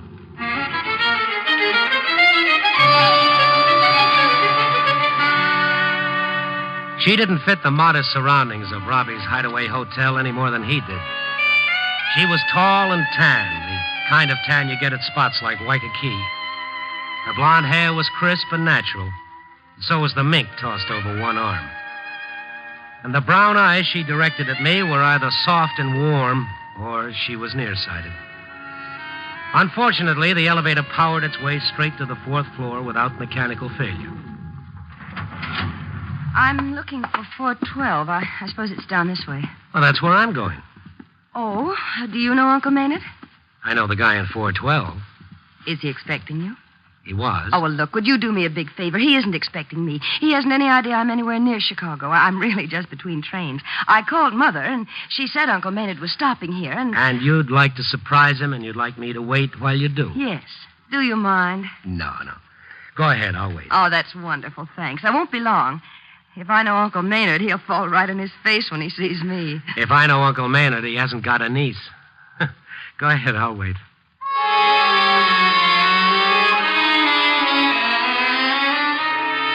That was for sure. This doll was nobody's niece. Also for sure was that Robbie could have busted my neck if I'd horned in on that deal. I found an uncomfortable chair back by the elevator, sat at attention, and smoked 3 cigarettes while Miss Tan and Terrific was making Robbie say uncle. I began to wish I'd brought a good book, or maybe a good set of books. Just when I decided to come back a day or two later, she came beaming down the hall. I'll bet you thought I'd never come back. I had time to think a lot of things. I'm really a lot more grateful than I can say. And Uncle Maynard said the most wonderful things about you, Mr. Stone. He seems very fond of you. Yeah, I got a lot of charm when you get to know me. Yes, I'm sure you have. Well, goodbye, Mr. Stone. I guess I'll have to run the elevator without my co-pilot this trip. Just punch the 1 button. I should have such a niece. Now, look, kid, I've said all... Oh, Randy. Man, it's good to see you. Come in, fella. Some surprise, huh? Seeing your niece. Some shock. And she's not my niece. Really? Oh, you could have fooled me. You know her, don't you? No, and I probably won't. She saw you first. Let's forget about the doll. Tell me to sit down, buy me a drink, and... What's the matter with you? You don't know her? No, I don't know her. We never shared anything except the same elevator. Oh, you'll kill me. I doubt it. Maybe I'd better tell you to sit down. Sit down. Thanks, I will. Now, how about that drink? Now, here, take the bottle. Either drink it or hit me with it. I'll let you know what I decide later on. Randy, she's not my niece. She's also not what you think. Okay. An old family friend. She's Kit Gaynor. What? A dame reporter? The same. She's fearless, lethal, covers the world, and most recently covered me. No reporter looks like that. 7,000 miles I travel from Korea to Chicago with my lips sealed. I talk to no one. I hide out in offbeat hotels. I do everything but wear a disguise so I can get to New York and give my secret report to the Foundation directors. Brother, when Kit's story hits the press... You talk to this dame for publication? I will kill you. Randy, did you see her? Really look at her? Sure I talked. I'd have slipped out the window onto the street, too, if she'd asked me to. Uncle Maynard. Oh, fine. Well, I guess it's too late to give you an exclusive for the Star, isn't it?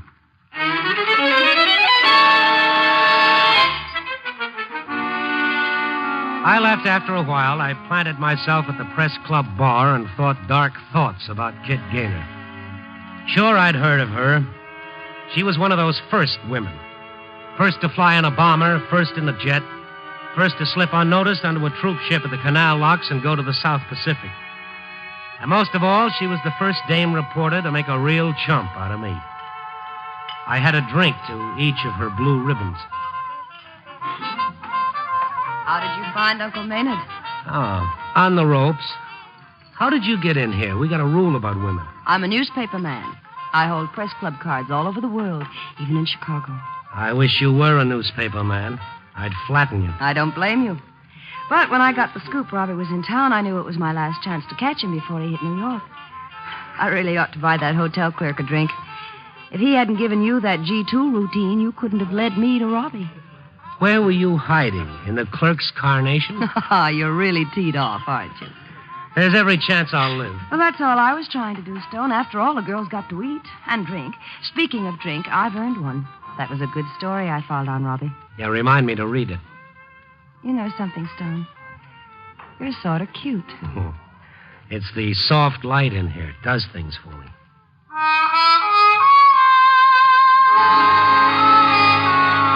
She began having the drink she said she'd earned. Swallowed them down like there was so much fruit juice. And in between swallows, she'd talk. Gave me the stories behind the stories I'd read under her byline for the past 8 years or so. Kit Gaynor was a lady trailblazer who got her kicks getting signatures on short snorters, talking GI, and hopping jets for anywhere. I matched drinks with her for a while. The camera was no bigger than a cigarette case, so I was the only one who came up with the pictures and the story. Tito was furious at first, but... Stone, are you listening? Oh, yeah. Oh, sure. Tito was furious, and then before that, Churchill confided to you that he had nothing to offer but blood, sweat, and tears. Toil and tears. I had it a week before he gave it to Commons. Stone, are you sure you feel okay? I'm fine. I think maybe... I just put my head down for a minute or so. I thought you'd like my rum, vodka, and slow gin blockbuster. One night in Seoul, Colonel Bransford had a few belts of it and began to act just like you are. Pretty soon he passed out. Whammo. Just like that.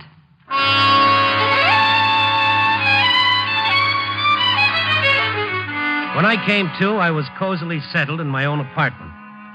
I had on my pajamas and a robe Aunt Tilly had sent several Christmases ago, which I'd never worn.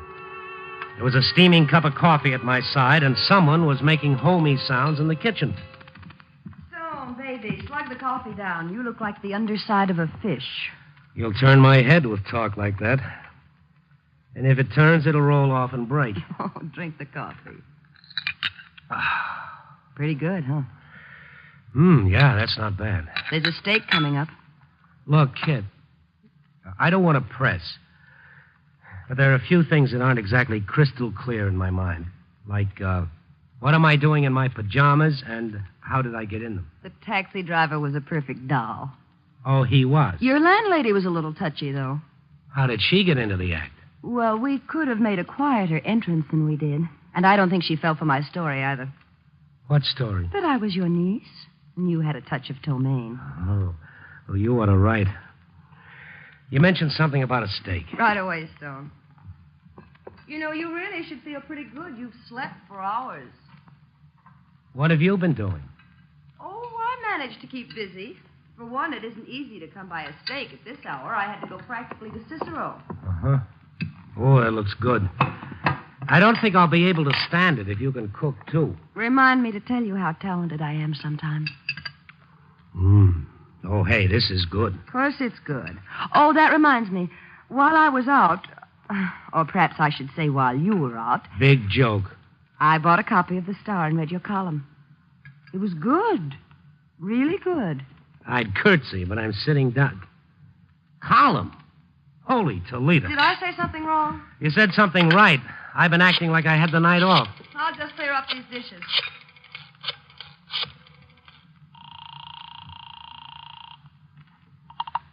Chicago Star night desk. Randy Farley. What are you doing there this time of night? I love my work. Oh, swell. Look, Farley, I've been hung up. So your niece told me. Oh, she did. Well, We could have used you, boy. That is, we could have used a reporter. Yeah. Well, I'll be down shortly. Don't rush on our account. The worst of it's over. The worst of what? Oh, little items like $1 million fire at the stockyards, a gang killing in Cicero, and count 'em, 12,437 eyewitness reports of a flying saucer. All that happened tonight? What did she do, plow you under? Why? Stone. Kid, come back here. Your niece take up powder, chump? Yeah. I'll be right down.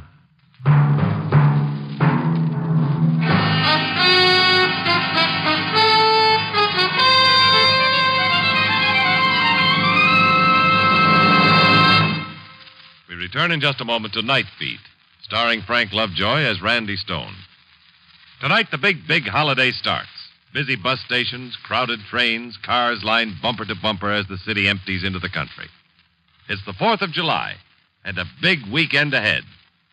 And out to the weekend fun, to picnics and parties, will go Pabst Blue Ribbon beer. Yes, friendly, satisfying Pabst Blue Ribbon, to make good food taste better. There's one item to put right on top of your grocery list for your 4th of July picnic. And to complete that list, listen to this. Here's a list of foods to choose for picnics, parties, barbecues. Campbell's pork and beans, Armour's treat, Borden's cheese, Ritz crackers, Swift's frankfurters, and of course, Pabst Blue Ribbon. You'll find that foods taste better by far if you serve them with foaming PBR. What'll you have? Pabst Blue Ribbon. What'll you have? Pabst Blue Ribbon. What'll you have? Pabst Blue Ribbon. Pabst Blue Ribbon beer. Smoother flavor, finer beer that millions favor. Taste that smoother flavor. Pabst Blue Ribbon beer. Yes, be prepared for this big 4th of July weekend. Get ready for your parties, picnics, and good times with plenty of Pabst Blue Ribbon, the smoother, more refreshing beer. Order a money-saving case of 24, or pick up several convenient carry-home cartons of bottles or cans. How about it? What'll you have?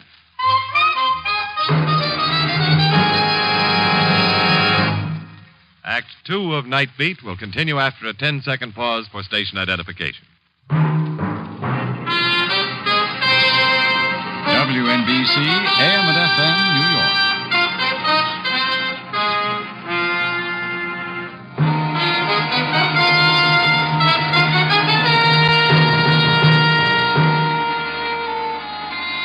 now back to Night Beat and Randy Stone. I didn't understand Kit Gaynor's departure any more than I'd understood her arrival. By the time I got to the office, I was all set to write the whole episode off as experience.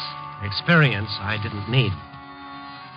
A couple of hours after Farley and I had exchanged pleasantries on the phone, I spread out the final morning editions on my desk. The stockyards fire, the gang killing, the flying saucers bit got quite a play in all the Chicago dailies. The Star's coverage looked okay. But I'd picked a great night to sit on the sidelines. Well, my, if it isn't our night-blooming Jasmine. Hi, Farley. Oh, too little, too late himself. Looks like you did okay without me. You got good coverage on all the stories. Most of the boys are pretty loyal. You didn't happen to buzz by any of those saucers last night, did you? Or weren't you flying that low? Oh, knock it off, Farley. I don't miss many times. You want to know my real beef with you, boy? It's on page 1 of the News Telegraph. Right there. Read it. Far East Specialist tabs next red move. Maynard Robinson reveals Foundation report on new communist threat. I thought this Robertson was such a buddy of yours. Well, he is. So he gives his exclusive stuff to this Kit Gaynor. What kind of a buddy is that? What are you trying to get me to say? That she's a better reporter than I am? She's a devil of a good reporter, I'll say that for her. She got the only eyewitness story on the Cicero gang killing. Eyewitness? Also page 1, the News Telegraph. She was supposed to be buying a steak. Huh? Skip it. It's a local joke. Well, I'm calling it a day. But for my dough, this Kit Gaynor's a real newspaper man, even if she is a woman. No. Nuts. Hello. Is this Mr. Randy Stone? Yeah?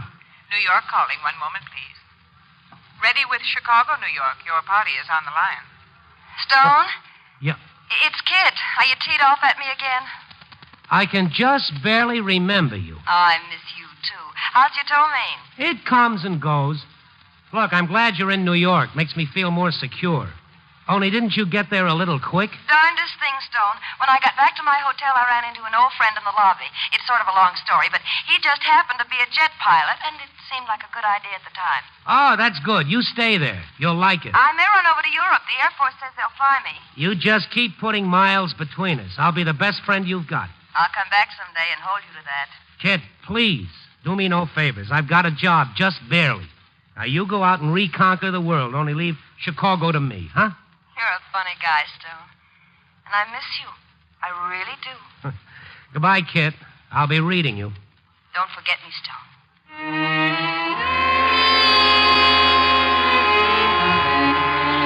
I had a fat chance of forgetting her. Night and day, at home, at the office, at the press club, every move I made, she covered. One particular overseas operator and I became old friends. London, England, calling Mr. Randy Stone. Yeah? Elizabeth and Philip are a couple of dolls, and they're so in love. Oh, Stone, I miss you. Paris, France, calling Mr. Randy Stone. Paris? Nobody else in Paris dreams of Chicago. I'm staying on the left bank. Picasso's really divine. Do you ever think about me, Stone? Rome, Italy, calling Mr. Randy Stone. Oh, this gal gets around. I warn you, Stone, if you're fiddling while I'm away, I'll really burn. Berlin calling. Geneva, Switzerland calling. Vienna calling Mr. Randy Stone. I think I'm in love with you, Stone.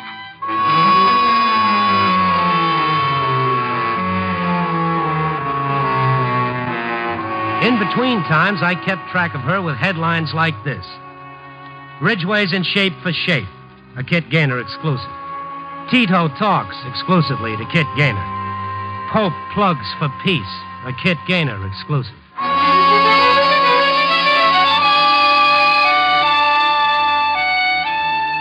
No, I didn't forget her. And after a while, I didn't even try. At first, I was amused, then amazed. And finally, I began to think it was a good idea for her to show up in Chicago again. And she began to think so, too. I'm coming home, Stone.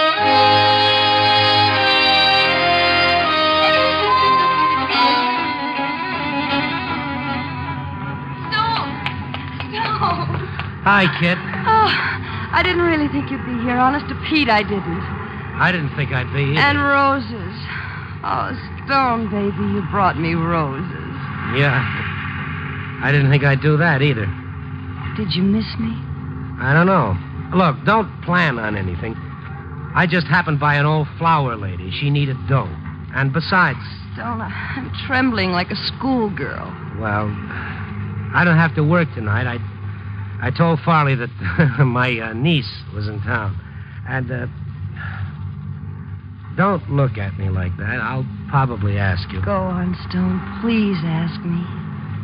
Well, that look of yours, is it really that soft and warm? Or are you nearsighted?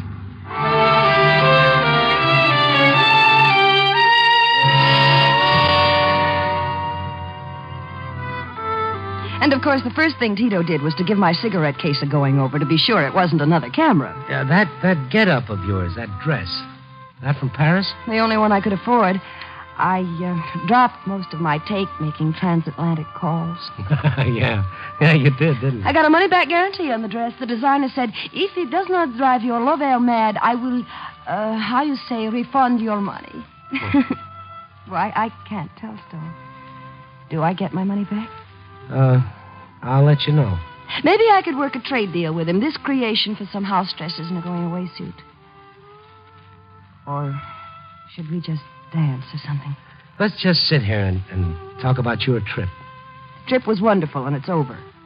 I'm glad it's over. Oh, you'll be off again soon. I'll put dough on it. I doubt it. It's sort of like the itch, Stone. When I get it, I've got to get up and move. But I think I'm cured this time. I bucketed all over the world because there wasn't anything or anyone to keep me at home. Maybe we better dance or something. I'm going to be around, Stone. And you're going to know it.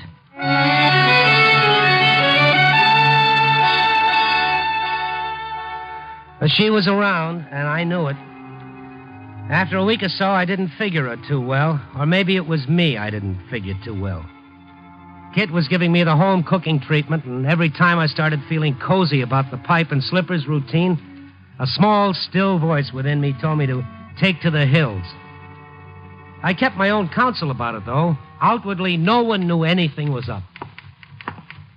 Hey, lover boy.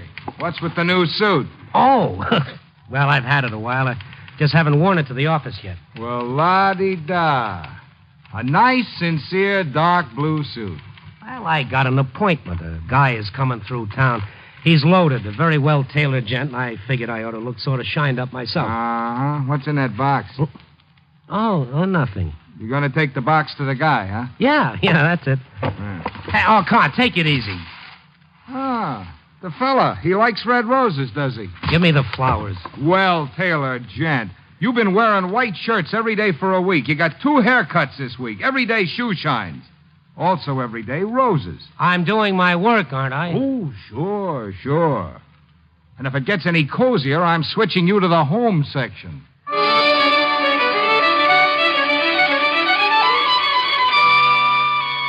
I carried the roses out in the open so everyone could see to Kit's hotel. She was my well-tailored friend. We were supposed to have lunch together. I started to stride past the desk clerk, but he shoved a note at me through the roses. It was Kit's handwriting. Couldn't reach you by phone. Leaving Flight 23, 1 p.m. Hurry, darling.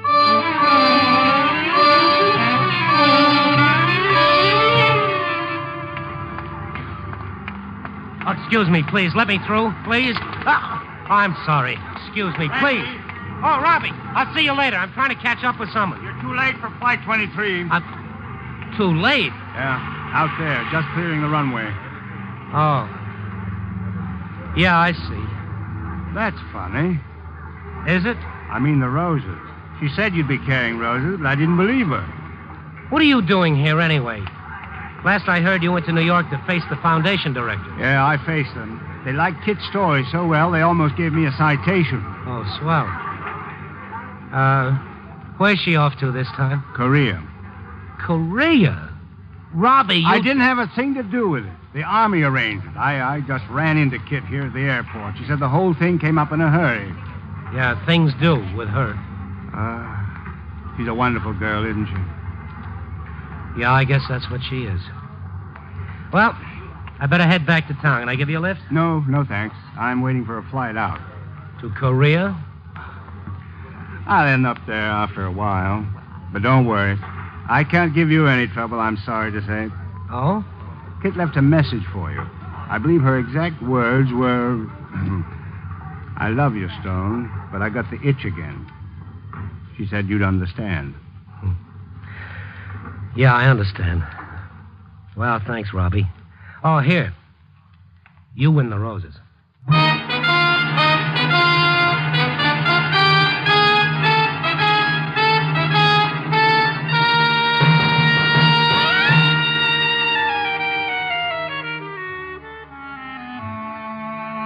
I made straight for the press club and loaded up for a long summer and a cold winter. And this time, although I didn't wake up at home in my robe and pajamas, I sure had me a touch of ptomaine. Of course, I'm getting better all the time. What the heck, I wasn't cut out for sitting and rocking. I never even think about Kit much, except once in a while when the telephone rings and an overseas operator announces one of the world's capitals. And then I know I got a jet by the rudder all over again. But that's strictly off the record. You can't print a word of it. Copy, boy.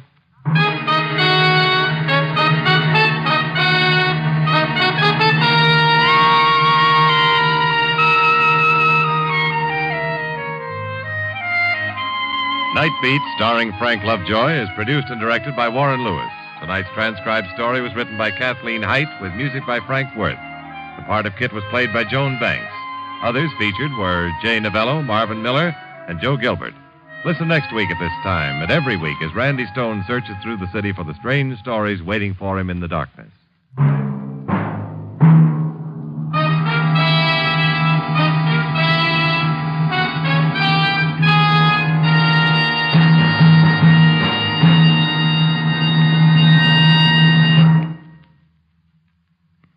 Tomorrow, join us for comedy with Bob and Ray on NBC.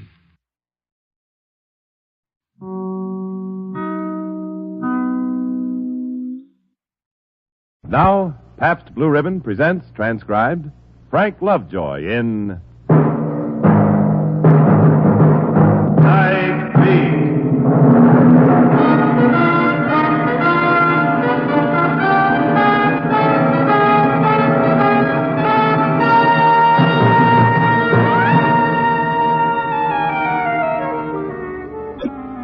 Hi, this is Randy Stone. I cover the night beat for the Chicago Star. How would you like to be driving down a city street in this year of the atom bomb and the flying saucer and suddenly find yourself transported over 2 decades back in time, smack in the middle of a gangland war? Well, tonight, that's what happened to me. In one moment, it seemed as if I had left this year of grace, 1952, and was back in the torrid 20s. My life threatened by the ghosts of gunmen long since dead.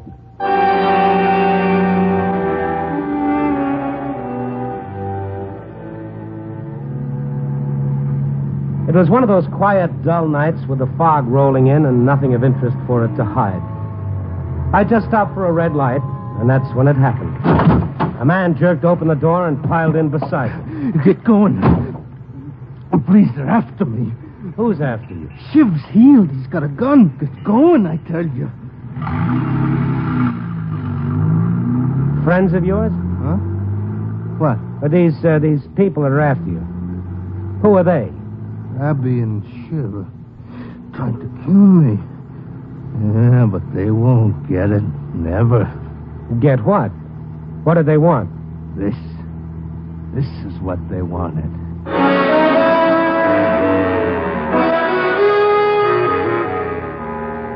He opened a fist and showed me. The dashboard light shone on a figure of dark blue wax lying in the palm of his hand. A crude image less than 3 inches long. As crude as though molded by a child. Began to dawn on me that this Skid Row character was as crazy as a pink hearse. I pulled up at the curb. So they wanted that, eh? What is it? Their lives. Their lives in the palm of my hand. They know that as long as I have it, they'll never get away with it. Oh, no, sir. They kill them. It's very useful. Yeah, sure, Pop. Like a glass eye at a keyhole. They must be a pretty crummy pair to be picking on an old guy like you. We'll find a cop. No. No cops. I don't need favors from no cops. But if... I ain't talking to them. No cops, you understand? Okay. Cops. They ain't gonna make no deals with Jake Strand. No, sir. Deals? What kind of deals? 20 years they did for it, and it's mine. Mine.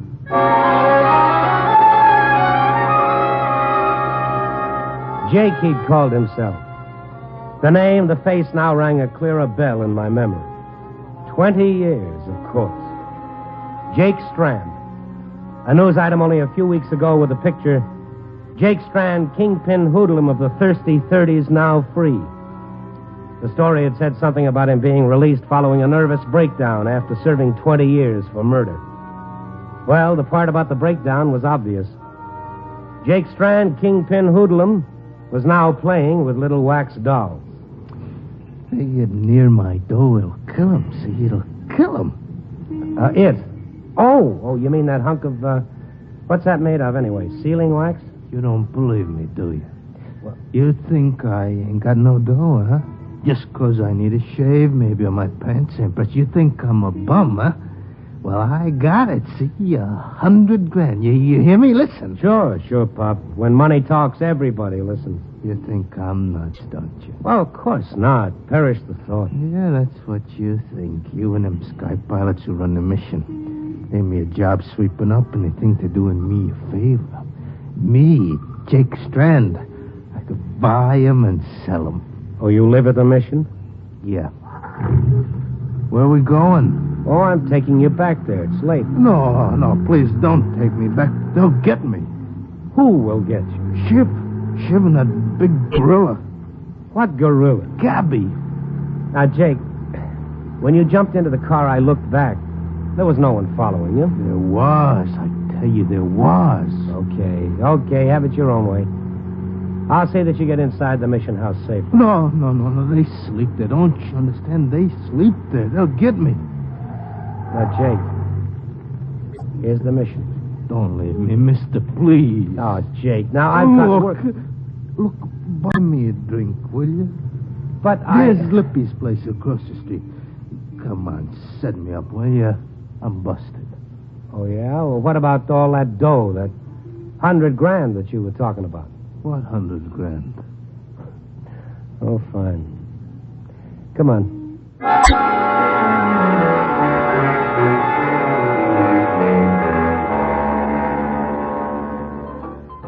Lippy's is one of those low-rent joints with sawdust on the floor, a piano player banging out ragtime, and a unwashed clientele. Jake pressed the front of his dirty shirt against the bar while I strolled over to a phone booth near the door. I called the Star, got the librarian, had him check on the files of the case that had sent Jake Strand to Joliet. Yeah, here it is. I got the story right here before me, Randy. He was convicted of the murder of Tank Daniels and Ed Morelli. Sentenced 20 to life. A double murder, and he got off with 20 years? One moment. It says here, he claimed Morelli tried to take him for a ride in one of his trucks. He broke away, grabbed Morelli's gun. Strand must have hired a high-priced magician to make a jury believe that. Not according to this. The court had appointed a public defender to handle Strand's case. What? That's right, Randy. Strand took a pauper's oath. He was dead broke. The case goes back quite a few issues. Shall I look? No, that's all I want to know. Thanks, Mickey.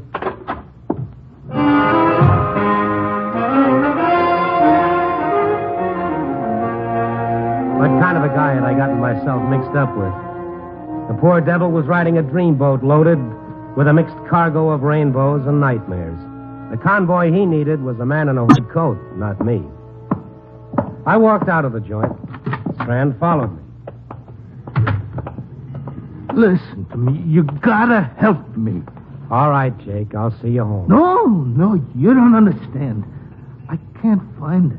I've been looking and looking. For what? My dough. My $100,000. Oh, yeah, I know. You told me. I've been going crazy.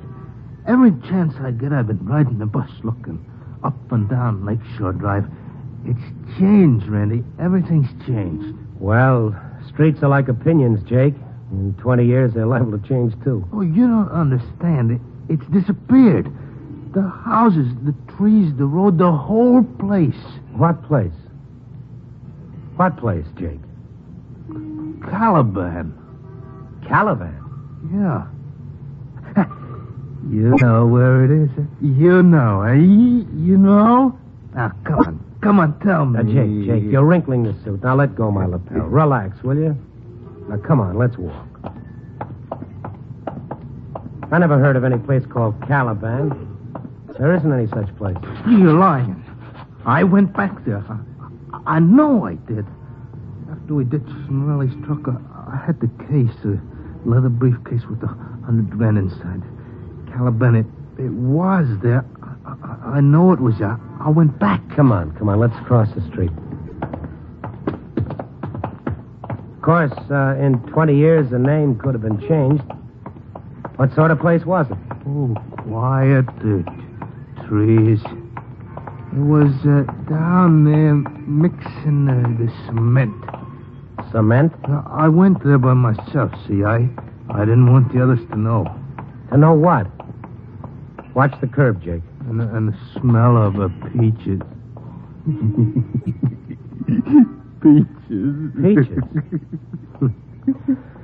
Well, that figures. But just where, I don't know. Peaches.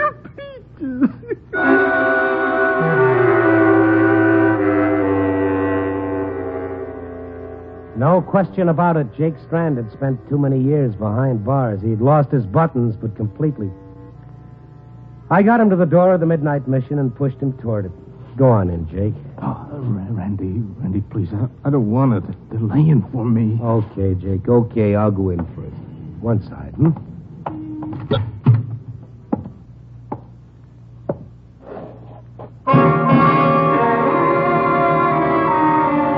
The place had been a store, now converted into a dingy chapel with a few crude benches and a section of counter used as an altar.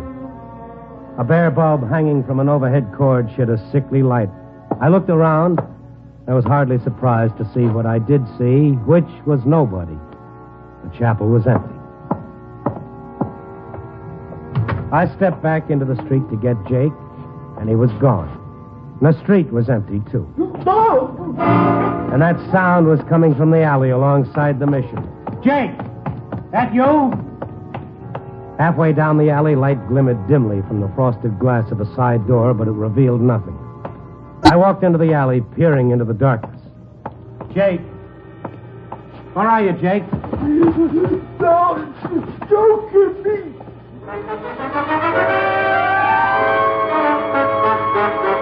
There were two of them struggling with Jake. All right, pal. Get him up. As I raised my hands, it became frighteningly clear that Jake Strand's fear had been based on more than just a sick imagination.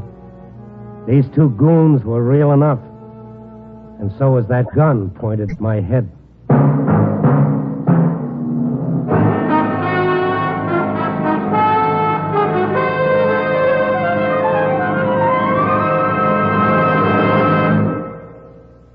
We return in just a moment to Night Beat, starring Frank Lovejoy as Randy Stone. A warm summer evening, a pleasant breeze, you and your friends enjoying yourselves out on the porch with snacks and Pabst Blue Ribbon beer. There's a summer scene played many times, in your home and many homes all over America. Smooth, delicious Pabst Blue Ribbon is your hospitality carried on a tray, your friendliness brimming in a glass. Yes, for summer indoor and outdoor fun, you'll always want to include Pabst Blue Ribbon. And by the way, for some wonderful food ideas to go along with friendly, satisfying Pabst Blue Ribbon, listen to this. Here's a list of foods to choose for picnics, parties, barbecues. Campbell's Pork and Beans, Armour's Treat, Borden's Cheese, Ritz Crackers with Frankfurters, and of course, Pabst Blue Ribbon. You'll find that food tastes better by far if you serve them with foaming PBR. What'll you have? Pabst Blue Ribbon. What'll you have? Pabst Blue Ribbon. What'll you have? Pabst Blue Ribbon. Pabst Blue Ribbon beer. Smoother, smoother, smoother flavor. Finer beer that millions favor. Taste that smoother, smoother flavor. Pabst Blue Ribbon beer. Tomorrow, pick up several convenient Pabst Blue Ribbon Handy 6 cartons, packed with 6 space-saving cans. Or get the money-saving case of 24. Any way you enjoy it, it's the same famous Pabst Blue Ribbon flavor.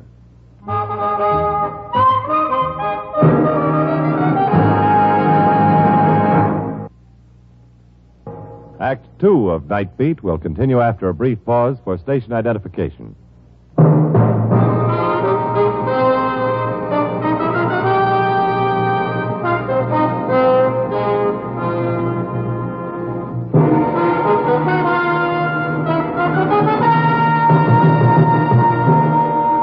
And now, back to Night Beat and Randy Stone.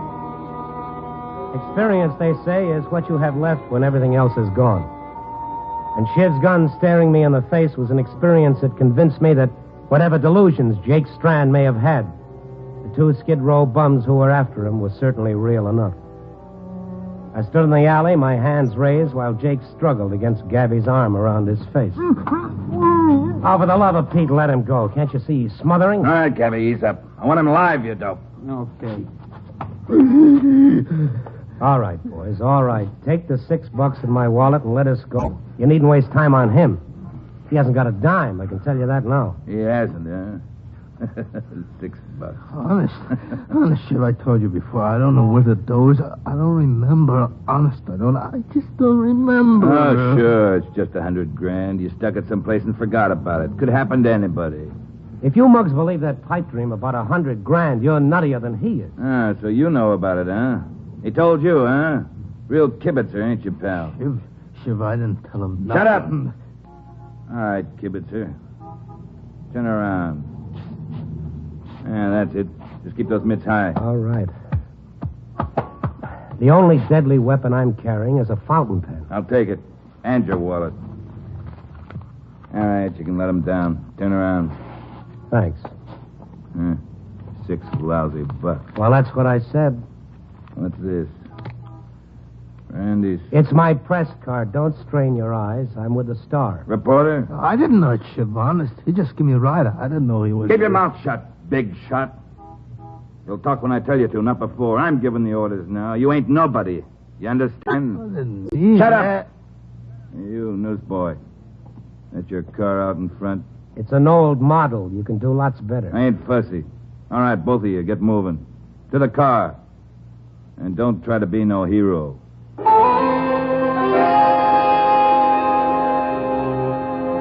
Jake sat beside me as I followed orders, driving past Lincoln Park and cutting through a wooded section for several miles.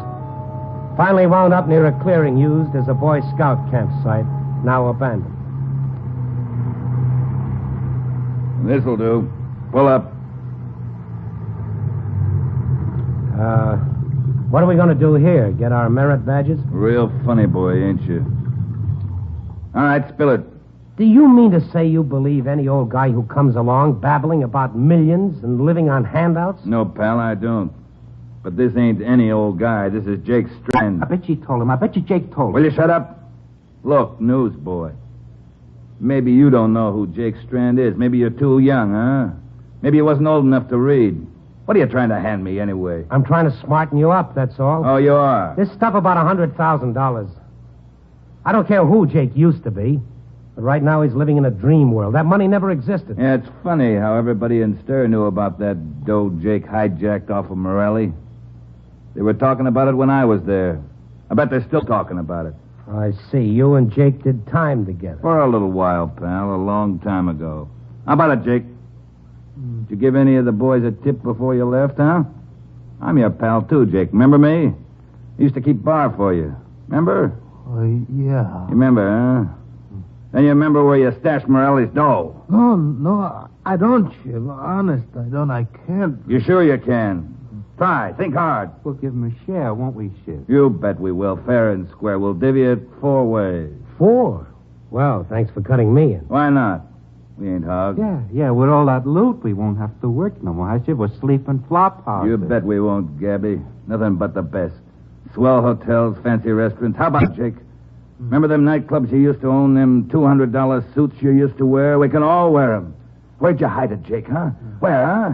Tell me, go on. Where is it? I don't know. There never was any $100,000. He was bankrupt before he went to trial. He didn't have a dime. So you know about that, huh, newsboy? What else do you know? That you're wasting your time. You don't say. Smart operator, this Jake Strand, wasn't he? He knows he can't beat the rep, so he doesn't tell nobody about Morelli's dough. Nobody knows, except all his pals. Look at him. You'd think he'd appreciate having pals, that he'd be willing to share. All right, Jake, out of the car. What do you want? Shiv, please. You heard me, didn't you? I don't know where it is, so help me. I said get out! Don't hit me, Shiv. Don't hit me. Why, Don't you move, Stone.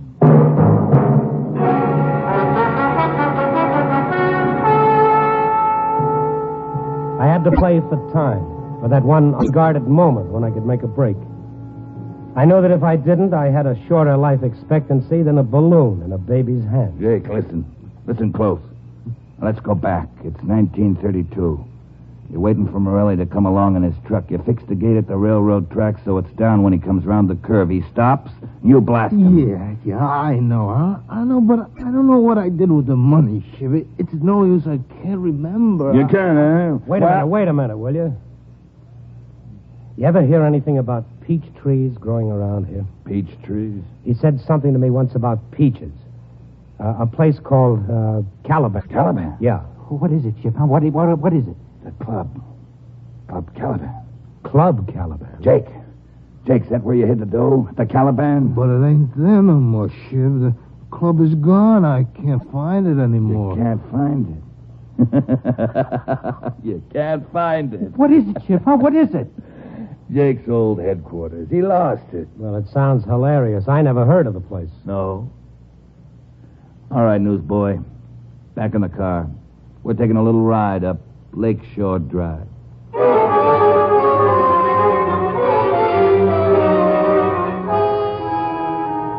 I headed northwest, putting the miles behind us. At one point along the way, Shiv made me stop where the road was being repaired while Gabby got out and stole a couple of oil lanterns hanging there. We continued on. Just where is this Club Caliban? Just shut up and keep driving. I looked all over for it. I'll find it, Jake. Don't worry. You see, they moved the road. Huh? A couple of years after you were sent up to Joliet, Caliban was on that big curve, remember? Yeah, I remember. Curve ain't there no more. They straightened the highway and left your joint a mile out in the woods. Are you sure we turned off at the right spot? This road doesn't look like it was... You talk too much, Stone. There. Over there, between those trees. The Caliban. Yeah. That's it, Jake. Many a drink I mixed there. Looks good, don't it? Why ain't there no lights? I never closed. Those new neons I bought. What happened to them? Where's the sign? All right, Jake. You and the newsboy. Out. Light those lanterns, Gabby. Give me one. We're going in.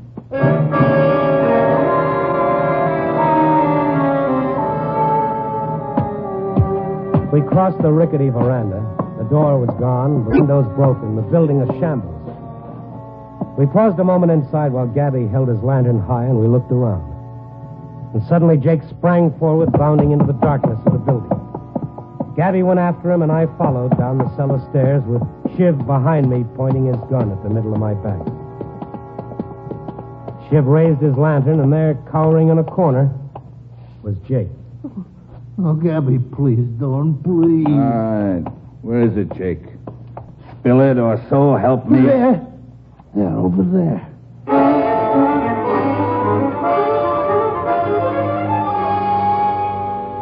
He was pointing at nothing at all.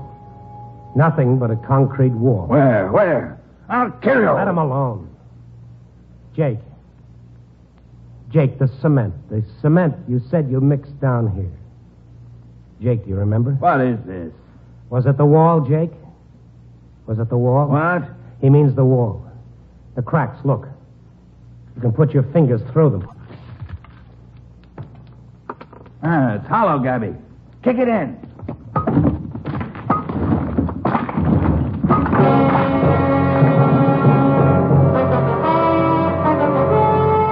A small area of the wall disintegrated, revealing an opening about 5 feet square and 2 feet deep.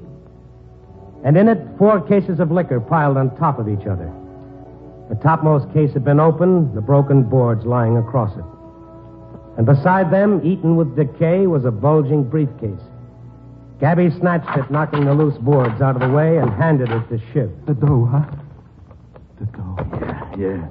Bundles of 20s, 50s, and 100s. All there, huh, Shiv? 100 grand, huh? Yeah, more maybe. Yeah, keep your eye on them. You betcha. This looks like stuff you added to the Morelli loot, Jake. Yeah, a nice little nest egg, eh, boy? Take a look at it, newsboy. So it was a pipe dream, was it?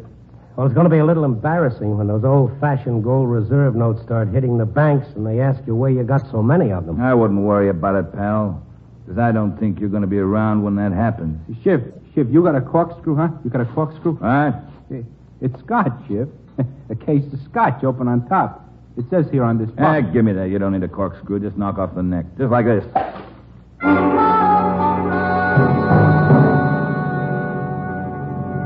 They drank from the broken bottles, the liquor running down their chins.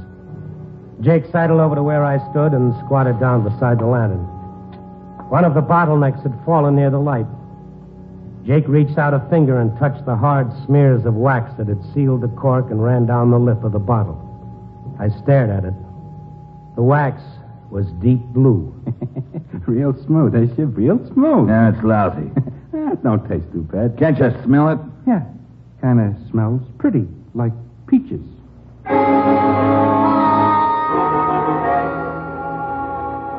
Peaches. The vague, almost imperceptible fragrance of peaches. That began to add up as I remembered something I'd once read. I stepped backwards, dragging Jake with me. Invisible centipedes crawling up and down my spine. Don't try it, Stone. Where do you think you're going, pal? They want a drink. Give him a drink. Here, take my bottle. Go on, take. What's the matter, Gabby? Look at him. Couple of drinks in the big box.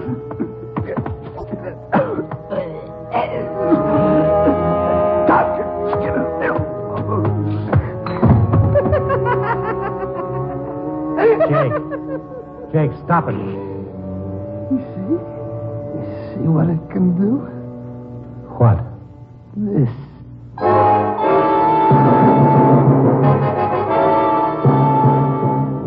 Yes, it was that crude voodoo image, the doll of wax. The same blue wax Jake Strand had used 20 years ago when he'd opened and then resealed every bottle in that top case. I dragged him up the cellar stairs, away from the fragrance of peaches and out into the open air. There's only one poison that smells like the stuff you put in those bottles, Jake. The stuff they use in the gas chamber at San Quentin. Where'd you get it, Jake? Where'd you get it?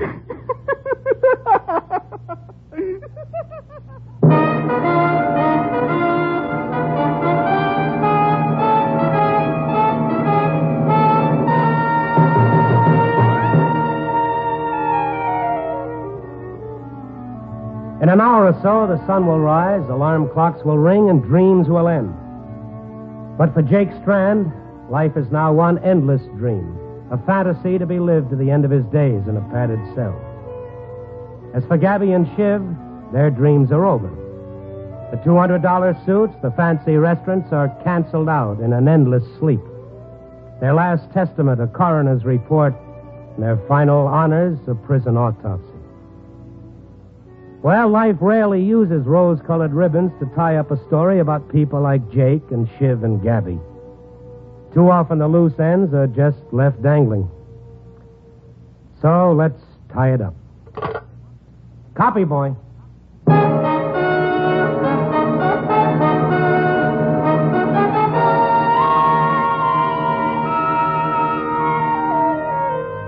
Night Beat, starring Frank Lovejoy, is produced and directed by Warren Lewis. Tonight's transcribed story was written by Irvin Ashkenazi, with music by Frank Worth. The part of Jake was played by Don Diamond. Others featured were Shepard Menken and Raymond Burr. Frank Lovejoy can currently be seen co-starring in Warner Brothers' The Winning Team. Listen next week at this time and every week as Randy Stone searches through the city for the strange stories waiting for him in the darkness.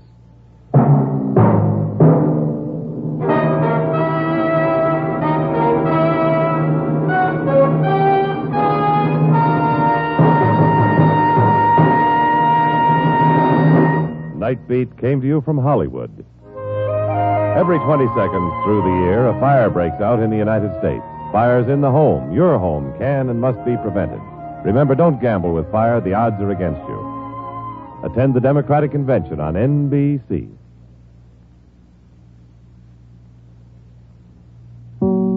And now, Pabst Blue Ribbon presents transcribed Frank Lovejoy in Night Beat.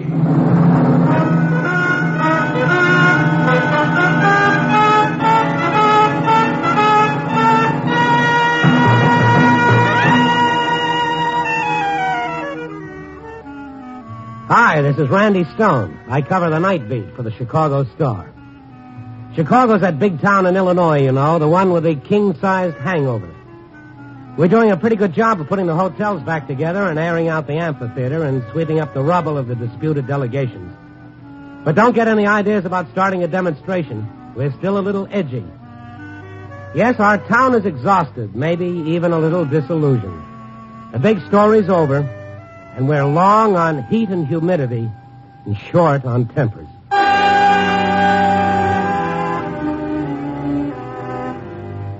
I just walked in off the street, leaving my footprints forever seared in the concrete. The sitting room was a full degree cooler and 20% darker.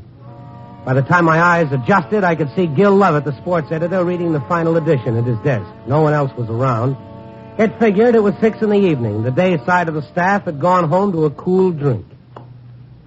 Oh, hi, Randy. Hi, Gil. How'd the Cubs do? Split the doubleheader. The Sox? Call, rain in Boston. Well, let's go to Boston. Randy, you didn't happen to read my column today, did you? You read mine? No. Well, it's a standoff. Why? What's with your column? That's a crazy story I got mixed up in. Wait a minute, I'll read it to you. It's down here at the bottom. Maybe you can figure an angle on it. Beats me. That's funny. The last item of the column, it isn't here. Well, it's been hot. Maybe you imagine. No, wait a minute. I saw the proof on it about noon today. It was in then. There's something goofy about it. Yeah, it sounds like. Hi, Dutch. Through for the day, huh? All through, Mr. Stone. Good night. Night, Dutch. Wait a minute, Dutch. You have anything to do with this? Good night, Mr. Lovett. No, I said hold it. Don't bark your orders at me. Well, I'll bark plenty. You yanked that story out of my column, didn't you? After I saw the proof, you pulled the item out, didn't you? I told you not to print it, Mr. Lovett. And I told you it was none of your business. You stick to your composing room job. I handle the sports side. Then watch how you handle it, what you print. Well, you crazy old fool, I'll break your neck. Take it easy, Gil. Oh, don't frighten me, you brave young man. Dutch, put down that paperweight. I'll put it down on me. Hey, Dutch!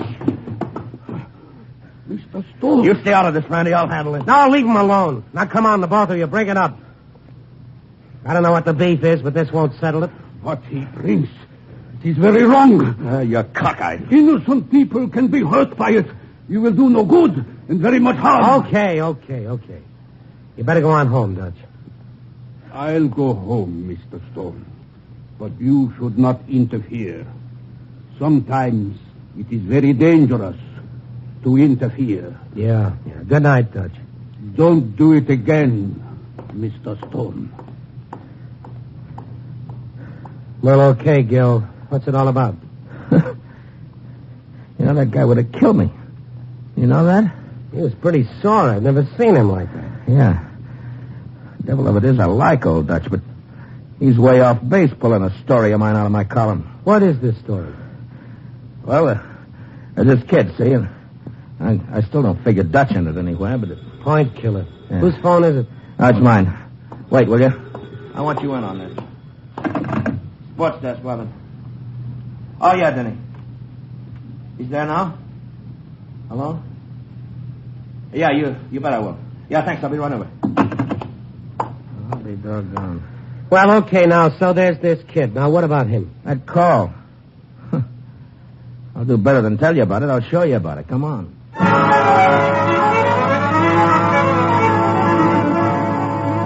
It was Gil's story. I figured I'd let him tell it his way. But I kept thinking about old Dutch Hilbrand. He'd been a mainstay in the composing room for years, a lovable old guy. What made him heave the paperweight at Gil, and how could an item in a sports column drive him to it? Well, 10 minutes later, we parked the car and entered the swimming stadium where the regional Olympic trials had been held. The stadium itself was empty, and no one was in the pool except the kid in blue trunks up by the diving board. He looked to be maybe 15 years old, and he was going through some limbering up exercises. Gil motioned me into a first-row seat and shoved a stopwatch into my hand. Here, you'll want this. Will I?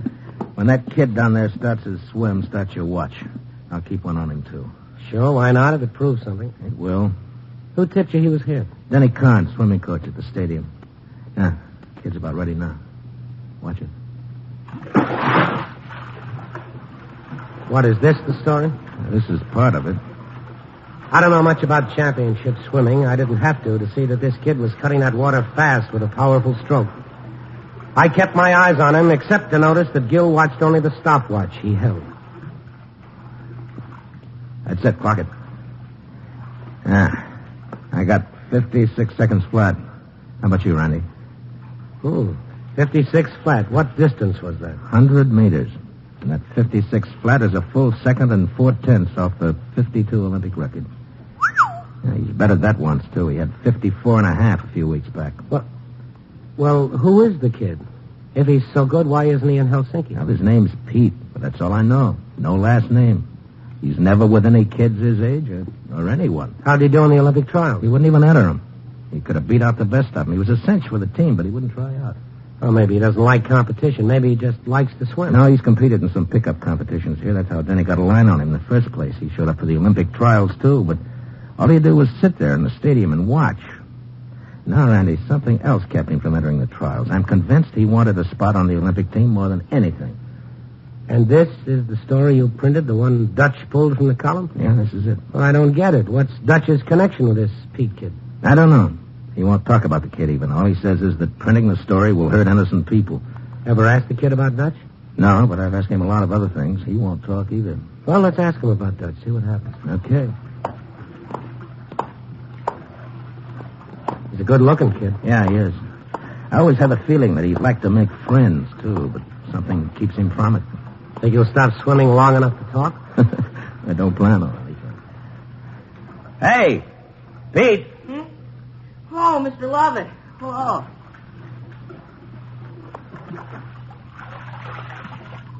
Hi. I'd like to have you meet a friend of mine, Pete. This is Randy Stone. Oh. Hi, Pete. I just watched you swim. You look great. Oh, thanks. How was the time? Or did you notice? 56 flat. Well, that's not bad, I guess. Nobody at Helsinki touched it.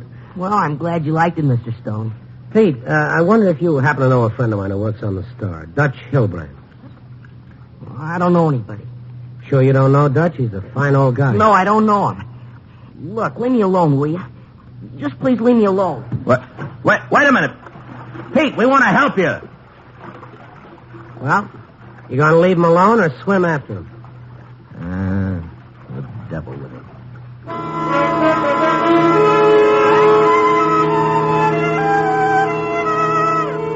Gil and I headed back to the Star. He was doing a real slow burn act. We were both doing a lot of thinking.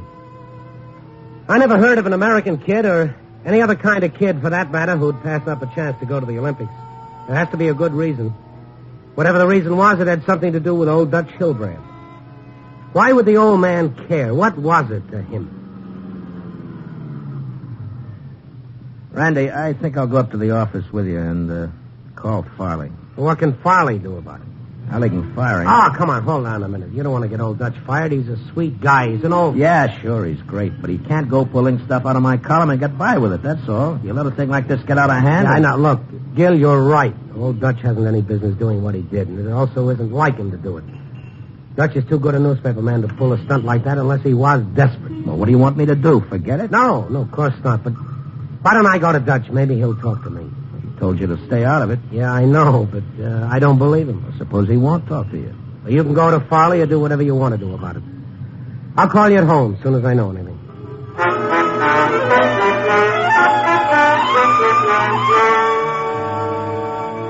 As far as I knew, Dutch Hilbrand had lived at the same address he'd had ever since he came to the Star. I played poker out there a couple of times when Mama Dutch was living. I didn't see him often now, but I knew what kind of a guy Dutch was. He wasn't a violent guy by nature.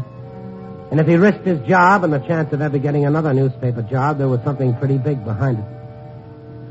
I knocked a long time before anyone answered. Yes?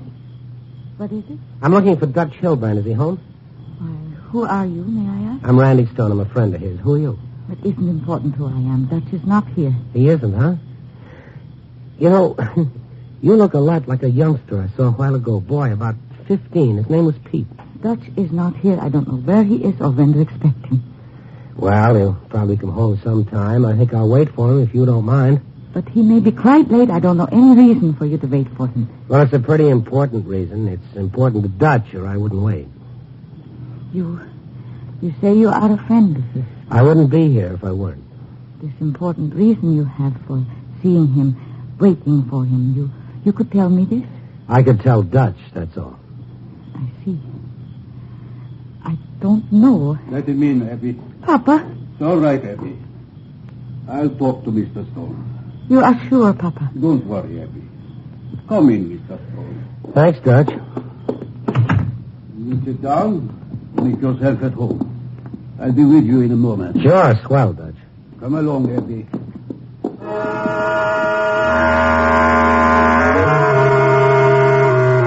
Dutch and Abby disappeared through the far door.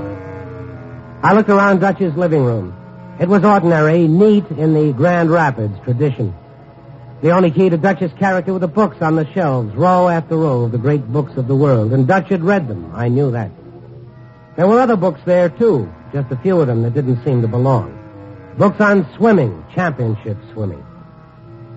I reached for the nearest one on training and techniques. As I opened it, something metallic fell to the floor. I reached down and picked it up. It was a gold medal. The inscription on it read, 11th Olympiad, 1936, Berlin, Germany. First place, special sprint swim, women's division. You have found something interesting, have you, Mr. Stone? Well, yes, Dutch, I guess I have. I had to turn around to see Dutch. His face was white and tense. He himself was trembling, but the gun he held on me was steady. I would not like to, Mr. Stone. But if I have to, I will kill you.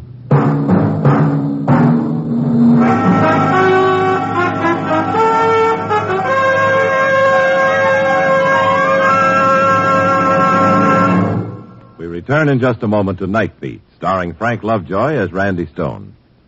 Remember a few months back how you used to catch yourself daydreaming about warm, wonderful vacation days ahead? Well, they're here. Yes, it's time to enjoy the outdoors, to lay a tablecloth on a patch of green grass and feast on good foods and good beer, too. Smooth, delicious Pabst Blue Ribbon, of course. Here's one beer that's taking to the outdoors this summer. Out to the country. Fishing, beach parties, barbecues. Wherever you enjoy yourself, you'll want to enjoy tall, foaming glasses of Pabst Blue Ribbon beer. And say, listen to this hint for your summer fun. Here's a list of foods to choose for picnics, parties, barbecues. Campbell's pork and beans. Farmer's treat. Borden cheese. Ritz crackers with frankfurters. And, of course, Pabst Blue Ribbon. You'll find that food tastes better by far if you serve them with foaming PBR. What'll you have? Pabst Blue Ribbon. What'll you have? Pabst Blue Ribbon. What'll you have? Pabst Blue Ribbon. Pabst Blue Ribbon beer. Smoother, smoother, smoother flavor. Finer beer that millions favor. Taste that smoother, smoother flavor. Pabst Blue Ribbon beer. Tomorrow, for sure, pick up several convenient Pabst Blue Ribbon Handy 6 cartons packed with 6 space-saving cans. Or get the money-saving case of 24. Any way you buy it, in bottles or in cans, it's always the same. Smooth, sociable, satisfying Pabst Blue Ribbon.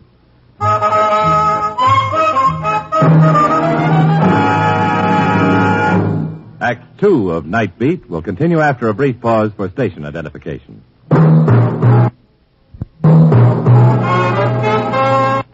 This is NBC, the national broadcasting company. And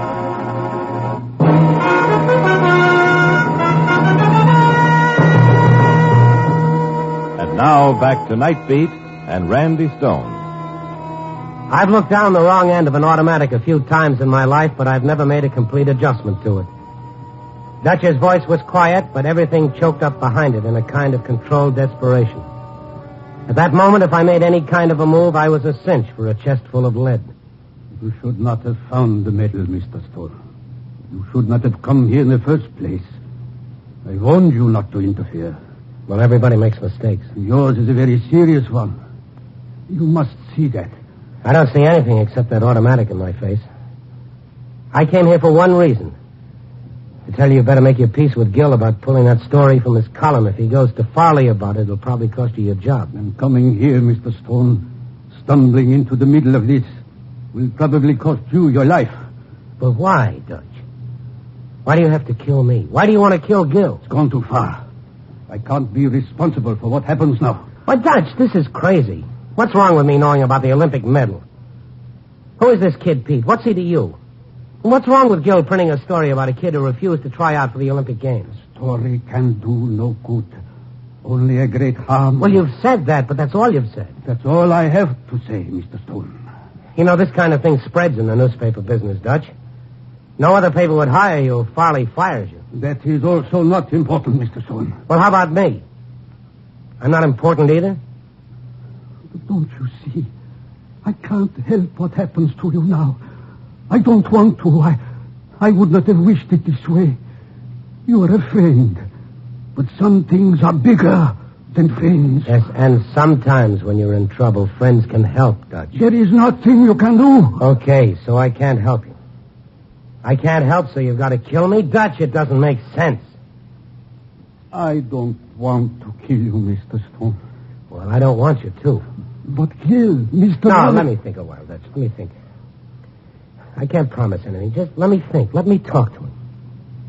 Just you. Go now, Mr. Stone. Just go. And forget all you can.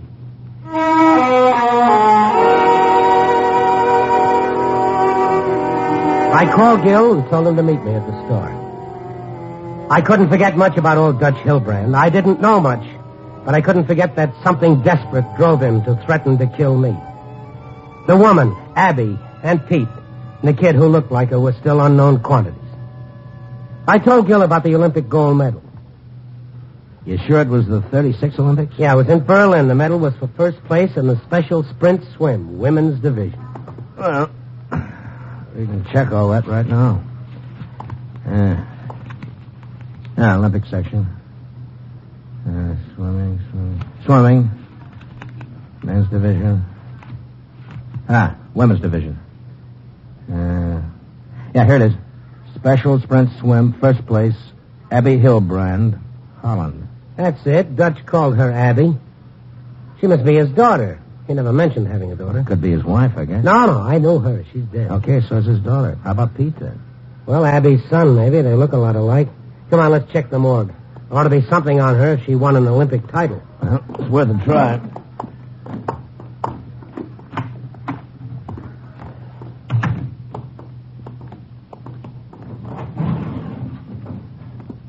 Let's see, Hillbrand. Here it is. Hillbrand Abbey. Won gold medal in 1936 Olympics in Berlin at the age of 19. Gave up brilliant swimming career to marry Karl Kopek, a Czechoslovakian official at that time attached to the Czech embassy in Amsterdam. June 25th, 1937, gave birth to a son, Peter Kopek. Resides in Prague, Czechoslovakia. So Pete's his mother's son. No wonder he's a swimming fool. He probably cut his teeth on her Olympic medal. Carl Kopek. I've heard that name. Yeah, he's probably in the file, too. All right, he should be. Let's see. Here he is. Kopek Carl, official in the Ministry of Information, Prague, Czechoslovakia. Winner of Stalin Medal for promoting Soviet friendship throughout Czechoslovakia. Nice fellow. Yeah. So Pete couldn't compete for the American Olympic team because he isn't an American. I wish there was to that story. Well, what do you mean? Well, Dutch didn't threaten to kill me because Pete's just an alien. He's the son of a red official. The good chance is Pete and Abby are in the country illegally. If it isn't that, it's something close to it. Why all the secrecy? Why the panic at being discovered? Hey, you're right. What do we do now? Well, let me see. We got a great choice. We can sit on the information if our insides will stand it. Or we can call Reynolds at the FBI and let him take it from there. Oh. Well, what about Dutch? That's the part that hurts.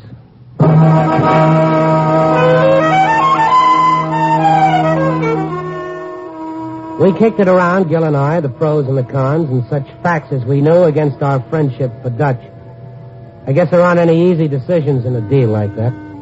But there is something called duty that's got to go ahead of personal sympathy. Reynolds was a good guy and a smart one. I had to know more than I did. I had to be sure. I called Reynolds.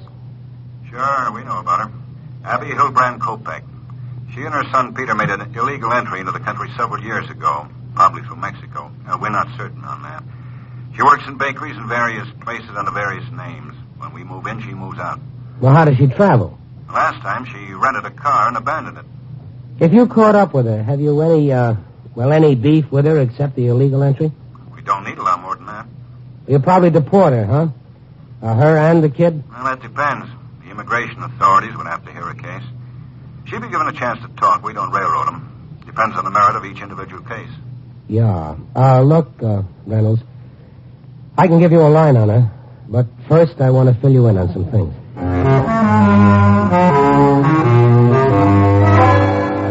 I filled Reynolds in on the whole story, everything I knew about it, that is. Gil checked out of it and went home. Not long after that, I met Reynolds in front of Dutch's house. I didn't want to be a part of it, and I didn't want not to be. I've been here a while. There's not a light in the place. You been up there? I was waiting for you. All right, let's try it. Okay.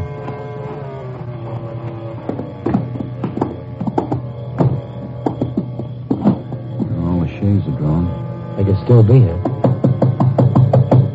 Dutch! Dutch! It's Randy Stone. I think they beat it. Even from the outside, you can tell when a house is empty. I guess you're right. But Dutch doesn't have a car. If they're really running, I doubt they'd trust friends or public transportation. I wonder, you don't suppose she'd try that car rental deal again? You worked for her last time. There's a car rental agency a few blocks from here. We can check it. Okay, let's go. Reynolds, running away like this doesn't look good for him, does it? No, Stone, it doesn't look good.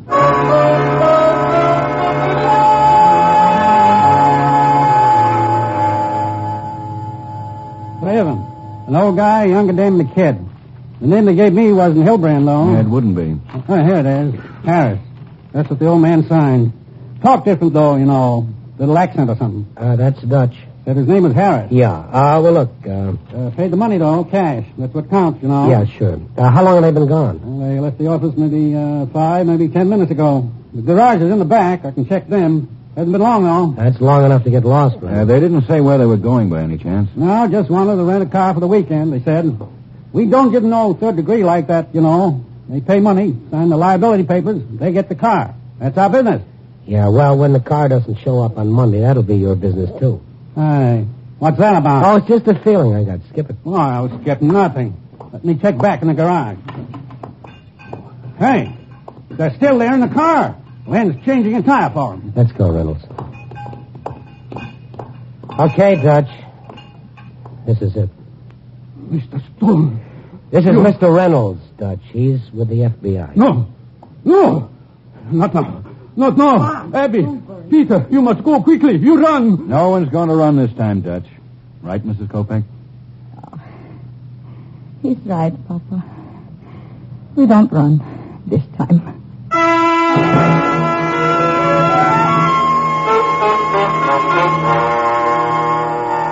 It was a beaten little crew that trooped into Reynolds' office 10 minutes later. A scared kid, a broken old man, and a young woman who'd been running too long, and a reporter who didn't feel much like a hero. What will happen to my son? That depends on you, Mrs. Kopek. I want to tell the truth. I will tell the truth. That's all I'm looking for. Do you deny that you made an illegal entry into this country? I do not deny it. Mm-hmm. You're Carl Kopek's wife, are you not? I am his wife, yes.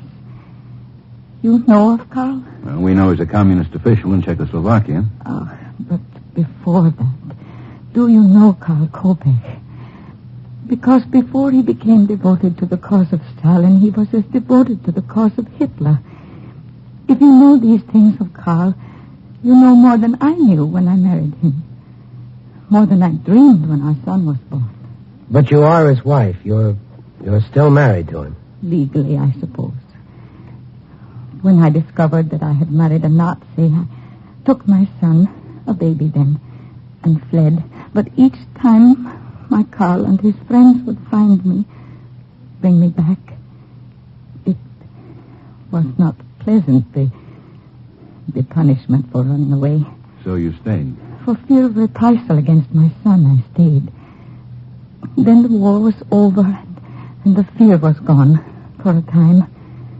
But my Carl was not such a dedicated man as he was opportunist. He became a communist. And you started running again? Running, walking, crawling. It took time, a very long time. But finally, Peter and I reached America.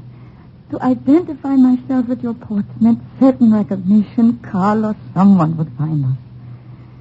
And I knew, because of Carl, that once your authorities discovered us, we would be deported back to him. Oh, for myself, I am willing to go back. You want to go back to him? I said I am willing. Send me back if you will, if you must. But, Peter, will you deport him back to fear and torture, perhaps death? Can he not know your freedoms? Must he be lost?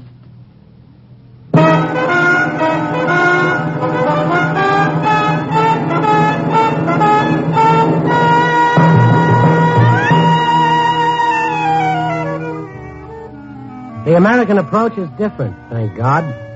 Reynolds could assure Abby of that. Her story and Pete's will be given a fair hearing. And once the immigration people have heard it and investigated, Abby has the right of petition. The decision on Abby and Pete finally rests with our Congress. And if their case has the merit it seems to have, she and Pete can one day become American citizens without fear of reprisal. Pete's young. He may make the Olympic swimming team yet. You know, now that I look back on it, maybe those political conventions of ours weren't so bad after all. At least 150 million Americans get the chance to watch the proceedings and judge for themselves. Copy, boy.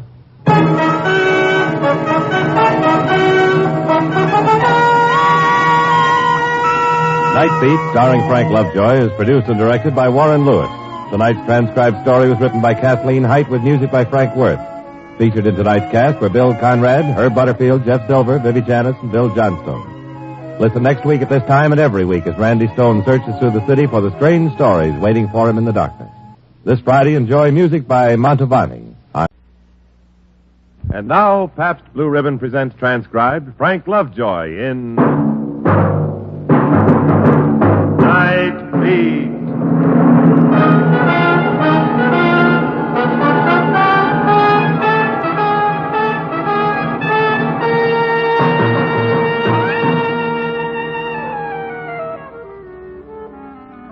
Hi, this is Randy Stone. I cover the night beat for the Chicago Star. And like most newspaper men, I hardly ever read a newspaper. A glance at the headlines, a quick look at the box leads, and we've got the roundup. I guess we take the world pretty much for granted. The idea that each day's news isn't really news. It's just a repeat of last week's auto accident or political speech or murder. Only the names are different. It's history. Or what some people think history is. A chronicle of battles and speeches, of victors and vanquished, of winners and losers. And all in black and white. Nothing gray, nothing in between. Tonight's headlines screamed, crazed father kills child and wife. History? Who won and who lost? Who was the victor? The father who killed? Who were the defeated? The mother and child?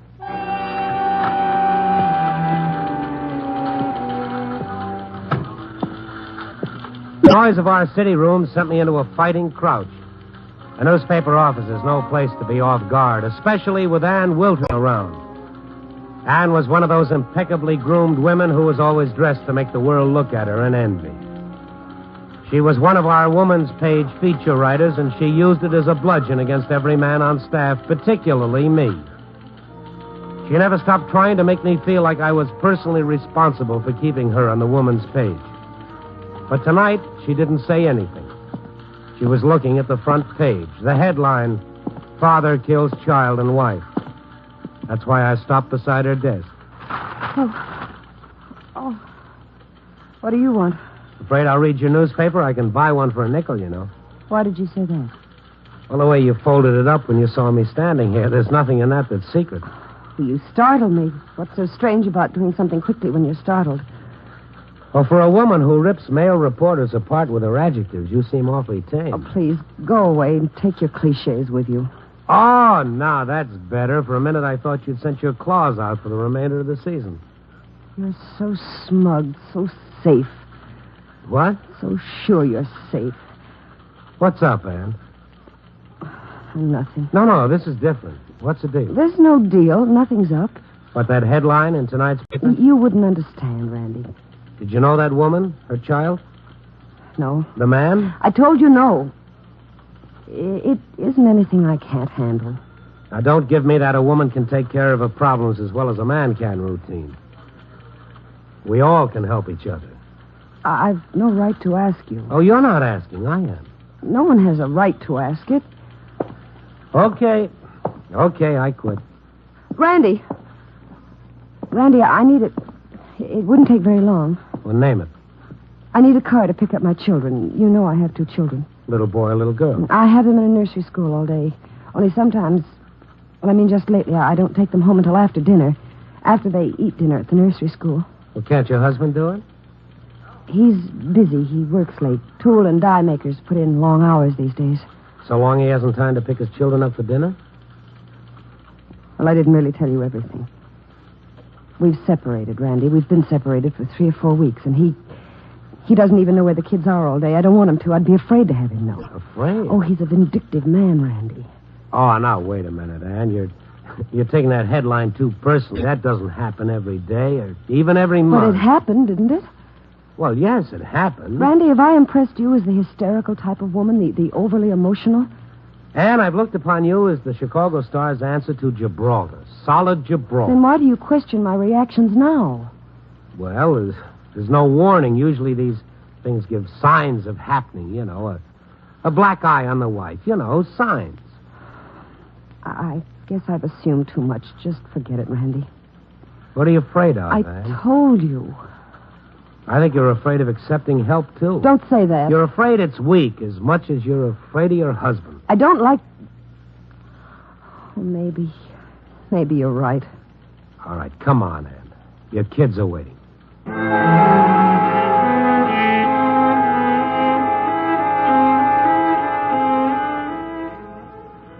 While we drove there, Ann Wilton didn't say much. I never questioned it because I didn't expect her to talk. You don't expect a strong-willed woman to talk much when one dreary day she shows up with a whimper in her voice. She was meant for a world of law and order. She could function in that kind of system all right.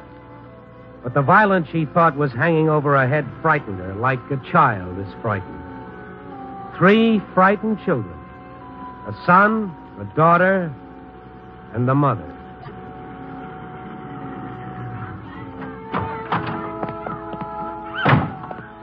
Anne stepped out of the car and waved a couple of short gestures toward the nursery school building. In a few minutes, her 2 children came out and walked toward her. Would you have thought that was strange? Would you have thought it was odd that 2 children who hadn't seen their mother all day would walk to her and not run? I don't think so. The kids did resent her a little. She'd kept them hidden. Anne hustled them into the car, and we drove off while she made up for lost time.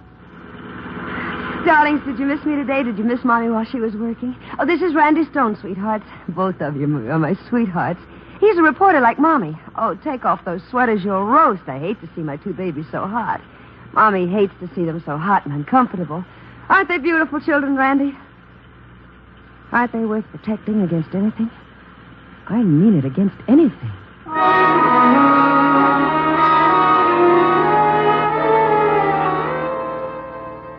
And that's the way it went. Ann Wilton did all the talking, and she didn't stop except to put the kids to bed. When she came back into the living room... Randy, do you mind waiting just a little while longer? Well, anything to keep me away from our night editor. What'll you do when I leave? Oh, I'm beginning to feel better. I was jittery, I guess. That headline made me jitter, I suppose. Made everything seem worse than it was. I was just frightened. Well, you're terrified, Ann. I said frightened. Now, don't evade it. Don't evade it. This is an emotional blockbuster. You better take a long look inside before it tears you apart. Oh, that's easy to say, Randy. Very easy. But it takes a woman a while to recover from the shock. You mean that her husband isn't everything Louisa May Alcott said he should be? That he was capable of such betrayal. You sure that's the right word, betrayal? You have 642,000 more to choose from. Precisely the right word, betrayal. That's exactly it. He betrayed me, betrayed his children. How? Oh, you know what I'm talking about. You've been around, Randy. That's how he betrayed me. Another woman. That's how he got even with me.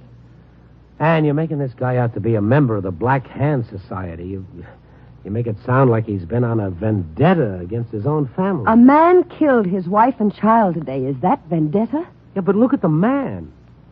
Don't just set up 2 situations and say they're the same. Just because the same number of people are involved doesn't make it the same problem. Your husband is different from the man I'll tell you why he betrayed me. Because of my love for the children. Because he resented the fact that I loved them so much. He envied them. He hated them. Did he ever say he hated? Oh, he didn't have to. You don't have to say hate.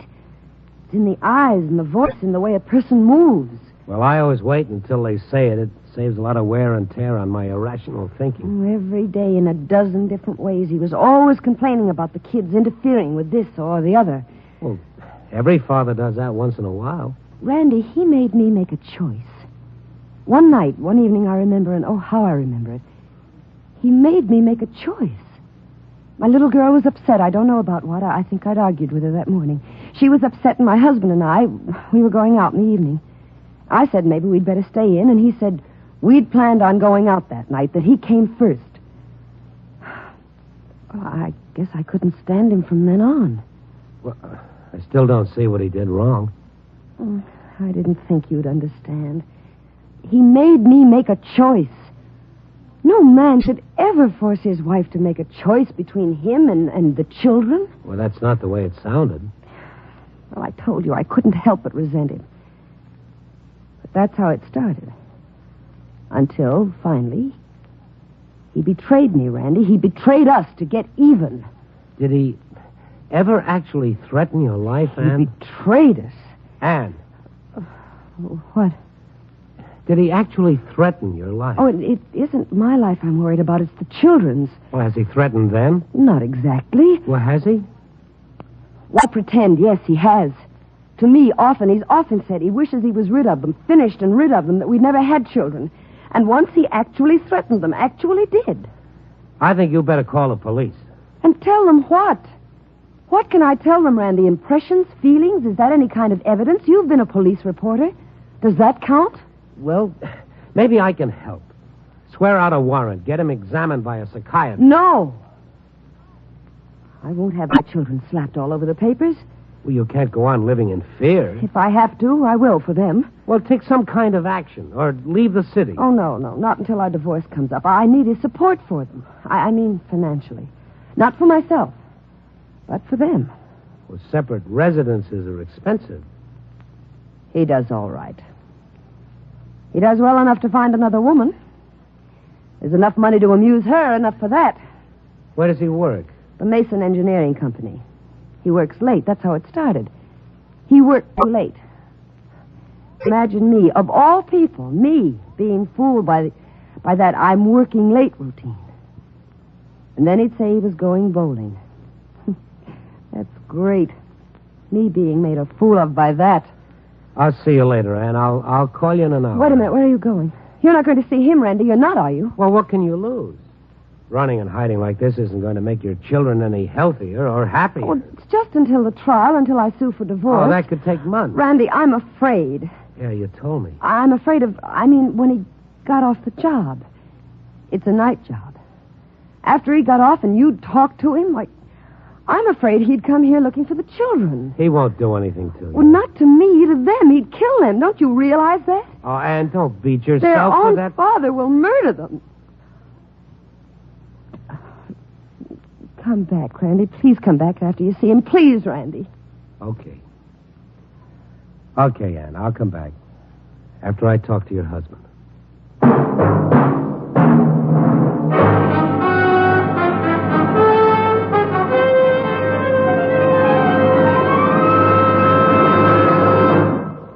We return in just a moment to Night Beat, starring Frank Lovejoy as Randy Stone. On a hot summer day, nothing teases like a thirst, that's for sure. It hankers to be satisfied and just won't stop pestering you until a cool, foaming glass of smooth, delicious Pabst Blue Ribbon beer comes along. And then, happy things happen to hot, thirsty throats. For Pabst Blue Ribbon cools, satisfies, refreshes. No wonder we call Pabst Blue Ribbon a sociable beer. It gets on so well with you, with your friends, with your good summer foods like, listen. Here's a list of foods to choose for picnics, parties, barbecues. Campbell's pork and beans. Farmer's treat. Borden cheese. Ritz crackers with frankfurters. And, of course, Pabst Blue Ribbon. You'll find that food tastes better by far if you serve them with foaming PBR. What'll you have? Pabst Blue Ribbon. What'll you have? Pabst Blue Ribbon. What'll you have? Pabst Blue Ribbon. Pabst Blue Ribbon beer. Smoother, smoother, smoother flavor. Finer beer that millions favor. Taste that smoother, smoother flavor. Pabst Blue Ribbon beer. Tomorrow, be sure to pick up several convenient Pabst Blue Ribbon Handy 6 cartons packed with 6 space-saving cans. Or get the money-saving case of 24. Any way you buy it, it's always the same smooth, sociable, satisfying Pabst Blue Ribbon.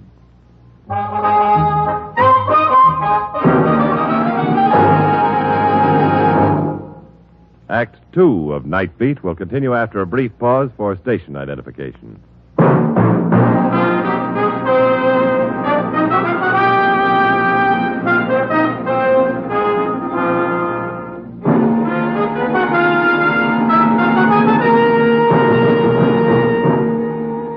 And now back to Night Beat and Randy Stone.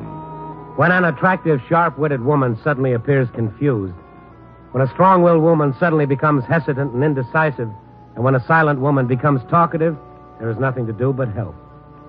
Ann Wilton turned to me for help. She fought me in the city room for 1 year, but tonight she turned to me for help. A simple thing.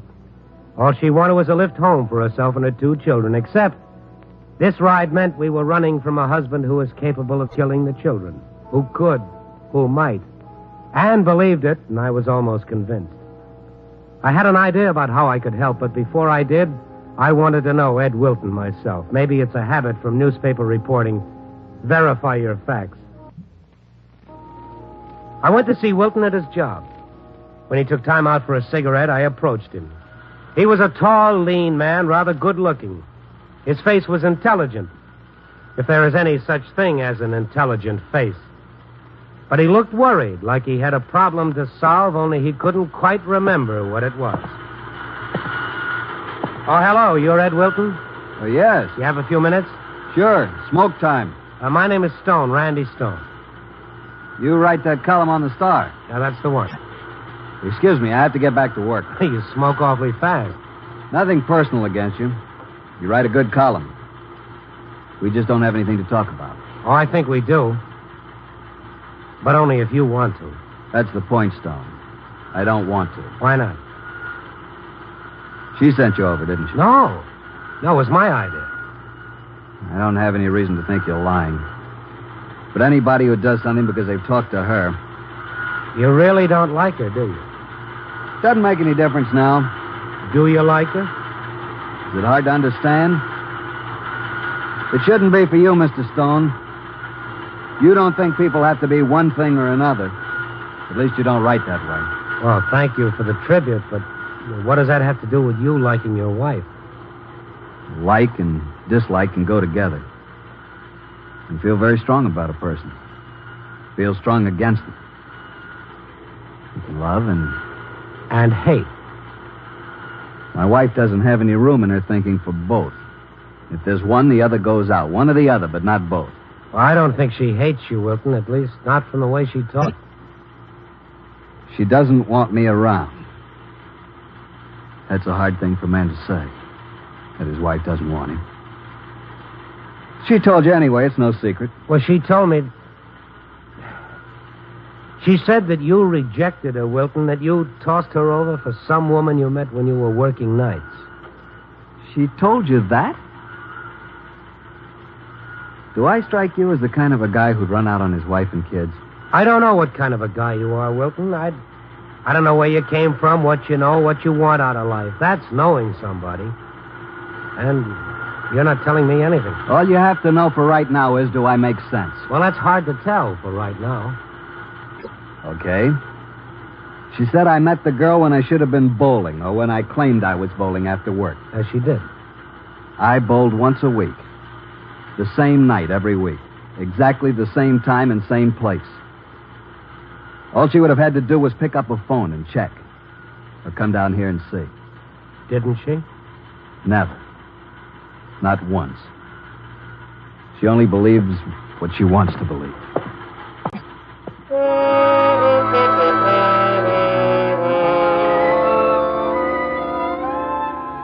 She only believes what she wants to believe. He didn't say it vengefully or with rancor. He didn't say it to hurl a charge against her to make up for the one she'd hurled at him. Only I didn't want to accept it. I didn't want to believe that his logic was sound and reasonable. I didn't want to believe that he lived within reality and that she was only partially there, because if I admitted that, if I'd really accepted it at the moment, the obvious point had to follow. If she spoke of her husband murdering her children, and if her husband was this rational, the imminent threat of death to her children could come from only one other person. From the mind of the mother. It was too grotesque, and I had to be sure. I didn't know what I'd do when I was sure, but I had to have proof. I went back to the apartment. Would you like a drink, Randy? No, thanks. I don't want one either. I'd like a cigarette, though, but I'm all out. I would have gone down to the corner, only I was afraid. Here. Well? Well, what? Pretty cunning fellow, isn't he? I mean, Eddie. Shrewd. Oh, I didn't see that. Oh, no. No, he's too cautious for that. With a man, he wouldn't try to pull any fast ones. Well, he seemed to talk without much pretense. Don't let it fool you, Randy. Even that has a motive. Everything in his life does. I have never seen a man like him. A man who did everything for a reason he planned out, figured out ahead of time. Like his story about the bowling? Doesn't that prove it, doesn't it? Did you ever check to see if he was bowling? I don't remember. A thing that important you don't remember? Don't pin me down, Randy. Don't cross-examine me. Don't. That's all. Just don't. Well, I thought you ought to look at his side. I did. Once was enough. Maybe it'd be worth another look if you want to get back together. I don't want to get back together. Well, you should have said that in the first place. Oh, it was a hard decision to make, Randy. You know, a very difficult decision to make. Breaking off with Eddie. It was now or never. Now or never what? The chance to be young. Oh, I married much too young. And then I suddenly realized I'm almost 30. And when he did what he did, you figured it was time. Well, it never occurred to me until Eddie and that other woman. And then I realized he hated our children and me, the whole thing. Well, that doesn't make sense. Well, I mean, it was obvious. I could go on like that for 10 years, maybe. And then wake up old and unattractive. And who'd want me then? What man would want a woman with 2 children? Well, they're wonderful children. They'd be an asset. You think I'm attractive enough, Randy? Still attractive enough to remarry? You're a very attractive woman, Anne. Above average, Randy? Well, you're very attractive.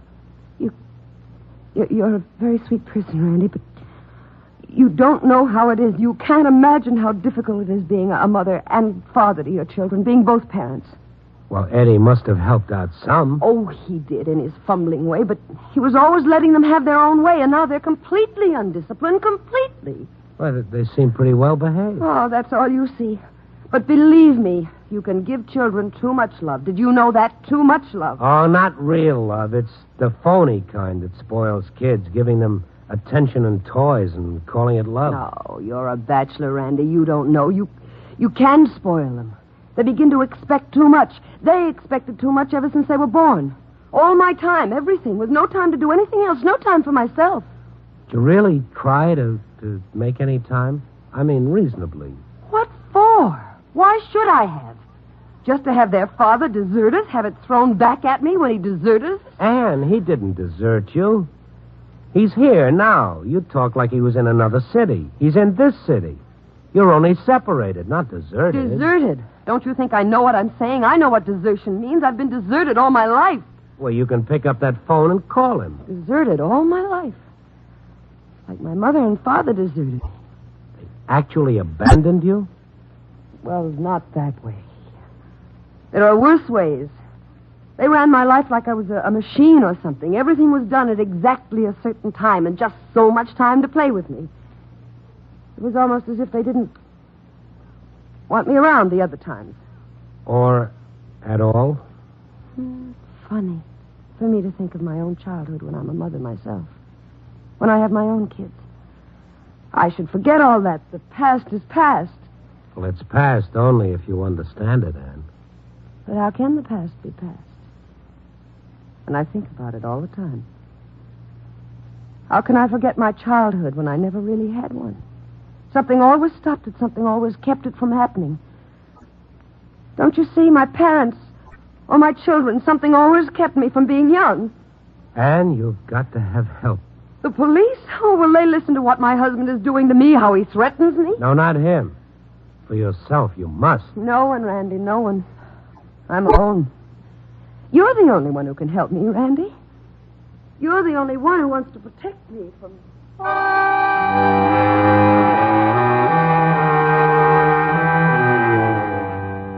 Have you ever seen a murder being planned? Have you ever seen the potential killer work toward his goal? It isn't with daring do and shadowy doorways. Sometimes it's in a small, neat apartment living room. In an anguished voice, a baffled face of a person who's bewildered by his own hate and sees only one way out. The answer for all irrational people in the world since time began. When something stands in your way, even if you've created that something into being what it isn't, kill it, destroy it, murder it, blow it up. 2 disturbed small children sleeping, safe in their only refuge, their sleep. Who is to stop the mother they trust? Who is to stop her from doing what she doesn't want to do? The police can't act. They can't arrest people for thinking something. Otherwise, we'd all be in jail. As Ann Wilton paced the room, smoking and talking, I knew I didn't have any choice. It would happen tonight, and someone had to be there to stop it, to stop her. She begged me to stay, to sleep on the couch, to protect her from her husband, still saying her husband was the killer. But I don't think she believed it. She went into the bedroom and locked the door. I stretched out on the couch and waited and hoped that I was wrong. I hoped everything I'd heard didn't mean what it meant. Only reality exists. We can't make it what we want it to be. At 3:30, wearing a bathrobe over her nightgown, her feet bare, she glided silently across the floor of the living room into the kitchen. I didn't move. In a minute, she came back, and I saw it glisten. The butcher knife. I saw it glisten in her hand from the light of the street lamp as she came near me. A pause while she made sure I was asleep, and then almost as an absolution, almost as a prayer, she whispered to me, I'm sorry. You'll understand. I have to. Please, I'm sorry. And she moved to their bedroom. I leaped up. I had to witness the attempt. It was the only way she could legally be put away, the only way she could be helped. And there, standing over her silently sleeping son, without hearing me, without rush or hurry, as if time didn't exist, as reality no longer did, she raised the butcher knife over his head, and I rushed in. I spun her around. She fought for an instant. She wouldn't let go of the knife, and I had to hit her. And as she fell to the floor, the sound awakened the little boy. And his first words, his only words, Mommy. Mommy.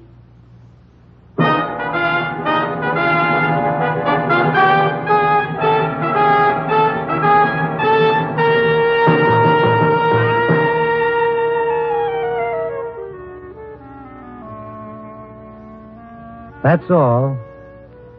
She's getting help. What more can I say? Except for some questions.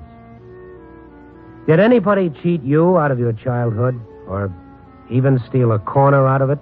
Did they? Well, then take a good look. How are you getting even for it? And who are you getting even with? And can you ever get even? Or is revenge just a second-rate substitute for understanding? Copy, boy.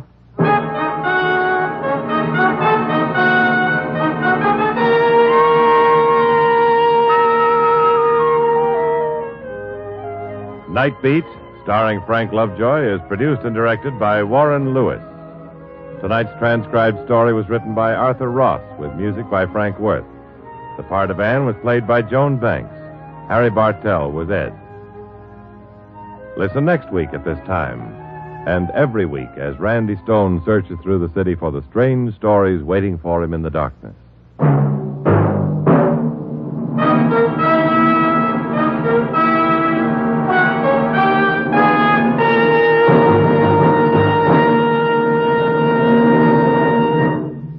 Night Beat came to you from Hollywood. This Friday, enjoy music by Mantovani on NBC. And now, Pabst Blue Ribbon presents transcribed Frank Lovejoy in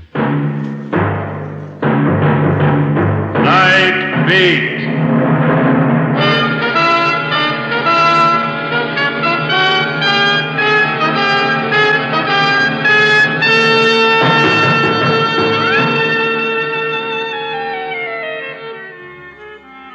Hi, this is Randy Stone. I cover the night beat for the Chicago Star. The night is like a woman, I always say, revealing only what she thinks advisable and keeping the rest to herself. Sometimes, out of sheer whimsy, she tosses up a story that's as tough for me to tell as it may be for you to believe. And this is one of them. Full of wispy characters, human shadings that range from a delicate gray to a printer's ink black. Like I say, you may not buy it, but if you do, well, it might do you some good. A whole lot of good.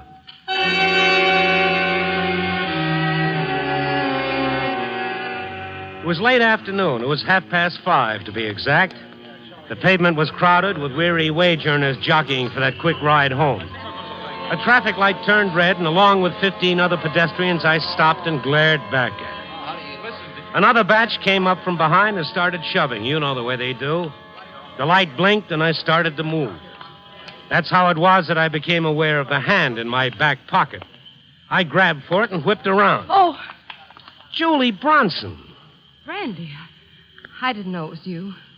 So you didn't know it was me, Julie? I mean, otherwise it's okay? Look, Randy, Yeah, I know. You can explain everything.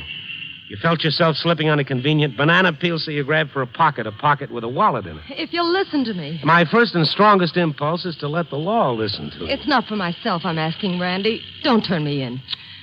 Julie Bronson picking pockets. Or has this been a sideline with you all along? I promised I'd have it for him by tonight. For him? Oh, you wouldn't understand. Now, let me go, Randy. I'm in a hurry. No. You started telling me about why you need money badly enough to do this. I haven't been working, and I'm hungry. Plain hungry. You said you promised somebody you'd have it for him tonight. I was lying. I'm hungry, that's all. Let me go, please. Oh, you're coming with me. Are you turning me in? We'll talk about it after you've had something to eat.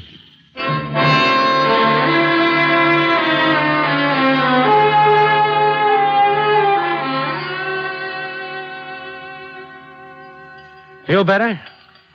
I never thought anybody could be as hungry as I was. Now, last time I saw you, you were making the customers drool at Bernie's Burlicue Club. What happened? Randy, please, I've got to go. They're waiting for me. Who's waiting for you? Look, I can't make you out. You're talking to me like you're on cloud nine. Now, what's it all about? What happened to your job at the Burlicue Club? I quit because of him. Sweating faces looking up at me. Drunken eyes leering at me every time I came out to do a number. In the entertainment business, I thought that was the goal. There must be some other way to live. He told me... He? I quit. That's all there is to it, Randy. Is this the same he, the one who's waiting for the money? I let him down. Well, this friend of yours, he's quite a paradox. Talks you out of a job, then sends you out to raise $100 picking pockets. No, Randy. Until last week, I worked in a bakery. In a bakery? You? Like he told me. So what happened with this honest toil of yours? The boss's wife. She didn't like me. But the boss did, huh? Uh-huh. Even in the bakery. Randy, I've got to make a phone call. Oh, your bag. I'll get it. Oh, let me make my call. I'll come back. Okay, go ahead. Randy. Yeah. Can I have a dime, please? I haven't got any change. Here. Get the cashier to break this 10 for me. I'll make the call, and I'll be right back.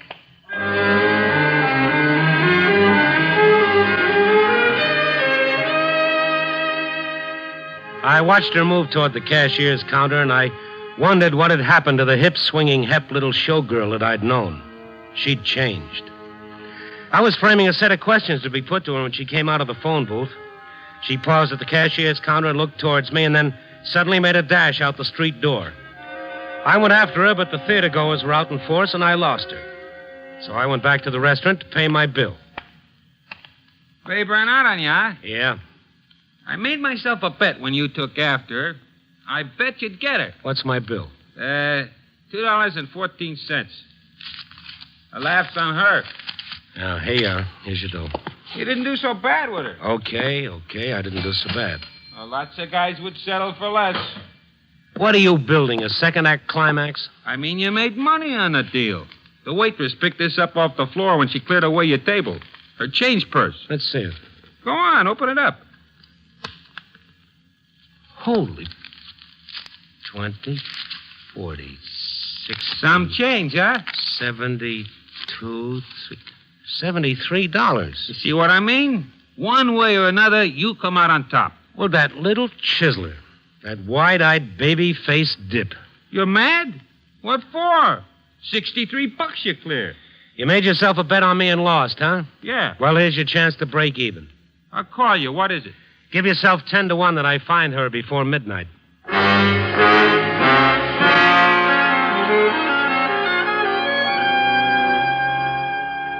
I was sore. A guy doesn't mind being a sucker once in a foolish moment, but it's got to be his own idea. I went campaigning for her. I tried the usual methods first. City directory, telephone books.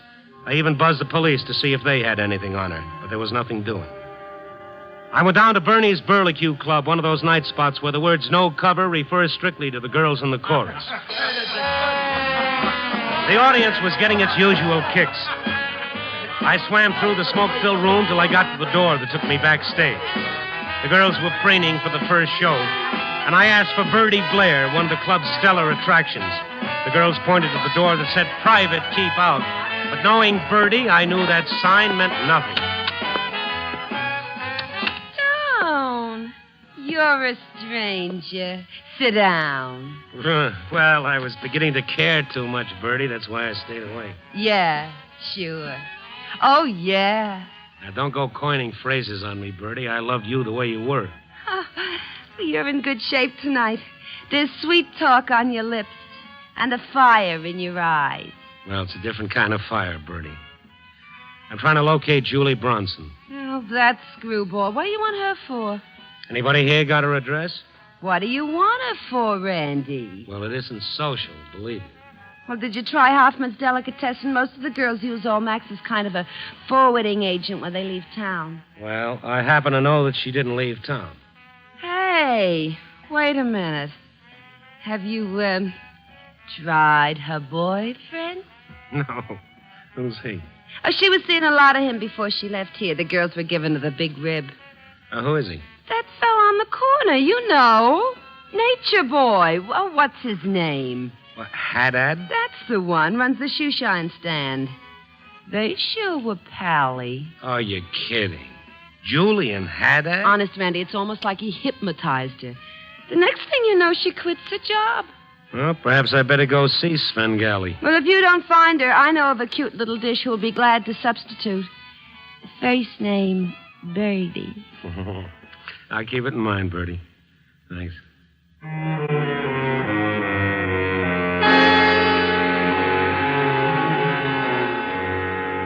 Anybody who knows the loop knows Haddad's shoe shine stand. He's been there as long as anyone can remember. Ah, Mr. Stone, the seeker after truth. Now, that's close enough. I think you can help me. We are endowed with strengths, but the bidding is thine. From the Koran, Mr. Stone. What is this, Haddad? A new pitch? The book says, pause ye and meditate, and grace shall come to you. Yeah, I know, the Koran, Haddad. You've been seeing a lot of Julie Bronson. I want to reach her in a hurry. This is a day when they may not speak. Look, Haddad the scholar and Haddad the reformed. I want Julie's address. Julie, I cannot help you.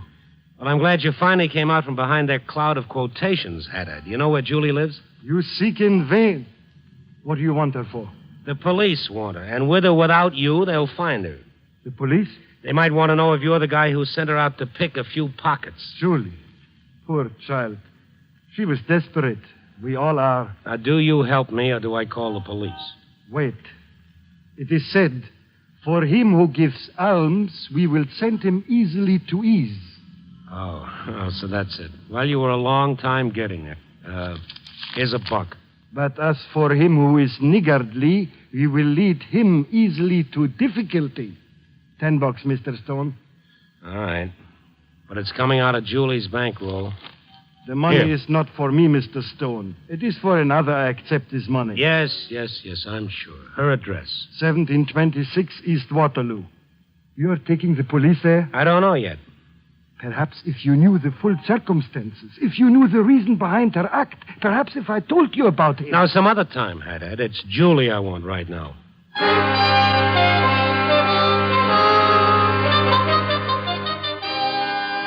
I couldn't figure him out. There was something different about Haddad, something strange. But tonight, nobody was turning out the way they ought to. East Waterloo was clear across town. $3.65 worth on the taxi meter. When I got there, the people told me there was no Julie Bronson at that address and never had been. I'd been taken again twice in one night. I went back to the shoe shine stand looking for Haddad, and he was gone. I had to start all over again.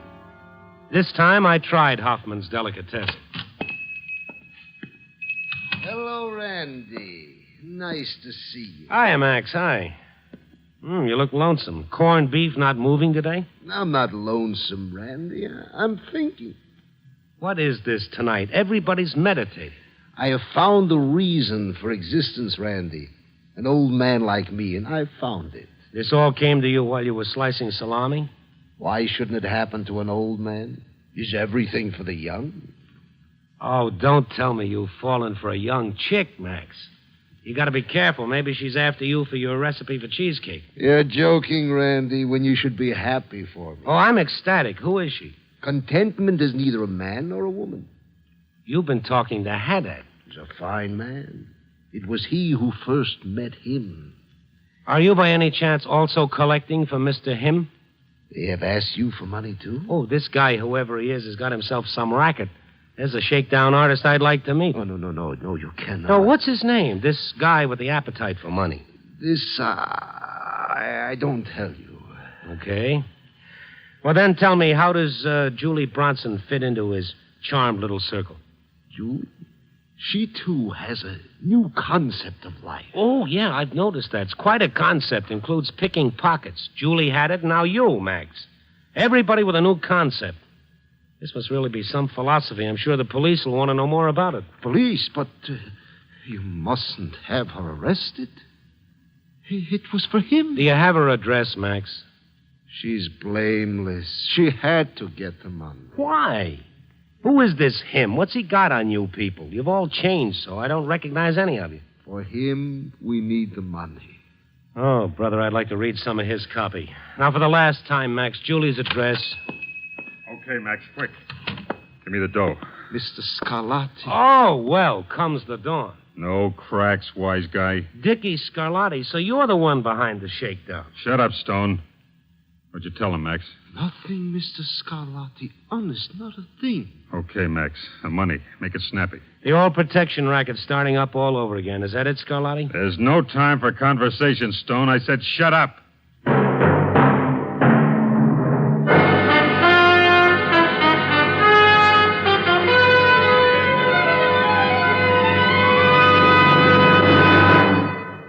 We return in just a moment to Night Beat, starring Frank Lovejoy as Randy Stone. Breezy, easygoing summer days. Oh, they're wonderful. You and your friends barbecuing in a backyard, picnicking at the park, enjoying small, homey gatherings. And always, close at hand, you'll want smooth, sociable, satisfying Pabst Blue Ribbon beer. A tall, cool, foaming glass to refresh your moments of relaxation, to quench your warm weather thirst. Pabst Blue Ribbon to make good foods like these taste better. Listen. Here's a list of foods to choose for picnics, parties, barbecues. Campbell's pork and beans. Armour's treat. Borden's cheese. Ritz crackers. Swift's frankfurters. And, of course, Pabst Blue Ribbon. You'll find that foods taste better by far if you serve them with foaming PBR. What'll you have? Pabst Blue Ribbon. What'll you have? Pabst Blue Ribbon. What'll you have? Pabst Blue Ribbon. Pabst Blue Ribbon beer. Smoother, smoother, smoother flavor. Finer beer that millions favor. Taste that smoother, smoother flavor. Pabst Blue Ribbon beer. Tomorrow, be sure to pick up several convenient Pabst Blue Ribbon Handy 6 cartons, packed with 6 space-saving cans. Or get the money-saving case of 24. Any way you buy it, it's always the same smooth, delicious Pabst Blue Ribbon beer.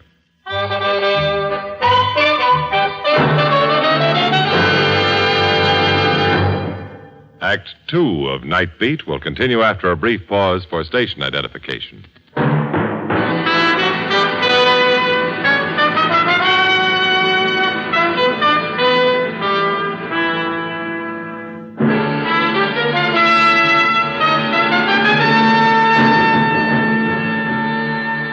Now back to Night Beat and Randy Stone. Julie Bronson had gone out to raise some money in a hurry, even if it meant picking pockets. No matter how, she had to have the dough. And now I thought I knew why. Dick Scarlatti, gunman, junior grade, mobster, heister, codman, and past master of the old protection shakedown racket. The payoff. This one, though, this was something original. You know, this is really imaginative, Scarlatti. You seem to have added a touch of poetry to the racket. What's he want, Max? He's looking for Julie Bronson. Well, let him go find her someplace else. Go on, take a walk. He's Randy Stone of the newspaper. I know who he is. Take the air. Max, are you shelling out money to this cheap crook? Please, Randy, no trouble. Here's Julie now. Well, the elusive Miss Bronson. Randy, I'm so glad I found you. The man at the restaurant told me you have my money. Yeah, that's right. $73. Give it to me quickly. Well, there's a little account to settle first. Give it to her, Randy. No, a few words first. An extemporaneous statement for the press. $73. That's all you got, Julie? No, 83, Scarlatti. She took me for 10. Hand it over, Julie. Got no time. You saw him, Dick? Yeah, I left him with the doc.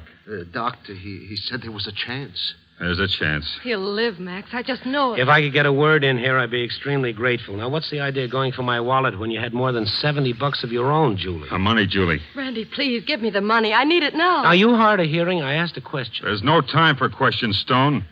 How much you got, Max? $105. Haddad only dug up 65. Hand yours over, Julie. Randy has it. Okay. Give it to me. Hello. Come on, Stone. I want Julie's money. I don't believe it is her money. Yes, Doctor. Yes? Do you think something's happened? I don't know. Yes, Doctor. Yes. What kind of a bill of goods you sell these people, Scarlatti? Right away, Doctor. You going to hand it over, Stone, or do I have to take it? Something's wrong, Max. We should go to the hospital right away. What's the matter? He asked for us. The dough, Stone? Not until I know what this is all about. I'll close the store, Julie. We'll go. Take Julie outside, Max. I want to persuade Mr. Stone to give me the money. Come, Julie. Believe me, I don't want to have to argue with you, Stone. The police get this coin purse, Scarlatti. I didn't mean it to be this way, Stone. This is one time I really didn't want it to be like this. Like what? This.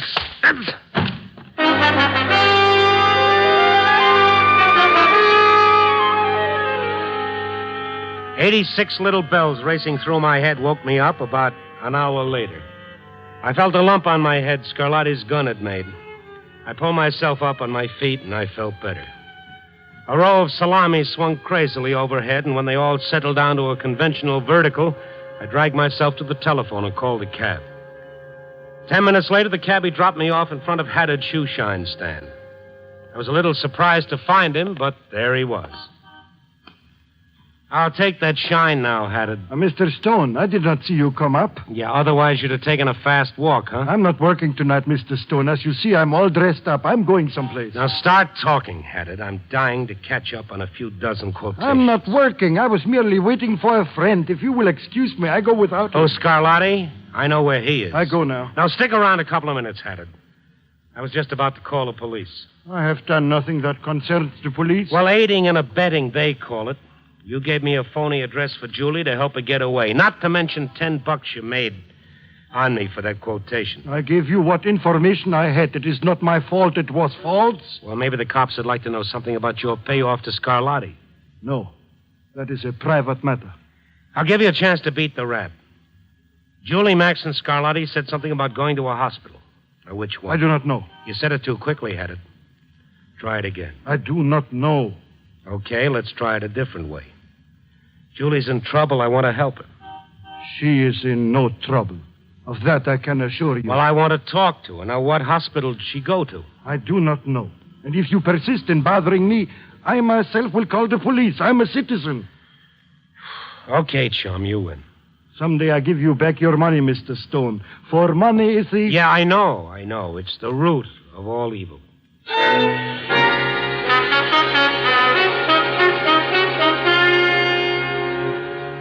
I left him standing there and took a quick walk around the corner, and then I crossed the street and did a stakeout in the doorway of a clothing store.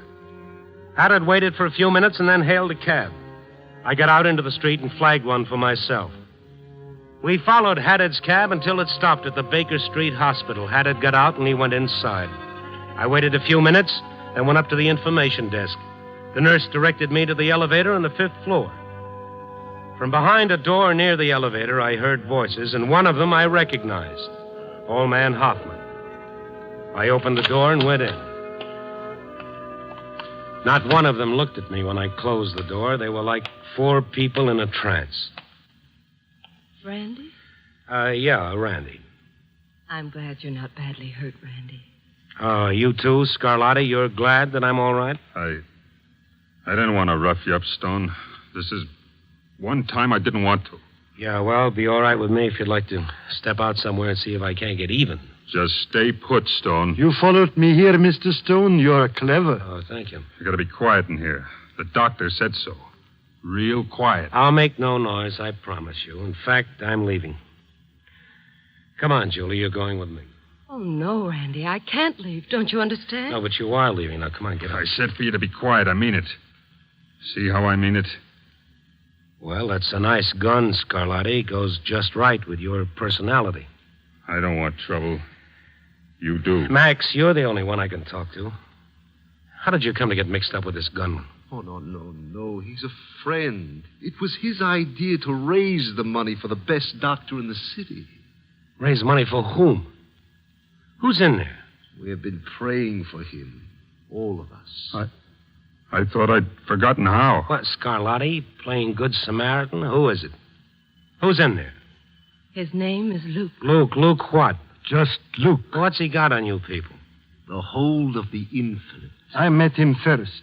One meeting, and my life was changed completely. It was the same with me.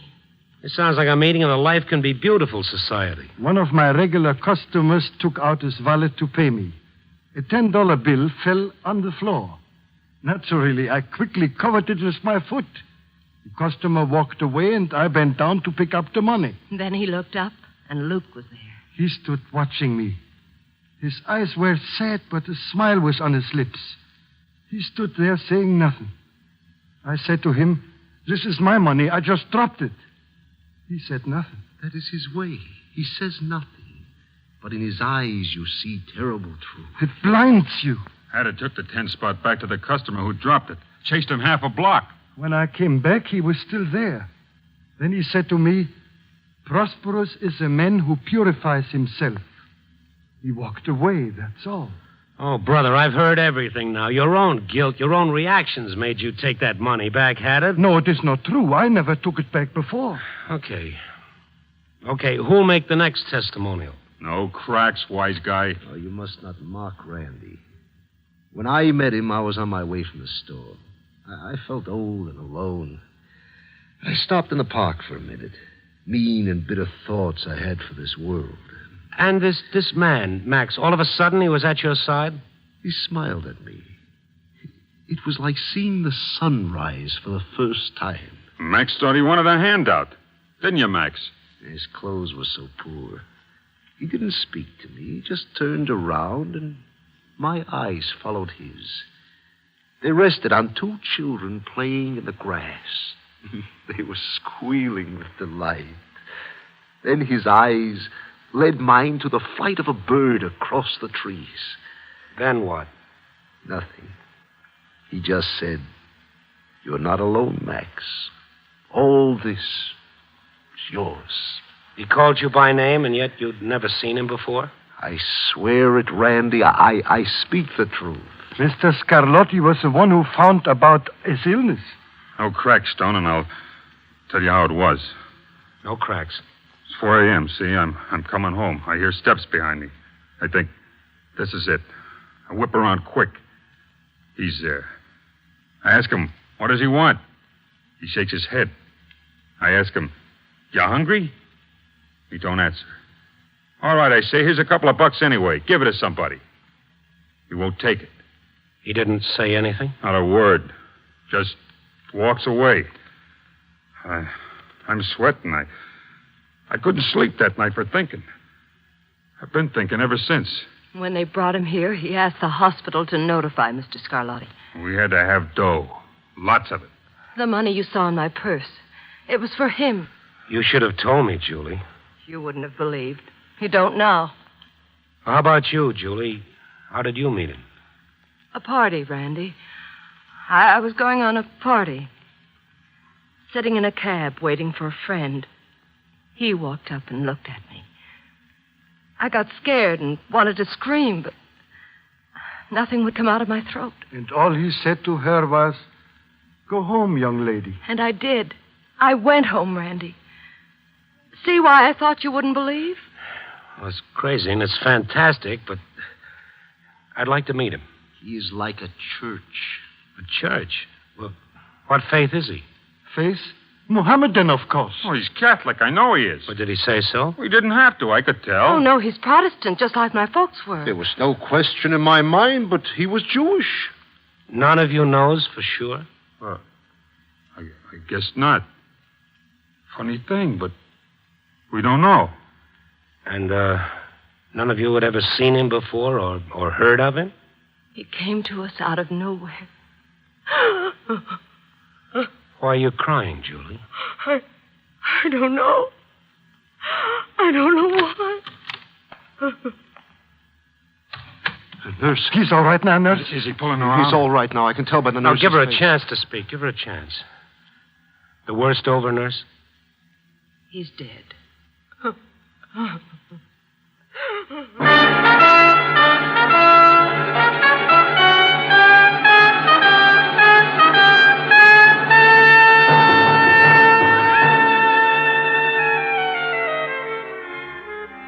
And that's it. Well, go ahead, lift your eyebrows and smirk. Some of you may even get a belly laugh out of it, but that's the way it was. His name was Luke, and he lived and died right here in Chicago. 4 people can testify to that. He brushed by them in the crowded city and left them all a little richer for it. I could have used some of it myself, but as is usually the case, I happened on the story a little late and just missed out. Who he really was and where he came from, nobody knows. Well, I don't know what it means to you, but as for me, I'm going to church this Sunday. Copy, boy.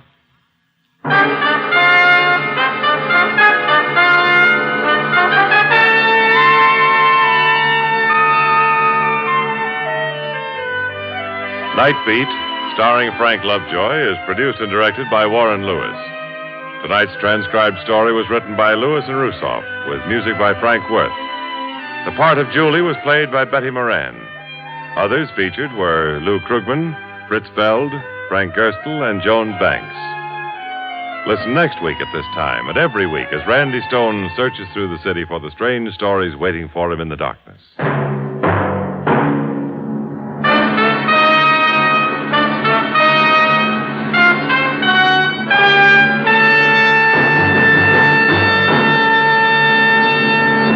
Night Beat came to you from Hollywood. 9 out of 10 forest fires are caused by carelessness. Hundreds of thousands of acres of woodland are damaged or destroyed by fire every year. So be careful with cigarettes and make sure your campfire is out before you leave it. If you want to use your favorite campsite again, be careful with fire. Let's not set fire to America. This Friday, enjoy music by Montevani on NBC.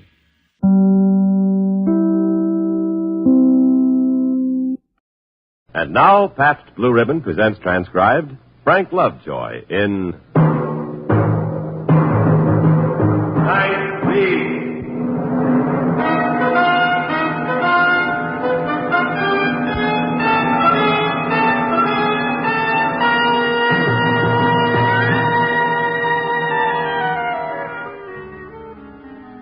Hi, this is Randy Stone. I cover the Night Beat for the Chicago Star.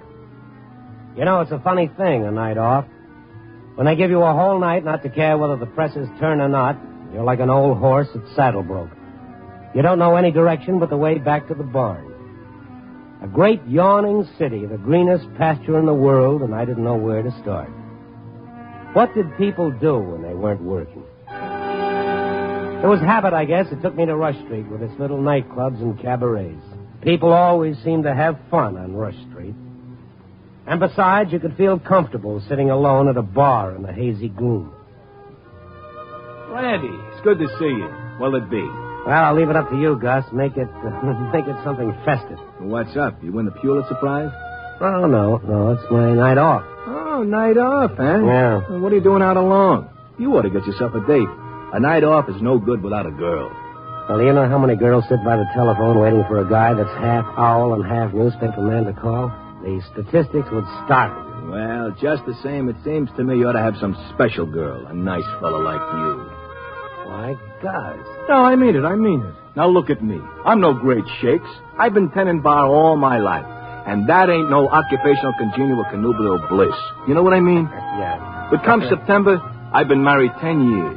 Oh, that's good, Gus. That's great. I envy you. Well, that's what I'm getting at. That's my point. I'm just an ordinary guy, see, and I got a girl. Now, it seems to me that a guy like you in an exciting job that takes him around where he meets a lot of dolls, you know what I'm getting at? Yeah, I do, and I wish I didn't. Now, in my business, I meet all kinds. Good Joes, bums, class. You get so you can tell who fits with who. Yeah, well, that figures. Well, that's exactly what I said to myself when you walk in. Randy and her. It figures. The same type. Intelligent, mature. And she's good looking. Look, Gus, it's a little early in the evening to get befuddled, and I'm afraid I don't follow you. Who's good looking? Why, that girl down there at the end of the bar, sitting all by herself. Oh, that brunette in the white dress? Yeah. What do you think? You like to take her out tonight?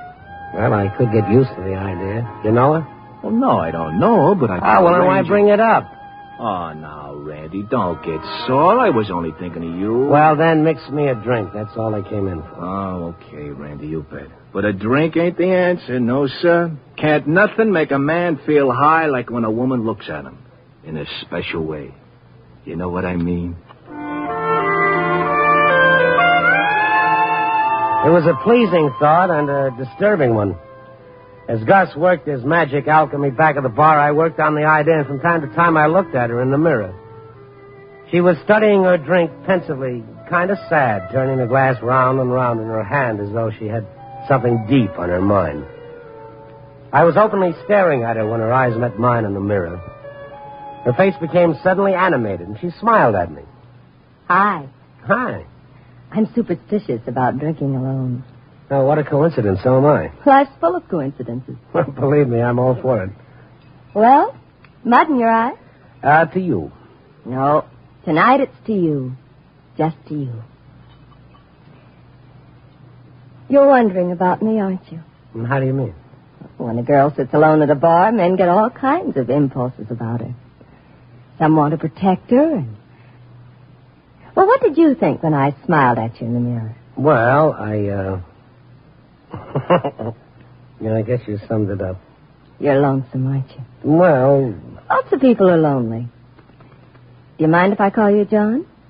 Well, it's a good plain American name, but my name happens to be Randy. I'll call you John. You call me Mary. Mary, Smith? How did you know? Instinct. Well? Well, what? You haven't asked me why I'm alone tonight. Well, I figured that was your own business. I was stood up. I had a date, but he didn't come. Well, he should have his head examined. That was the right line, John. Well, I try, Mary, but I don't get much practice. You mean you don't look at other girls? Well, just window shopping. Well, how about all those girls who come in the bank? And what about the girls who work in the bank? The bank? You wouldn't have me mixed up with some other fellow, would you? Now, how could I ever mix you up with anybody? Yeah. Buy me another drink, John? Oh, yeah, sure. Gus, refills here. Better make mine a double.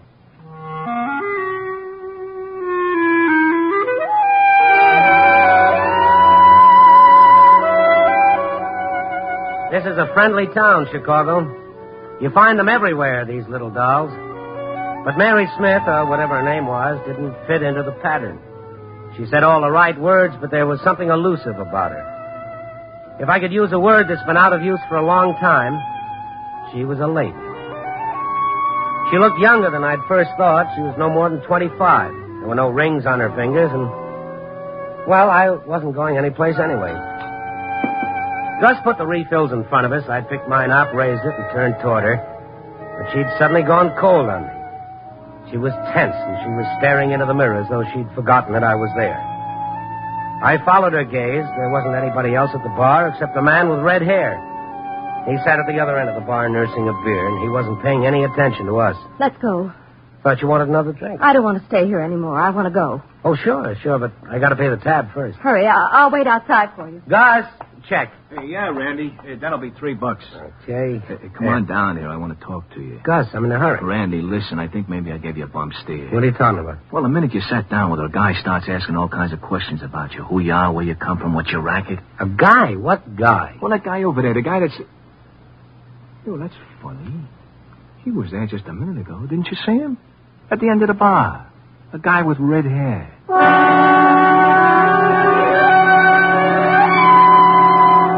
I paid Gus, and I hurried out. When I got to the sidewalk, she wasn't in sight. I felt let down, disappointed. Well, that's how it goes. You figure you got a winning ticket, and you get left at the post. I was about to go back in and continue the fat chewing with Gus when a cab pulled up, and she was in it. I thought you'd run out on me. No, why would I do that? I thought getting a cab would save time. Save time for what? Why, we've got a lot of places to go. All right, driver. Well, I'm probably the biggest jerk in Chicago for asking a question at a time like this, but... your date that didn't show up, will he wear red hair? What? Let's give it. I love riding in a taxi, don't you? Mm-hmm. I'd like to know where I'm going, though. I never can remember. What do you call it when you go in and out of bars?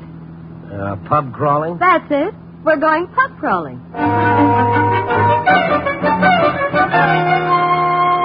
For a girl who wasn't familiar with the expression, she was very expert at finding upholstered sewers, which was strange because once we got in them, she lost interest and wanted to leave.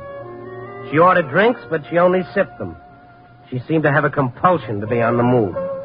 Come on, let's go. Well, what's the next stop? Why, Riverview, of course. Riverview? That must be a new joint. I haven't heard of it. No, Riverview Park. What, the amusement park? You know, roller coasters, cotton candy, the whip. What are you trying to do, see Chicago and die? Oh, I'm so glad you came into the bar tonight. I'm glad you looked into the mirror.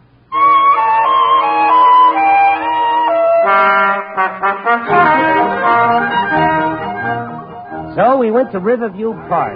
We ate popcorn and hot dogs. The bloated faker with a whiskey breath guessed our weight and fell short of my age by 6 years. I gave him an extra $1. We went on the whip and the roller coaster and the tunnel of love. She sat very close to me in the boat. Yes, I felt tempted to kiss her as we went through the dark, dank tunnel, but the boats were full of teenagers necking, and, it didn't seem the place. But as we came out into the lighted park... Okay, everybody out. In the boat. I'm surprised at you, John. What do you mean? You didn't kiss me. Didn't you want to? Bud, 2 more tickets here. We're going through again.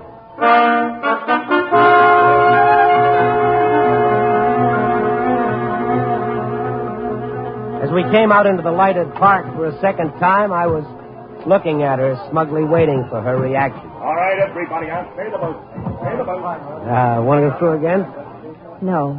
All right, this way, folks. Find you up. Careful. Here, let me help you. I can get out by myself. Well, what now? Something to eat? Another ride? Find me a very obliging fellow. I don't want to do anything.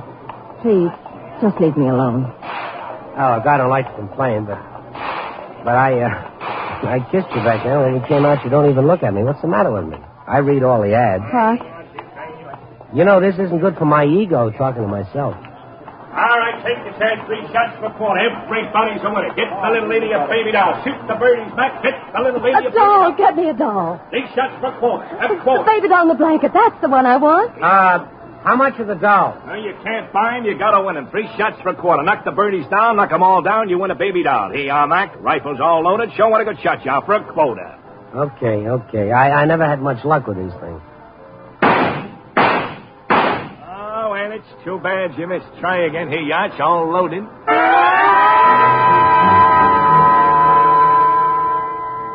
As I picked up the rifle again and looked down the sight at the moving birds, I was conscious of a terrible tension in Mary. But my concentration was on pulling the trigger. Don't. Oh, please don't. Don't. Oh, don't. I turned around and she was screaming hysterically, running blindly down the midway. Mary!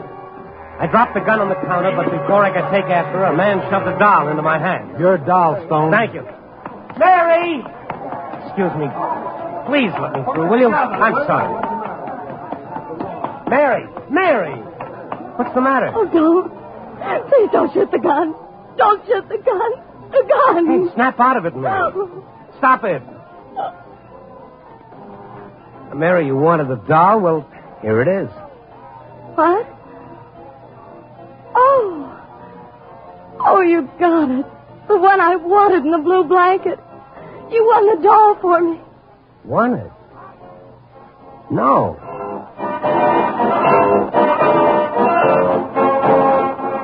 No, I hadn't won it. I'd missed every shot, yet the man had handed me the doll. Not the man back of the counter, but another man. He handed me the doll and he called me by name. A man I'd seen once before tonight. A man who'd asked Gus about me. The man with the red hair.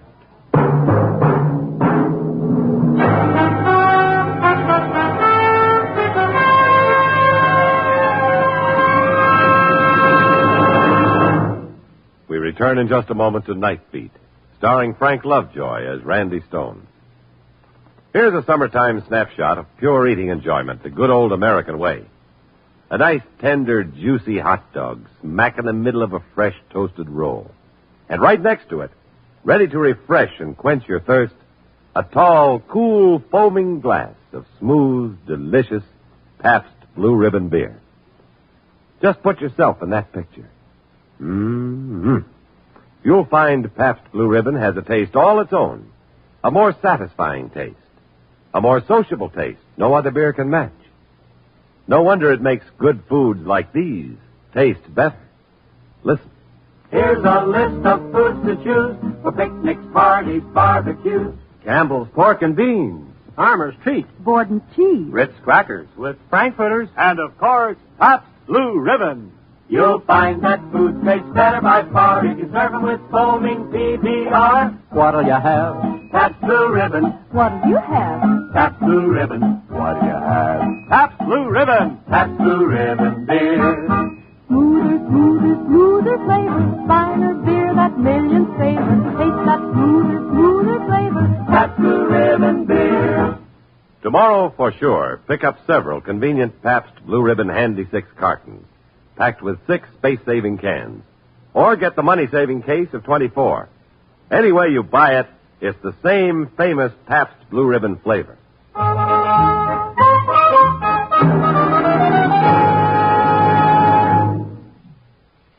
Act 2 of Night Beat will continue after a brief pause for station identification.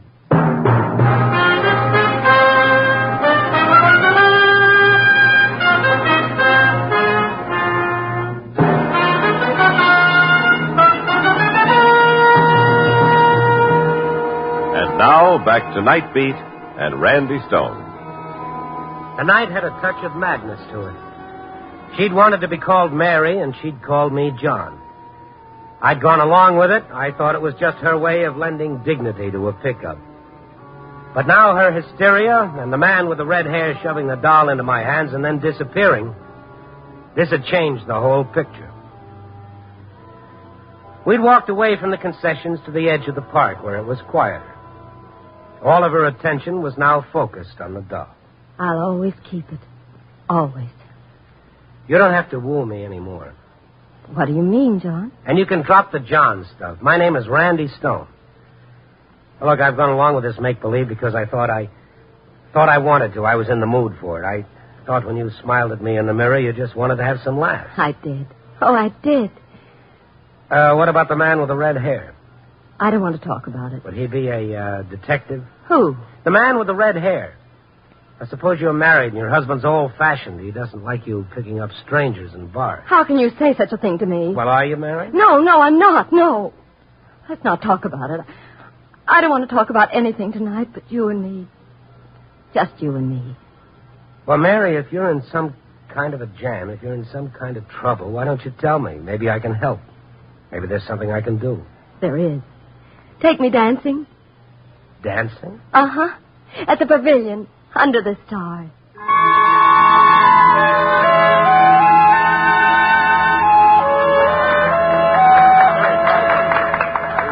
Our tickets ran out with the mellow music. I left Mary on the sidelines a minute to go buy another yard of tickets, but before I could get back, the band went jitterbug. And a gang of het cats went wild, swarming against the ropes to get to the floor. And they were between Mary and me. Trying to get through them was like trying to swim upstream.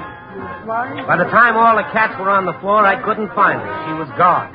She disappeared. I looked over every inch of the pavilion, and then I saw him, the man with the red hair.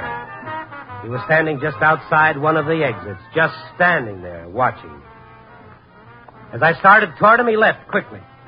There was no doubt about it. This was the boy who had the answers, and by now I was in a question-asking mood. Hey, Mac, I want to talk to you. Not now, Stone. I felt like I'd been hit with a roller coaster. My knees folded, and I went along with the ride.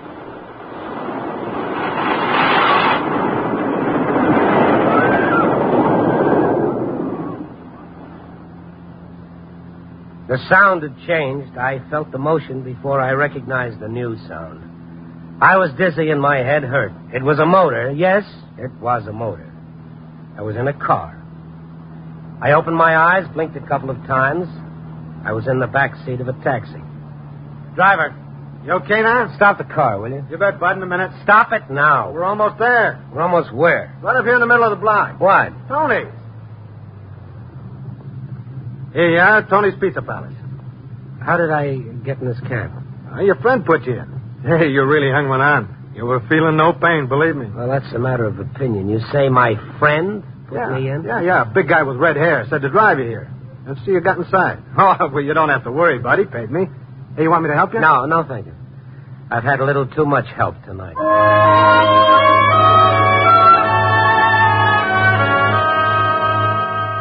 The cab drove away, and I stood and looked at the cheesy little pizza joint where he dropped me. The sign that badly needed paint still said Tony's Pizza Palace, although Tony had sold it a year ago. It used to be the place to go late at night if you liked sentimental Italian ballads with your pizza. Tony had been a half-baked opera singer, so he furnished entertainment, along with being chef, waiter, and mine host. Now the place belonged to a sourpuss who never came out of the kitchen except to take your order. I was curious. I went inside. Yep, she was there. Hi. What are you doing here? What happened to you? What happened to me? I lost you. You went to get tickets, and I couldn't find you afterwards. Kids, that crowd. Why did you come here? Tony? Oh, I knew you'd come to Tony. Oh, you did. You didn't have to be quite so forceful with your invitation. Shh, here he comes. Listen, Tony's going to sing for us. Well, that's not Tony. Shh, quiet. There's no tomorrow when love is new. There's no tomorrow. There's no tomorrow. This song meant something to this girl. And what did it mean? The man who wasn't Tony was singing it to her, and she was listening with her heart. She was looking beyond everything into some memory that was rare and special, and I felt like an eavesdropper watching her. Well, would you, like him to sing something else? Not tonight. Not tonight. You want him to sing something else? No. Mary. I'll be back. How do I know? No more? No, thank you. What's the matter? The lady didn't like it? Well, she thought it was great. How long you been working here? Here? Oh, I don't work here. I sing at the Cafe Paloma down the street. Well, then what are you doing here?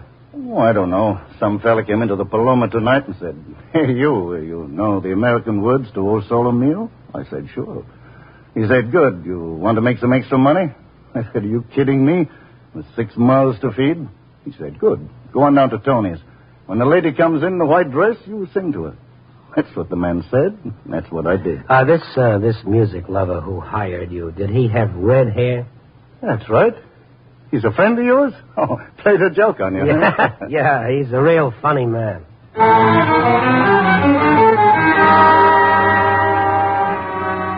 Most women who've just had a good cry have swollen faces and powder streaked, but something had happened to Mary. When she came back to the table, her face shone with radiance. She stood beside the table. She didn't sit down. There was no tension in her now and no restlessness. Let's go. Well, it's only 3. Sit down. No, let's walk. Okay.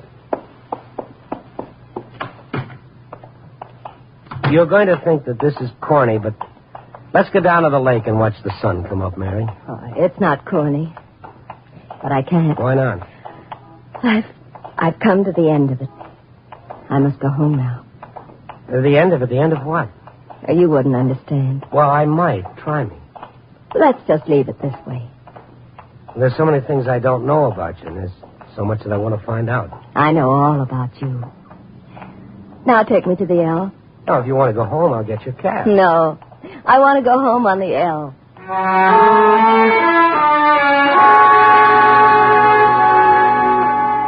She carried the doll in one hand, and she tucked the other in mine. Funny, I'm out every night at this hour, but I never noticed what a beautiful city it is. Even the L. I'd always thought of it as just a dirty, rattling noise in the night, and now it was a silhouette in steel. We walked up the steps to the platform, and there was nobody there but us. In the distance, I could hear it, just a vibration at first, and then a sound. The L's coming. I'll have to say goodnight now. But I'm going to take you home. No. Oh, I just can't leave you here. Please, Randy. Or when am I going to see you again? I don't know. But you can't just... You called me Randy. I'm glad it was you, Randy. I'm glad you were the one who knew. Goodbye. Oh, Mary, wait.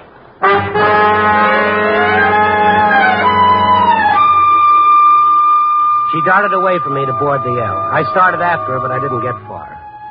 The man with the red hair materialized out of the shadows and blocked me. The L roared off, taking her with it. Sorry, Stone, it's the end of the line. Now, wait a minute. What do you think Go ahead. Slug me if it'll make you feel any better. Knock my head off. I've got it coming. Now, save the sympathy. Just give me the answers. I had to knock you out, Stone. You'd gotten separated. I had to put you back on the track. I couldn't just go up to you and say, Mary's gone to Tony's. Well, why not? Is that too old-fashioned for you? Would you have gone? I would have had to explain that this was her first night out in months. That she's been sitting in a sanitarium, staring at the wall, living in a world of fantasy.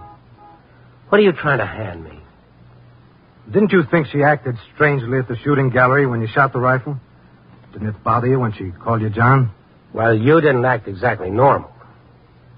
And there's something else that bothers me. If she's a mental case, why is she out tonight, and why did you let her go off by herself on the L? I'm not worried about that. That's the L that will take her home. You see, Stone, the doctor said if she did everything just the way it was that other night, if she relived it, played it out, and then came home, well, she had a chance. What other night? Mary met a man in a bar just a year ago tonight. Here, let me read your letter. No, never mind the letter. What man? Well, the letter's from him. Oh, his name is John? Yeah, John. The letter says, my darling wife... Wife?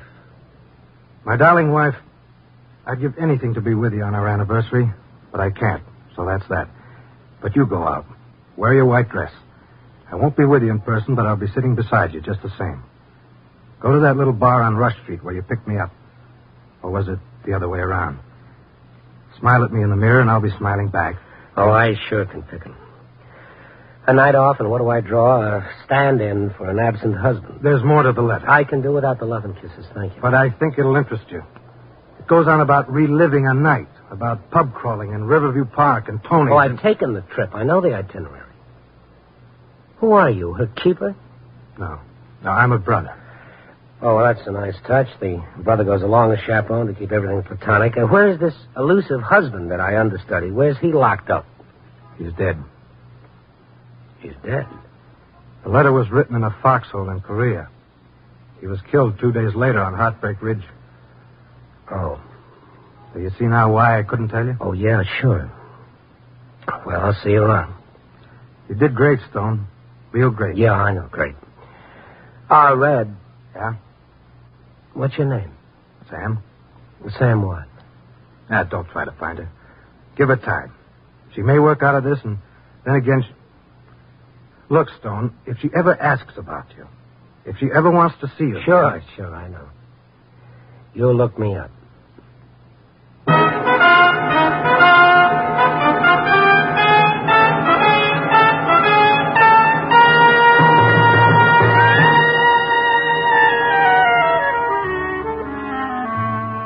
Other guys and other jobs on the night off go home after it's over. Me? I've got a story to write about a guy I met on his night off and a lady who evaporated in the mist. In a city the size of Chicago, most everybody reads the newspapers, so maybe I can reach you this way. So I batted out. I tried to put into words the things the guy wanted to say, but didn't. The story is finished. It isn't adequate, but it'll have to do. Because after all, it is my night off. I get one last horrible thought before I turn it in. What if she reads the competition's paper? Well, I'll have to take that chance. Copy, boy.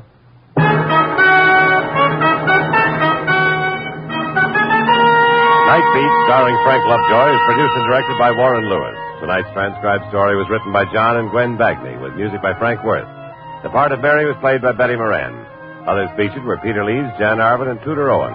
Frank Lovejoy appeared through the courtesy of Warner Brothers, producers of The Miracle of Our Lady of Fatima. Listen next week at this time and every week as Randy Stone searches through the city for the strange stories waiting for him in the darkness. Starting the 29th, hear your hit parade on NBC. Night Beat.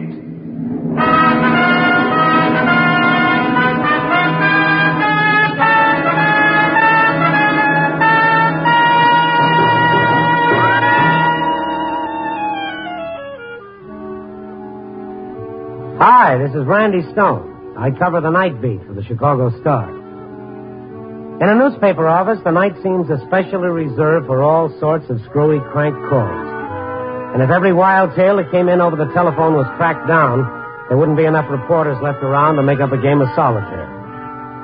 This yarn started with one of those calls, but it ended differently. And how differently it ended.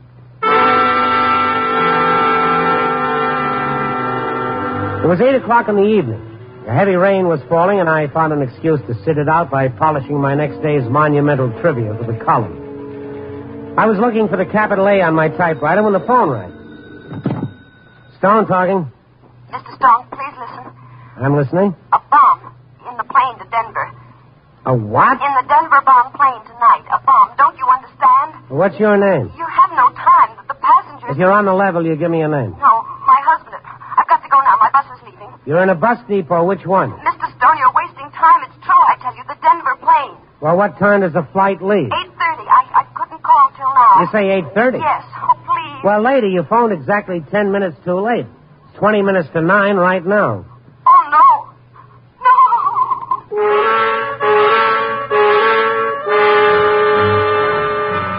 I repeat, some nights are good for a dozen crank calls, but I couldn't take chances with this one.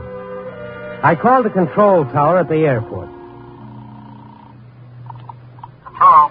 This is Randy Stone, Chicago Star. Yes, Mr. Stone. You had an 8:30 flight to Denver? Yes, sir, but then... Oh, well, you better contact that pilot immediately and tell him to make an emergency landing wherever he is. Have him load the passengers and let no one near the plane till the police get there. Yeah, but the Denver plane hasn't taken off. Fog came in suddenly, and the flight has been grounded till it lifts. Where is she now? Far into the strip. Oh, good. Well, keep her there and warn all personnel to keep clear, and I'll be out there as soon as I can. Well, listen, Stone... No, you do as I say.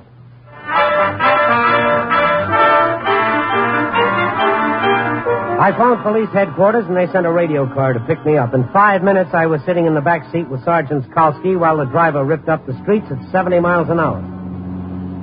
If there's anything I can't stand, Randy, it's bombs. What time you got, Sergeant? 8:55. And me off duty 20 minutes ago. I was getting a ride home when the call came through. Oh, there she is. You can stop here. Okay. Come on. I don't mind telling you, Randy, I'm scared. Yeah, me too. I hope that call was a phony.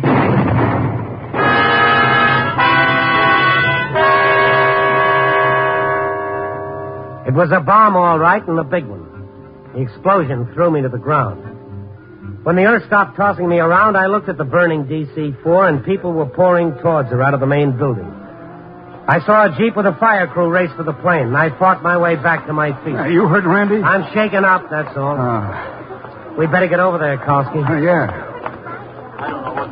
All right, folks. Step back. Now, let's clear the field now.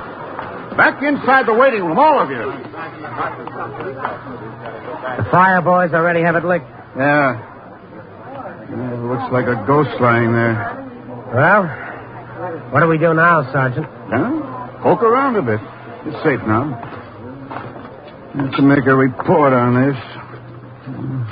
CAB boys will take over in the morning, but I got to make a report anyways. Well, exactly what are you looking for? Bomb fragments, maybe. Maybe a hunk of the container the bomb was in. Who knows? Oh, this is some mess. What's this? Let's see. Could be a bomb fragment. If you see any more, don't handle them. Prints. Print? You mean prints that stay on after an explosion like that? Yeah. Crazy, ain't it? Step aside for a minute. What? Another fragment, just like the other. And this one is embedded in a piece of leather. Yellow pigskin leather. Uh-huh. Figure the bomb was in this bag? Maybe. Maybe not, but it's something to go on. Now, let's go talk to the passengers. Why would a passenger put a bomb in his own luggage if he knew he was going to be blown to kingdom come? Nice guy, whoever did it. All right, folks. All right, settle down. You've got a little talking to do. Everybody here, there was to be a passenger in Flight 63? Officer, my name is Stephen Bradley. So? We're badly shaken up. Some of us need medical care.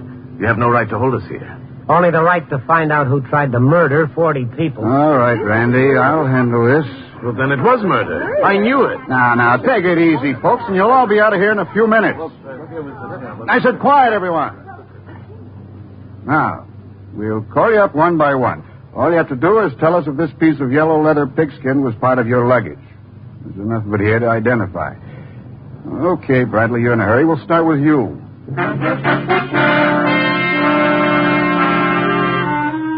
36 potential corpses lined up and filed past the piece of yellow leather. None of them claimed it. Then Sergeant Kalski checked their addresses and gave them the routine spiel about being available for further questioning, and he let them go.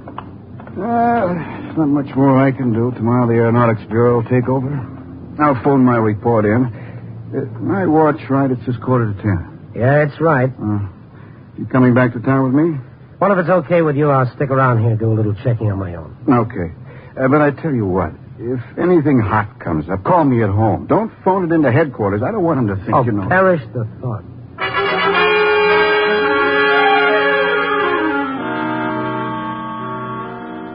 Kalski gave me his home phone number and left.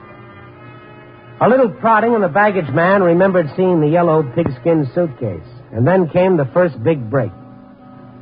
The baggage man found a delivery slip from the Minerva Messenger Service testifying to the fact that they delivered in good order one pigskin leather suitcase to be checked on the ticket of one of the passengers, Mr. Stephen Bradley. I found Bradley at his hotel. He hadn't checked in yet. Then I called Sergeant Kalski. There was no real welcome in his voice. So glad you called, Randy. Got the thing all wrapped up? No, but I found out who owned that yellow bag. Stephen Bradley, one of the passengers. Yeah, I remember him. I'll go out and pick him up. No, it's not going to be that easy. He's not at the address he gave us. I'll get him, all right.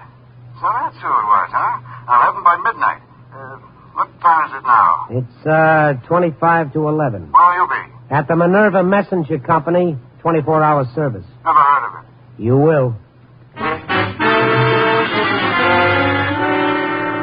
The brakes were with us. The Minerva Messenger Company had a complete record of the pickup on the suitcase. They'd found an envelope in the mail slot that evening with $2 bills and a key in it, and a typewritten unsigned note had instructed them to pick up a suitcase in the locker at the Arlington bus depot and take it to the airport to be checked on Stephen Bradley's ticket. It was nearly 11 o'clock when I got to the bus station. And near a row of long, unbooed telephones, there was a candy and cigar stand. Yes, sir. Something for you? Those are the only payphones here? Uh-huh. No closed booths. When it's quiet, you should know some of the conversations I listen to. I guess you make change for a lot of them, huh? Yeah, it drives me nuts. My boss don't like me talking to men during working hours. Well, I'm disqualified. I'm a reporter. Reporter? No kidding. No kidding. I'm trying to locate a woman who phoned me from here. She's about 20 to 9. Were you working then? Yeah. Yeah, what'd she look like? I don't know. She'd been crying. I'd say she was in her early 30s, kind of a sexy voice. 20 to 9? You say she was crying? Well, toward the end of the conversation, she started crying. I think I know who you mean. I talked to her. Go on. She came in about 15 minutes after 8, maybe 20 after. She looked scared, like she'd run away from somebody, so I watched her. That's my slow time. You said you'd talk to her. She asked me if anyone had left a note for Mrs. Curran or Curran, some name like that. Oh, Mrs. Hal Curran. That's what it was. You think she was Mrs. Curran? I know it. She said if anybody asked for her that she'd be back. A few minutes later, she made the call. It must have been to you. She burst out crying and hung up. What did she look like? Like I wished I looked. Dark hair, 5'3" or 4. Beautiful figure. No wonder you're looking for her. She was alone? Nobody with her that I know of. And she got on the bus all alone. You wouldn't happen to know what bus? Sure, the Lake Forest bus. She asked me what time it left, and I told her. Say, that should make it a cinch. Her name is Mrs. Hal Coran, and she lives in Lake Forest. Well, that's almost too easy. It looks like she loaded you with information knowing that I'd be around. In a way. Maybe I don't blame her. Now, what's your name? Marion. Why? Well, if this story breaks, I'll share my byline with you. I don't know exactly what you mean, but I'm all for it.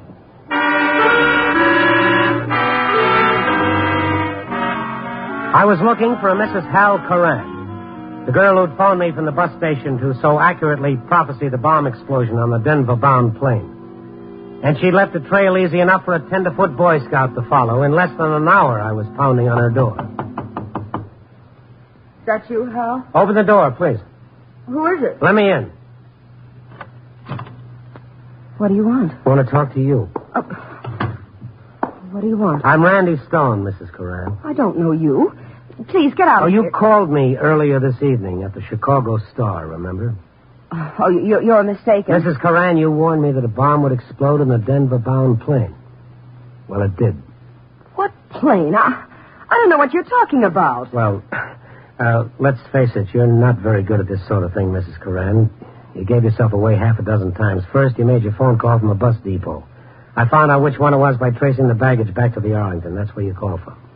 You're crazy. I wasn't out of the apartment all day. Then you walked up to a bright young girl at the candy counter and asked her if there was any messages for a Mrs. Hal Coran. I talked to that girl. She described you to a T. Want some more? You have no right to talk to me like this. I'm just trying to refresh your memory.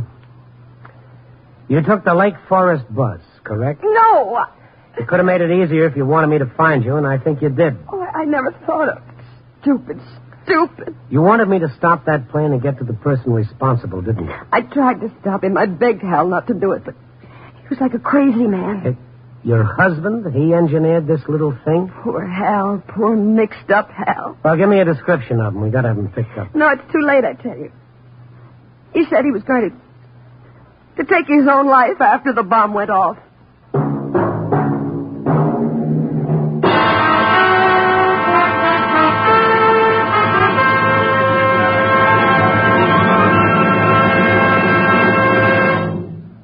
NBC is bringing you Night Beat, starring Frank Lovejoy as Randy Stone.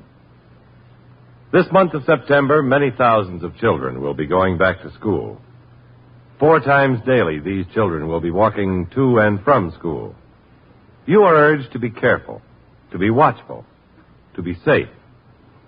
In 1 year's time, 61,000 children were killed or injured by motor vehicles. Watch for children darting out from that blind spot between parked cars. Watch for them as they get on and off school buses. Watch for children playing on the sidewalks and crossing the streets going to and from school. Remember this: a child may dare, so drive with care.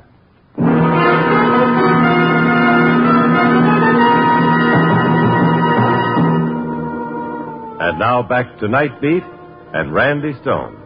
I got his description and phoned it into police headquarters. I asked him if Sergeant Kalski had brought in Bradley, and they told me he hadn't. All the while I've been on the phone, Mrs. Coran sat there crying. Sergeant, if you locate Kalski, tell him I'm at, what's the number here, Mrs. Coran? Evergreen 31074. It's Evergreen 31074, thank you. He's dead. It's my fault. It's just like I did it. Well, there's no point in blaming yourself, Mrs. Coran. It was the quarrel. Hal and Bradley had started the business together. They were equal partners. Mrs. Coran, I'm a reporter. Maybe you'd better not say anything. No, just like I killed him, I've got to talk to someone. He may not be dead. About 6 years ago, Hal gambled with company funds. Bradley found out and said he'd prosecute if the money wasn't returned. Where could Hal raise $6,000?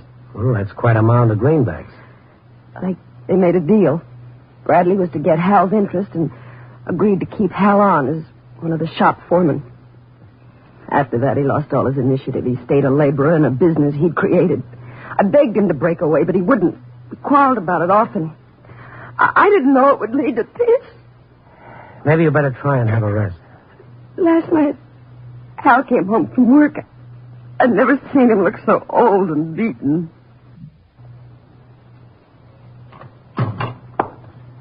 Ellen? Just a minute. Hiya, honey. Hi. How come you brought all your things home from the office? Well, let's not talk about it now. I'm dead. Hal, something's wrong. Not now. After supper, please. Oh, it's always not now with you, isn't it? Tell me, Hal. All right. I lost my job. Out of work, canned. Lost your job? Hal. I'll get another one. Bradley fired you? Why? It wasn't Bradley. It was new people. What new people? Why is it you never start from the beginning? What new people? Bradley sold them the business. They didn't want me, so I'm through. Bradley sold out?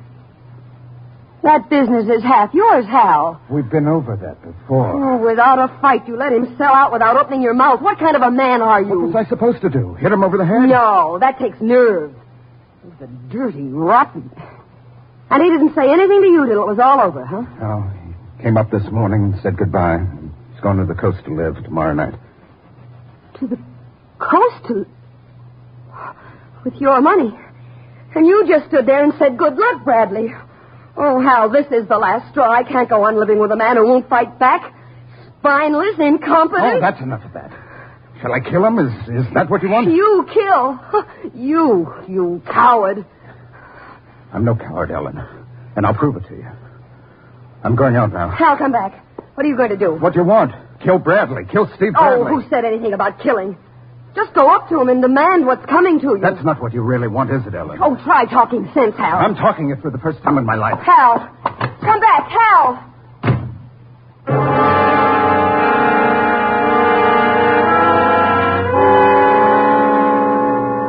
And this was last night? I didn't know he meant it, but this morning he brought it home. He had a gun, too. He said he'd kill me if I tried to interfere. He was crazy. What did he do with the bomb? He put it in the suitcase and made me go with him to the bus depot. Put the suitcase in the locker. Later, he had a messenger pick up the key and check the bag through to the plane. But why a bomb? Why take the lives of 40 people to murder one man? I told you he lost his mind. He wouldn't talk to me all day, just watched me every minute. And after the messenger came? He said goodbye to me. He said as soon as Bradley was dead, he'd kill himself. Well, we've got to find him. When he finds out Bradley wasn't killed, he'll go gunning for him. Bradley isn't dead? But the bomb, you said it went off. Well, it did, but the plane was still on the ground. Your call was in time after all. Then nobody was killed. What's the matter? Don't you understand? Nobody was killed. Nobody. Al killed himself for nothing. Poor Hal. Even this last thing couldn't come off right for him. Well, I'm not so sure he's dead, Mrs. Coran. He may have been at the airport when the bomb went off. He may be looking for Bradley now. And with a gun. He's dead, I tell you. He's killed himself.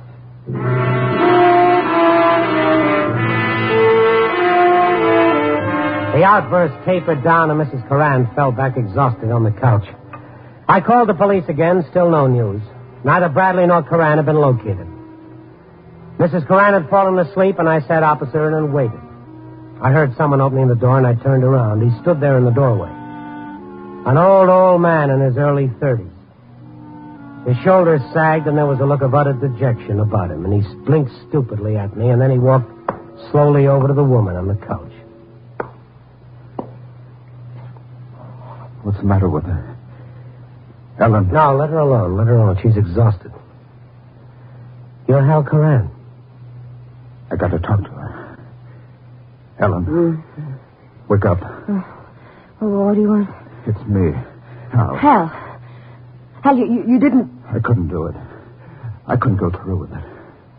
He couldn't do it.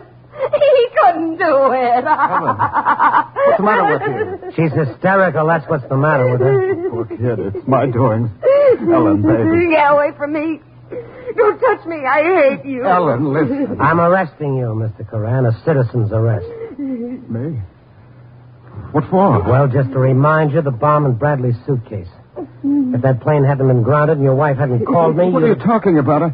I couldn't go through with it, do you understand? I was going to, but like Ellen says, I got no guts. When it comes to a pinch, I got no guts. Oh, Hal, lying won't do you any good. Haven't you even got the strength to admit what you've done? I took it out of the locker and brought it home early this afternoon. What? You were out, Ellen. I disconnected the fuse and I put it in this drawer, and that's the truth. Right in here. Come here, mister. I'll show you. Well? It was here. I put it here myself. Oh, it's funny. Honest, it's funny, the mess he makes of things. I'm phoning the police to come and get you, Coran. Put that phone down. Oh, give me that gun, Coran. I mean it. I put the bomb in that drawer. Somebody took it out. That gun, please.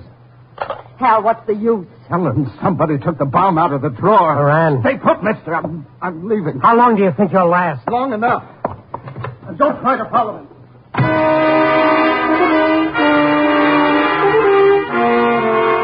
I phoned the cops again and brought them up to date, and then I went looking for him. I figured he might be hiding close by. In a few minutes, the neighborhood was swarming with police, so I went back to stay with Mrs. Coran. I heard some movement behind her door. I was sure it was Coran. I wanted to get in quietly so that I could grab him from behind. A man was standing near Mrs. Coran when I got inside, but it wasn't her husband. Bradley. What? Oh, Mr. Stone. Oh, did you... No, we haven't got him yet. It won't be long, though. This the newspaper man you told me about, Ellen? Yes. Where you been keeping yourself, Bradley? A lot of uniformed men have been looking for you. Oh, he knew at the airport that Hal had put the bomb there, didn't you, Steve? Yes, I recognized the letter. I'd given that back to him for a birthday present. Well, why didn't you tell the sergeant? I wanted to square it my own way. I tried to stop it. I tried all I could. You tried all right. Hal! I locked the door. Line up against the wall, all of you. Give me that gun, Coran. Get back. I'll shoot you. I mean it. Well, the cops will be here in a minute. That's all I need. A minute. Hal, darling, put the gun down. We can settle this without guns, Coran. It came to me all of a sudden. A few minutes ago, I got the total. I did take that bomb home. Oh, he's lying. He never came home all day. So I asked myself, who put it back in the suitcase and had it delivered? The answer was so simple, I had to laugh. Ellen. She took it back. Me? Coran, you're not on trial here. Save your defense for the right place. I'd suggest that you... Don't move. Anybody tries to stop me now gets killed. Why bring Ellen into this? Why don't you be man enough to take it I up? asked myself that, too. Why would Isn't Ellen... anybody going to stop him? Then it hit me. Ellen been working me up on Bradley. Not because he was running out on me, but on her. Get it? He's crazy. When I told her Bradley was leaving, I couldn't understand why she went wild like that. Then I started remembering little things, like useless trips Bradley would send me on, stuff like walking into a room and seeing him laughing about something. You know, that special kind of laugh. Hal, you're being ridiculous. Poor Hal. When he showed he was going to run out on her, she wanted him dead. And she took the bomb out of the drawer, rigged it up again, and sent it to the airport. You see the way it added up? Lies. Every word of it's lies. You prove all that in court and you're in good shape, Hal. I can't wait for the court to straighten my accounts. I just got the total tonight, and I got to pay it off. Steve, he's going to kill you. Hal, look. You're not yourself. What do you want? Money? I'll give you some. Lots. Steve will make it right with you, Hal. He will. Tonight, I got the picture. Bradley, Ellen, and Hal. Ellen, Bradley, and Hal. Hal always laughed. No, that's not true. You know when it all came to me? After I left you a little while ago, Ellen. I didn't go running through the streets looking for a place to hide. I went to the apartment house next door. I sat down on the fire escape. Open up in there. Keep quiet, all of you. Know what room I could see from the fire escape? This one, Ellen. I saw Bradley come in. Hal, you... Oh, Hal, honest. It didn't mean anything. You ran up to him, and I saw a look on your face, the same look I used to see when we were first married. Randy, you in there? Hold it. Kowski's got a gun. Shut up. You took that look away from me and gave it to Bradley. That made it a clean sweep for him, my business, my job, my wife. Hal, I'll make it right. Just give me a chance. You, Bradley? You don't owe me anything. It's Ellen. What she's taken from me, there's only one way to square. Me? Hal, you're going to kill me? Coran, listen. I believe you. The court will, too. You love me, Hal. Don't you love me? Yes, Ellen. I love you. Then you wouldn't... Coran. Goodbye, Ellen. He did it. He killed her. Yeah.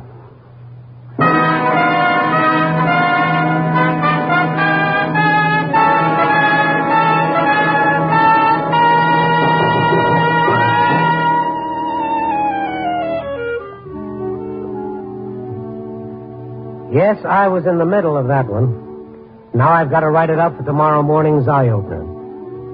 Now, whose point of view will I handle it from? Hal's? You couldn't do that. He's a murderer. You wouldn't want to sympathize with him. And Bradley's? What's he done that a million other men haven't? And Ellen? That reminds me of the song, Please Don't Talk About Me When I'm Gone. Now we better leave Ellen out of this, too. How about a nice bit on the grain exhibit at the museum? Coffee, boy.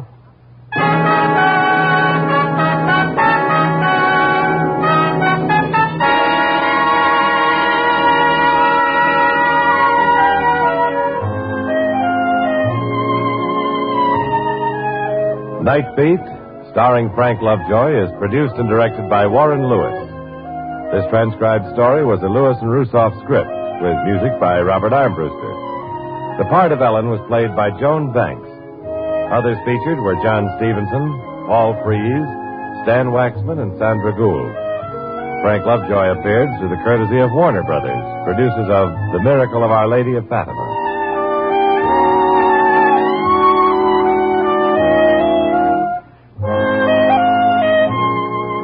Listen next week at this time, and every week, as Randy Stone searches through the city for the strange stories waiting for him in the darkness.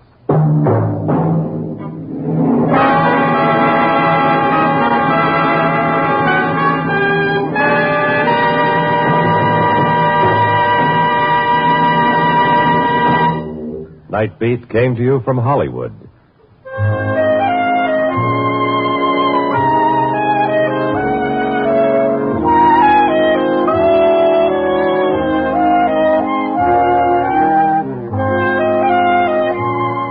Protect yourself, your savings, your very way of life by becoming an investor in America. Buy new, improved United States defense bonds regularly. Yes, buying defense bonds is the way you can directly contribute to America's security and your own. And it's so easy to save the defense bond way. Just join your payroll savings plan where you work, or if you're self-employed, sign up for the bond-a-month plan where you bank. This way, you automatically put aside as much money as you want to each month. Before you know it, you have a backlog for emergencies, savings for a trip, the down payment on that new home, as well as having helped Uncle Sam in the all-important job of defense. And defense bonds are now an even better investment than ever, with new improved interest rates and a quicker return on your money. So become an investor in America today. Buy more defense bonds more often, because they're now... NBC presents, transcribed, Frank Lovejoy in... Night Beat.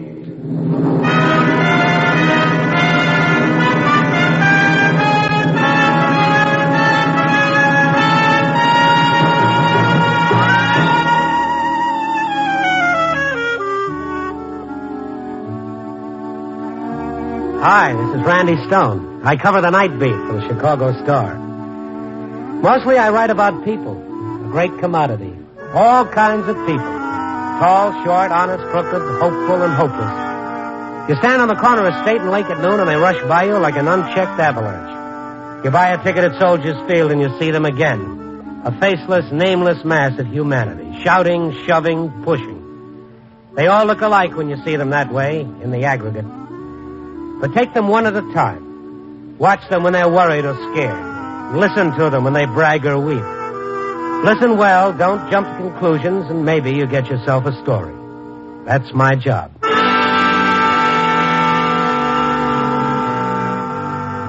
It was a brutal, hot night. It was too hot to hang around the city room, but the street wasn't any better. The air stood still, and so did my mind.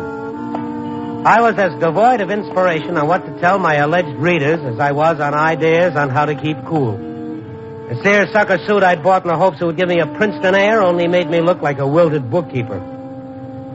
I stood on the corner in front of the paper to take off my coat when a voice called from a parked car.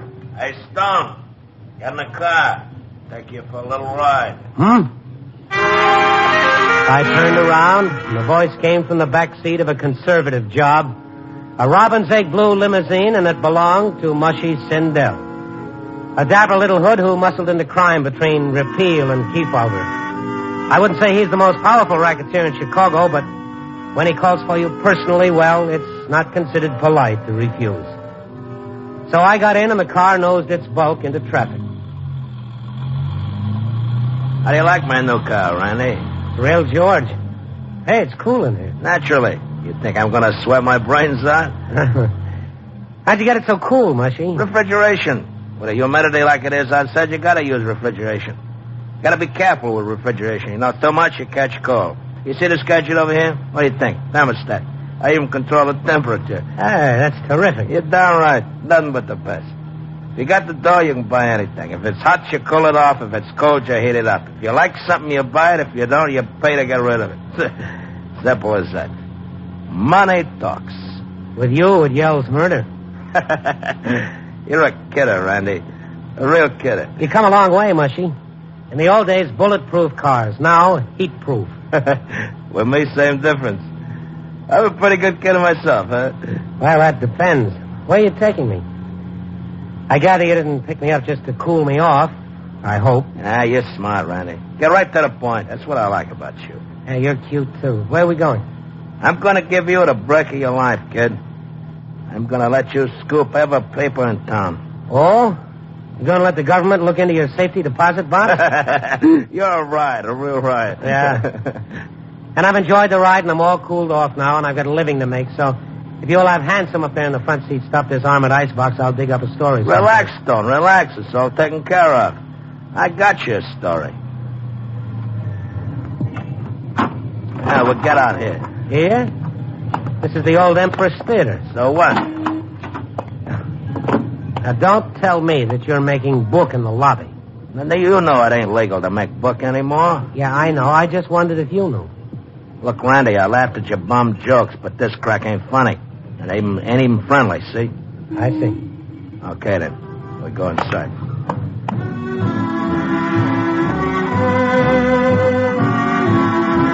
The Empress Theater had been dark for months, and judging from the deserted lobby as I followed Mushy, it was still dark. But as we got inside, I discovered there was a rehearsal going on. The pit was full of musicians. The electricians were experimenting with lighting effects. And on the stage, no less than 50 dancers were doing a chorus number. Mushy sat down on the aisle about midway in the house, and since it was cool there, so did I. Watch those kids dance, huh? I bought me the best dancers in Chicago. You see those guys in the pit? Real long-hair musicians. Play in the winter for those symphony things, you know? Like I told you, money can buy anything. Mushy, are you bankrolling this show? So what's wrong with that? Baby's got talent. You wanted to die on the vine because you ain't got a showcase for it? Baby? The doll. Shh, wait a minute. Here's our entrance. Wait till you see her. Wait till you see the class she's got. This is going to open your eyes.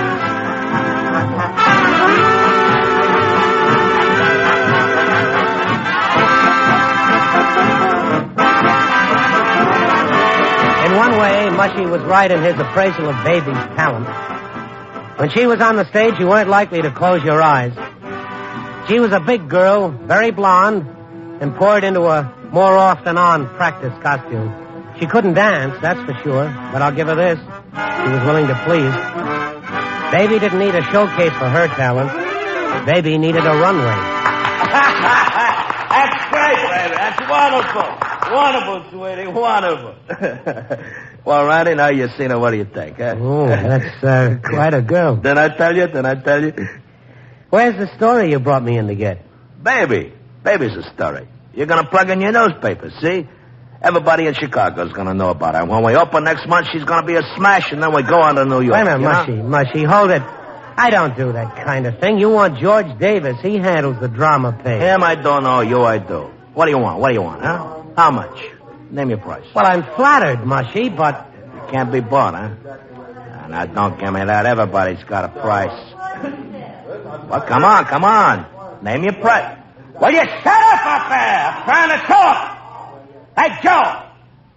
Go on with the rehearsal, huh? I can't, Mr. Sindel. What do you mean you can't? You're the stage manager, ain't you? What do you think I pay you for? Well, I'm terribly sorry, Mr. Sindel, but we've done everything we can without Mr. Jerome. Jerome? You mean he didn't show up for rehearsal? Oh, he showed up. They poured him out of a taxi. He's sleeping now in the dressing room.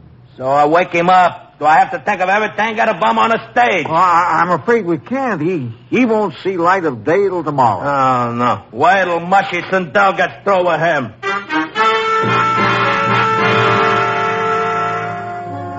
Mushy charged up toward the dressing rooms, followed by a nervous stage manager, followed by me. I was curious to see him buy his way out of this situation. But he didn't get beyond the stairs to the stage. He was stopped there by one of the chorus boys. Please, Mr. Sindel, I know the dance. Out of my way, kid, out of But my I'm way. Mr. Jerome's understudy. I know all the routines, all the numbers. If you'd only let me do it just this once, just for tonight. Understudy, huh? You can do all the numbers, all the routines? You bet I can. You can, huh? All right, then what are we waiting for? Hey, Joe! Oh, no, you don't, Mike. Oh, now, baby. I'm not going to dance with no amateur. I'm tired. I want to go home. My feet hurt. Now, baby, don't forget, we're opening in a month. We gotta be good. We gotta practice. If this kid can dance with you, it'll be one more rehearsal. You'll be that much better, you see? You don't want that bum Jerome to steal all the notices, do you? How much? Now, go on, baby. Dance with a kid, will you? What do you got to lose? Thank you, Mr. Sindel. You don't know what you've done for me. Not to mention what he's doing to me.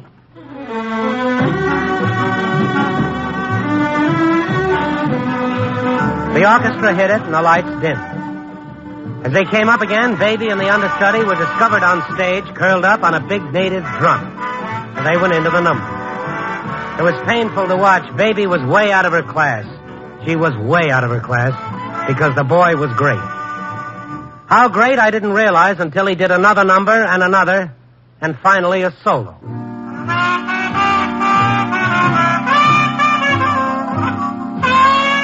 It was a blues number, low down and melancholy. And it could have been just that, just the dance routine, but he made it more, much more. He made it into a lament for a lost people. And yet, in it you could feel promise and hope. I'm not one to go wild for terpsichore, but the way this boy danced, he made it something intangibly sensitive, yet he gave it guts and virility. He could have made a stevedore understand what he was trying to say. Yes, and even Mushy Sindel. Mushy was watching the boy with a look on his face I'd only seen him wear when one of his nags was out in front. When the last bar was finished, and it was a spontaneous thing. Performers, stagehands, the most hard-boiled audience in the world applauding and cheering. Yes, sir, a real success story. The boy took a bow, and he was grinning from ear to ear, and then he ran into the wings. What do you think, Randy? Huh? What do you think? Oh, he's got it, Mushy. I'm gonna make a star out of that kid. Why don't you be the biggest thing on Broadway in the movies? I'll make him so famous he'll even be driving a car like mine. Hey, Joe! Hey, Joe! Oh, where is that stage manager? You can never find anybody. Joe! Here I am, Mr. Sindel. Hey, Joe, come here. Get that kid. I want to sign him up, exclusive contract. Oh, I'm afraid you can't. What do you mean you can't? We'll dump Jerome. We'll start a kid in his place. But you can't. Who do you think you're talking to? I can do anything. So Jerome makes a stink. I buy off his contract. I want that kid. I don't care what it costs, what we got to do. I want the kid. Now bring him in here. But that's what I've been trying to tell you. He's gone. What? He quit. What are you talking about? He can't quit. But he did. 2 weeks ago, I gave him his notice. Tonight was his last night. Well, why didn't you tell me before? Well, I didn't think it was important. He was just a chorus boy. And you let him get away. Why, you stupid, idiotic, crazy, no-good numbskull.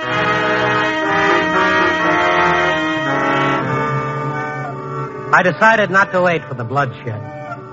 I walked across the stage and was on my way to the stage door exit when Baby intercepted me. Look, you. Oh, me? Yeah. Don't go making like a lost and found, huh? Don't get any ideas about bringing that kid back here. He's gone. He's happy. I'm happy. Just leave it late. Oh, you didn't like his dancing? You kidding? It was terrific, and you know it. Oh, I see.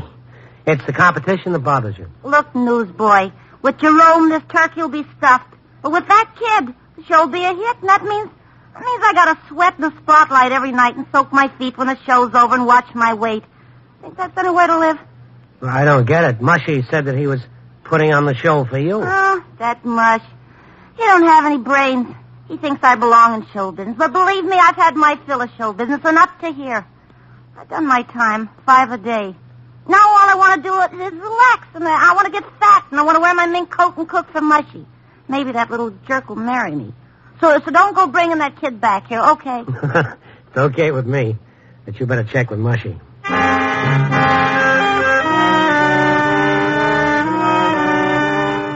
There was an interesting slant on the theater. A gangster bankrolling a show for a girl who didn't want a career. But if I knew Mushy, she'd have her career no matter what it cost. And it was even money he'd have the understudy's signature in a contract before the night was out. It was a newsworthy little item, but strictly for the drama page, and I still had a story to find. So I waved goodbye to Mushy. I walked out the stage door into the alley where the stage manager was cooling off after his bout with Mushy. Who's he yelling at now? The orchestra leader. You know, this is the last time, believe me, that I'll ever manage a show for anybody like him, that ignorant, illiterate... Oh, Mushy is all right. He's all right. He'll calm down when the kid comes back. How did I know a thing like this would happen? Why, I'd never have accepted his notice. Love to see that kid's face when he finds out they want him to replace the star. Oh, he knows. He knows? Yeah, that's what burns me. The doorman tells me that he stood right there in the wings and heard the whole thing. He heard Sindel say that he'd make him a star. And then he just walks off and leaves me holding the bag. Who is this boy? Oh, just a hoofer, nobody. Name's Larry Wilson. Why, he hadn't worked in months until I give him a job. But didn't he say why he was quitting? Didn't he say anything? Well, not to me, he didn't. Saved his exit line for the doorman. What did he say to the doorman? Well, I'll give it to you verbatim. Not that it makes any sense. He said, and I quote, "Just think, Pop, I could have been a star." Could have been? Verbatim, could have been.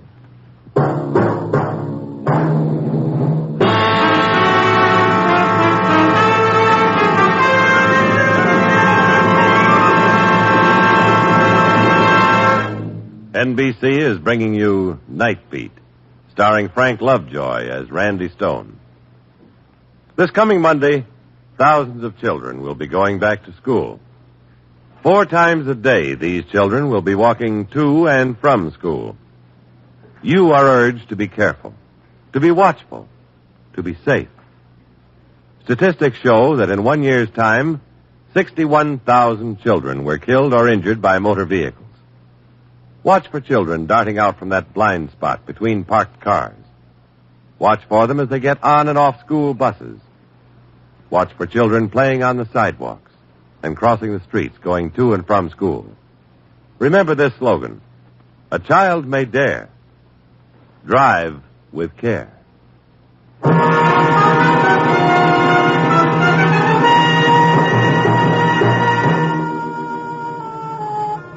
And now back to Night Beat and Randy Stone. What started off to be the cliche of the understudy had twisted its way into my line of fire. My curiosity was aroused, to say the least. What was Larry Wilson like, and why had he quit? It was easy to find out where he lived. The doorman had his address, along with the names and addresses of all the kids in the chorus. It was a theatrical boarding house on Gordon Street. A tired, mildewed-looking place with a landlady to match. Her name was Mrs. Digg. If you've come about a room, I got one, but it ain't ready yet. I'm not looking for a room. I'm looking for one of your roomers. Oh, owe you some money, huh?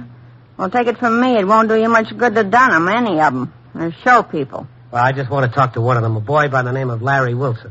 Oh, that one. A real creep. Take it from me. Oh? In what way? Keeps his room clean. I go in there, there's never anything lying around. Clean like a tomb. And dancing. What sort of a job is that for a man, dancing? Well, this is all a very interesting character analysis, but I'd like to talk to Mr. Wilson if you'll call him. You're too late. He's gone. He's gone? When he come back here tonight after the rehearsal, all flushed and excited, he danced up the stairs, mind you, whistling, as if the world wasn't gone to pieces and people didn't have trouble all over. I told the people in this house I'm like a quiet, respectable place. You'd think they were a cage full of monkeys the way these show people carry on. Yeah, about Mr. Wilson. Well, what about him? He's gone. Well, where'd he go? Well, how would I know? I'm the last one knows what's going on in my own house. I've been like a mother to these kids. I took care of them, fed them when they had the money to pay. And when they get a break, they just walk out on me. I said to him, I don't suppose we'll be hearing from you now that you've got your break. And he said, I won't forget you, Mrs. Diggs. Bless you, Mrs. Diggs. And that way he's got. What way? Oh, humble, I guess you'd call it. Well, he's got that humble act down pat. If I may make an observation, you don't seem to like Larry Wilson. What good does it do to like any of them? You wait on them hand and foot, and when they get a break, they move out on you. You keep talking about Larry getting a break. You mean the show he's been rehearsing with? Oh, not that, no. Well, that ain't good enough for him, apparently. He's leaving town, probably going to Hollywood. Oh, he told me about him offering the lead tonight. Don't take it from me. You can't believe these show people when they shoot off their mouths. Well, you take it from me. It's on the level. They offered him the lead, and he turned it down. See? What'd I tell you? He's got something better up his sleeve. He's going someplace grand to live where it'll cost him a lot more than here. And after I treated him like a mother. Do you have any possible idea where I could find him? Well, you might ask her. Her? Jan Dugan. She was always lollygagging around after him. Where does Jan Dugan live? Well, she lives here like all the rest of the unemployed actors in town. Oh, well, would you call her, please? I can't. She's not home. She don't get home till after 11. Well, do you know where I could find her? Sure, she's on the corner at the Ham and Egg. She slings hash there. Something no decent girl would have done in my day. Take it from me. Yeah, I take it you've been a mother to Miss Dugan, too. Just how do you mean that? Well, if I tried to be explicit, I'm afraid you'd be insulted. Well.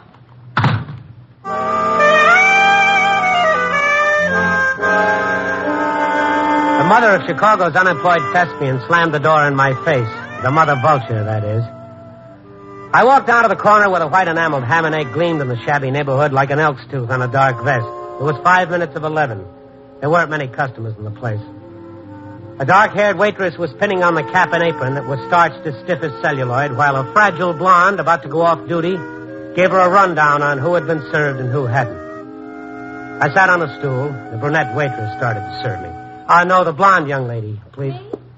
But I'm going off duty, sir. Is your name Jan Dugan? Yes. I'd like to talk to you, if I could, about Larry Wilson. Larry? What about Larry? Well, my name is Randy Stone. I'm with the Chicago Star. He's hurt. Something's happened to him. Has he had an accident? Is that it? Oh, no. It's nothing like that. I just want to ask you some general questions about him. I'm a friend of Larry's. Oh, all right. If you'll wait for me out on the sidewalk, I'll be right out, Mr. Stone.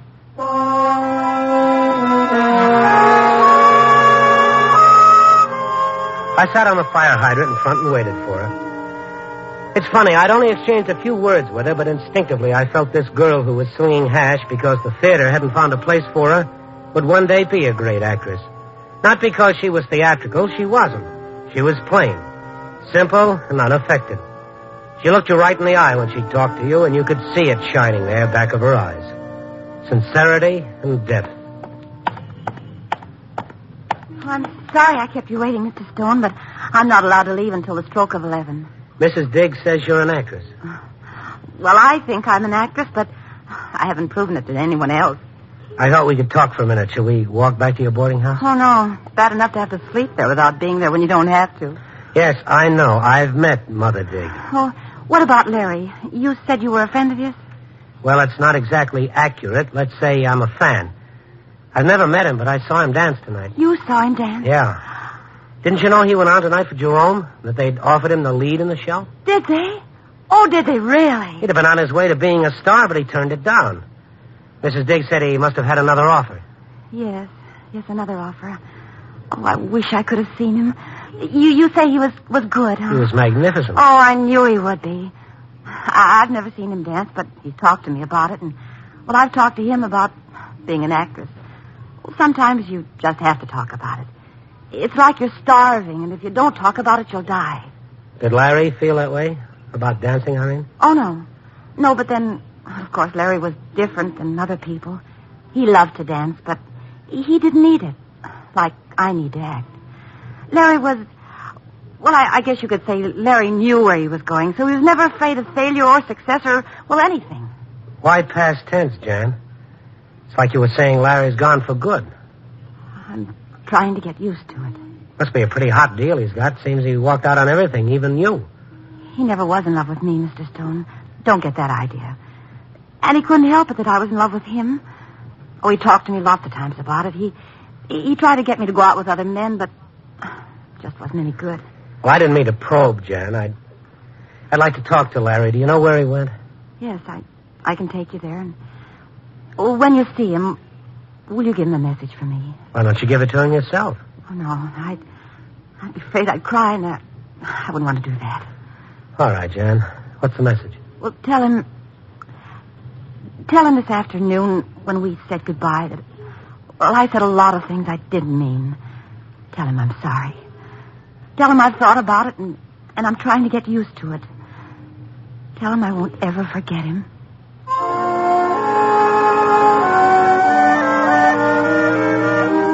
We walked down the street 2 or 3 blocks. She didn't look at me again. My mind was churning with the bits and pieces of the jigsaw that was Larry Wilson. I felt the frustration of a jigsaw addict who's searching for that last piece to complete the puzzle. Yet I couldn't ask Jan Dugan any more questions. I didn't have the heart to. Here we are, Mr. Stone. Here? You'll find him in there.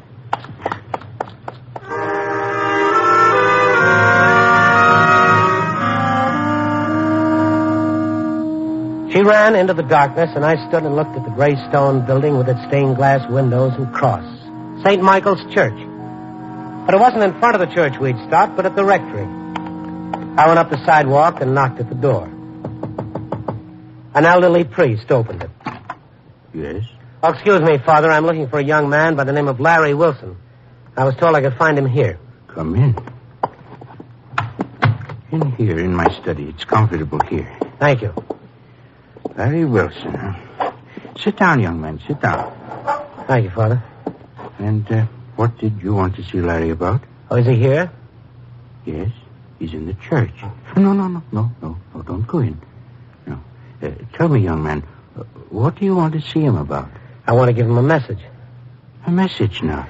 Yes, from a girl named Jan Dugan. Jan Dugan. And what is the message, if you don't mind telling me?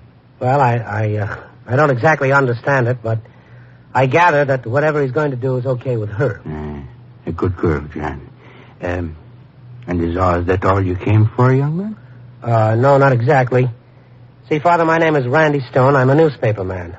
I'm afraid I came out of curiosity. It's a good thing, curiosity, within reason. And what is it you're curious about? Well, I caught a rehearsal tonight of a show. I saw Larry Wilson dance. Did you now? And how was the lad? Well, he was brilliant. That's the only word for it. He could have had the lead in the show. He could have become a star. Star? You mean famous like the Kelly boy out in Hollywood? Yeah, or a Stair or Bolger. He's as good as any of them. It's a great profession, dancing.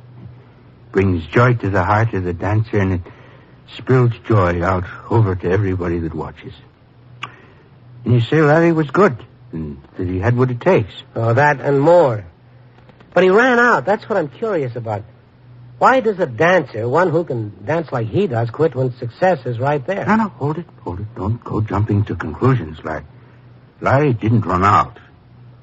He made a decision tonight, and I might add, a very difficult one. I don't follow you, Father. When a man has a talent, it's a gift from God. He should cherish it and develop it and give it to the world. It's a lucky man to have a talent, but Larry had a problem.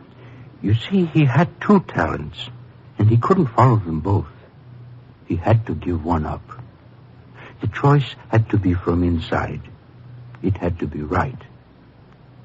And tonight, he made that choice. What, Father? What other talent? Oh, didn't you know, lad? Why, Larry's gone to school. He's leaving tonight for the seminary. Seminary? Yes. Larry's going to become a priest.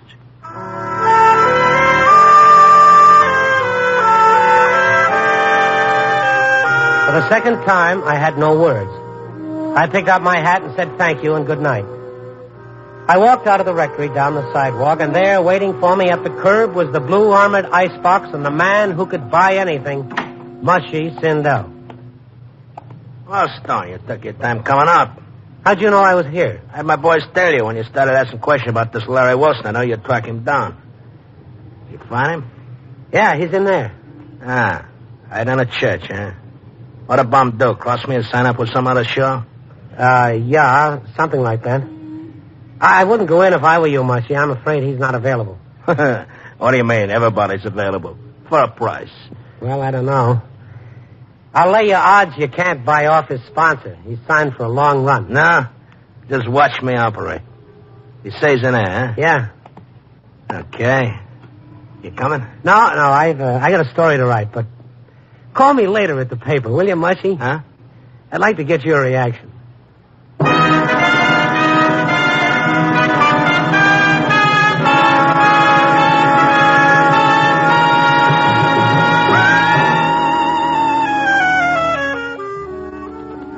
People, the city's big commodity. Trying to figure one of them is like trying to figure the races. You call it one way and they run the other. Mushy Sindel, he was easy to figure. He followed a pattern right down the line. But Baby, now there was a twist. Who'd pick her for a frustrated housefrau? And Larry Wilson? I'll never see anybody dance again without thinking about him. The boy who made the choice between the glamour and the glory. Copy, boy.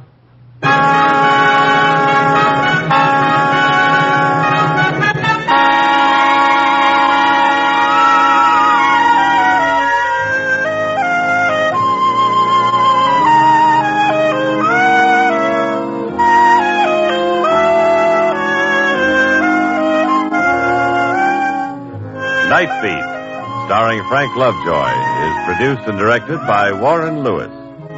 Tonight's transcribed story was written by John and Gwen Bagney, with music by Robert Armbruster. Featured in tonight's cast were Bill Conrad, Gigi Pearson, Shep Menken, Ruth Parrott, and Victor Rodman.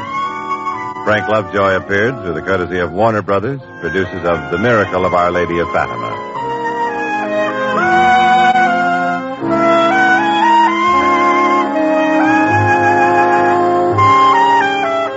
Listen next week at this time, and every week as Randy Stone searches through the city for the strange stories waiting for him in the darkness.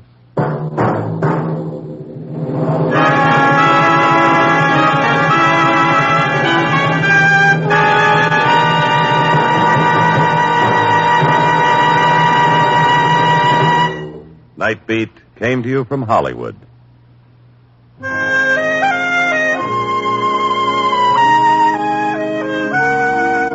This is NBC, the national NBC presents Frank Lovejoy in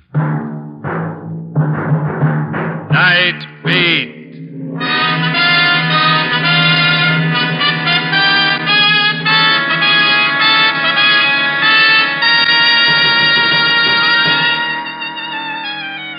Hi, this is Randy Stone. I cover the Night Beat for the Chicago Star.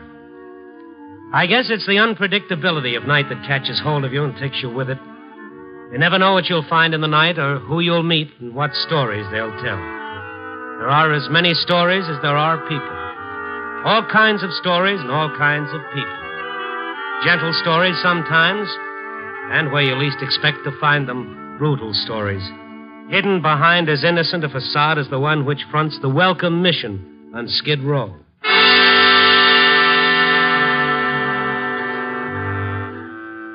Spender, the blind man, is both a Skid Row landmark and tradition.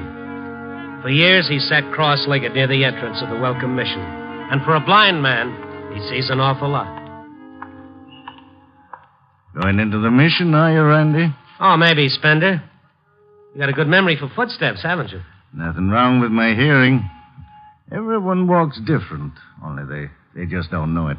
You always walk like you're thinking every step, like something was on your mind. Well, don't let me kid you, Spender. It's just a pose.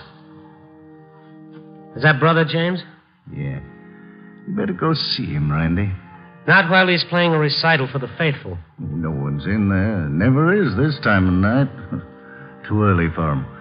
You better go in. He's in trouble. Mission men don't get into trouble. Go take a look.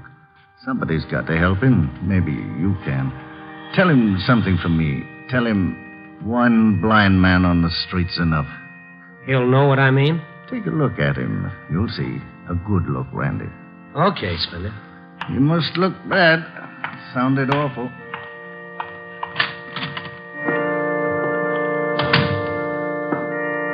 The welcome mission was row on row of empty chairs. And Brother James, his back to me, was playing the organ. He didn't turn around when I came in, just faced the empty music stand and kept on playing. Join in the chorus if you know the words, brother. I'm not in good voice tonight, Brother James. Randy, it's good to see you again. Well, how do you know? You haven't seen me yet. Just the same, it's good. I know it is. Everything going all right? Fine, just fine. I hope things go well with you. Thank you. But you still won't look at me. To tell you the truth, Randy, I'm doing you a favor. I had a little accident. Well, I'm afraid I don't look very well. Spender said to tell you that one blind man on the street is enough. Spender's a good friend, but he sees too much. He hears too much. Well, let me see. Let me take a look at you. It isn't anything, Randy.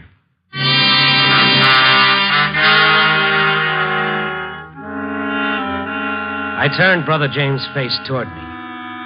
One eye was partly opened, and the other was swollen shut, a painful mass of purple, blue, and green. And the welts on that side of his head stuck out like baseballs. He didn't look human. He was a beaten pulp. It made me sick. It's a lot better now. It doesn't hurt at all. Well, it won't until the feeling comes back. What happened? Don't tell me you bumped into a door. I wouldn't lie to you, Randy. And who did it and why? Sometimes it's best to say nothing. To turn the other cheek and say nothing. Well, if you'd turn the other cheek, you wouldn't be able to talk. I don't expect you to understand my ways, Randy. But they are my ways. You must respect them. Who did it? Spender said it sounded awful. Sometimes the path of righteousness is difficult. Sometimes it's tortured and hard to understand. Do you understand? Yes, I think I do. Spender says you're in trouble. I must find some way to set his mind at ease. Well, okay, Brother James, you know your business. Go your way in peace, Randy. Yeah. Thanks. I finally find them, Brother James. 5 dozen ping-pong balls. Oh, you would not believe the trouble that Oh. Hello, Mama Rizzo. Oh, Randy. I did not notice you. Randy was just leaving, Mama Rizzo. There is no more trouble, is there? He has not come again. Who, Mama? What trouble? Does he know, Brother James? Everything's all right, Mama. It's good he has not come again. Next time I will kill him. Mama, please. Who, Mama? Who will you kill and why? Oh, no. I have said too much. I go now. I will come back later, Brother James. Wait, Mama.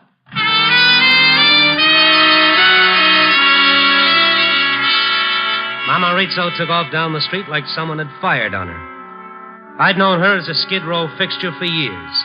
Her and the pizza cart she pushed all over the west side of town. But I'd never heard her threaten to kill anyone. And I had the feeling from the way she said it, she might do it. I caught up with her halfway down the block. Please, Randy, I'm in a hurry. Yeah, I can tell. Look, now just hold a minute here.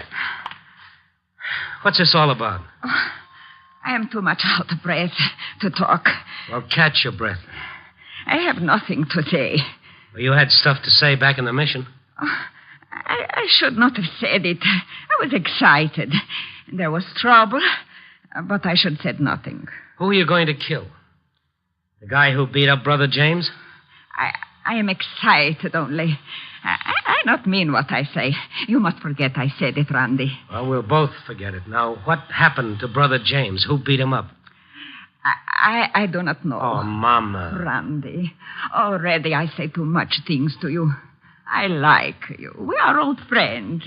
Sometime soon I give you some pizza. But now you must leave me alone. I am very busy. Yeah, I know. You've got 5 dozen ping pong balls, and you went to a lot of trouble to get them. Oh, you do not know how much... What are you going to do with them?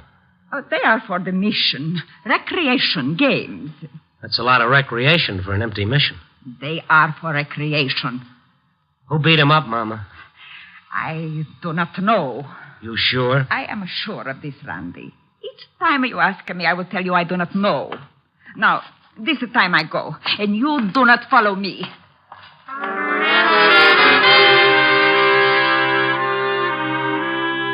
Spender was wearing a knowing smile when I walked back near the mission.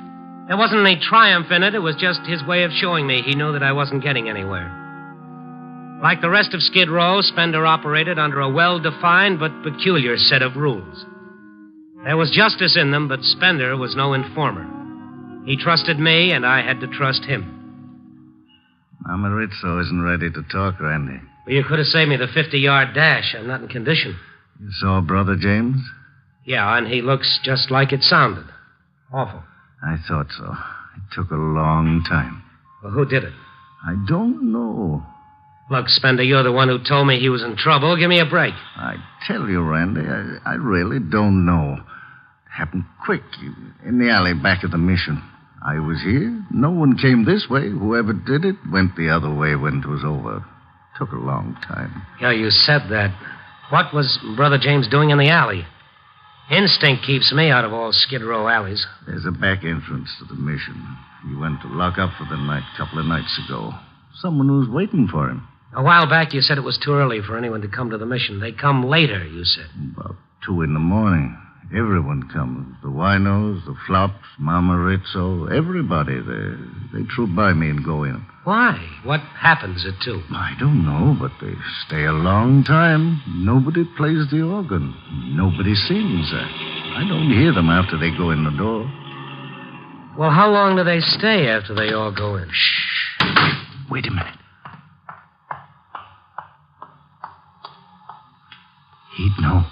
He'd know the whole thing. Who? The guy, the one just got out the car and went to the saloon across the street. You know him? Just his walk. He comes around here a lot lately. Once or twice he goes to the mission, but mostly he goes to the saloon across the street. They call him Mino. Okay, I'll call him Mino, too.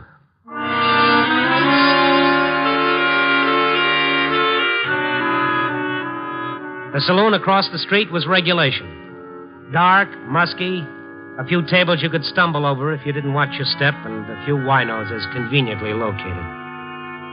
The man called Mino sat at a bar side saddle looking across the street toward the welcome mission. He was dressed a little sharp, big, thick-looking, with no expression in his eyes. He wasn't surprised when I sat down beside him. Another shot, buddy. Are you drinking, buddy? No, buddy, I'm not. Just leave the bottle.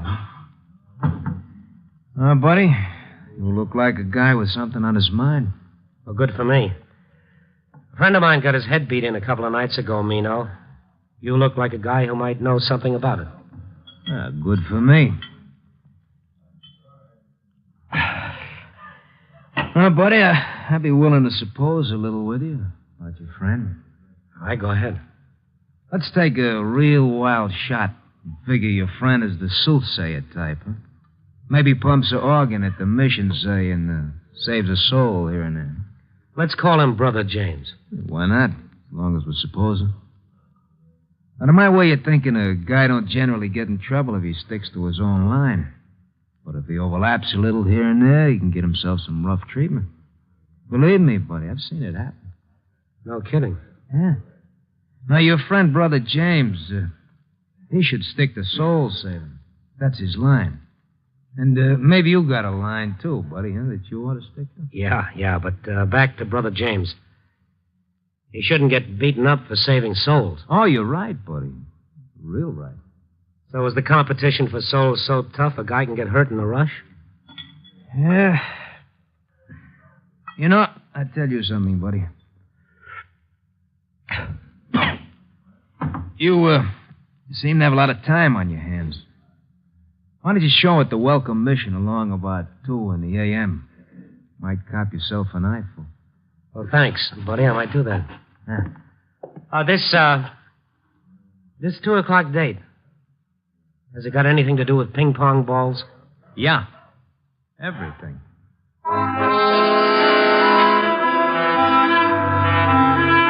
2 o'clock in the morning. Well, Spender and Mino called it H hour at the welcome mission. I had a while to wait. Time enough to figure Mino for the set of fists that softened up Brother James. I still didn't know why. But that's before I knew the Skid Row rules for ping pong.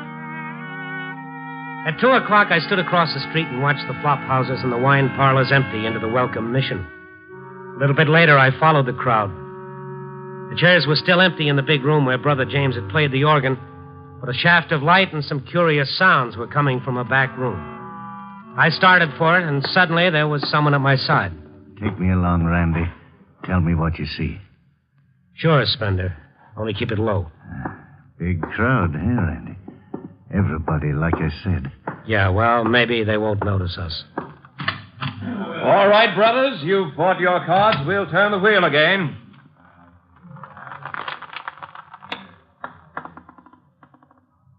First of all is number 12.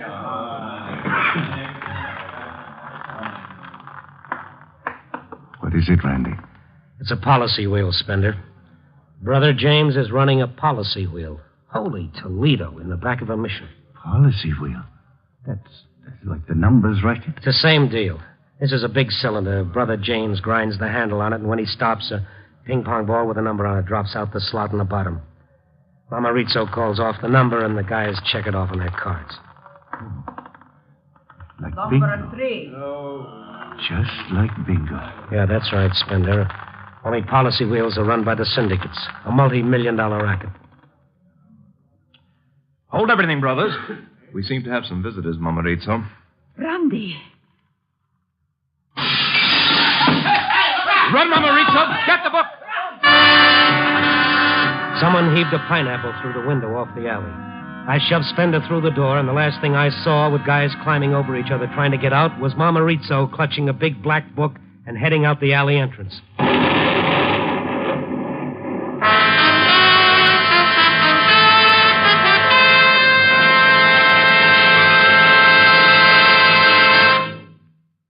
Randy Stone will be back in just a moment. Friends, if you want your child to have the best elementary schooling you can give him, won't you get a pencil and paper to take down the address I'm going to give you at the end of this message? Because of the high increase in our birth rate during and after the last war, it's estimated that by 1956 there will be some 7 million more children in elementary schools than there are now. More equipment will be needed. Textbooks, playgrounds, and above all, more elementary school teachers. For free information about how people in other communities are improving their schools, write to this address, National Citizens Commission for the Public Schools, 2 West 45th Street, New York 19, New York.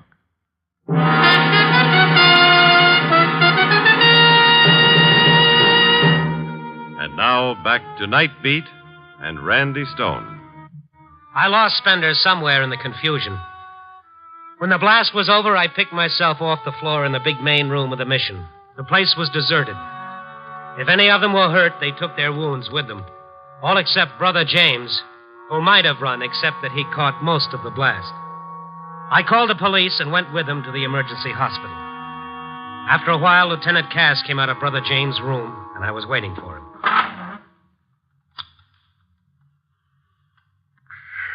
It's in pretty bad shape. Yeah, I thought so. Check a few things with you. What was going on down there before someone tossed a pineapple in the middle of it? He was running a policy wheel. This Brother James? Yeah, in the back room of the welcome mission. How about that? Half of Skid Row was there, 20, 30 guys. Doc says the brother looked like he got beat up. Blows on the head, bruises. Oh, that happened a couple of nights ago, before the blast. You had this thing pretty well cased, didn't you? Well, I got a tip that Brother James was in trouble, that's all. You got tipped right. He sure is. There's a guy named Mino something mixed up in this. He was on Skid Row tonight. Probably beat Brother James up and probably tossed the bomb. Mino. There's a Mino Victor, a low man with a racket's general punk around, son. A big, thick guy, black hair, black eyes? That's Mino. That all you know? That's all I know now. Yeah, we'll pick up Mino if we can find him. You, keep in touch, huh? Sure.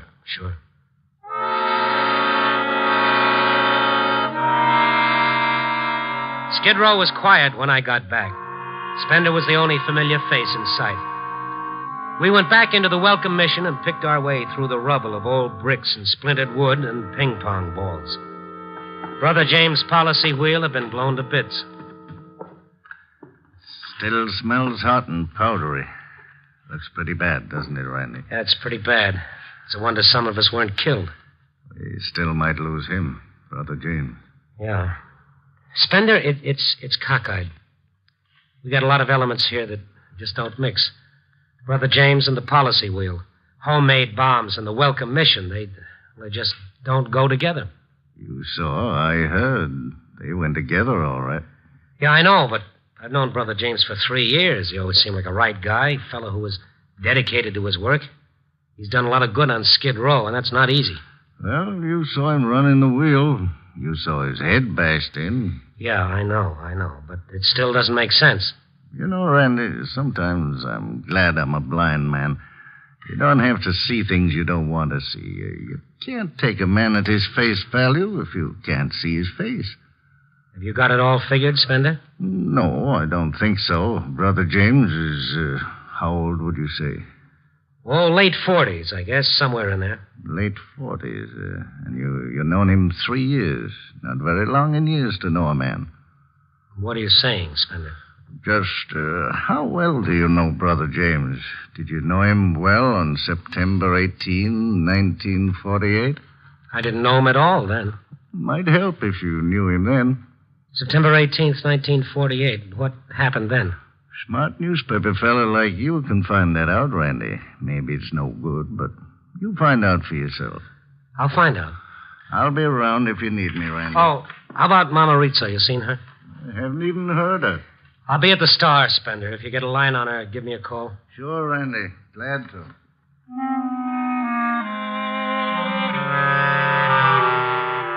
I left word at the Star switchboard that I'd be in the library.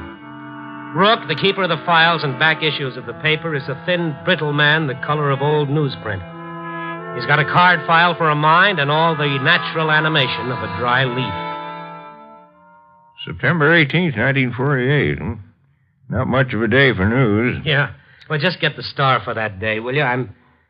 What I'm looking for may not qualify as big news. Now, if you'd picked the 17th of September 48, I could have given you Count Bernadette's assassination. No, thank you. The 18th. 18th, eh? Well, you know what you're looking for. Oh, seems to me there was something on the 18th. Just get the file copy down, will you? I'll look for the story. Had something to do with Burma. Oh, I know. They declared a state of emergency throughout Burma that day after the assassination of U Tin Tut. Swell. He was a former foreign minister of Burma, you know. Oh, Rook, please, get the file copy. Your storehouse of facts impresses me, but I need the paper. Oh, sure. Just trying to be friendly, you know. Don't get a lot of traffic in here, especially on the overnight. Well, it gets lonely. Well, next time I'll bring some of the boys. We'll play a little poker. No, thanks. Casino's my game. Casino or flinch? There you are. Thanks. Here we are. September 18, 1948. Well, it isn't on page 1. Oh, yes, it is. Last column on the right. Where? Right there. U Tin Tut assassinated. Burma declares state of emergency. Honest, Rook. That isn't the story I'm looking for. Huh? Well, okay, it's your problem. Yeah. Well, there's a familiar face. Huh? James Freeland sentenced in numbers racket cleanup. Contact man for syndicate receives light sentence for part in policy wheel racket. Well, that's Brother James, all right. Oh, is it now? Not much resemblance. Well, there shouldn't be any. Well, he couldn't be such a bad chap. Says here he's going to repent, you see? Will spend his confinement repenting And when he gets out, he'll do things differently. Yeah, he did, too. That's exactly what he did. I'll get it, Rook. I'm expecting a call. Hello. It's Spender, Randy. Yeah, Spender. Something's going on down here. A few minutes ago, Mino's car stopped across the street. He went up in the hotel above the saloon where you saw him. You better call Lieutenant Cass. I don't think so, Randy. Just now, Mama Rizzo's cart stopped there, too. She's up there now. You said to let you know. Well, you keep an ear on him, Spender. I'll be right there. You found out about Brother James? Yeah, Spender. Thanks.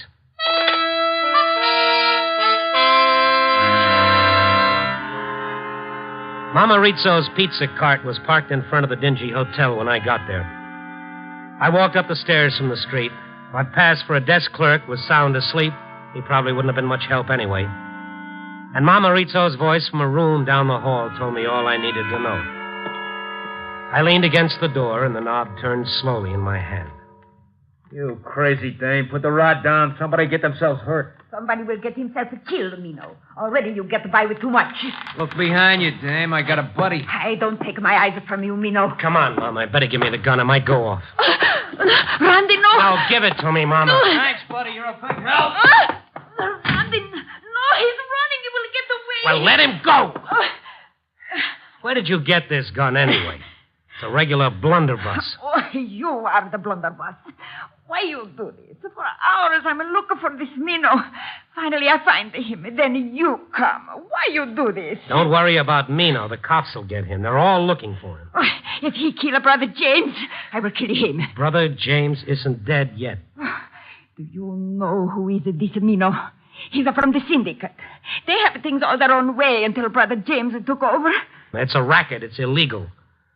And you and the rest of the poor chumps along Skid Row go for it just because Brother James plays hymns and runs the mission. Oh, you do not understand. He was convicted and sent to jail once for being part of the same racket Mino's in. Did you know that? He is a gentleman. He's do good. Here, in this book, it shows he's do good. Oh, this is the book you'd die for just before the mission blew up. Let me take a look at that. No, you will not see the book. No one will see it. I better have it, Mama. There now, that's all right now. That's better. Now, let's see all the good that's in this book. Oh, I do not think I like you very much, Randy. I don't like much about the whole deal, Mama Rizzo. Not much at all. Oh, yes, there's a lot of good here. You know what this is? This is an elaborate record by the day with totals by the week. A Brother James take from every one of the suckers on Skid Row. Oh, you do not understand. Nickels, dimes, 20 cents here, 35 cents there. It adds up, Mama. Oh. 20, 30 guys playing the game a night. That's hundreds of dollars in a week. Oh, no. What do you mean I don't understand?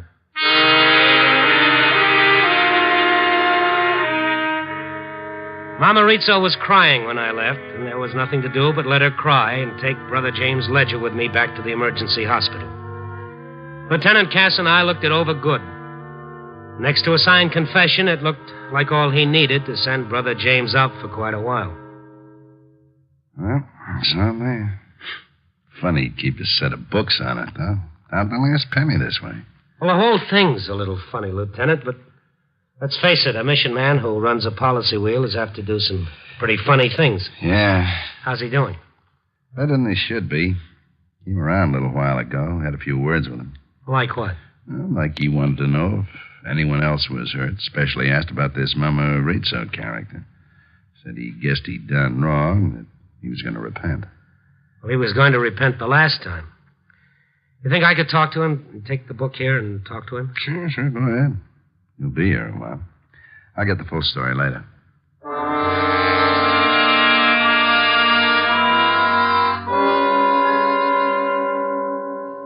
You say you've brought the book with you, Randy?